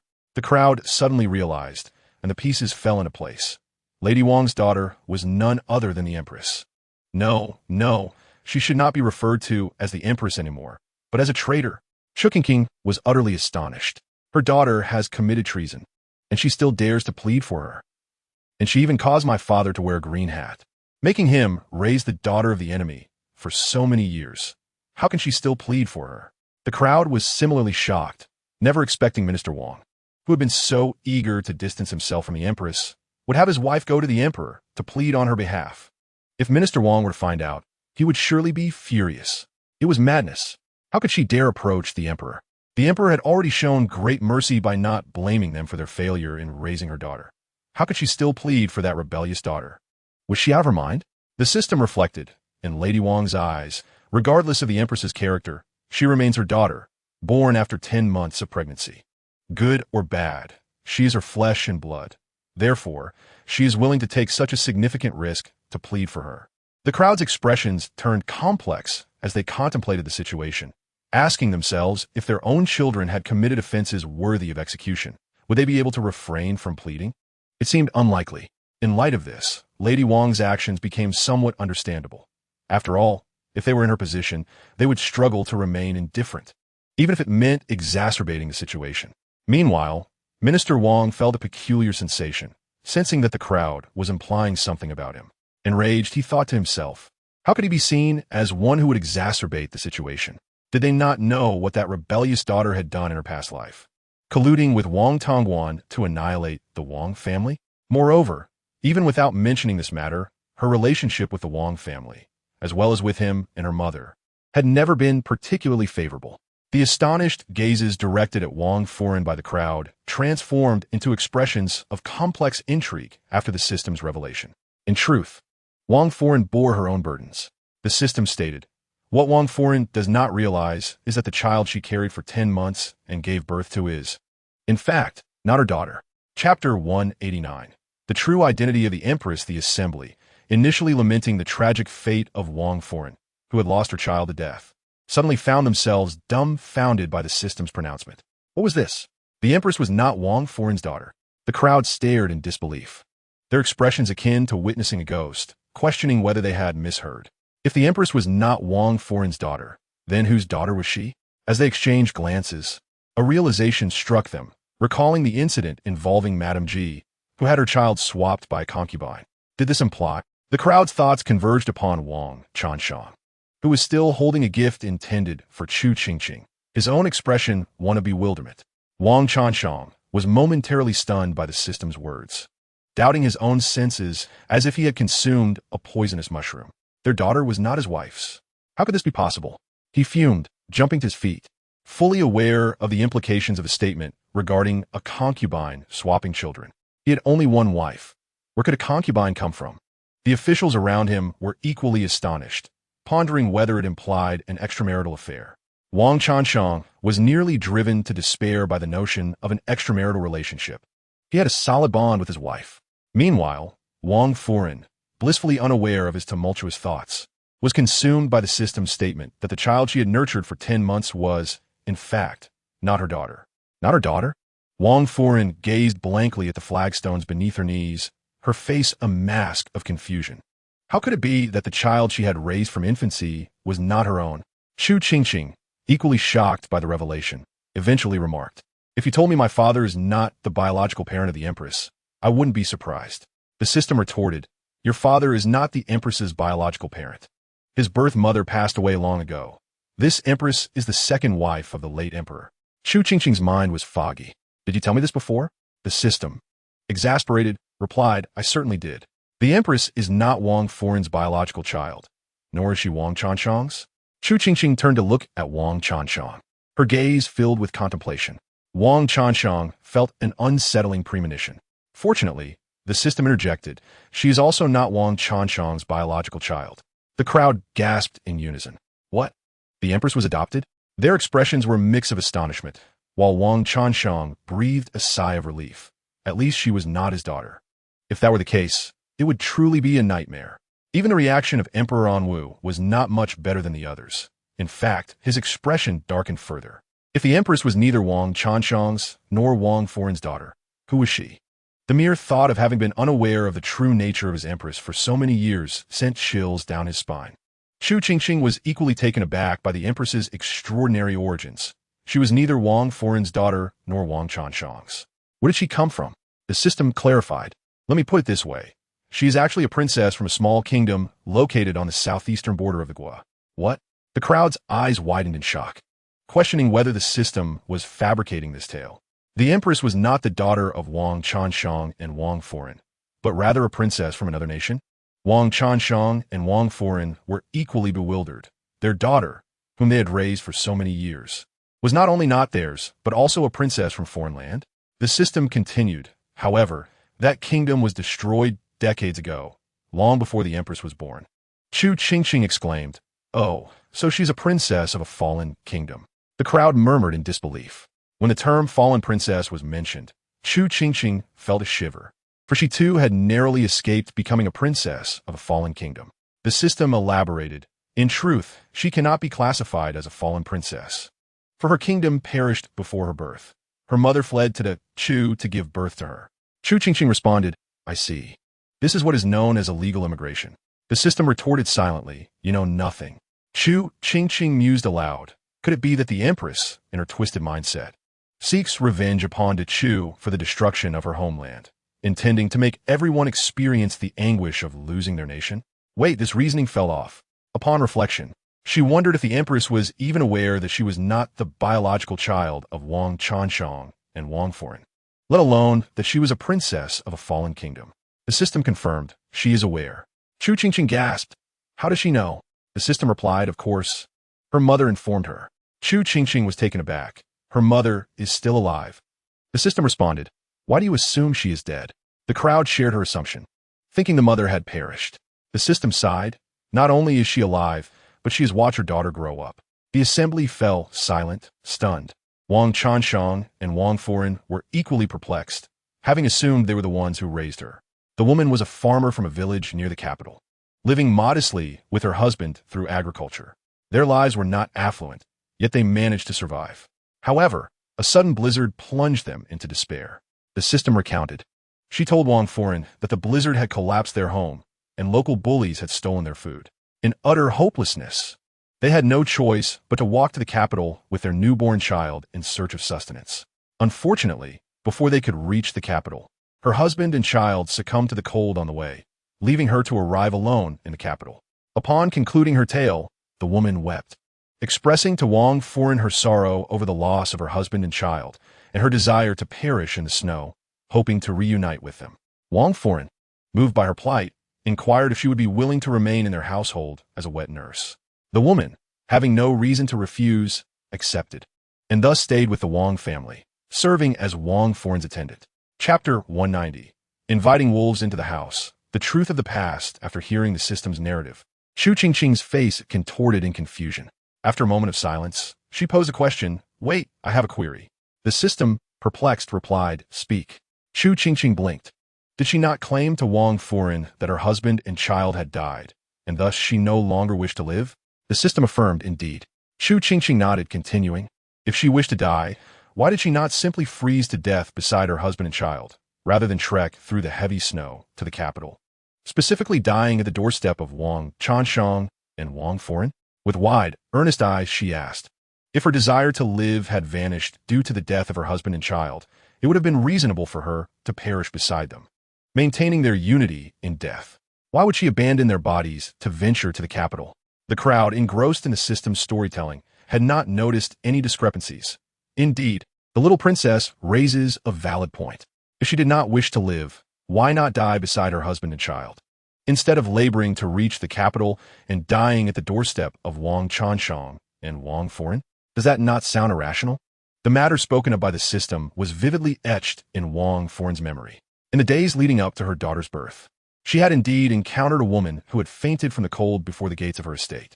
A heavy snowfall had just ceased, leaving a thick blanket of snow outside, and her servants had come to inform her that someone had frozen to death outside. Alarmed, she hurried to investigate, only to discover that the woman had merely fainted from the cold.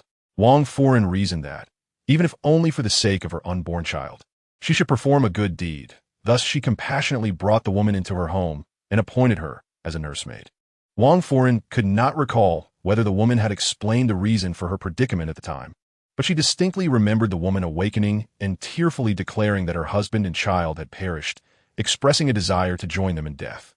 As she prepared to flee outside to die in the snow, Wang Foren pondered why the woman would choose to die at her doorstep rather than beside her own family. Trembling, Wang Foren wondered why this memory was so vivid. The answer lay in the fact that the woman was still in her household, still present in her life. The system interjected, indicating that this was not a fabrication. Chu Qingqing remained silent, while the system continued, suggesting that it was evident who the woman was, rendering the inquiry unimportant. Regardless of what she had concocted, her primary objective was to infiltrate the Wang family and swap their child. The onlookers gasped in astonishment, realizing why the empress would resort to stealing the child of Fei. Corruption at the highest level begets corruption at the lowest. The woman in question was none other than the empress's biological mother, a princess of a fallen nation, unwilling to accept a life of mediocrity for her daughter. She devised this nefarious plan. On the day after Wang Foren gave birth to her daughter, she used a specially concocted drug to incapacitate Wang Foren and others, enabling her to swap her own daughter for the daughter of Wang Chengxiang and Wang Foren. Upon hearing this revelation, Wang Foren nearly fainted, realizing she had unwittingly invited disaster into her home, bringing harm to her own daughter. Moreover, because the child favored this woman, rejecting all other wet nurses, Wang Foren had no choice but to allow her to nurse her daughter. Believing it was a sign of fate that the woman had collapsed at her door and that her newborn child was drawn to her, shunning all others. Unbeknownst to Wang Foren, what she perceived as fate was merely a ruse meticulously orchestrated by the woman to deceive her. The crowd inhaled sharply, filled with sympathy and disbelief, unable to fathom what Wang Chengxiang and Wang Foren must feel upon learning this truth.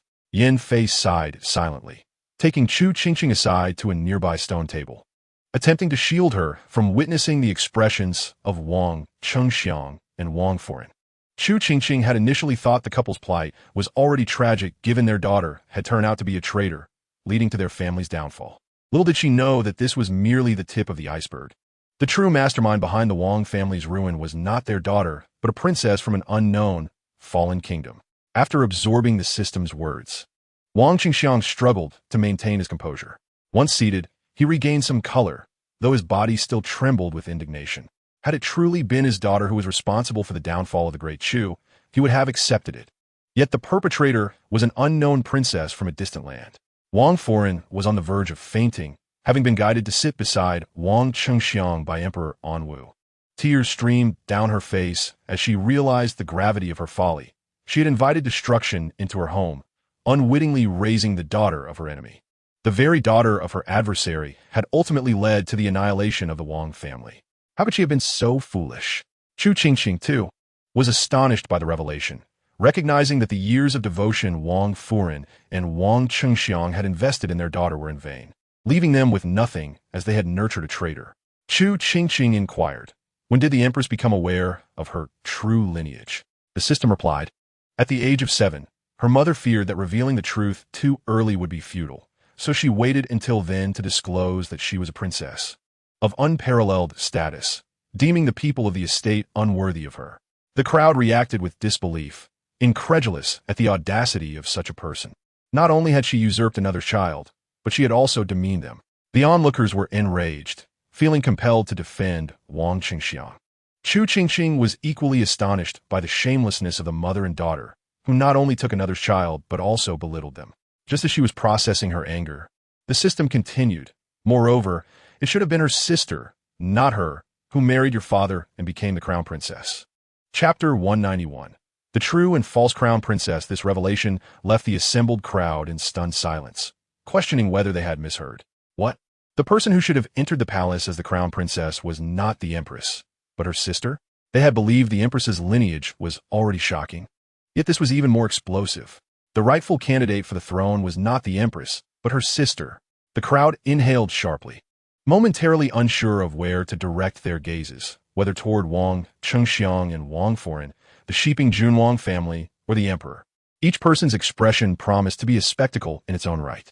During the flower appreciation banquet hosted by the Xiangfu, the Qingqing family was also present. Upon hearing this latest revelation, they stood frozen in disbelief. Wait, are you saying the one who is supposed to be the crown princess is our Ling? How could this be possible? The Qingqing son stared in shock, his lips parting and closing, unable to articulate a single word. Meanwhile, the youngest daughter and son of the Qingqing found little significance in the matter. The daughter, Chu Qingqing, muttered softly, "Why are you all so surprised? Sister-in-law has been with Big Brother for so many years. The emperor can't just take her away. Is there really any need for such fear?" Wang Yuling, standing among them, found her words to be quite reasonable.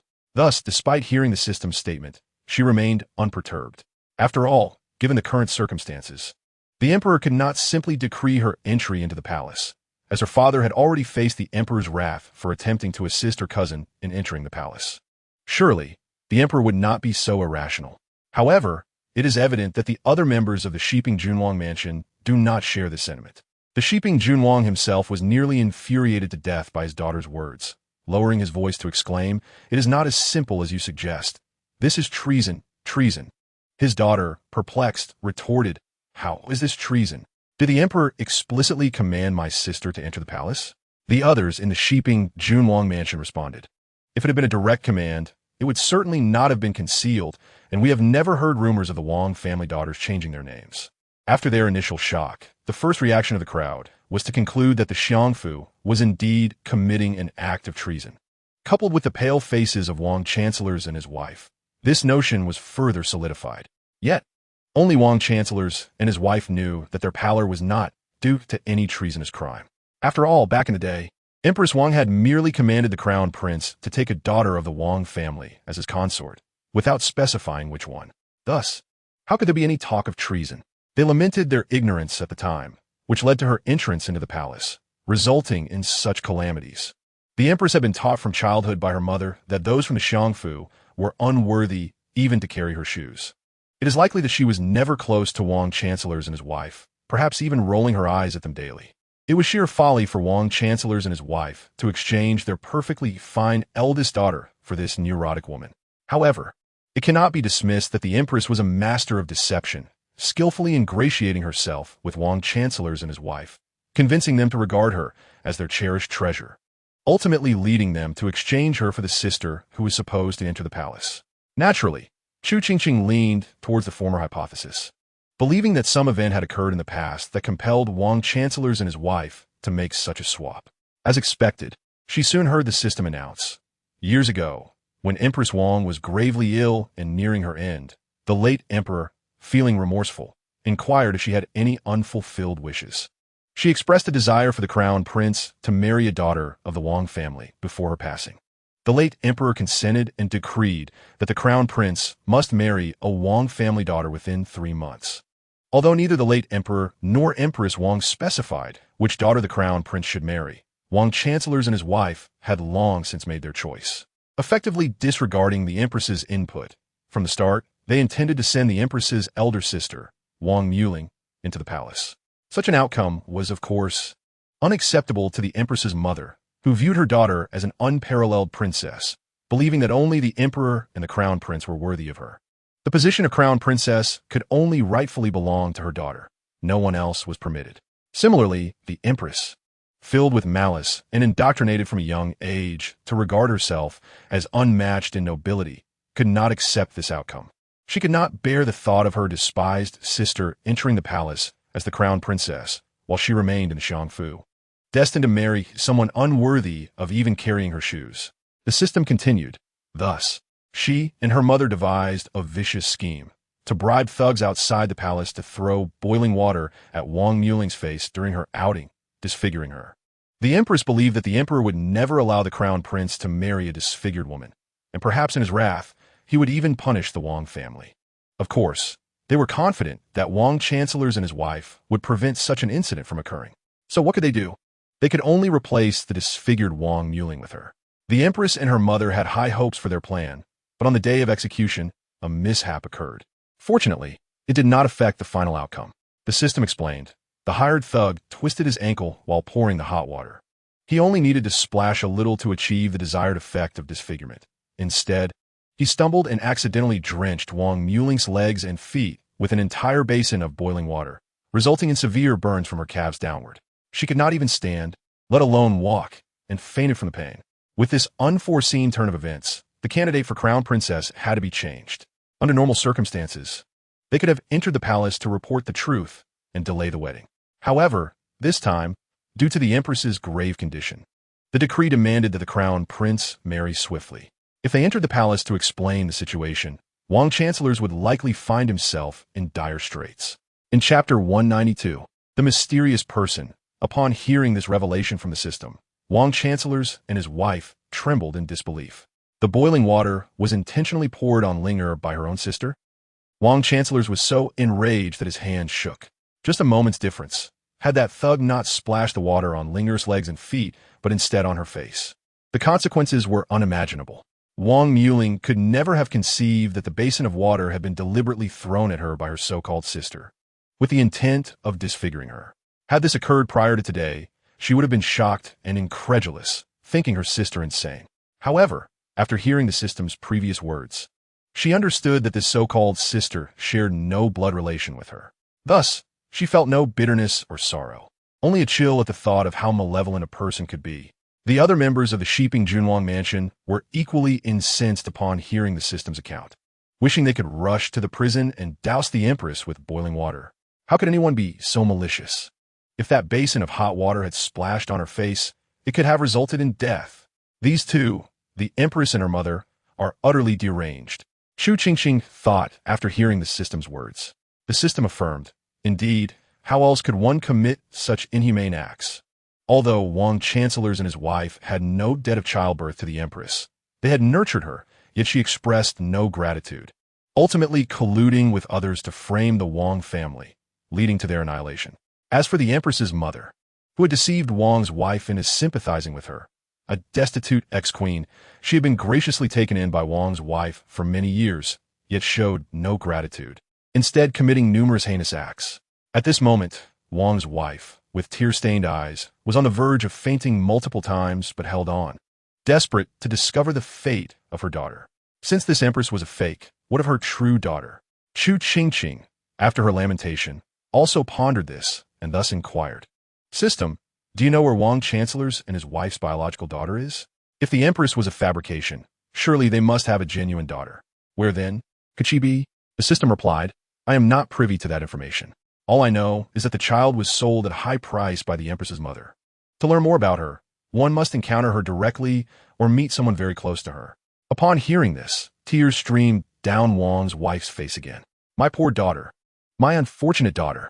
Wang chancellor's eyes were also red-rimmed, realizing that their newborn daughter had been sold by that wretched creature. He closed his eyes, vowing to find his daughter at all costs.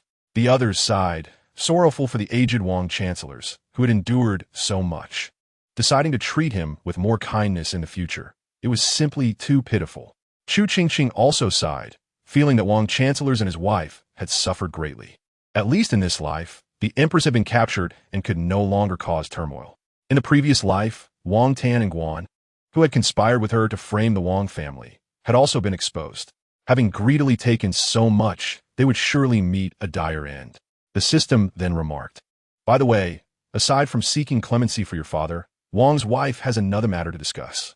While Chu Qingqing was still contemplating the whereabouts of Wang chancellors and his wife's biological daughter, she paused at this statement and asked, "What matter?" The system remarked, "It still pertains to the Empress." The crowd was momentarily taken aback. What? Still about the Empress? Was there truly so much to discuss regarding her? Hadn't they covered everything from her birth to her imprisonment? And yet, there was more?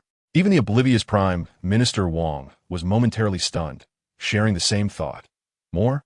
Upon hearing the system's words, Wang Furen suddenly recalled an important matter she had yet to address. Hastily drying her tears with a handkerchief, she waited a moment before rising to approach the emperor. The words spoken by the system were meticulously absorbed by Emperor Anwu. His mother had insisted he marry a daughter of the Wang family to solidify his position as heir. She was acutely aware that once she passed, his father would promptly elevate Wei Guifei, and in doing so would support the Exine Wang, who shared the Wei family bloodline, while also meddling in his marriage. Thus, before her demise, his mother had implored his father for the right to select a consort for him, enduring until she witnessed his wedding before finally closing her eyes. Emperor Anwu closed his eyes briefly, then turned his gaze towards Wang Furen and Prime Minister Wang, who were walking back and forth before him. Curiously, Chu Qingqing turned to observe the figures of Wang Furen and Prime Minister Wang, unable to contain herself as she descended from the stone bench and wobbled towards them. Noticing this, Yanfei hurriedly followed, concerned that she might fall if she moved too quickly.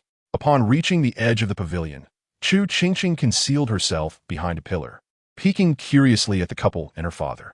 After a while, she finally grasped what Wang Furen was saying. Wang Furen recounted that a mysterious individual had unexpectedly appeared in her courtyard a few days prior, claiming to possess the means to save her daughter. He had given her a note, inscribed with the time and the name of a tavern.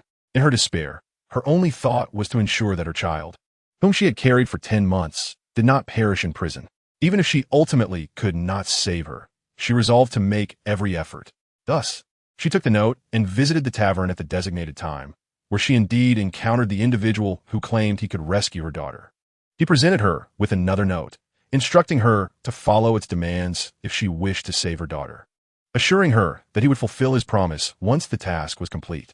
Prime Minister Wang, listening to this revelation, was nearly paralyzed with fear. He had never anticipated such a development. A woman of ill repute, capable of appearing to offer salvation, surely could not be a good person. She had dared to meet him alone. As Wang Furen spoke, she took a deep breath, her voice trembling slightly. At that moment, I was solely focused on saving my daughter and did not contemplate further. However, upon examining the note, I discovered it instructed me to devise a scheme to poison your majesty, the crown prince, and the little princess. Upon utterance of this declaration, the gathered individuals collectively inhaled sharply. Poisoning the emperor, the crown prince, and the little princess? Those privy to the entire situation widened their eyes in shock. If they had previously suspected the mysterious individual was an emissary of Wu Luoshan, they now knew for certain that he must be one of his subordinates. This despicable scoundrel was still unrelenting, wishing to instigate harm against the emperor and his heirs.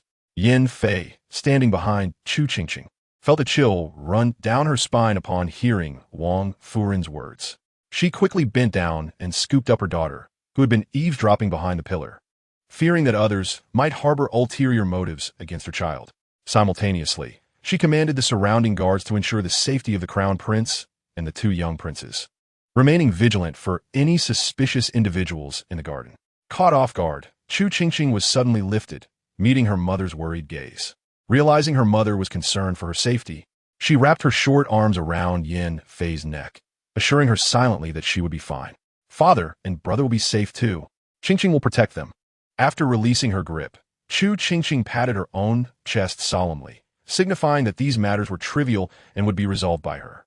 Then, she planted a kiss on her mother's cheek, insisting, Qingqing will also protect mother, brother, grandfather, grandmother, and uncle, driving away all the bad people. With tears welling in her eyes, Yan Fei embraced her tightly, eventually relaxing after a long moment. The surrounding ministers, who had also been eavesdropping, were moved to tears by the little princess's heartfelt words, marveling at how such a warm-hearted child could exist. Seeing her mother relax, Chu Qingqing kissed her once more and then began to analyze Wang Furen's earlier words alongside the system.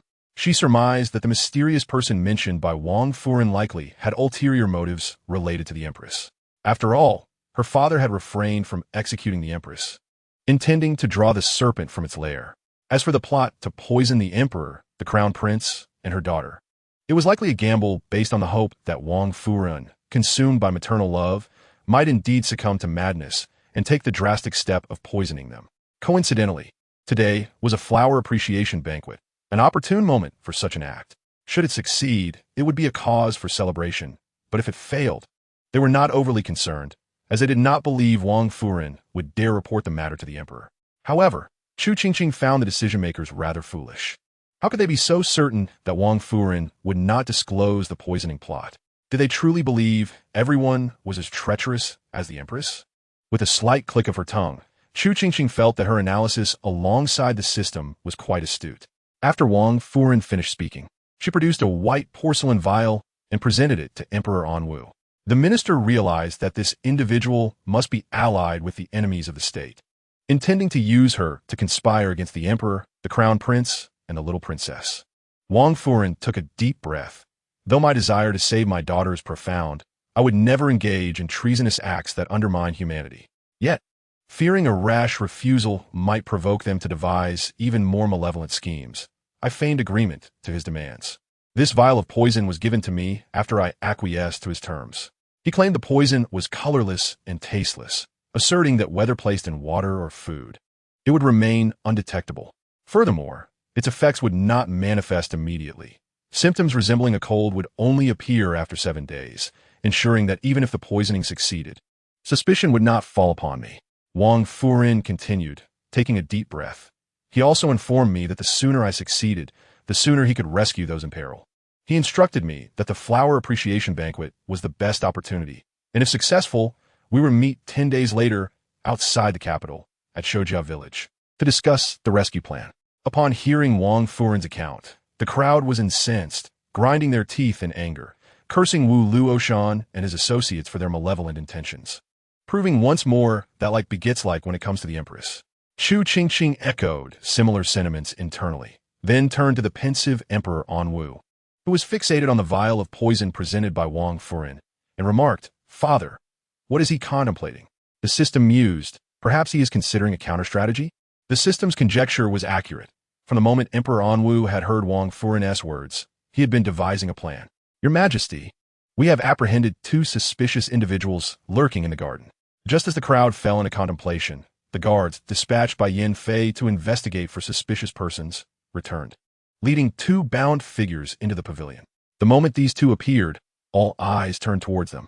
Clad in servant attire, they initially seemed unremarkable, yet upon closer inspection, their demeanor and expressions starkly contrasted with those of the other servants in the garden. Moreover, both individuals possess martial arts skills, though not exceptional. They are certainly superior to those of ordinary folk.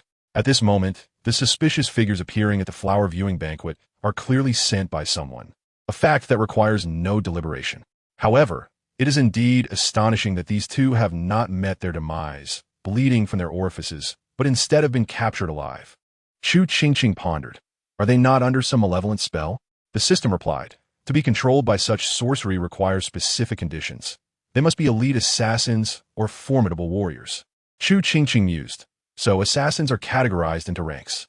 The system remarked, these 2 barely qualify as mere lackeys. Attempting to control them would be a waste of time. Upon hearing this, the crowd's expressions shifted from solemnity to disdain. After all this commotion, they were merely 2 underlings, which explained their lack of grievous injuries. They simply did not measure up. The kneeling figures overheard Chu Qingqing's words, their faces filled with dread, believing they had encountered a ghost. Simultaneously, they were incensed by the system's remarks, exclaiming internally, lackeys, indeed. We are individuals of standing. Even if we are but lackeys, we are leaders among them. They bore a significant responsibility this time. Their superiors had indicated that should they succeed, they would be inducted into the ranks of assassins, and not just any rank, but one free from control. Fuming, they cast accusatory glances at the crowd, yet before they could fully express their grievances, 2 guards kicked them, admonishing, "What are you glaring at? That is the emperor. Keep it up, and we shall pluck your eyes out." The lackeys thought, what injustice. So what if you're the emperor? Once our master conquers the Chu, you shall be reduced to a deposed monarch. Chapter 194. Subversion, the system interjected. They are cursing your father. The moment the thought crossed their minds, the system's voice startled them, causing cold sweat to break out. How could there be ghosts in broad daylight? Upon hearing this, Chu Qingqing's anger flared, and the system continued. They curse your father. He shall soon become a deposed monarch, forever trembling at Wu Luoshan's feet. At this pronouncement, the crowd erupted in fury, glaring at the two with a burning desire to devour them. How dare they insult their sovereign in such a manner? They must be executed. The two were dumbfounded, thinking, when did we ever claim to tremble before a master? They had never uttered such things. The system retorted, did you not entertain such thoughts? The two felt utterly wronged, regretting their fleeting consideration. Meanwhile, Chu Qingqing's expression contorted with fury as she cursed inwardly and exchanged 2 low-grade beauty pills from her spatial inventory. Pill name, Beauty Pill Grade, lowest quality effect. Enhances beauty, failure backlash. Random part of the body may become ugly for 1 month. Note, there is a 90% chance of failure. Triggering backlash. Use with caution. As the 2 beauty pills were exchanged, they swiftly flew into the mouths of the 2 individuals. As they lamented their decision, they were startled when something entered their mouths, sliding down their throats. Their faces turned pale with terror. What had they been forced to consume? Could it be poison? They trembled in fear, believing they were about to succumb to toxicity, when suddenly they felt their facial skin twitching, believing they were the victims of a ghost's malice. They screamed, yet the sensations did not abate. One of them felt his eyelids forcibly narrow, to the point where his vision was compromised. Panic-stricken, he tried to widen his eyes, but to no avail. Instead, he felt pain as the skin around his eyes was stretched. He attempted to pull them open, yet found himself unable to do so, as if his nose were inherently deformed. The crowd observed as one individual's eye transformed into a mere slit, while the other's nose sank into an unsightly pit. Unable to contain themselves any longer, the crowd erupted into laughter, their mirth resounding through the air.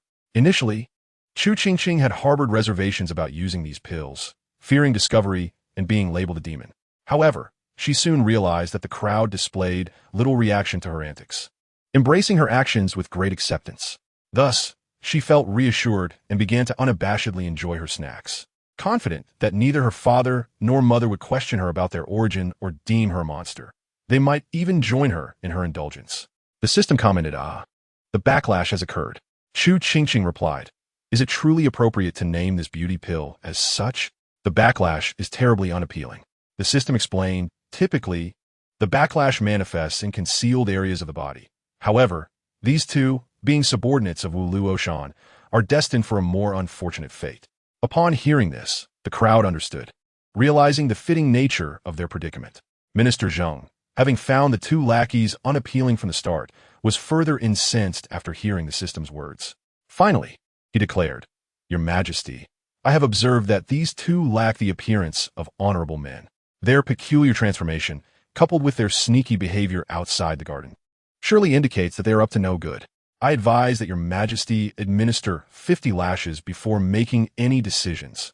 At this, the 2 broke into a cold sweat, abandoning all thoughts of their eyes and noses. 50 lashes, that would surely be fatal. They were terrified, perspiration streaming down their faces, and hastily divulged their identities, spilling their mission and all the plans they were privy to, leaving nothing unspoken. They exclaimed, this truly encompasses all we know. As for the whereabouts of our master, we genuinely do not know. We are merely lackeys and have never seen him since we were recruited. The crowd was astonished before they even began to speak. The 2 had already laid bare their secrets. Chu Qingqing paused momentarily, then remarked, no wonder Wu Luoshan resorts to sorcery to control his subordinates. Without such measures, they would likely betray him to the palace for rewards the very next day.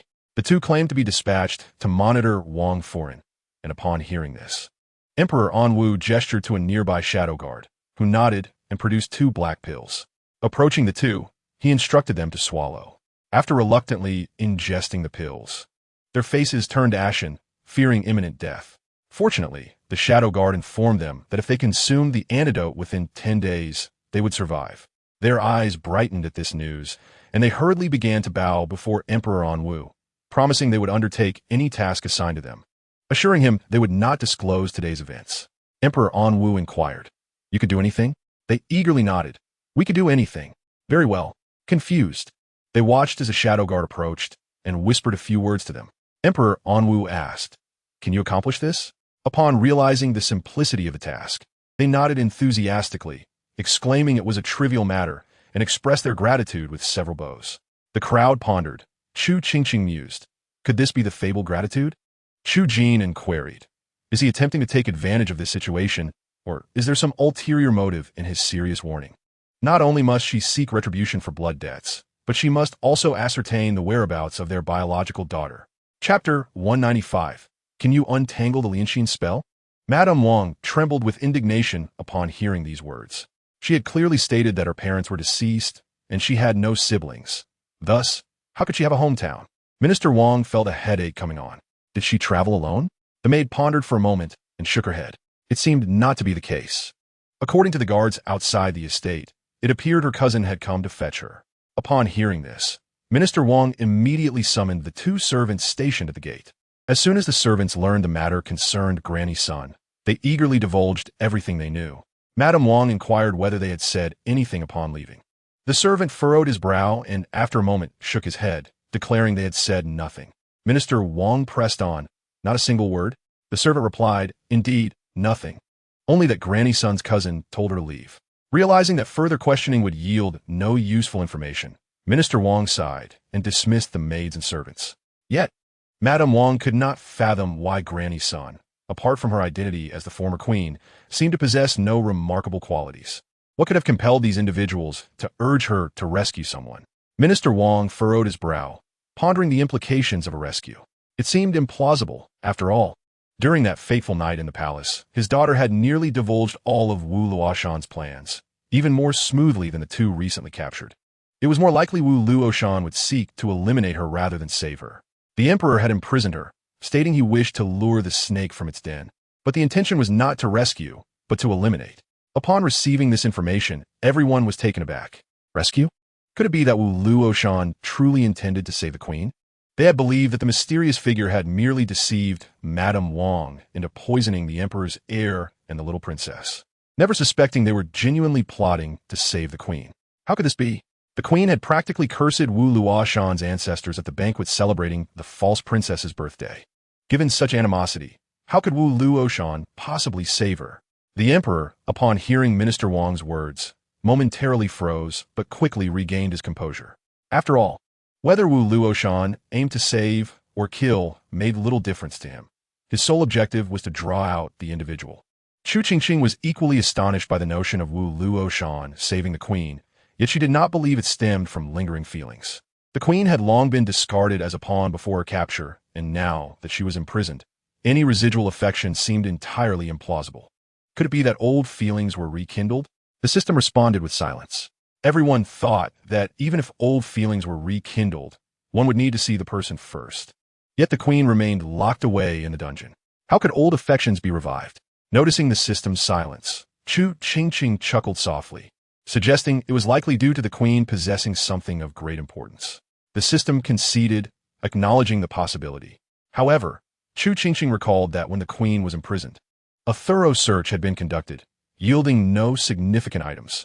Was it possible something had been overlooked? The system speculated it might be, yet felt it unlikely to be so simple. This statement caused the hearts of those present to leap with anticipation. What could not so simple imply? After this exchange, everyone exhaled in relief. There were still 10 days left, so what was there to fret about? They firmly believed their brilliant and mighty emperor would resolve all matters. The emperor declared that due to the situation concerning Wu Luoshan and the queen, Minister Wang was instructed to investigate the corruption of Wang Tongguan, the governor of Fuyuan County, which had now fallen through. However, Minister Wang harbored no grievances. In fact, he felt relieved. He was currently preoccupied with searching for his biological daughter and had little time to investigate the corrupt officials. Furthermore, the matter concerning Wang Tongguan was already settled. His inquiries would yield the same result regardless. Thus, when the emperor announced personnel changes during the morning court session, Minister Wang promptly stepped forward to accept the decree, appearing transformed from his previous demeanor. Meanwhile, in nondescript residence on the outskirts of the capital, Wu Luoshan frowned as he gazed at Granny Sun's biological mother, Jiang Lingyin, brought before him by his subordinates. Can you break the heart-binding spell? Jiang Lingyin had been perplexed about why Wu Luoshan insisted on extracting her from the ministeress' residence, as her presence there could serve as an invaluable asset in rescuing her daughter. As expected, the next moment, Wu Luoshan inquired if she could indeed break the heart-binding spell. The heart-binding spell was a unique arcane art of the now-defunct Donghe kingdom, traditionally imparted only to those of royal blood. However, Jiang Lingyin, while once the royal consort of Donghe, lacked such lineage and thus had no legitimate claim to learn or possess the means to undo the spell. Nevertheless, upon realizing Donghe was on the brink of destruction, Jiang Lingyin had threatened the ailing empress with a knife, compelling the Donghe princess to impart the secret art to her. Unfortunately, just as the princess was about to reveal the means to break the spell, enemy forces breached the royal city, and in the ensuing chaos, she abandoned the spell-breaking instructions and fled the Donghe palace, eventually arriving in the lands of the Chu. Thus, upon hearing Wu Luoshan's inquiry, a pang of realization struck Jiang Lingyin. Understanding this, she felt a deep sorrow for her daughter's plight, despite being a princess. She had been reduced to such a state of victimization. The people of the Chu were indeed treacherous. The emperor, devoid of compassion, had kept her daughter imprisoned in a dark dungeon, casting aside any remnants of affection after years of companionship. As for Minister Wang's family, they were equally heartless, immediately severing ties with her daughter upon learning of her predicament, rather than seeking to rescue her. How could such callousness exist in the world? Her daughter had squandered her life among these unsympathetic individuals, failing to discern their true natures. Even the one who had promised to cherish her daughter and elevate her to the position of empress had turned out to be untrustworthy. Upon hearing Jiang Lingyin's words, Wu Luoshan was suddenly taken aback, immediately rising to his feet. Is this truly the case? Wu Luoshan had long been tormented by the heart-binding spell, which he initially dismissed as mere superstition. Yet, whether it was psychological or otherwise, he felt his health deteriorating since that fateful day. Ultimately, he could bear it no longer and dispatched his subordinates to investigate the so-called heart-binding spell. He had not held out much hope, but was astonished to discover some information. It was known as the heart-binding spell, an arcane art of the now-extinct Donghe royal family. The royal secret of Donghe? Wu Luoshan furrowed his brow upon reading these words. Suddenly recalling a statement made by the queen, Wu Luoshan, "You know I am the empress of the Chu, but do you know my other identity?" Could it be that she was a descendant of the Donghe royal family?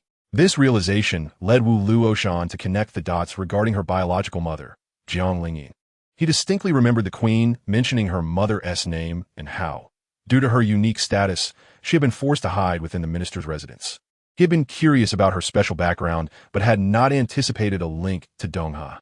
Understanding all of this, Wu Luoshan promptly ordered Jiang Lingyin to be brought before him, eager to discover whether she could indeed break the heart-binding spell.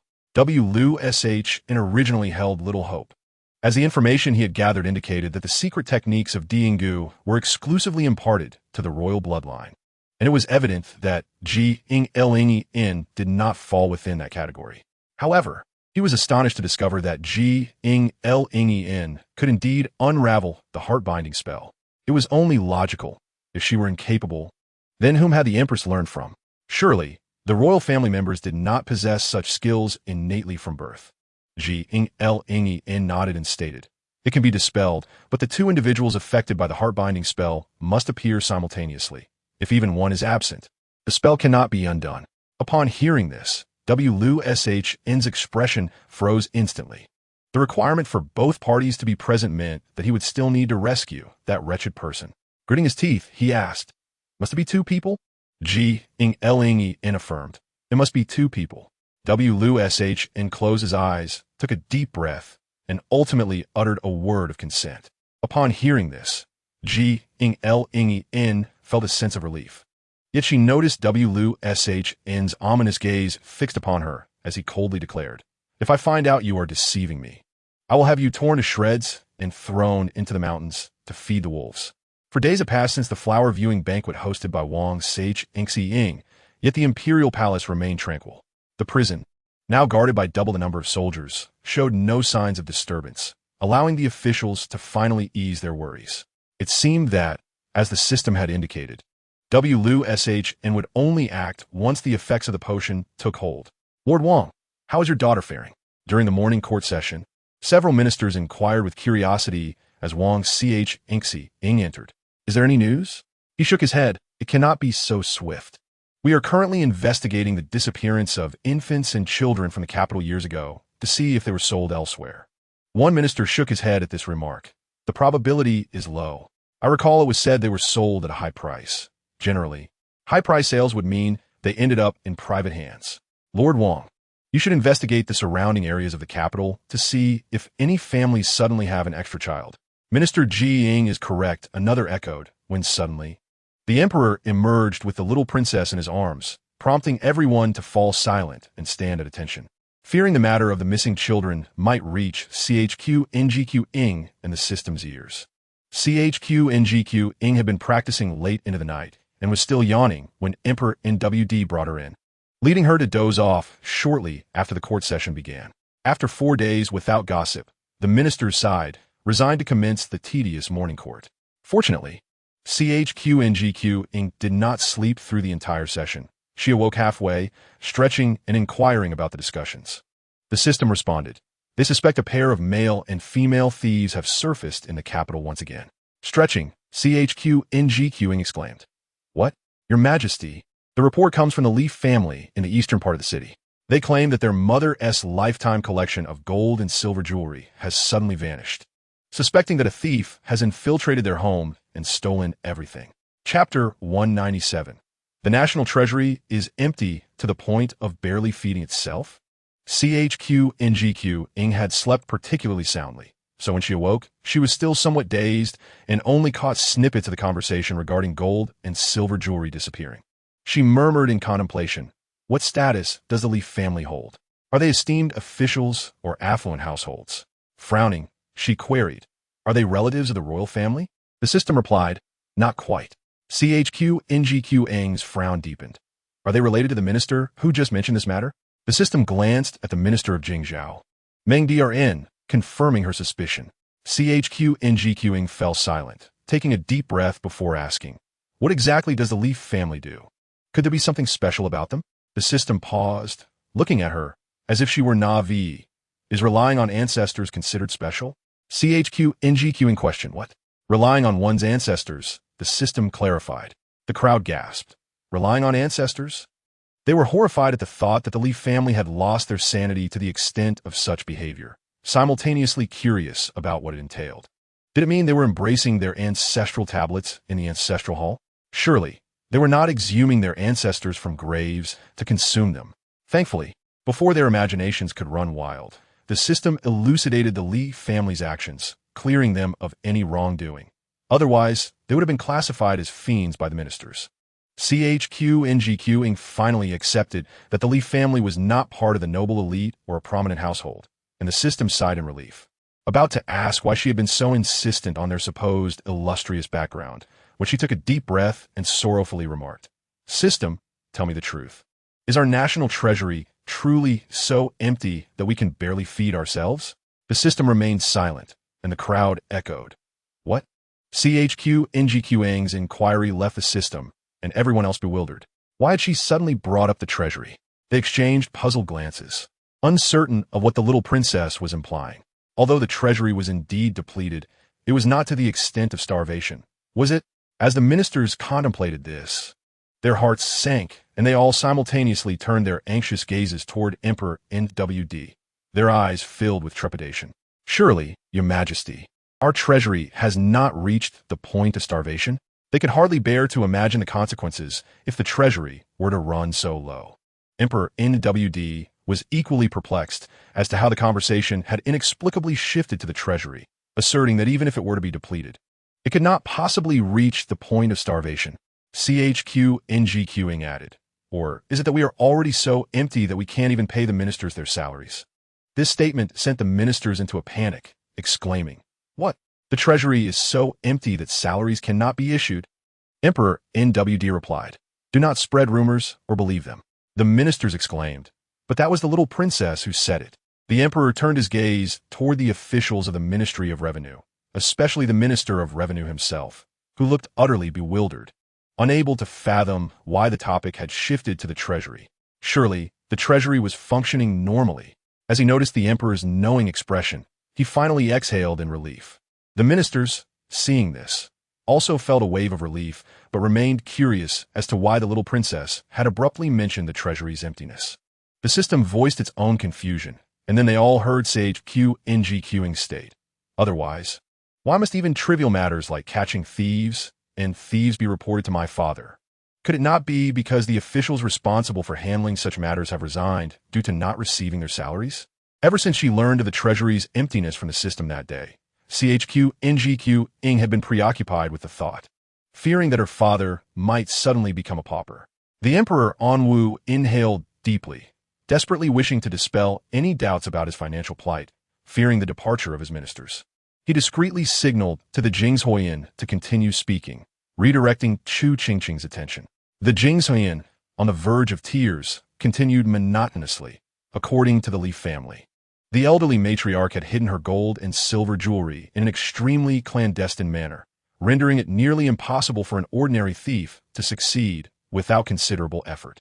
Chapter 198. This is the conclusion that the audience delights in. The emperor's strategy proved effective. Upon hearing Minister Meng's voice, Chu Qingqing's focus immediately shifted to the theft from the Li family, abandoning any mention of the treasury's emptiness. Chu Qingqing remarked, "It sounds like the work of someone familiar, somewhat akin to the incident when Minister Fang's private funds were stolen." However, it remained unclear who had pilfered from the elderly matriarch, Li. Minister Meng's eyes sparkled upon hearing this, and he added, "Thus, the elderly matriarch Li, along with her eldest son and daughter-in-law, suspect that the jewelry was stolen by someone they know." Nearby, Minister Chao pondered for a moment and inquired, "Do they have any suspects?" Minister Meng nodded, stating, "The 3 members of the Li family suspect that the thief might be the 2 daughters of the elderly matriarch." At this, Chancellor Zheng interjected, "Do the 2 daughters also reside in the Li household?"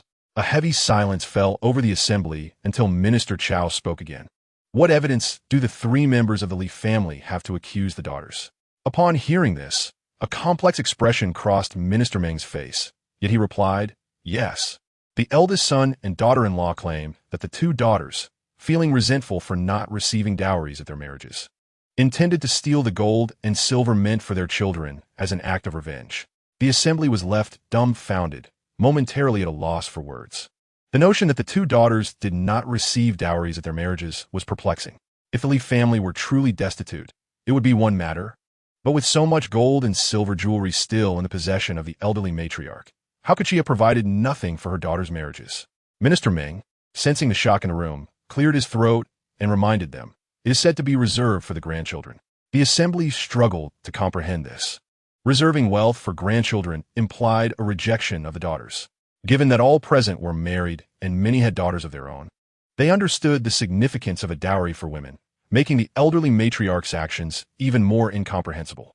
The idea that a mother could neglect to provide a dowry for her daughters was unfathomable. Were the 2 daughters truly her own flesh and blood, or perhaps adopted? Chu Qingqing, equally astonished, understood the cultural importance of a dowry. Even the most impoverished families typically provided some form of dowry for their daughters. How could anyone fail to do so? One minister frowned and speculated, could it be that the groom's family did not offer a betrothal gift? Minister Meng shook his head. That remains unknown.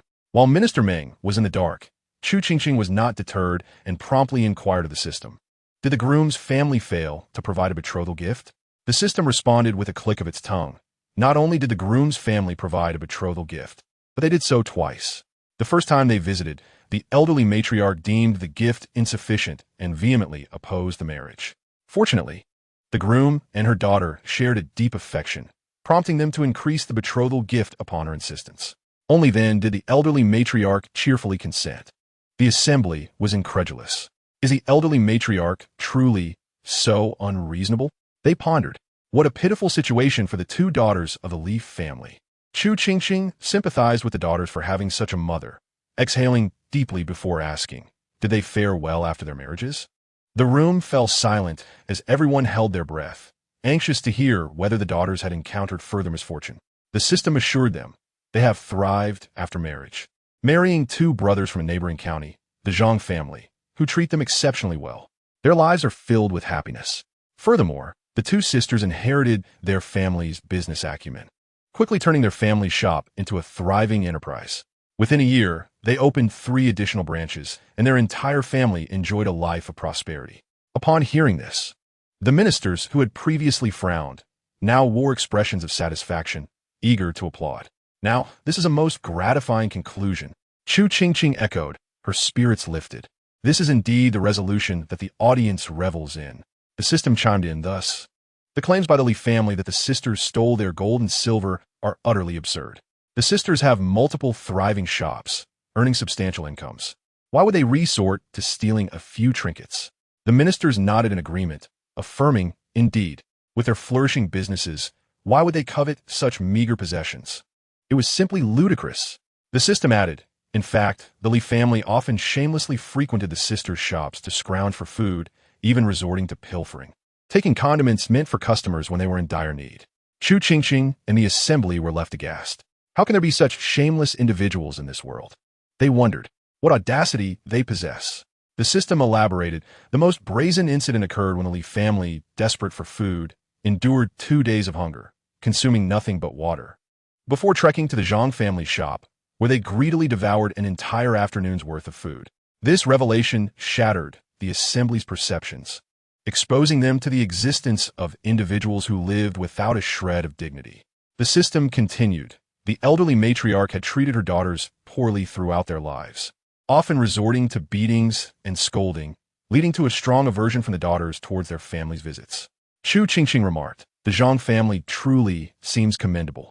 The system chuckled. Indeed, they are so generous that whenever the Li family comes to mooch food, the elderly matriarch's daughter-in-law fixates her gaze on her sister's husbands, wishing she could have married one of them instead. Chapter 199. The emotional turmoil within the Li family is a chaotic mess. The system added, she even fantasizes about a day when the Zhang brothers might abandon the sisters for her, competing to win her heart, envisioning herself as the proprietress of their shops. The ministers nearly burst into laughter, their expressions a mix of shock and disbelief. The notion that the elderly matriarch's daughter-in-law harbored feelings for her sister's husbands, fantasizing about being chosen over them, was utterly ridiculous. Chu Qingqing was equally taken aback, especially upon hearing the idea of marrying both brothers. What an eccentric individual, and what outrageous events unfold in this tale. The system remarked, but there's even more shocking news. When they went to mooch food and drink, she claimed to have a stomach ache multiple times to excuse herself, but she wasn't going to the restroom. Instead, she was peeking at the Zhang family's 2 brothers as they went to relieve themselves. The crowd gasped in disbelief, incredulous at such scandalous behavior. Peeking at what? The 2 brothers going to the restroom? This is utterly outrageous. What a bizarre world we live in, where one would spy on 2 brothers in such a manner. Chu Qingqing was equally astounded, shaking her head in disbelief as she lamented, if the Zhang brothers were to discover this, they would surely develop a psychological aversion to using the restroom in the future. The system added, at that point, the 2 would have to coordinate efforts, taking turns guarding outside the restroom to prevent being spied on by a pervert. The crowd murmured in sympathy. How tragic. Indeed, how tragic. After her moment of astonishment, Chu Qingqing's curiosity piqued. Does the eldest son of the Li matriarch know about this?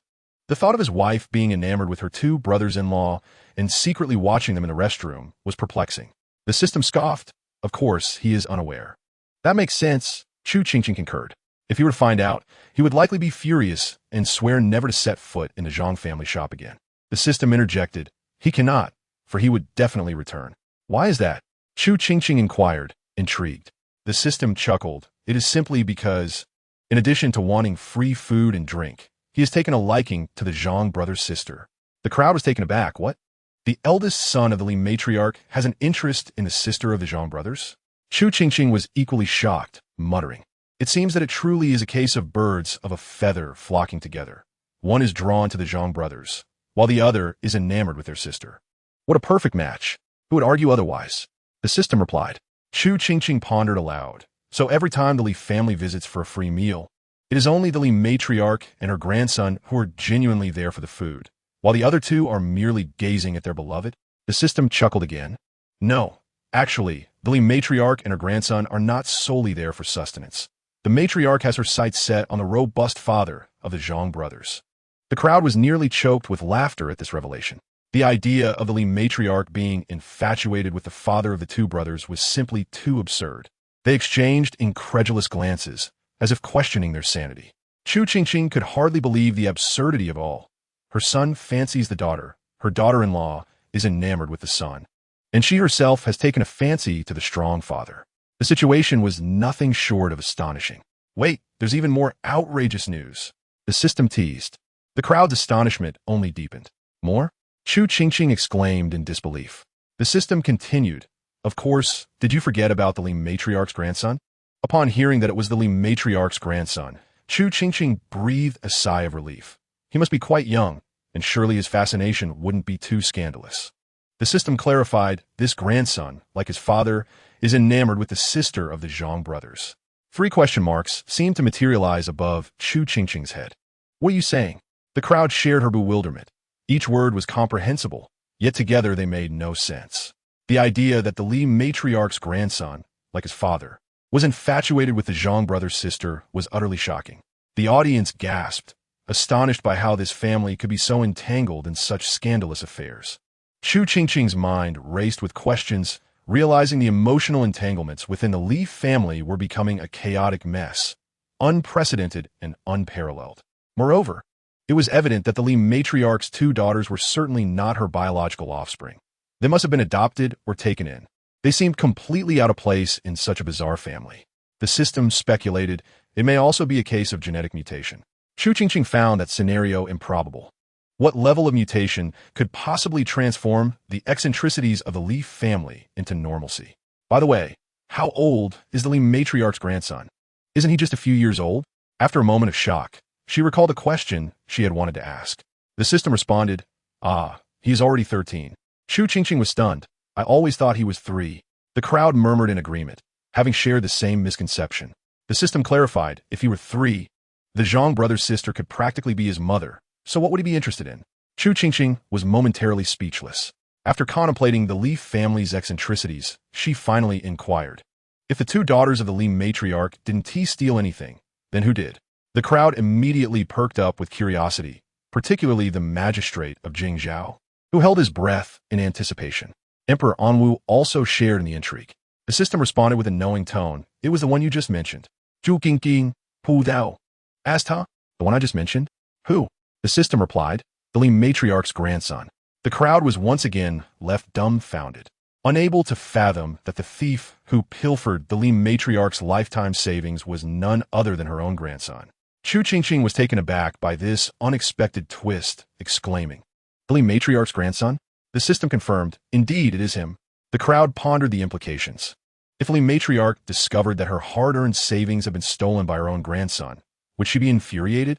However, they quickly recalled that the magistrate had mentioned her gold and silver jewelry was intended for her grandson. Thus, he had merely taken what was rightfully his, and it could hardly be considered theft. The crowd nodded in agreement, finding the reasoning quite sound. Moreover, given how much the Li matriarch cherished her grandson, it was unlikely she would be upset over such a trivial matter. The magistrate couldn't help but stifle a chuckle at the absurdity of the situation, planning to use this reasoning to console the Li matriarch, reassuring her that her grandson had merely claimed his inheritance a bit early. Chu Qingqing took a deep breath and asked, but why would the Li matriarch's grandson steal her gold and silver jewelry? The system looked at her as if she were naive. Of course, he stole them to sell for money. What else could it be? A desire for cross-dressing to admire himself in the mirror? The crowd gasped, cross-dressing.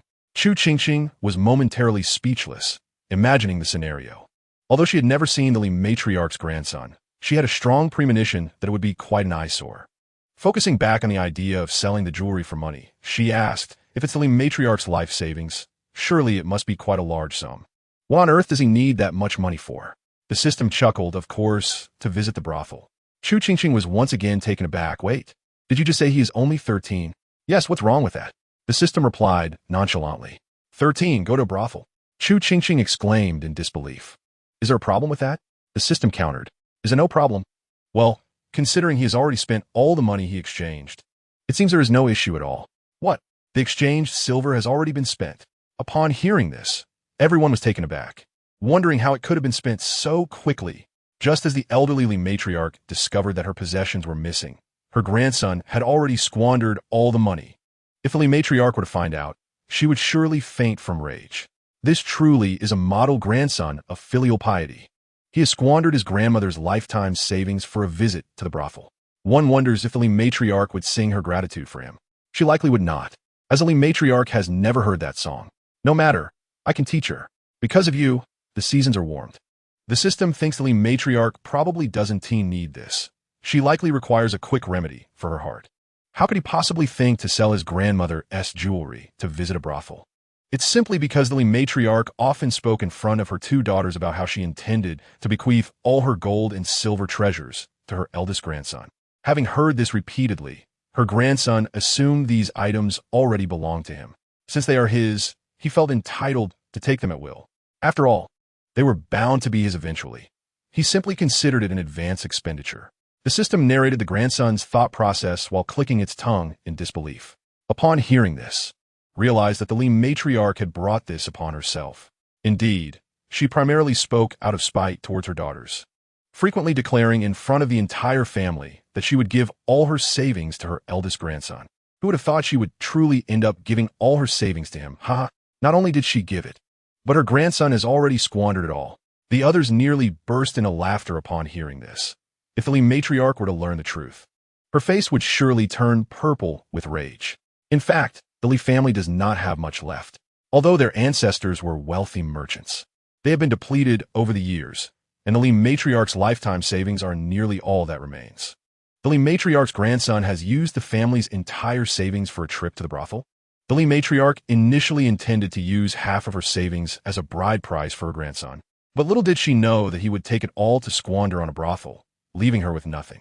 Remarked, "So, does this mean the Li family is struggling even for basic sustenance? Logically, they should still have money for food. However, upon seeing that their assets have vanished, the Li matriarch will undoubtedly begin to live frugally. It is likely that the four family members' daily rations consist of merely a pot of thin porridge and a single steamed bun. Their daily provisions consist of just a pot of thin porridge and a single steamed bun." The ministers were astonished, their eyes wide with disbelief. With such meager rations, how could they possibly sleep through the night without hunger? Also found it hard to believe. How could four people survive on just a pot of porridge and a single bun? Moreover, how could they divide one bun among four people? Did they think it was a cake to be sliced? They could add a bowl of wild vegetables. The Li family is in such dire straits. It truly is pitiful. Observing her incredulity, the system promptly projected a photograph into the air, asserting that it was not speaking in vain, as there was evidence. The photograph depicted the breakfast of the Li family that morning. Upon viewing it, fell silent, for the image revealed that the Li family's breakfast was even less than what the system had described. Not only were there no wild vegetables, but there was not even a bun. Only 4 bowls of clear water with floating rice grains were arranged, and one might mistake it for feed for chickens. There isn't even enough to feed the chickens. There is only one bun, so it must be saved to share for lunch.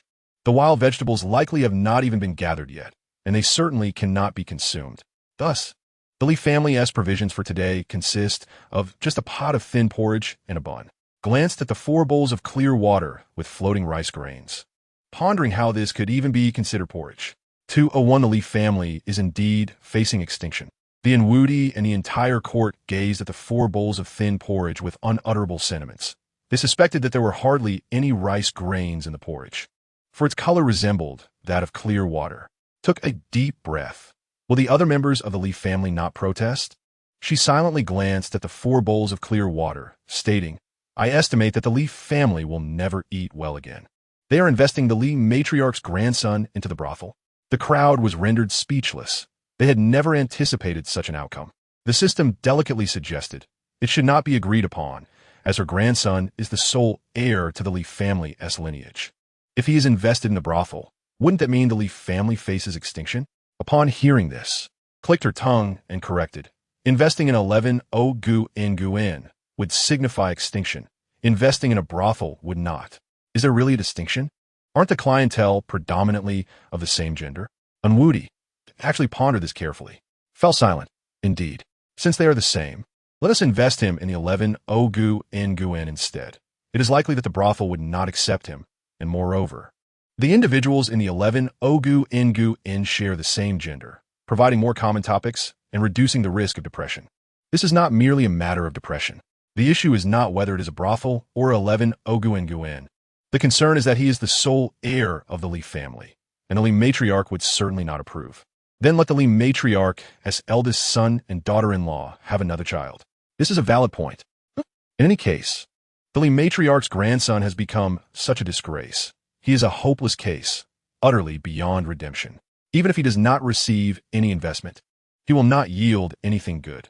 What if news spreads that the Li family sold their house to visit 11 Ogu Ingu In? That would be disastrous. Thus, it is better to take decisive action. What a ridiculous notion of decisive action. The phrase is not meant to be used in this context. Indeed, it is quite reasonable. These two are like living demons. Moreover, it is only fair that he bears the consequences of his own mistakes. But what if the Li matriarch's son cannot have more children? Fell silent, her wide eyes filled with curiosity. Why could he not have more children? Does he perhaps have some hidden ailment? The crowd gasped in shock. What? The Li matriarch's eldest son has a hidden ailment? Hypothetically speaking, that makes sense. But why have we been fixated on investing him in the brothel and the 11 Ogu Ingu In? Surely, there are other places he could work. The crowd was left in a daze, pondering how they only just realized this. Clicked its tongue. Naturally, it is because all the Li family's savings have been squandered in the brothel. The simplest solution is to invest him there as well. It would serve as a lesson. Lest the day come when the one selling the family home to visit a brothel is not a descendant of the Li family, but him instead. The crowd initially found their suggestion absurd and abstract, but upon hearing the system's reasoning, they suddenly deemed it a brilliant idea. This is not just a good plan. It is truly a magnificent one. Especially, Lord Meng, who was standing nearby, could hardly contain his applause upon hearing these words. Employing such a method to deal with this petty thief was simply exquisite. Meanwhile, due to the rather bland breakfast, the grandson of the old matriarch Li, who was inexplicably irritated, sneezed a few times and muttered a few curses before resuming his hearty meal. He needed to eat quickly, for he had to visit the Qinglu afterward. The officials, of course, were unaware of the grandson's unrepentant nature. Had they known, they would have surely summoned the entire Li family to witness his true character at the tavern, and then followed him to the Qinglu. As the authorities had yet to uncover the thief who pilfered from the Li household or recover the stolen goods, the gossip was abruptly halted. After the morning court session resumed for a while and all significant matters were addressed, the officials finally heard the words "court dismissed." Upon hearing this, they eagerly sought out Lord Meng, inquiring whether he could choose a day of rest to handle the case and bring them along for the spectacle. Lord Meng replied, "Is there nothing else you wish to attend to, aside from watching the commotion?" One official, understanding his gaze, scoffed. "Do not tell us you do not intend to personally handle this matter?" Lord Meng, lacking confidence, replied, "Even if I were to take charge, it would be out of my deep love for the people and my unwavering duty." The officials collectively rolled their eyes. Lord Meng, though somewhat guilty for his statement, had not spoken falsely. He indeed cared for the populace and fulfilled his responsibilities. However, that did not prevent him from relishing in the spectacle. The officials insisted. "We are colleagues, after all." Lord Meng countered, "Colleagues indeed. Who else would be as close to you as we are?" Finally, overwhelmed by their incessant requests, Lord Meng reluctantly acquiesced to their unreasonable demands. Nevertheless, he emphasized that a conclusion could only be reached once the investigation was thoroughly completed. Until then, he could not commit to a specific date. Upon hearing this, the group realized victory was at hand, and they beamed with delight, promising that the next time they had news, they would be sure to invite Lord Meng first. Chapter 202. The former emperor's affection for the young these little chicks must have just hatched, for their cries were exceedingly tender, a fluffy bundle of adorableness. Chu Qingqing cautiously waved the willow twig in her hand, diligently taking her group of small pets for a stroll. After all, just as one must walk a dog, one must also walk chickens. When Chu Qingqing first took these chicks out, the system inquired why she was walking them, questioning the nature of her task. Chu Qingqing retorted, "You silly thing, these are my pet chickens." With a soft sound, she pouted, mumbling that she hoped for some juicy gossip. Of course, her speech was still limited, consisting mostly of unintelligible babble. However, her companions, Chu Jinan and Chu Jiue, needed no translation to understand her meaning. They exchanged glances, both recognizing the curiosity in each other's eyes. Who could this gossip be about? Chu Qingqing and the system were oblivious to the thoughts of Chu Jinan and Chu Jiyue. Had they known, they would have exclaimed that the gossip concerned everyone. Chu Qingqing lamented, "When will King Jing's cold get better? Without him, I have no sweets." She salivated at the thought of her jar of sweet beans, for every time she attended court, King Jing would give her one to enjoy. But today, he was absent due to his cold, and thus, no sweet beans for her. The system replied, "Who knows? Who can say how long he intends to be ill this time?" Chu Jinan and Chu Jiyue raised their brows, puzzled by the notion that one could choose the duration of a cold. As Chu Qingqing slowly gathered the chicks, she did not catch what the system had said and blinked. "What did you say?" The system replied, "Nothing. I merely suggested it might be soon."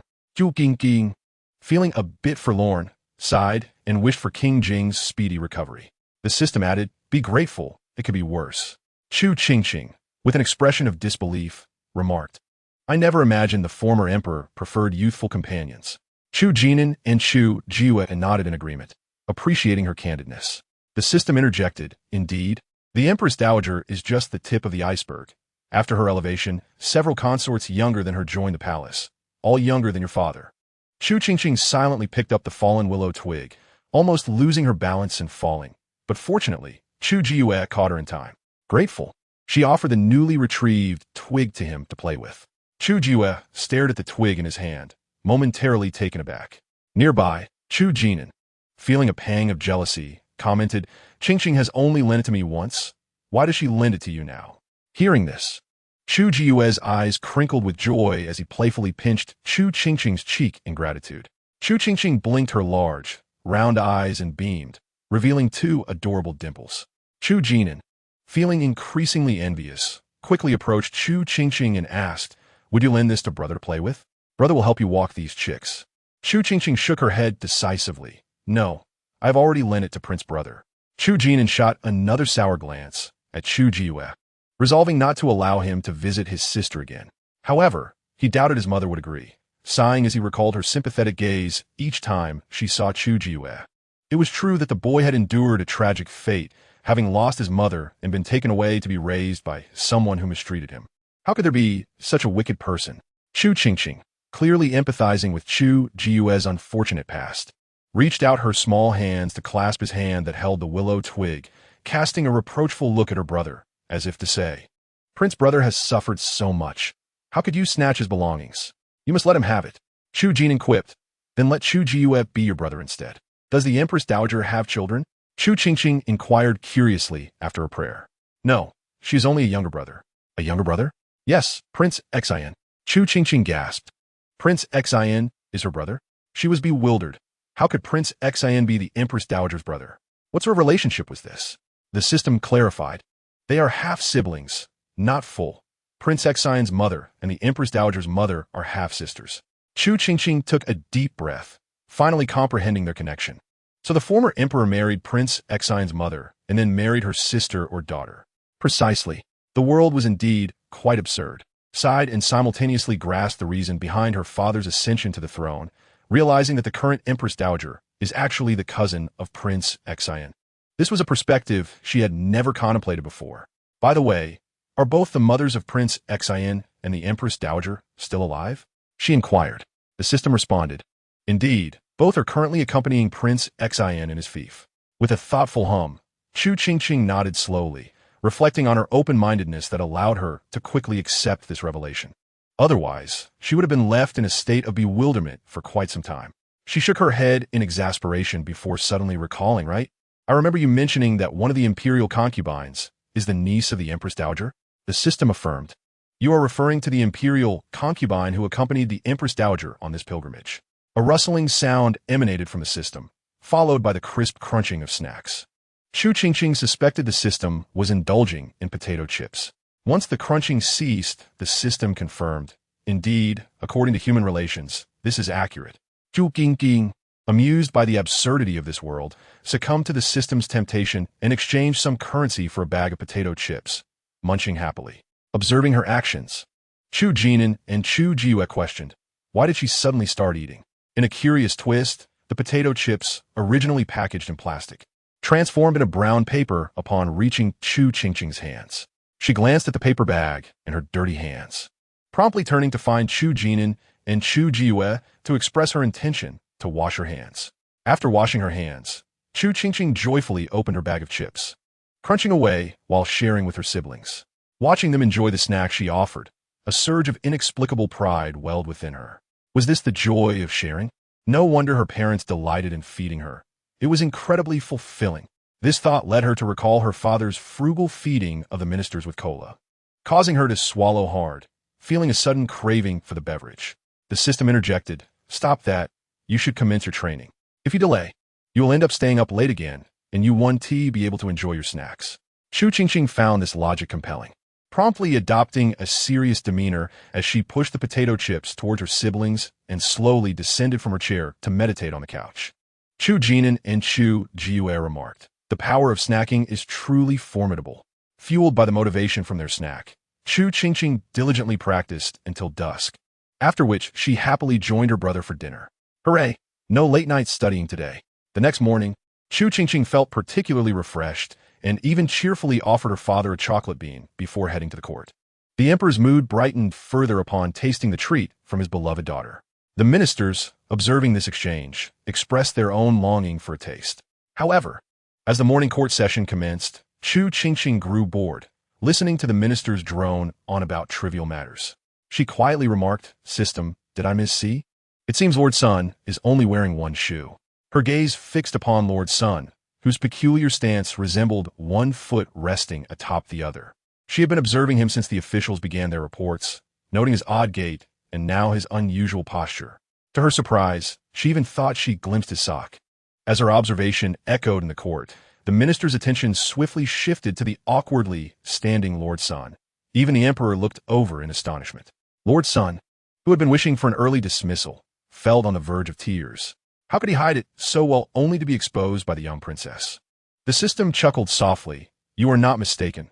Lord Sun is indeed only wearing one shoe, with the other foot bare upon the one shod." Chu Qingqing gasped, astonished. Why did Lord Sun leave the house with only one shoe? Had he developed an eccentric preference for wearing a single shoe? She pondered this possibility seriously. The ministers exchanged incredulous glances at Lord Sun, whose face flushed with embarrassment. He certainly did not possess such a peculiar affinity. How could he be likened to that false princess with such oddities? Recalling the false princess brought him further pain, as all his beloved socks had been pilfered by that impostor. Chu Qingqing continued to speculate. Could it be he was startled by something? The system chuckled again. No. He simply woke late this morning and hurriedly lost his shoe on his way to the palace. Chu Qingqing laughed.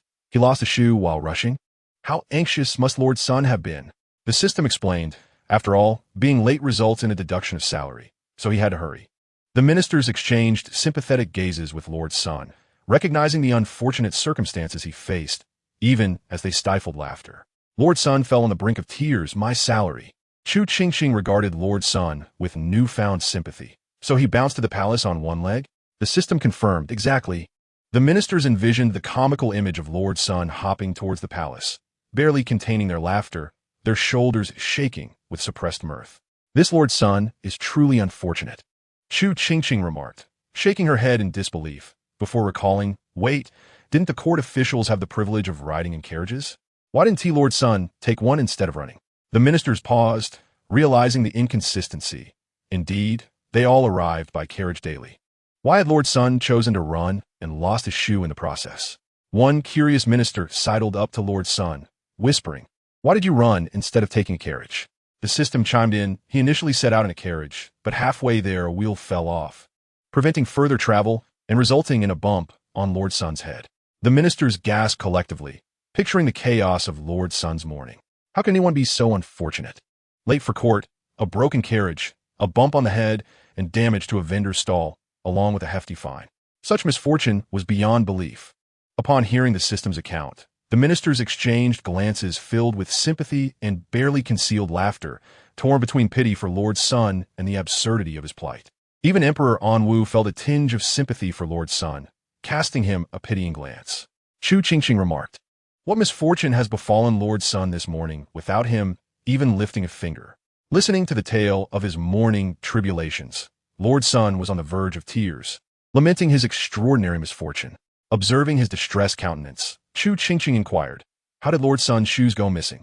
Did he run so swiftly that they simply flew off? The court officials lowered their gazes in silence, attempting to glimpse Lord Sun's bare feet. Lord Sun, feeling as though he were under scrutiny from a voyeur, hastily placed his foot back onto the other shoe he had just set down to rest. The system interjected. Lord Sun did not run fast enough for his shoes to fly off. He merely stumbled, causing them to fall. Chu Qingqing paused, fell, not lost. The system affirmed, indeed, they fell. The court officials were equally baffled. After all, the shoes did not vanish as the princess suggested. Why did Lord Sun not simply pick them up and put them back on? Did he prefer to hop on one foot? Lord Sun's face flushed a deep crimson. The system chuckled softly. That is because before he had the chance to retrieve his shoes, a dog snatched them away. The revelation left Chu Qingqing in shock. Lord Sun's shoes had been taken by a dog. The court officials were equally astounded, never imagining that Lord Sun's failure to collect his shoes was due to a canine thief. Chu Qingqing exclaimed, "What a remarkable stroke of bad luck. How fortuitous for Lord Sun that a dog happened to be nearby when his shoes fell." The system stated, because he is simply unfortunate. Emperor Anwu and the officials nodded in agreement. Lord Sun, standing on one leg, nearly broke down in despair. How could anyone be this unfortunate? The dog chose precisely the moment his shoes fell to appear, snatching them and darting away. It was as if the universe conspired against him. Emperor Anwu and the officials shared a knowing glance, acknowledging the depths of Lord Sun's misfortune. But isn't there a stall or shop nearby selling shoes? Chu Qingqing pondered aloud, suddenly curious. The officials paused, realizing the truth. Surely there were vendors selling shoes nearby. Why hadn't Lord Sun bought a pair to wear? Surely that would be preferable to hopping about barefoot. They looked at Lord Sun, who stood dumbfounded, lost in thought. Yes, with so many shoe sellers nearby. Why did he not enter to purchase a pair? At that moment, Lord Sun felt as if his heart had plummeted, realizing he had overlooked the obvious. The system quipped. Oh, he did not even notice the shoe store that was practically in his face. The officials regarded Lord Sun with sympathy. How tragic. Lord Sun felt tears welling up. What had he been doing all morning? And in the end, he still could not make sense of it all.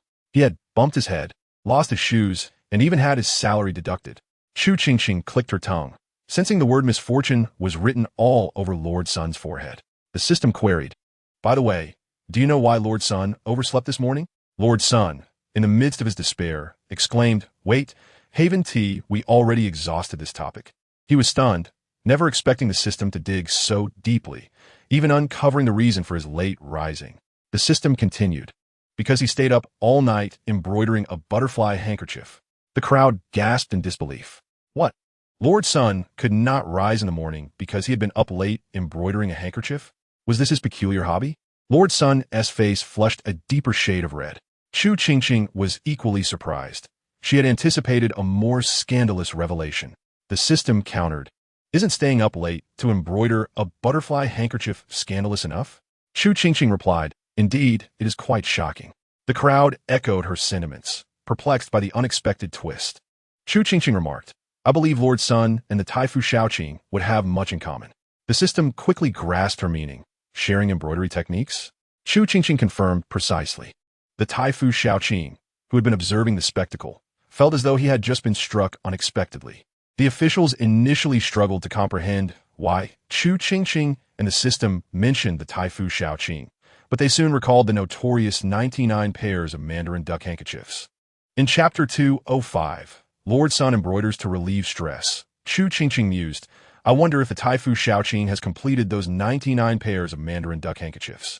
Now, it was the Taifu Shaoqing's turn to feel a surge of despair. How could the princess remember such details? Did she not have any sense of propriety? The Taifu Shaoqing's expression was one of helplessness, while the officials, upon hearing Chu Qingqing's words, envisioned him laboring over his embroidery, struggling to suppress their laughter. The Taifu Shaoqing sighed. He has only managed to finish 5 out of 99. Chu Qingqing gasped, 5 out of 99? At this rate, he'll be embroidering until the next century. The system added, these 5 were the result of his nightly toils. The officials exchanged incredulous glances, pondering the absurdity of it all. The system added, and they are particularly unsightly. At this, the system chuckled. I happen to have a picture to share. Chu Qingqing's eyes lit up. Oh yes, please. The officials were equally intrigued. The Taifu Shaoqing nearly fainted at the thought. This was not good at all, yet there was no stopping it. Moments later, A pink silk handkerchief adorned with a poorly embroidered mandarin duck appeared before them. Upon seeing the handkerchief, the crowd fell silent. Chu Qingqing, stunned, finally stammered. "Are you certain he embroidered a mandarin duck handkerchief and not a wild chicken handkerchief?" "No, wild chickens are rather beautiful. This resembles the chicken that was chased by the imperial kitchen, and it is even less appealing." Chu Qingqing lamented. "If he had embroidered a duck, I could have understood. But he chose to embroider a chicken." She was truly a loss. How could the mandarin duck and the chicken bear any resemblance? Emperor Anwu and the officials were equally taken aback by the Taifu Shaoqing's hideous creation, staring in disbelief at the so-called mandarin duck. At that moment, the Taifu Shaoqing wished he could vanish from sight. It was utterly humiliating. Even Lord Sun, upon witnessing the so-called mandarin duck handkerchief, could not suppress a grimace. Incredulously asking the Taifu Shaoqing if he had truly embroidered a mandarin duck and not a chicken. The Taifu Shaoqing felt insulted. It was undoubtedly a mandarin duck, albeit a rather unattractive one. Lord Sun retorted, "Take a good look. Is this merely unattractive? System, therefore. I assert that the embroidery is particularly unattractive. I am not mistaken, am I? Chu Qingqing, you have not merely erred. You have actually elevated him. Does he not care for his dignity? Even if it is ugly, you should not speak so. Should we really be compelled to proclaim it beautiful? System, I also possess the butterfly embroidered by Lord Sun. Would you like to see it?" Chu Qingqing glanced at the two chickens soaring in midair and hesitated. System, Lord Sun's embroidery is far more exquisite than his. On what grounds? They are colleagues. Why should Lord Sun's embroidery be deemed superior? Upon hearing this, Chu Qingqing sighed in relief. Then let us have a look. The system responded affirmatively and swiftly displayed an image of Lord Sun's butterfly handkerchief. When the ministers beheld it, they were momentarily taken aback. It must be said, Lord Sun's creation was indeed quite lovely, especially in comparison to two chickens. It was nothing short of a masterpiece. Lord Sun, showered with admiration from the ministers, could not help but lift his head in pride. After all, one must consider the skill of the artisan. Left speechless, though the butterfly is undeniably more aesthetically pleasing than his own work, it hardly reaches the level of a masterpiece. How could these fellows dare to utter such nonsense?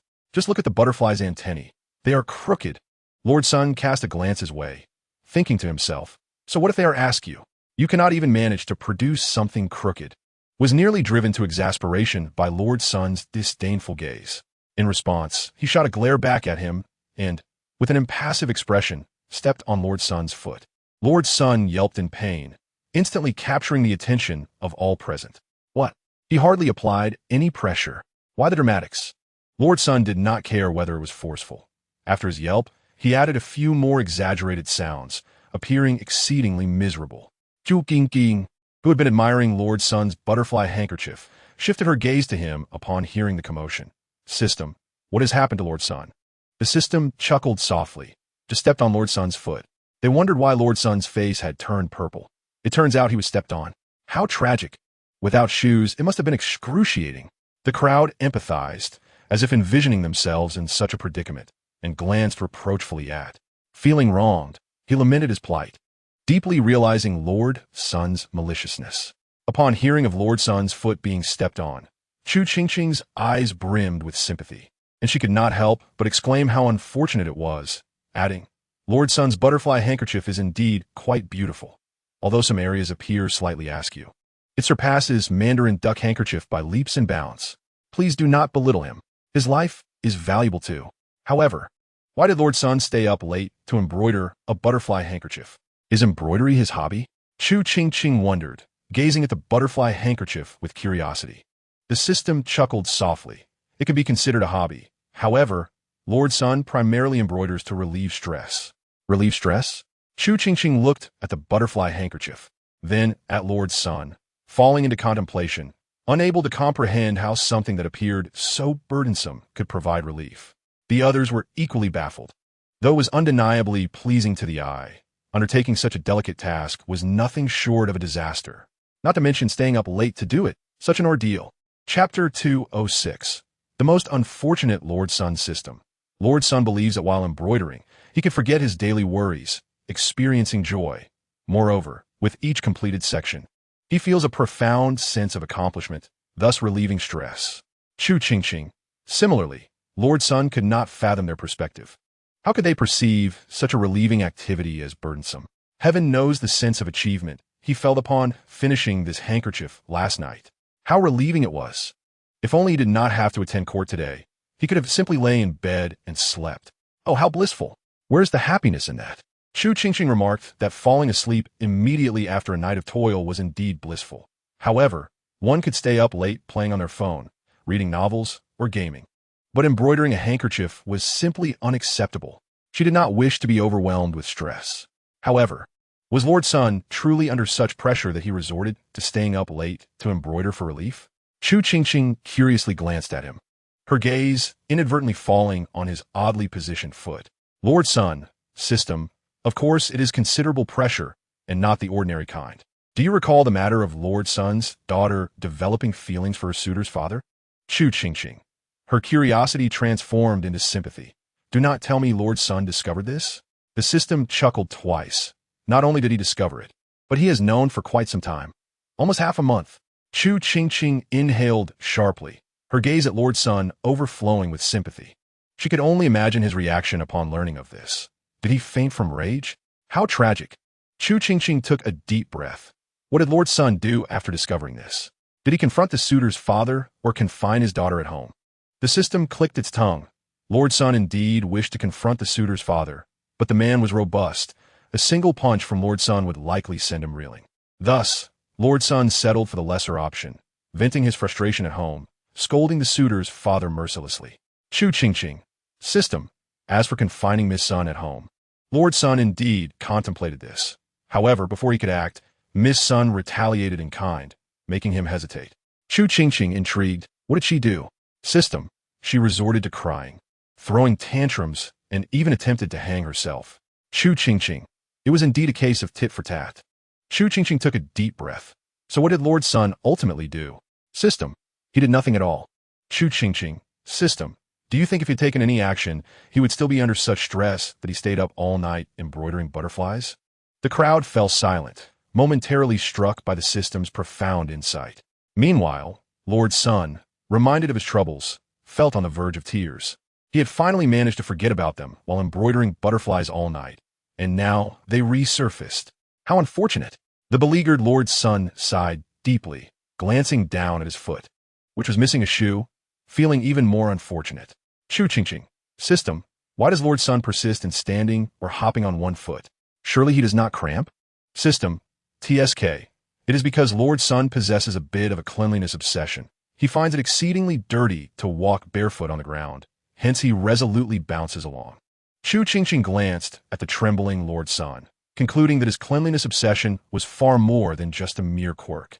The unfortunate Lord Sun stood for the entire morning court session, finally receiving shoes from the eunuchs outside the hall after the session concluded, letting out a sigh of relief.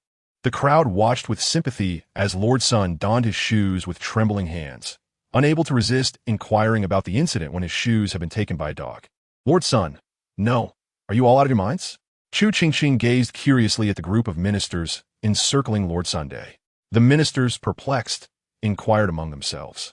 The system interjected, declaring, what else could they be doing but ridiculing Lord Sun?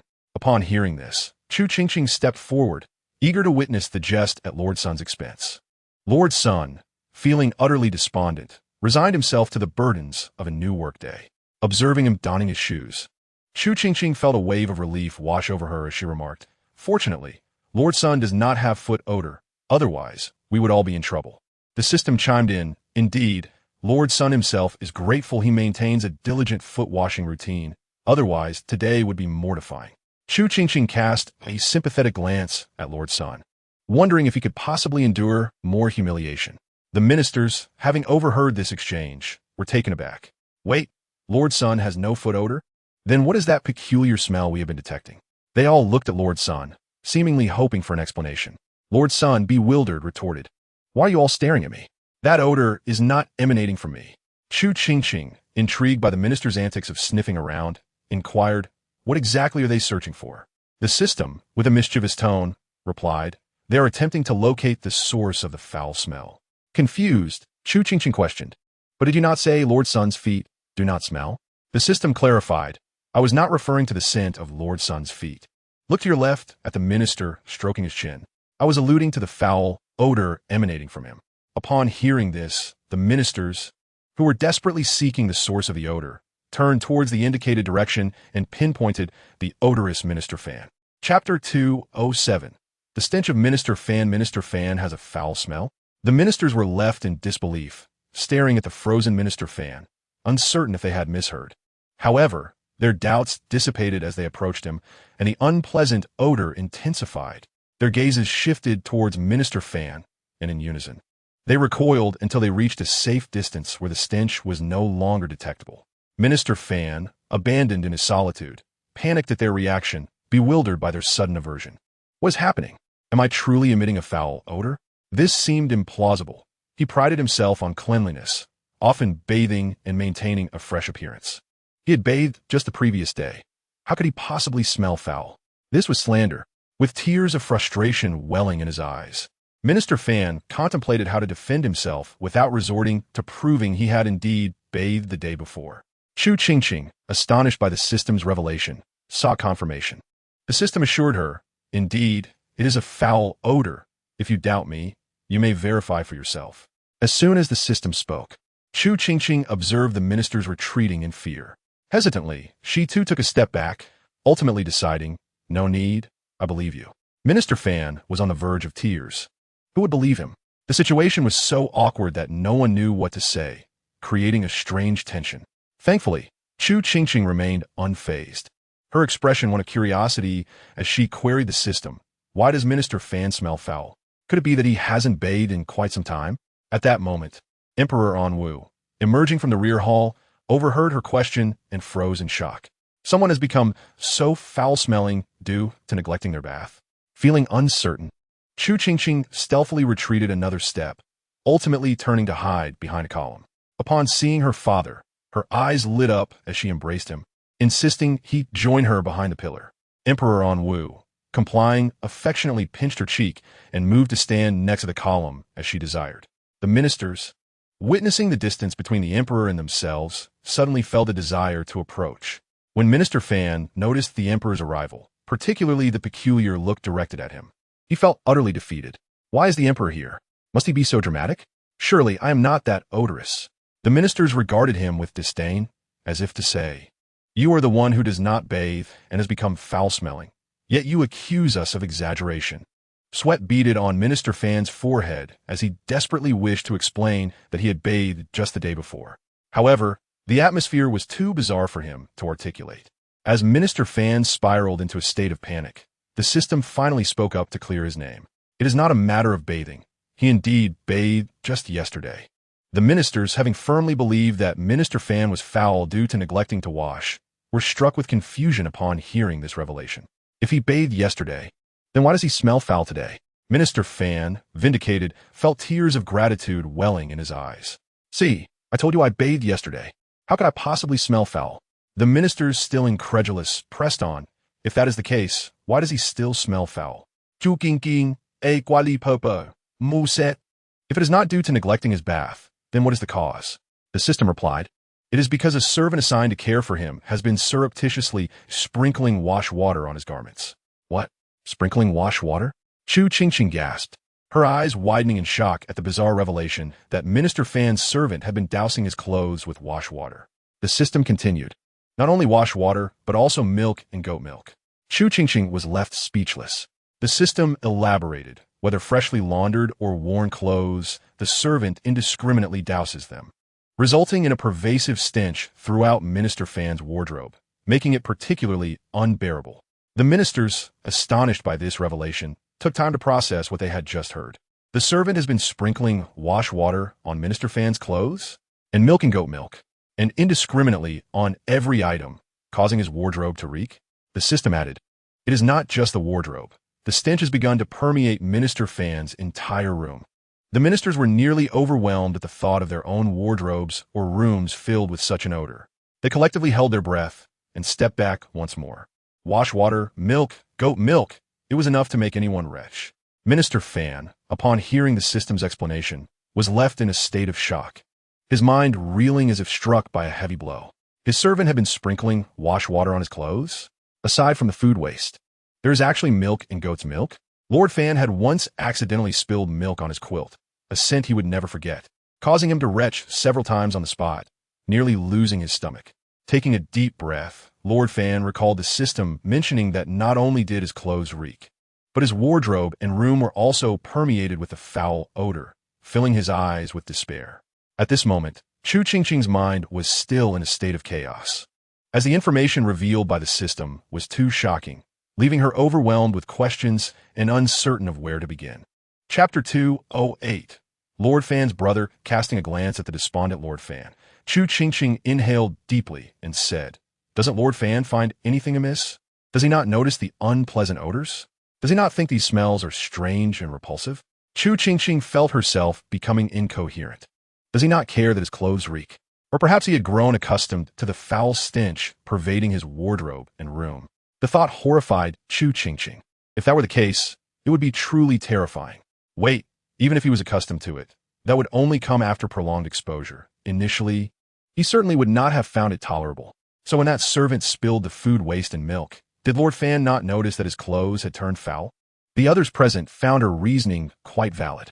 Indeed, one cannot simply become accustomed to a foul smell overnight, and Lord Fan was not foolish. He must have sensed something was amiss when the stench first appeared. Chu Qingqing looked incredulously, unable to comprehend how Lord Fan had endured the initial onset of the foul odor. Does he have a problem with his sense of smell? The system responded. How would you know? Chu Qingqing, taken aback, hesitated before stammering. What do you mean? The system replied. It is obvious that Lord Fan's sense of smell is impaired. Chu Qingqing was stunned, and the system continued.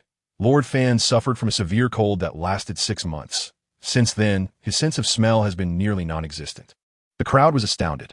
The system elaborated. It is because of this that the servant dared to act as he did. If Lord Fan's sense of smell were normal, would he not be courting death? Chu Qingqing never imagined that the servant's actions were tailor-made for Lord Fan's predicament.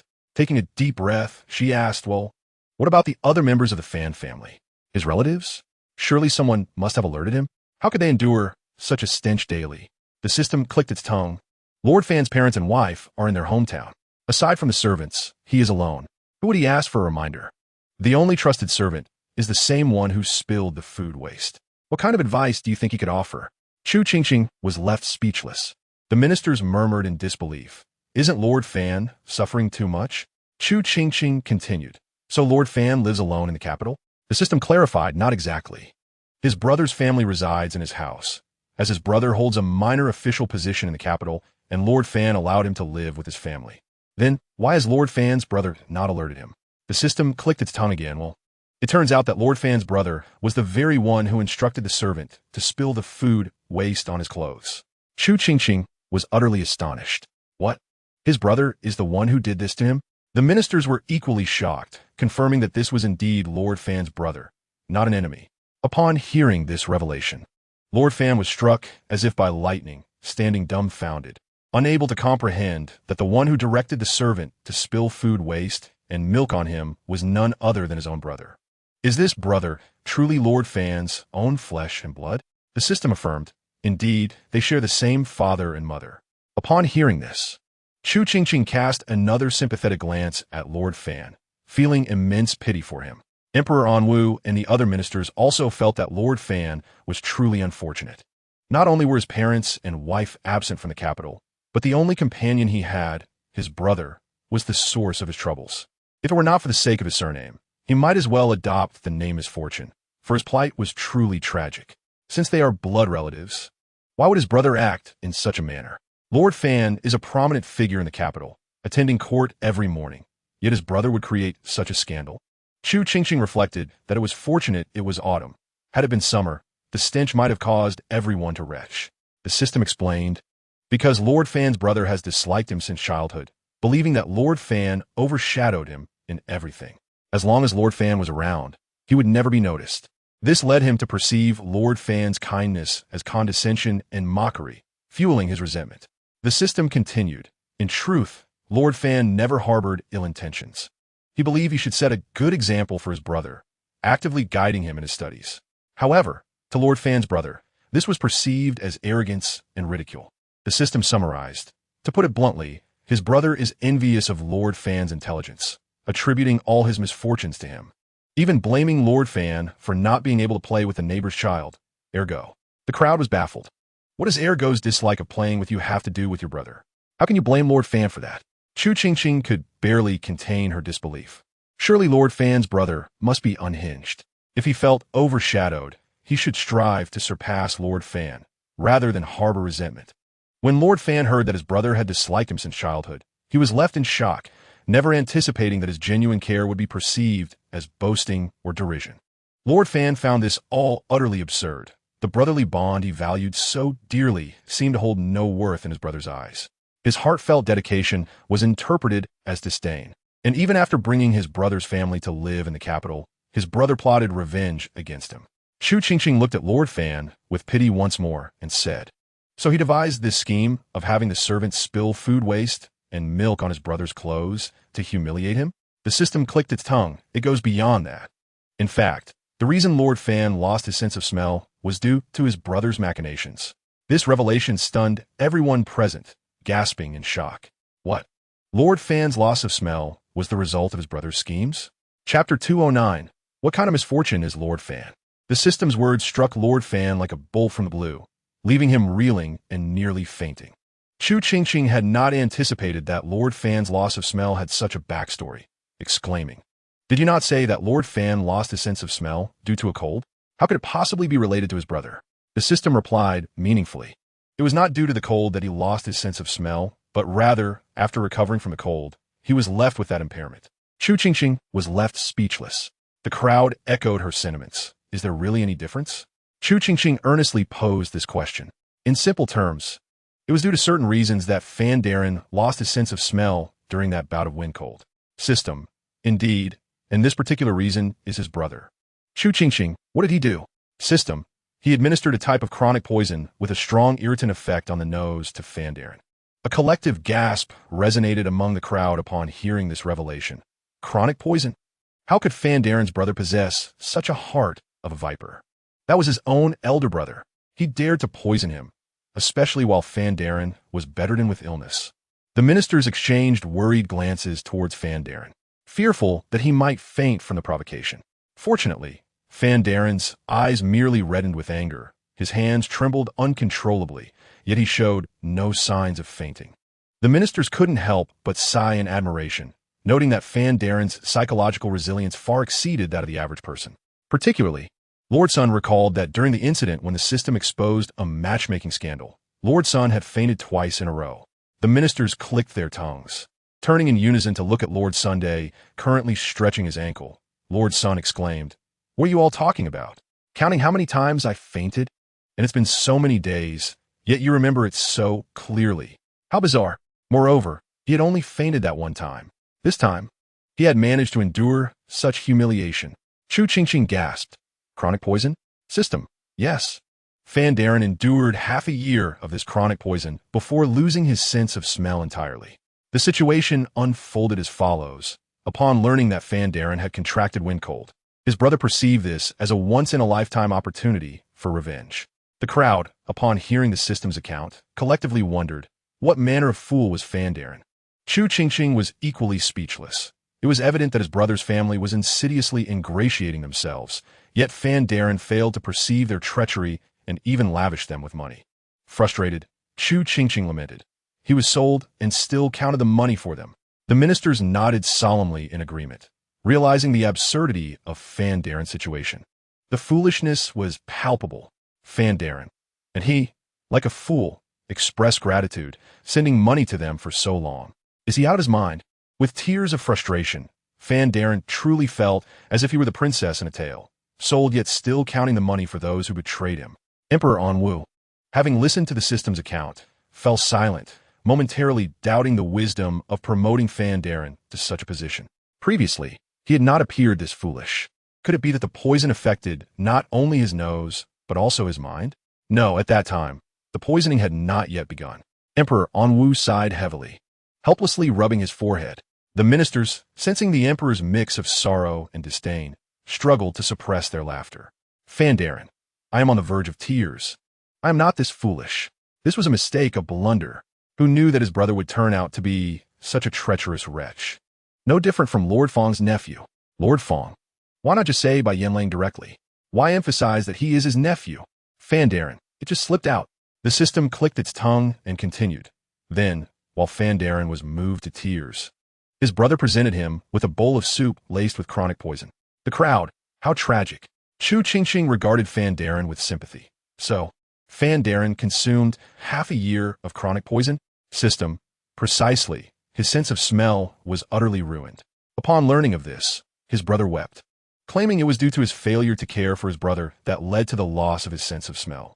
Seeing his brother's self-reproachful tears, Fandarin was even more touched, offering his treasured antiques, completely unaware that his brother's tears were of joy, celebrating the demise of Fandarin's sense of smell. Chu Qingqing, Emperor Anwu. The ministers, they were at a loss for words. Once again, what kind of fool was Fandarin? Fandarin, unaware of the gazes directed at him, he was filled with indignation. Chu Qingqing, mama, what is Fandarin about to do? As Chu Qingqing contemplated Fandarin's foolishness, she suddenly saw him turn and walk toward her, stopping in front of the very pillar she had just occupied. Chapter 210. Can Fandarin's nose be healed? Curious, Chu Qingqing tilted her head, watching as Fandarin placed both hands on the pillar and, with a resounding thud, collided with it. Chu Qingqing, Chu Qingqing. In utter shock, she exclaimed, System, what has come over Fandarin? Why has he suddenly started banging his head against the pillar? Is he losing his mind? System, perhaps he is experiencing a breakdown due to isolation from his colleagues. The culprits behind Fandarin's isolation. This has nothing to do with us. Fandarin, in his frenzy. System, it could also be that his body is reacting to the foul odor. Chu Qingqing, but he can't smell it, can he? System, he may not be able to smell it, but his body can still sense it. Chu Qingqing, that makes sense.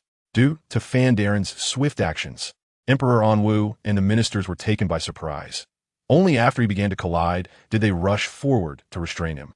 A few ministers who approached him, upon detecting the foul odor emanating from him, immediately felt the urge to retch. This was truly unbearable. Fandarin's eyes were bloodshot with rage. Don't stop me. Let me collide. The ministers, pale-faced, pleaded. You can't do this here. Do you realize what it implies? Those who bang their heads against pillars are often those who have died for a cause. You are not dying for a noble reason. Are you ashamed to be sold and still counting the money for others? One minister, while holding on to Fandarin, earnestly tried to reason with him, cautioning that should he die in such a manner, he would be forever shamed in the annals of history. How would the historians record it? Surely they would write that he took his own life out of shame for his foolishness. Chu Qingqing, what are they whispering to Fandarin? System, perhaps they are assuring him that they will never isolate him again? The ministers, they had never isolated him in the first place. They were merely driven away by the stench. Chu Qingqing pondered. Do you think they will tell Fandarin about the odor? System, that's hard to say. It is quite an awkward subject to bring up in public. Perhaps someone might mention it privately? Perhaps when a servant claims it was due to the weather and dampness that caused the odor, Fandarin would believe him. Hearing this, Chu Qingqing sighed. If that is the case, will Fandarin never learn the truth? A few ministers holding on to Fandarin immediately whispered to him. Look, the princess is so worried about you, yet you wish to end it all. How can you repay her sincerity? Fandarin. Initially, he had no intention of dying. He was merely overwhelmed by the stimulus and needed a vent. He thought a single collision would suffice, but somehow, someone had pushed him, causing him to collide twice more, leading others to believe he was intent on self-destruction. He initially intended to provide an explanation, but upon reflection, he found the prospect of doing so rather embarrassing and could only force himself to ram into the pillar a few more times. Upon hearing these words today, he finally found a way out and immediately ceased his futile attempts, retreating several steps in a swift motion. It must be said, this pillar indeed hurt quite a bit. The crowd responded, isn't that self-evident? That could be fatal. How could it not hurt? The system remarked, logically speaking, that is true. After all, he cannot smell it, and his brother is not foolish. If Lord Fan's parents or family were to be in a predicament, he would certainly instruct his servant to deal with such matters. Hence, it is quite possible that Lord Fan will remain oblivious to these incidents forever. Of course, he is also highly unlikely to know that his brother is constantly plotting revenge against him, having already avenged himself twice. Chu Qingqing sighed. How unfortunate for Lord Fan. Is there any means to restore his nose to normalcy? Perhaps there is an antidote for that chronic poison? The system replied. The damage inflicted by that poison on the nose is irreversible. Lord Fan is not merely poisoned. His nose is beyond repair. Unless a miraculous remedy can restore his nose, you might want to check the marketplace. Chu Qingqing nodded. She shared the same thought. There were many elixirs in the market, and perhaps one could treat Lord Fan's nose. As Lord Fan rubbed the bump on his forehead from the collision, he stood frozen upon hearing the conversation between the system and Chu Qingqing. He could hardly believe his ears. Did the little princess and the system just suggest that his nose could potentially be healed? That his sense of smell might be restored? The system inquired, "Have you found anything?" After searching for a while, Chu Qingqing finally responded. "I found something, but..." The system pressed, "But what?" Chu Qingqing continued, "But it's a rather low-grade elixir with a very low success rate." She bit her lip, prompting the system to look for itself. Huanyin Dan. Level, lowest grade elixir function. Can reshape any part of the body without changing the total mass. Altering its form, rebound. The reshaped area randomly changes to one of the colors red, orange, yellow, green, blue, indigo, or black for 12 hours. The system responded, "Huanyin Dan?" Chu Qingqing replied, "I looked around, and this is the only one that fits our needs. Since it's called Huanyin Dan, it must be capable of rejuvenation, so I believe it should be useful." After a moment of silence, the system added, "What if it succeeds, but he doesn't know how to use it and ends up contorting his nose into a bizarre shape?" Chu Qingqing acknowledged, "That would indeed be rather alarming." The crowd was left in the dark regarding the discussion between the system and the little princess, only aware that it was about Huanyin Dan, a name that hardly sounded like a remedy. Lord Fan, however, thought little of it. He unconditionally trusted the little princess. Since she claimed that Huanyin Dan was useful, it must surely be so. Chu Qingqing promptly delved into the details of Huanyin Dan's page, and after a brief moment, she sighed in relief. "No worries. The instructions state that regardless of who it is used on, I will be the one reshaping it. Thus, I need only wait for the reshaping process to conclude." The system, feeling eager, suggested, "In that case, why not administer one to Lord Fan right now and see?"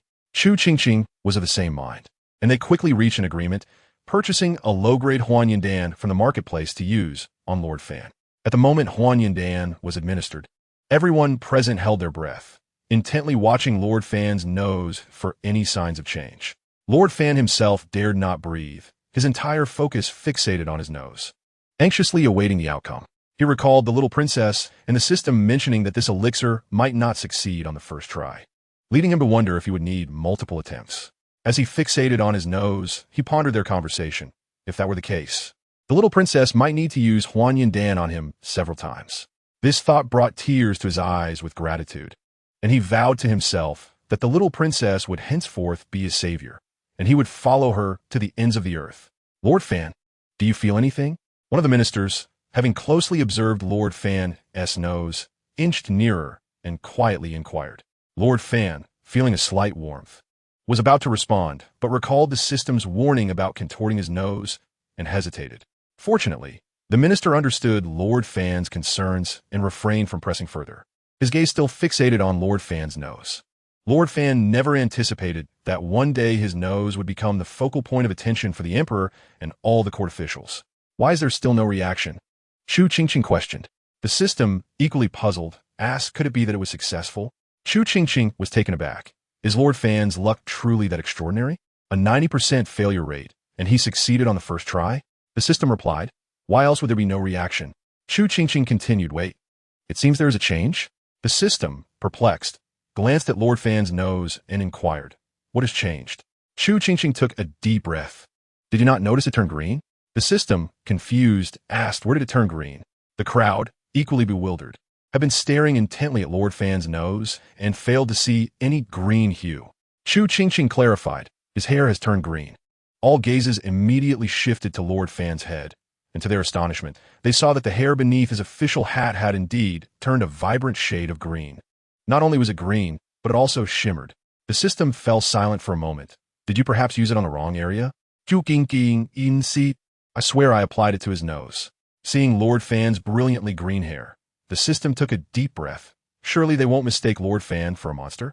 Chu Qingqing replied, "Have you ever seen a monster so lacking in taste as to dye their hair such a color?" The system fell silent, likely agreeing that no creature of the night would prefer such a hue. This green was distinctly different from the greens found in modern hair dyes.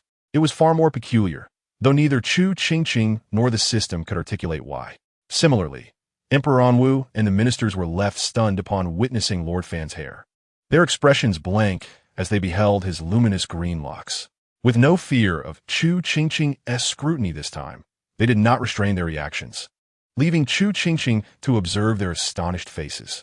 Taking a deep breath, she asked, "Does your company accept complaints?" The system inquired, "What would you like to complain about?" Chu Qingqing replied, "Certainly about consumer fraud." The description clearly stated that the reshaped area would change color. Yet here we are, and his hair is not even the reshaped part. The system pointed out, "Did you not notice that the marketplace lacks any feedback options? Thus, how could it possibly allow you to file a complaint?" Chu Qingqing sighed deeply, watching as one of the ministers beside Lord Fan reached out and removed his official hat, revealing his stunningly green hair. Chu Qingqing had already devised a plan. If all else failed, she would throw herself at Lord Fan, refusing to let him depart. Above all, she could not allow Lord Fan to be mistaken for a monster and taken away to be burned alive. Just as she prepared to leap at the count of 3, a deafening roar of laughter erupted within the grand hall. The ministers, who had moments ago appeared dazed, were now pointing and laughing heartily at Lord Fan's head, with some even shedding tears of mirth. Meanwhile, Lord Fan was lost in thought, bewildered by the sudden transformation of his hair. Why had it turned green? As he stared at his vibrant green locks, the phrase Huan Yin suddenly flickered in his mind. Could it be that the elixir's name held such significance? Did it truly change hair to a new hue? Enlightened by this thought, Lord Fan's eyes sparkled, and he began to view his green tresses as remarkably fashionable. Chu Qingqing, feeling a pang of guilt, contemplated how to compensate Lord Fan. She recalled that he seemed to enjoy cola. Perhaps she could gift him a few bottles? Or perhaps a tonic to strengthen his bones. Before she could finalize her thoughts, Lord Fan straightened his posture and proudly lifted his chin, his expression exuding excitement, as if to say, "Look at my new hair color." Chu Qingqing hesitated, pondering whether Lord Fan actually appreciated this hue. The system remained silent for a moment before responding. "This is not mere liking. He is utterly enamored." As she glanced at Lord Fan, still cradling his hair, she fell into a contemplative silence. Indeed, he was infatuated with his hair. The color was undeniably beautiful. Normally, his hair was a monotonous black, but now it shimmered in green, growing increasingly appealing with each glance. This was green hair. Aside from encountering foreigners with blonde hair, he had never seen anyone in Chu with anything other than black or white hair. Lord Fan was utterly smitten with the verdant locks bestowed upon him by the little princess, strutting around the hall, flaunting his flowing green hair. "Behold, green hair. Do you have this?" "I think not." The ministers, who had just been doubled over with laughter, now regarded Lord Fan's vibrant hair with a newfound appreciation, finding it refreshingly unique. It was, in fact, rather attractive. Chapter 2:12. Today I dye my hair purple. Emperor Anwu was taken aback, unable to comprehend what was so appealing about the green hair. Chu Qingqing, however, understood. After all, in ancient times, hair dyeing was non-existent, and if it were possible, it would only serve to darken gray hair. Thus, witnessing hair of other colors was indeed a novelty. Lord Fan found it fascinating enough that he decided to take a day off to showcase his new hair color. "Your Majesty, for the sake of Lord Fan's splendid hair, please allow him a day of rest." Although the ministers wished to admire his hair further, they could hardly endure the foul odor emanating from his garments. They preferred to forego the sight of his hair rather than endure the stench that threatened to make them gag. "Granted," Emperor Anwu replied, his expression turning green as Lord Fan approached to request leave. Previously unaware of the stench due to distance, he was now overwhelmed by it. Without waiting for further discussion, he waved his hand in agreement and turned to flee, clutching Chu Qingqing, who appeared utterly defeated by the odor. Halfway out, he declared, "I permit you to take leave tomorrow as well." The ministers, taken aback by the emperor's words, exchanged incredulous looks. Wait, he received 3 days off just for smelling bad? Unacceptable. They could not agree. Typically, it was a struggle to secure a single day off, and they often had to work overtime to witness the spectacle. Yet, Lord Fan had managed to secure 3 days off in one fell swoop. They were indignant. Rolling his eyes, Lord Fan remarked, "If you're not satisfied, just spill some slop and milk on your clothes and saunter over to His Majesty. I guarantee you'll receive a 3-day leave as well." The ministers were not inclined to jeopardize themselves in such a manner. Before they even reached the palace, they would likely succumb to the stench. After securing his leave, Lord Fan joyfully departed the palace, stopping at a tavern to wash and don fresh attire before parading through the streets with his radiant green hair. The luminous green locks drew the astonished gazes of passers-by, causing their eyes to widen. With pride, Lord Fan patted his chest and proclaimed that he had sought the services of a professional hairdresser. What do you think? Stunning, isn't it? It took quite a while. The officials, never having encountered such a novel hair color, nodded in agreement, even inquiring where he had dyed it, eager to try it themselves. Lord Fan, maintaining an air of mystery, shook his head and spoke cryptically about fate, ultimately concluding with, "The secrets of heaven must not be revealed." Was there truly a secret to dyeing hair? Initially, they merely found the hair appealing and striking, as their perceptions of hair color were limited to black and white. No one had ever considered dyeing hair in other shades. Yet, upon further inquiry, they discovered that hair dyeing was somehow linked to revealing heavenly secrets. This revelation compelled them to pursue dyeing their own hair. Consequently, the dignitaries abandoned their shopping and turned to head home, eager to have their hair transformed into the vibrant green hue of Lord Fan. Quickly, find a most renowned hairdresser in the city. Hurry, summon the one who dyed the old lady's hair. They urged their servants, urgency in their voices, as if a moment's delay would prevent them from uncovering the secret. The surrounding commoners watched in astonishment, their curiosity piqued. Was that green hair truly so significant? Why were the wealthy rushing to dye their hair? Perhaps they should try it as well? Chu Qingqing was blissfully unaware of the immense influence her Huan Yindan had, inciting a wave of imitation among the populace as they rushed to dye their hair green, following Lord Fan's example. By the time she realized the extent of her potion's effects, the capital was already bustling with individuals sporting a myriad of vibrant hair colors. However, this was merely the beginning. For at that moment, Lord Fan had only unlocked the secret of green hair. The other colors remained unseen by the citizens of the capital. Yet, Chu Qingqing would not keep them waiting long, as she planned to administer a second Huan Yindan to Lord Fan at the next morning's court session. Initially, when Chu Qingqing saw Lord Fan's green hair, she had nearly abandoned the idea, fearing that in this ancient era, such a color could lead to accusations of being a monster. However, she was surprised to find that not only did Lord Fan seem unfazed by his unusual hair, but even her father and the other ministers appeared unbothered, with only her father showing a hint of distaste, while the others exhibited a glimmer of envy. This unexpected outcome prompted Chu Qingqing to continue with her plan to treat Lord Fan, as she had yet to discover any alternative methods. Besides, the hair color would fade after 12 hours, leaving no lasting effects. It was indeed quite a bargain. The following day, Chu Qingqing administered the second Huan Yindan to Minister Fan during the morning court session. By this time, Minister Fan's hair had returned to its usual black hue, and there was no trace of the striking green that had adorned his head just the day prior. Minister Fan was initially mourning the loss of his trendy green locks when he heard the little princess and the system announce the application of the second Huan Yindan. His eyes brightened instantly, fixating intently on a strand of hair he had deliberately pulled forward to examine.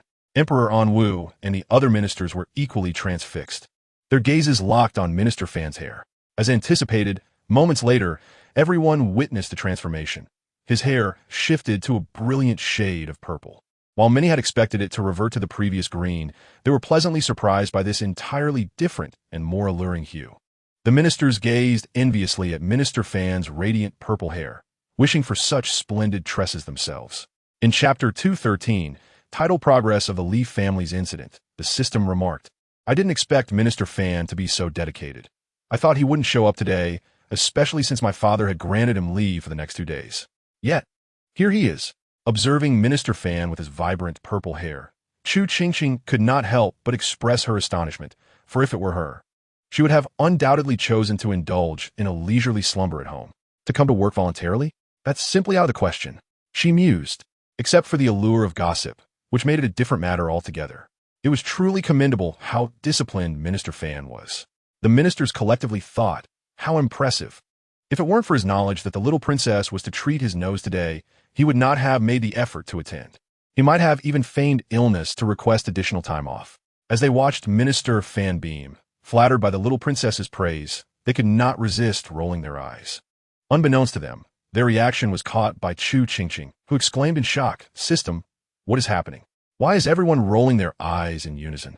Upon raising her gaze, she was met with the sight of numerous civil and military officials expressing their exasperation. The scene momentarily conjured visions of a zombie apocalypse in her mind, leaving her wide-eyed in terror. The ministers thought, heavens, the little princess can't possibly think we're zombies, can she? The system interjected, perhaps their eyes are simply twitching. Aren't their facial expressions typically quite animated? They often roll their eyes and open their mouths, so a mere eye roll is nothing extraordinary. After considering the system's words, Chu Qingqing found them quite reasonable. Her father's ministers indeed had expressive faces, likely due to naturally well-developed facial nerves.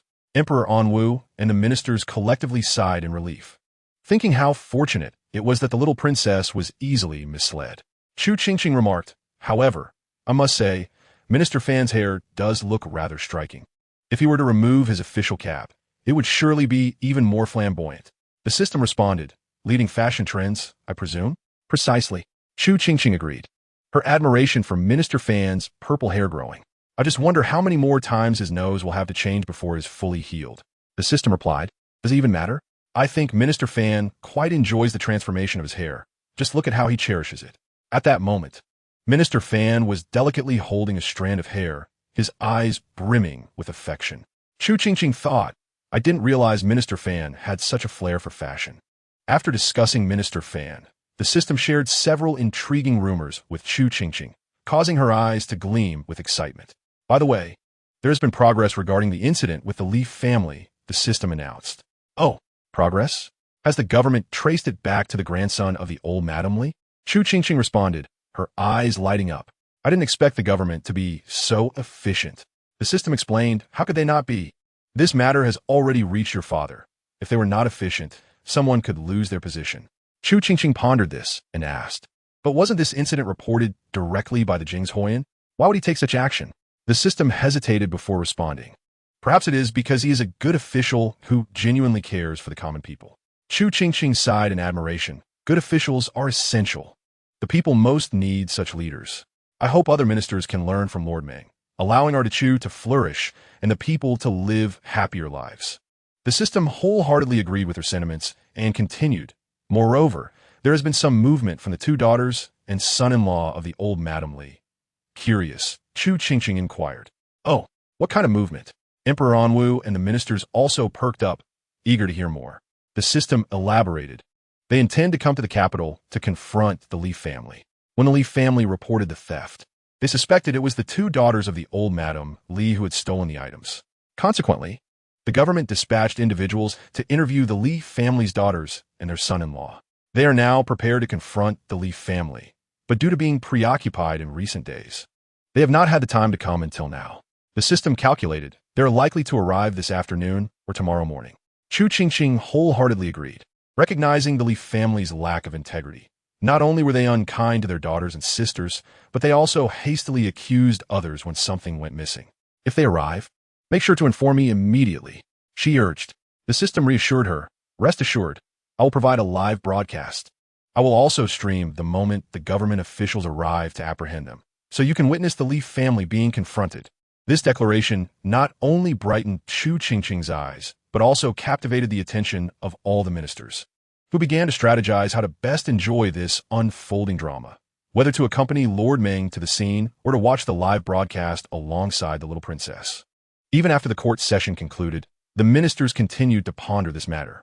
Some, noticing that the emperor and the little princess had departed, hurried to Lord Meng to inquire when he planned to send someone to the Li family to make arrests. Lord Meng had been closely monitoring the situation and, eager to resolve the matter swiftly, contemplated the timing before decisively declaring, we can move as early as tomorrow morning. Upon hearing this, the minister's eyes lit up.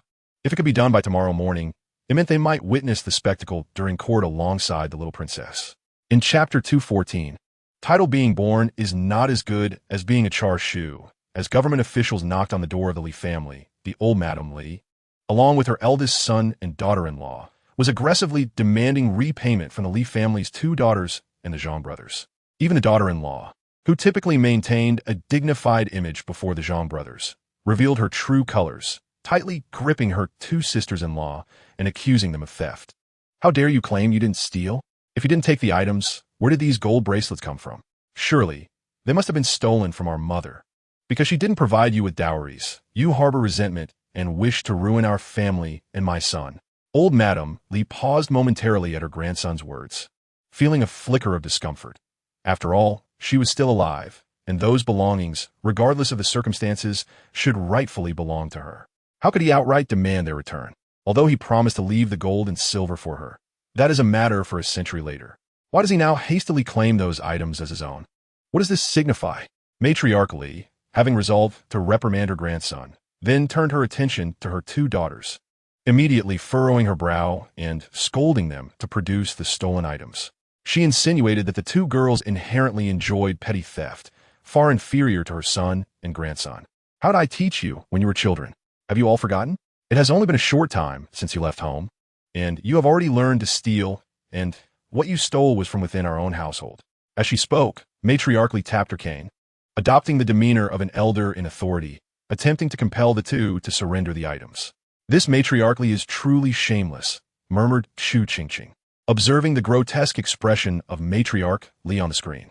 Many ministers, equally engrossed in a live broadcast, silently agreed, finding matriarch Li's behavior utterly outrageous. Those who knew recognized her daughters, while those who did not might have mistaken them for her adversaries. The system remarked, indeed, in her eyes, these two daughters are akin to enemies. She never favored them since their birth. Furrowing her brow, Chu Qingqing questioned if she disliked them.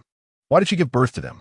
The system clicked its tongue, explaining because she believed she would bear a son, only to be surprised by the arrival of two daughters. She resented them for allegedly usurping her son's chance at reincarnation, thus harboring an intense dislike for them throughout their lives.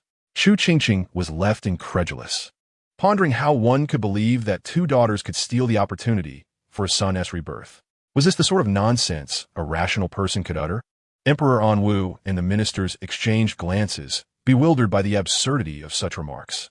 On the screen, matriarchally continued her lecture, her words inciting anger in Chu Qingqing, who felt an overwhelming urge to strike her from afar. The two daughters merely regarded her and son Sure coldly, responding only after she finished. Are you done? Matriarchally, taken aback by their reaction, widened her eyes in disbelief. You. Now it is our turn. First, the bracelets we possess were purchased with our own earnings and have no connection to your possessions. Secondly, we have never touched those items you intended for your grandson. We possess ample wealth and have no need for your trinkets. Even if we were impoverished, we would never resort to such despicable acts of theft. As Sun Sure spoke, she pulled her son closer, demanding, "Did you see that?" Her son promptly nodded, devoid of guilt, affirming, "Indeed, I saw it." Meanwhile, the onlookers at court remarked, "This truly is a case of the thief shouting to catch the thief." How shameless! Chu Qingqing quipped, Matriarch Li's grandson is utterly useless. He would be better off as a piece of char siu. At least that would be delicious. The system chimed in, moreover, char siu doesn't steal. The crowd chuckled, acknowledging the biting truth in her words. The Zhang brothers could no longer contain themselves, their remarks nearly inciting apoplexy in the Li family. After listening to their jests, Chu Qingqing burst into laughter. The Zhang brothers have such sharp tongues. The faces of the Li family turned shade of green. The audience stifled their laughter, secretly reveling in the scorn directed at the Li family.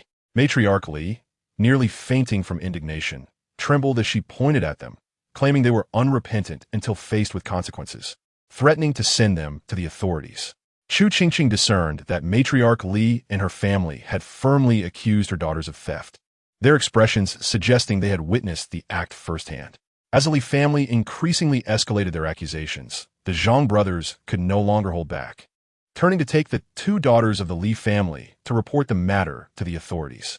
Yet, before they could reach the door, footsteps were heard outside, followed by a loud knocking. Having overheard the Li family's tirades, the knocking intensified, accompanied by shouts from outside, declaring the arrival of the officials to investigate and apprehend criminals. Upon realizing the authorities were present, the faces of the Li family brightened with hope as they hurried to open the door. Matriarch Li, invigorated by the moment, glanced at her daughters with a triumphant gaze. The authorities have come for you. Let us see how you deny it now. Beside her, her eldest son gritted his teeth, saying, "What more is there to say? You are merely anxious about being caught." Sunsure opened the door to reveal several officers. her excitement causing her to tremble as she pointed at her two sisters-in-law and the Zhang brothers, exclaiming, "Officers, the culprits are right there. They just arrived and were about to flee." Upon entering, the officers heard the Li family clamoring for them to apprehend the culprits, who were allegedly attempting to escape. The lead officer, serious in demeanor, inquired, and upon following Sun Shi's, he spotted four unfamiliar faces. The officer hesitated, scrutinizing the Zhang brothers, feeling something was amiss. But upon noticing the shifty-eyed man behind the Li family, he felt a sense of familiarity. Narrowing his eyes, he scrutinized the individual, causing the man to stiffen and break into a cold sweat.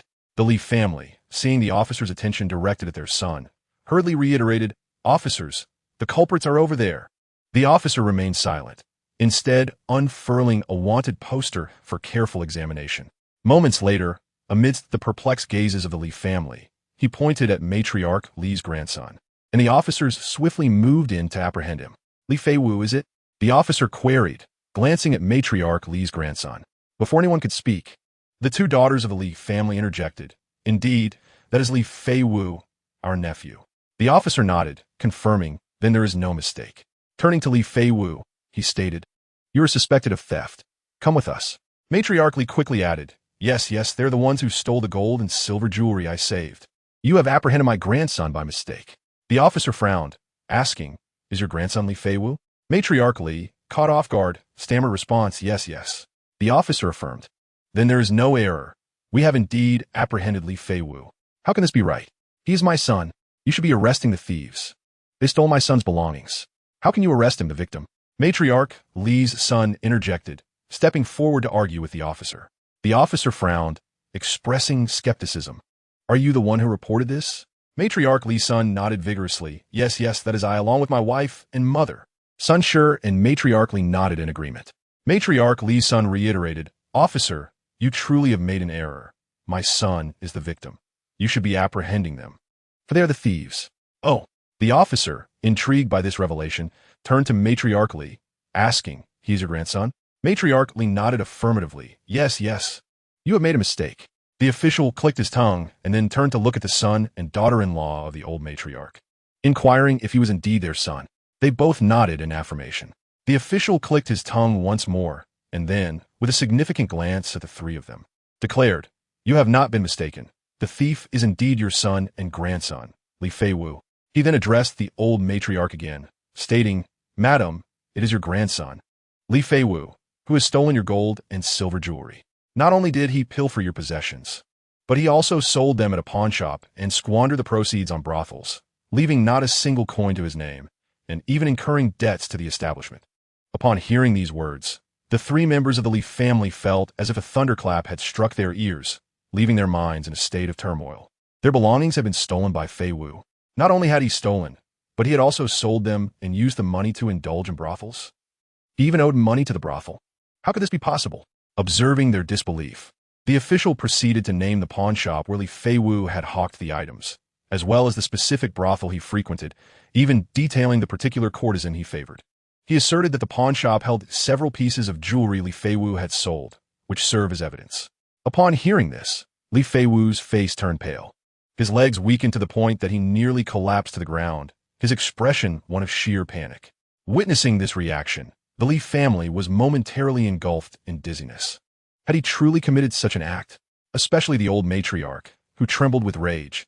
"Are you out of your mind?" Whether Li Feiwu was mad or not remained uncertain, but it was evident that the old matriarch was on the brink of madness. Chu Qingqing remarked, "Why do I feel as though the old matriarch's eyes are bulging with fury?" The system replied, "She is not a frog. How could her eyes possibly bulge?" The emperor and Wudi and the courtiers observed, regardless of whether they bulge or not, this old matriarch is surely at her wit's end. Suddenly, in the scene, the old matriarch produced a stick from an unknown source, brandishing it while scolding, and struck it towards Li Feiwu's head.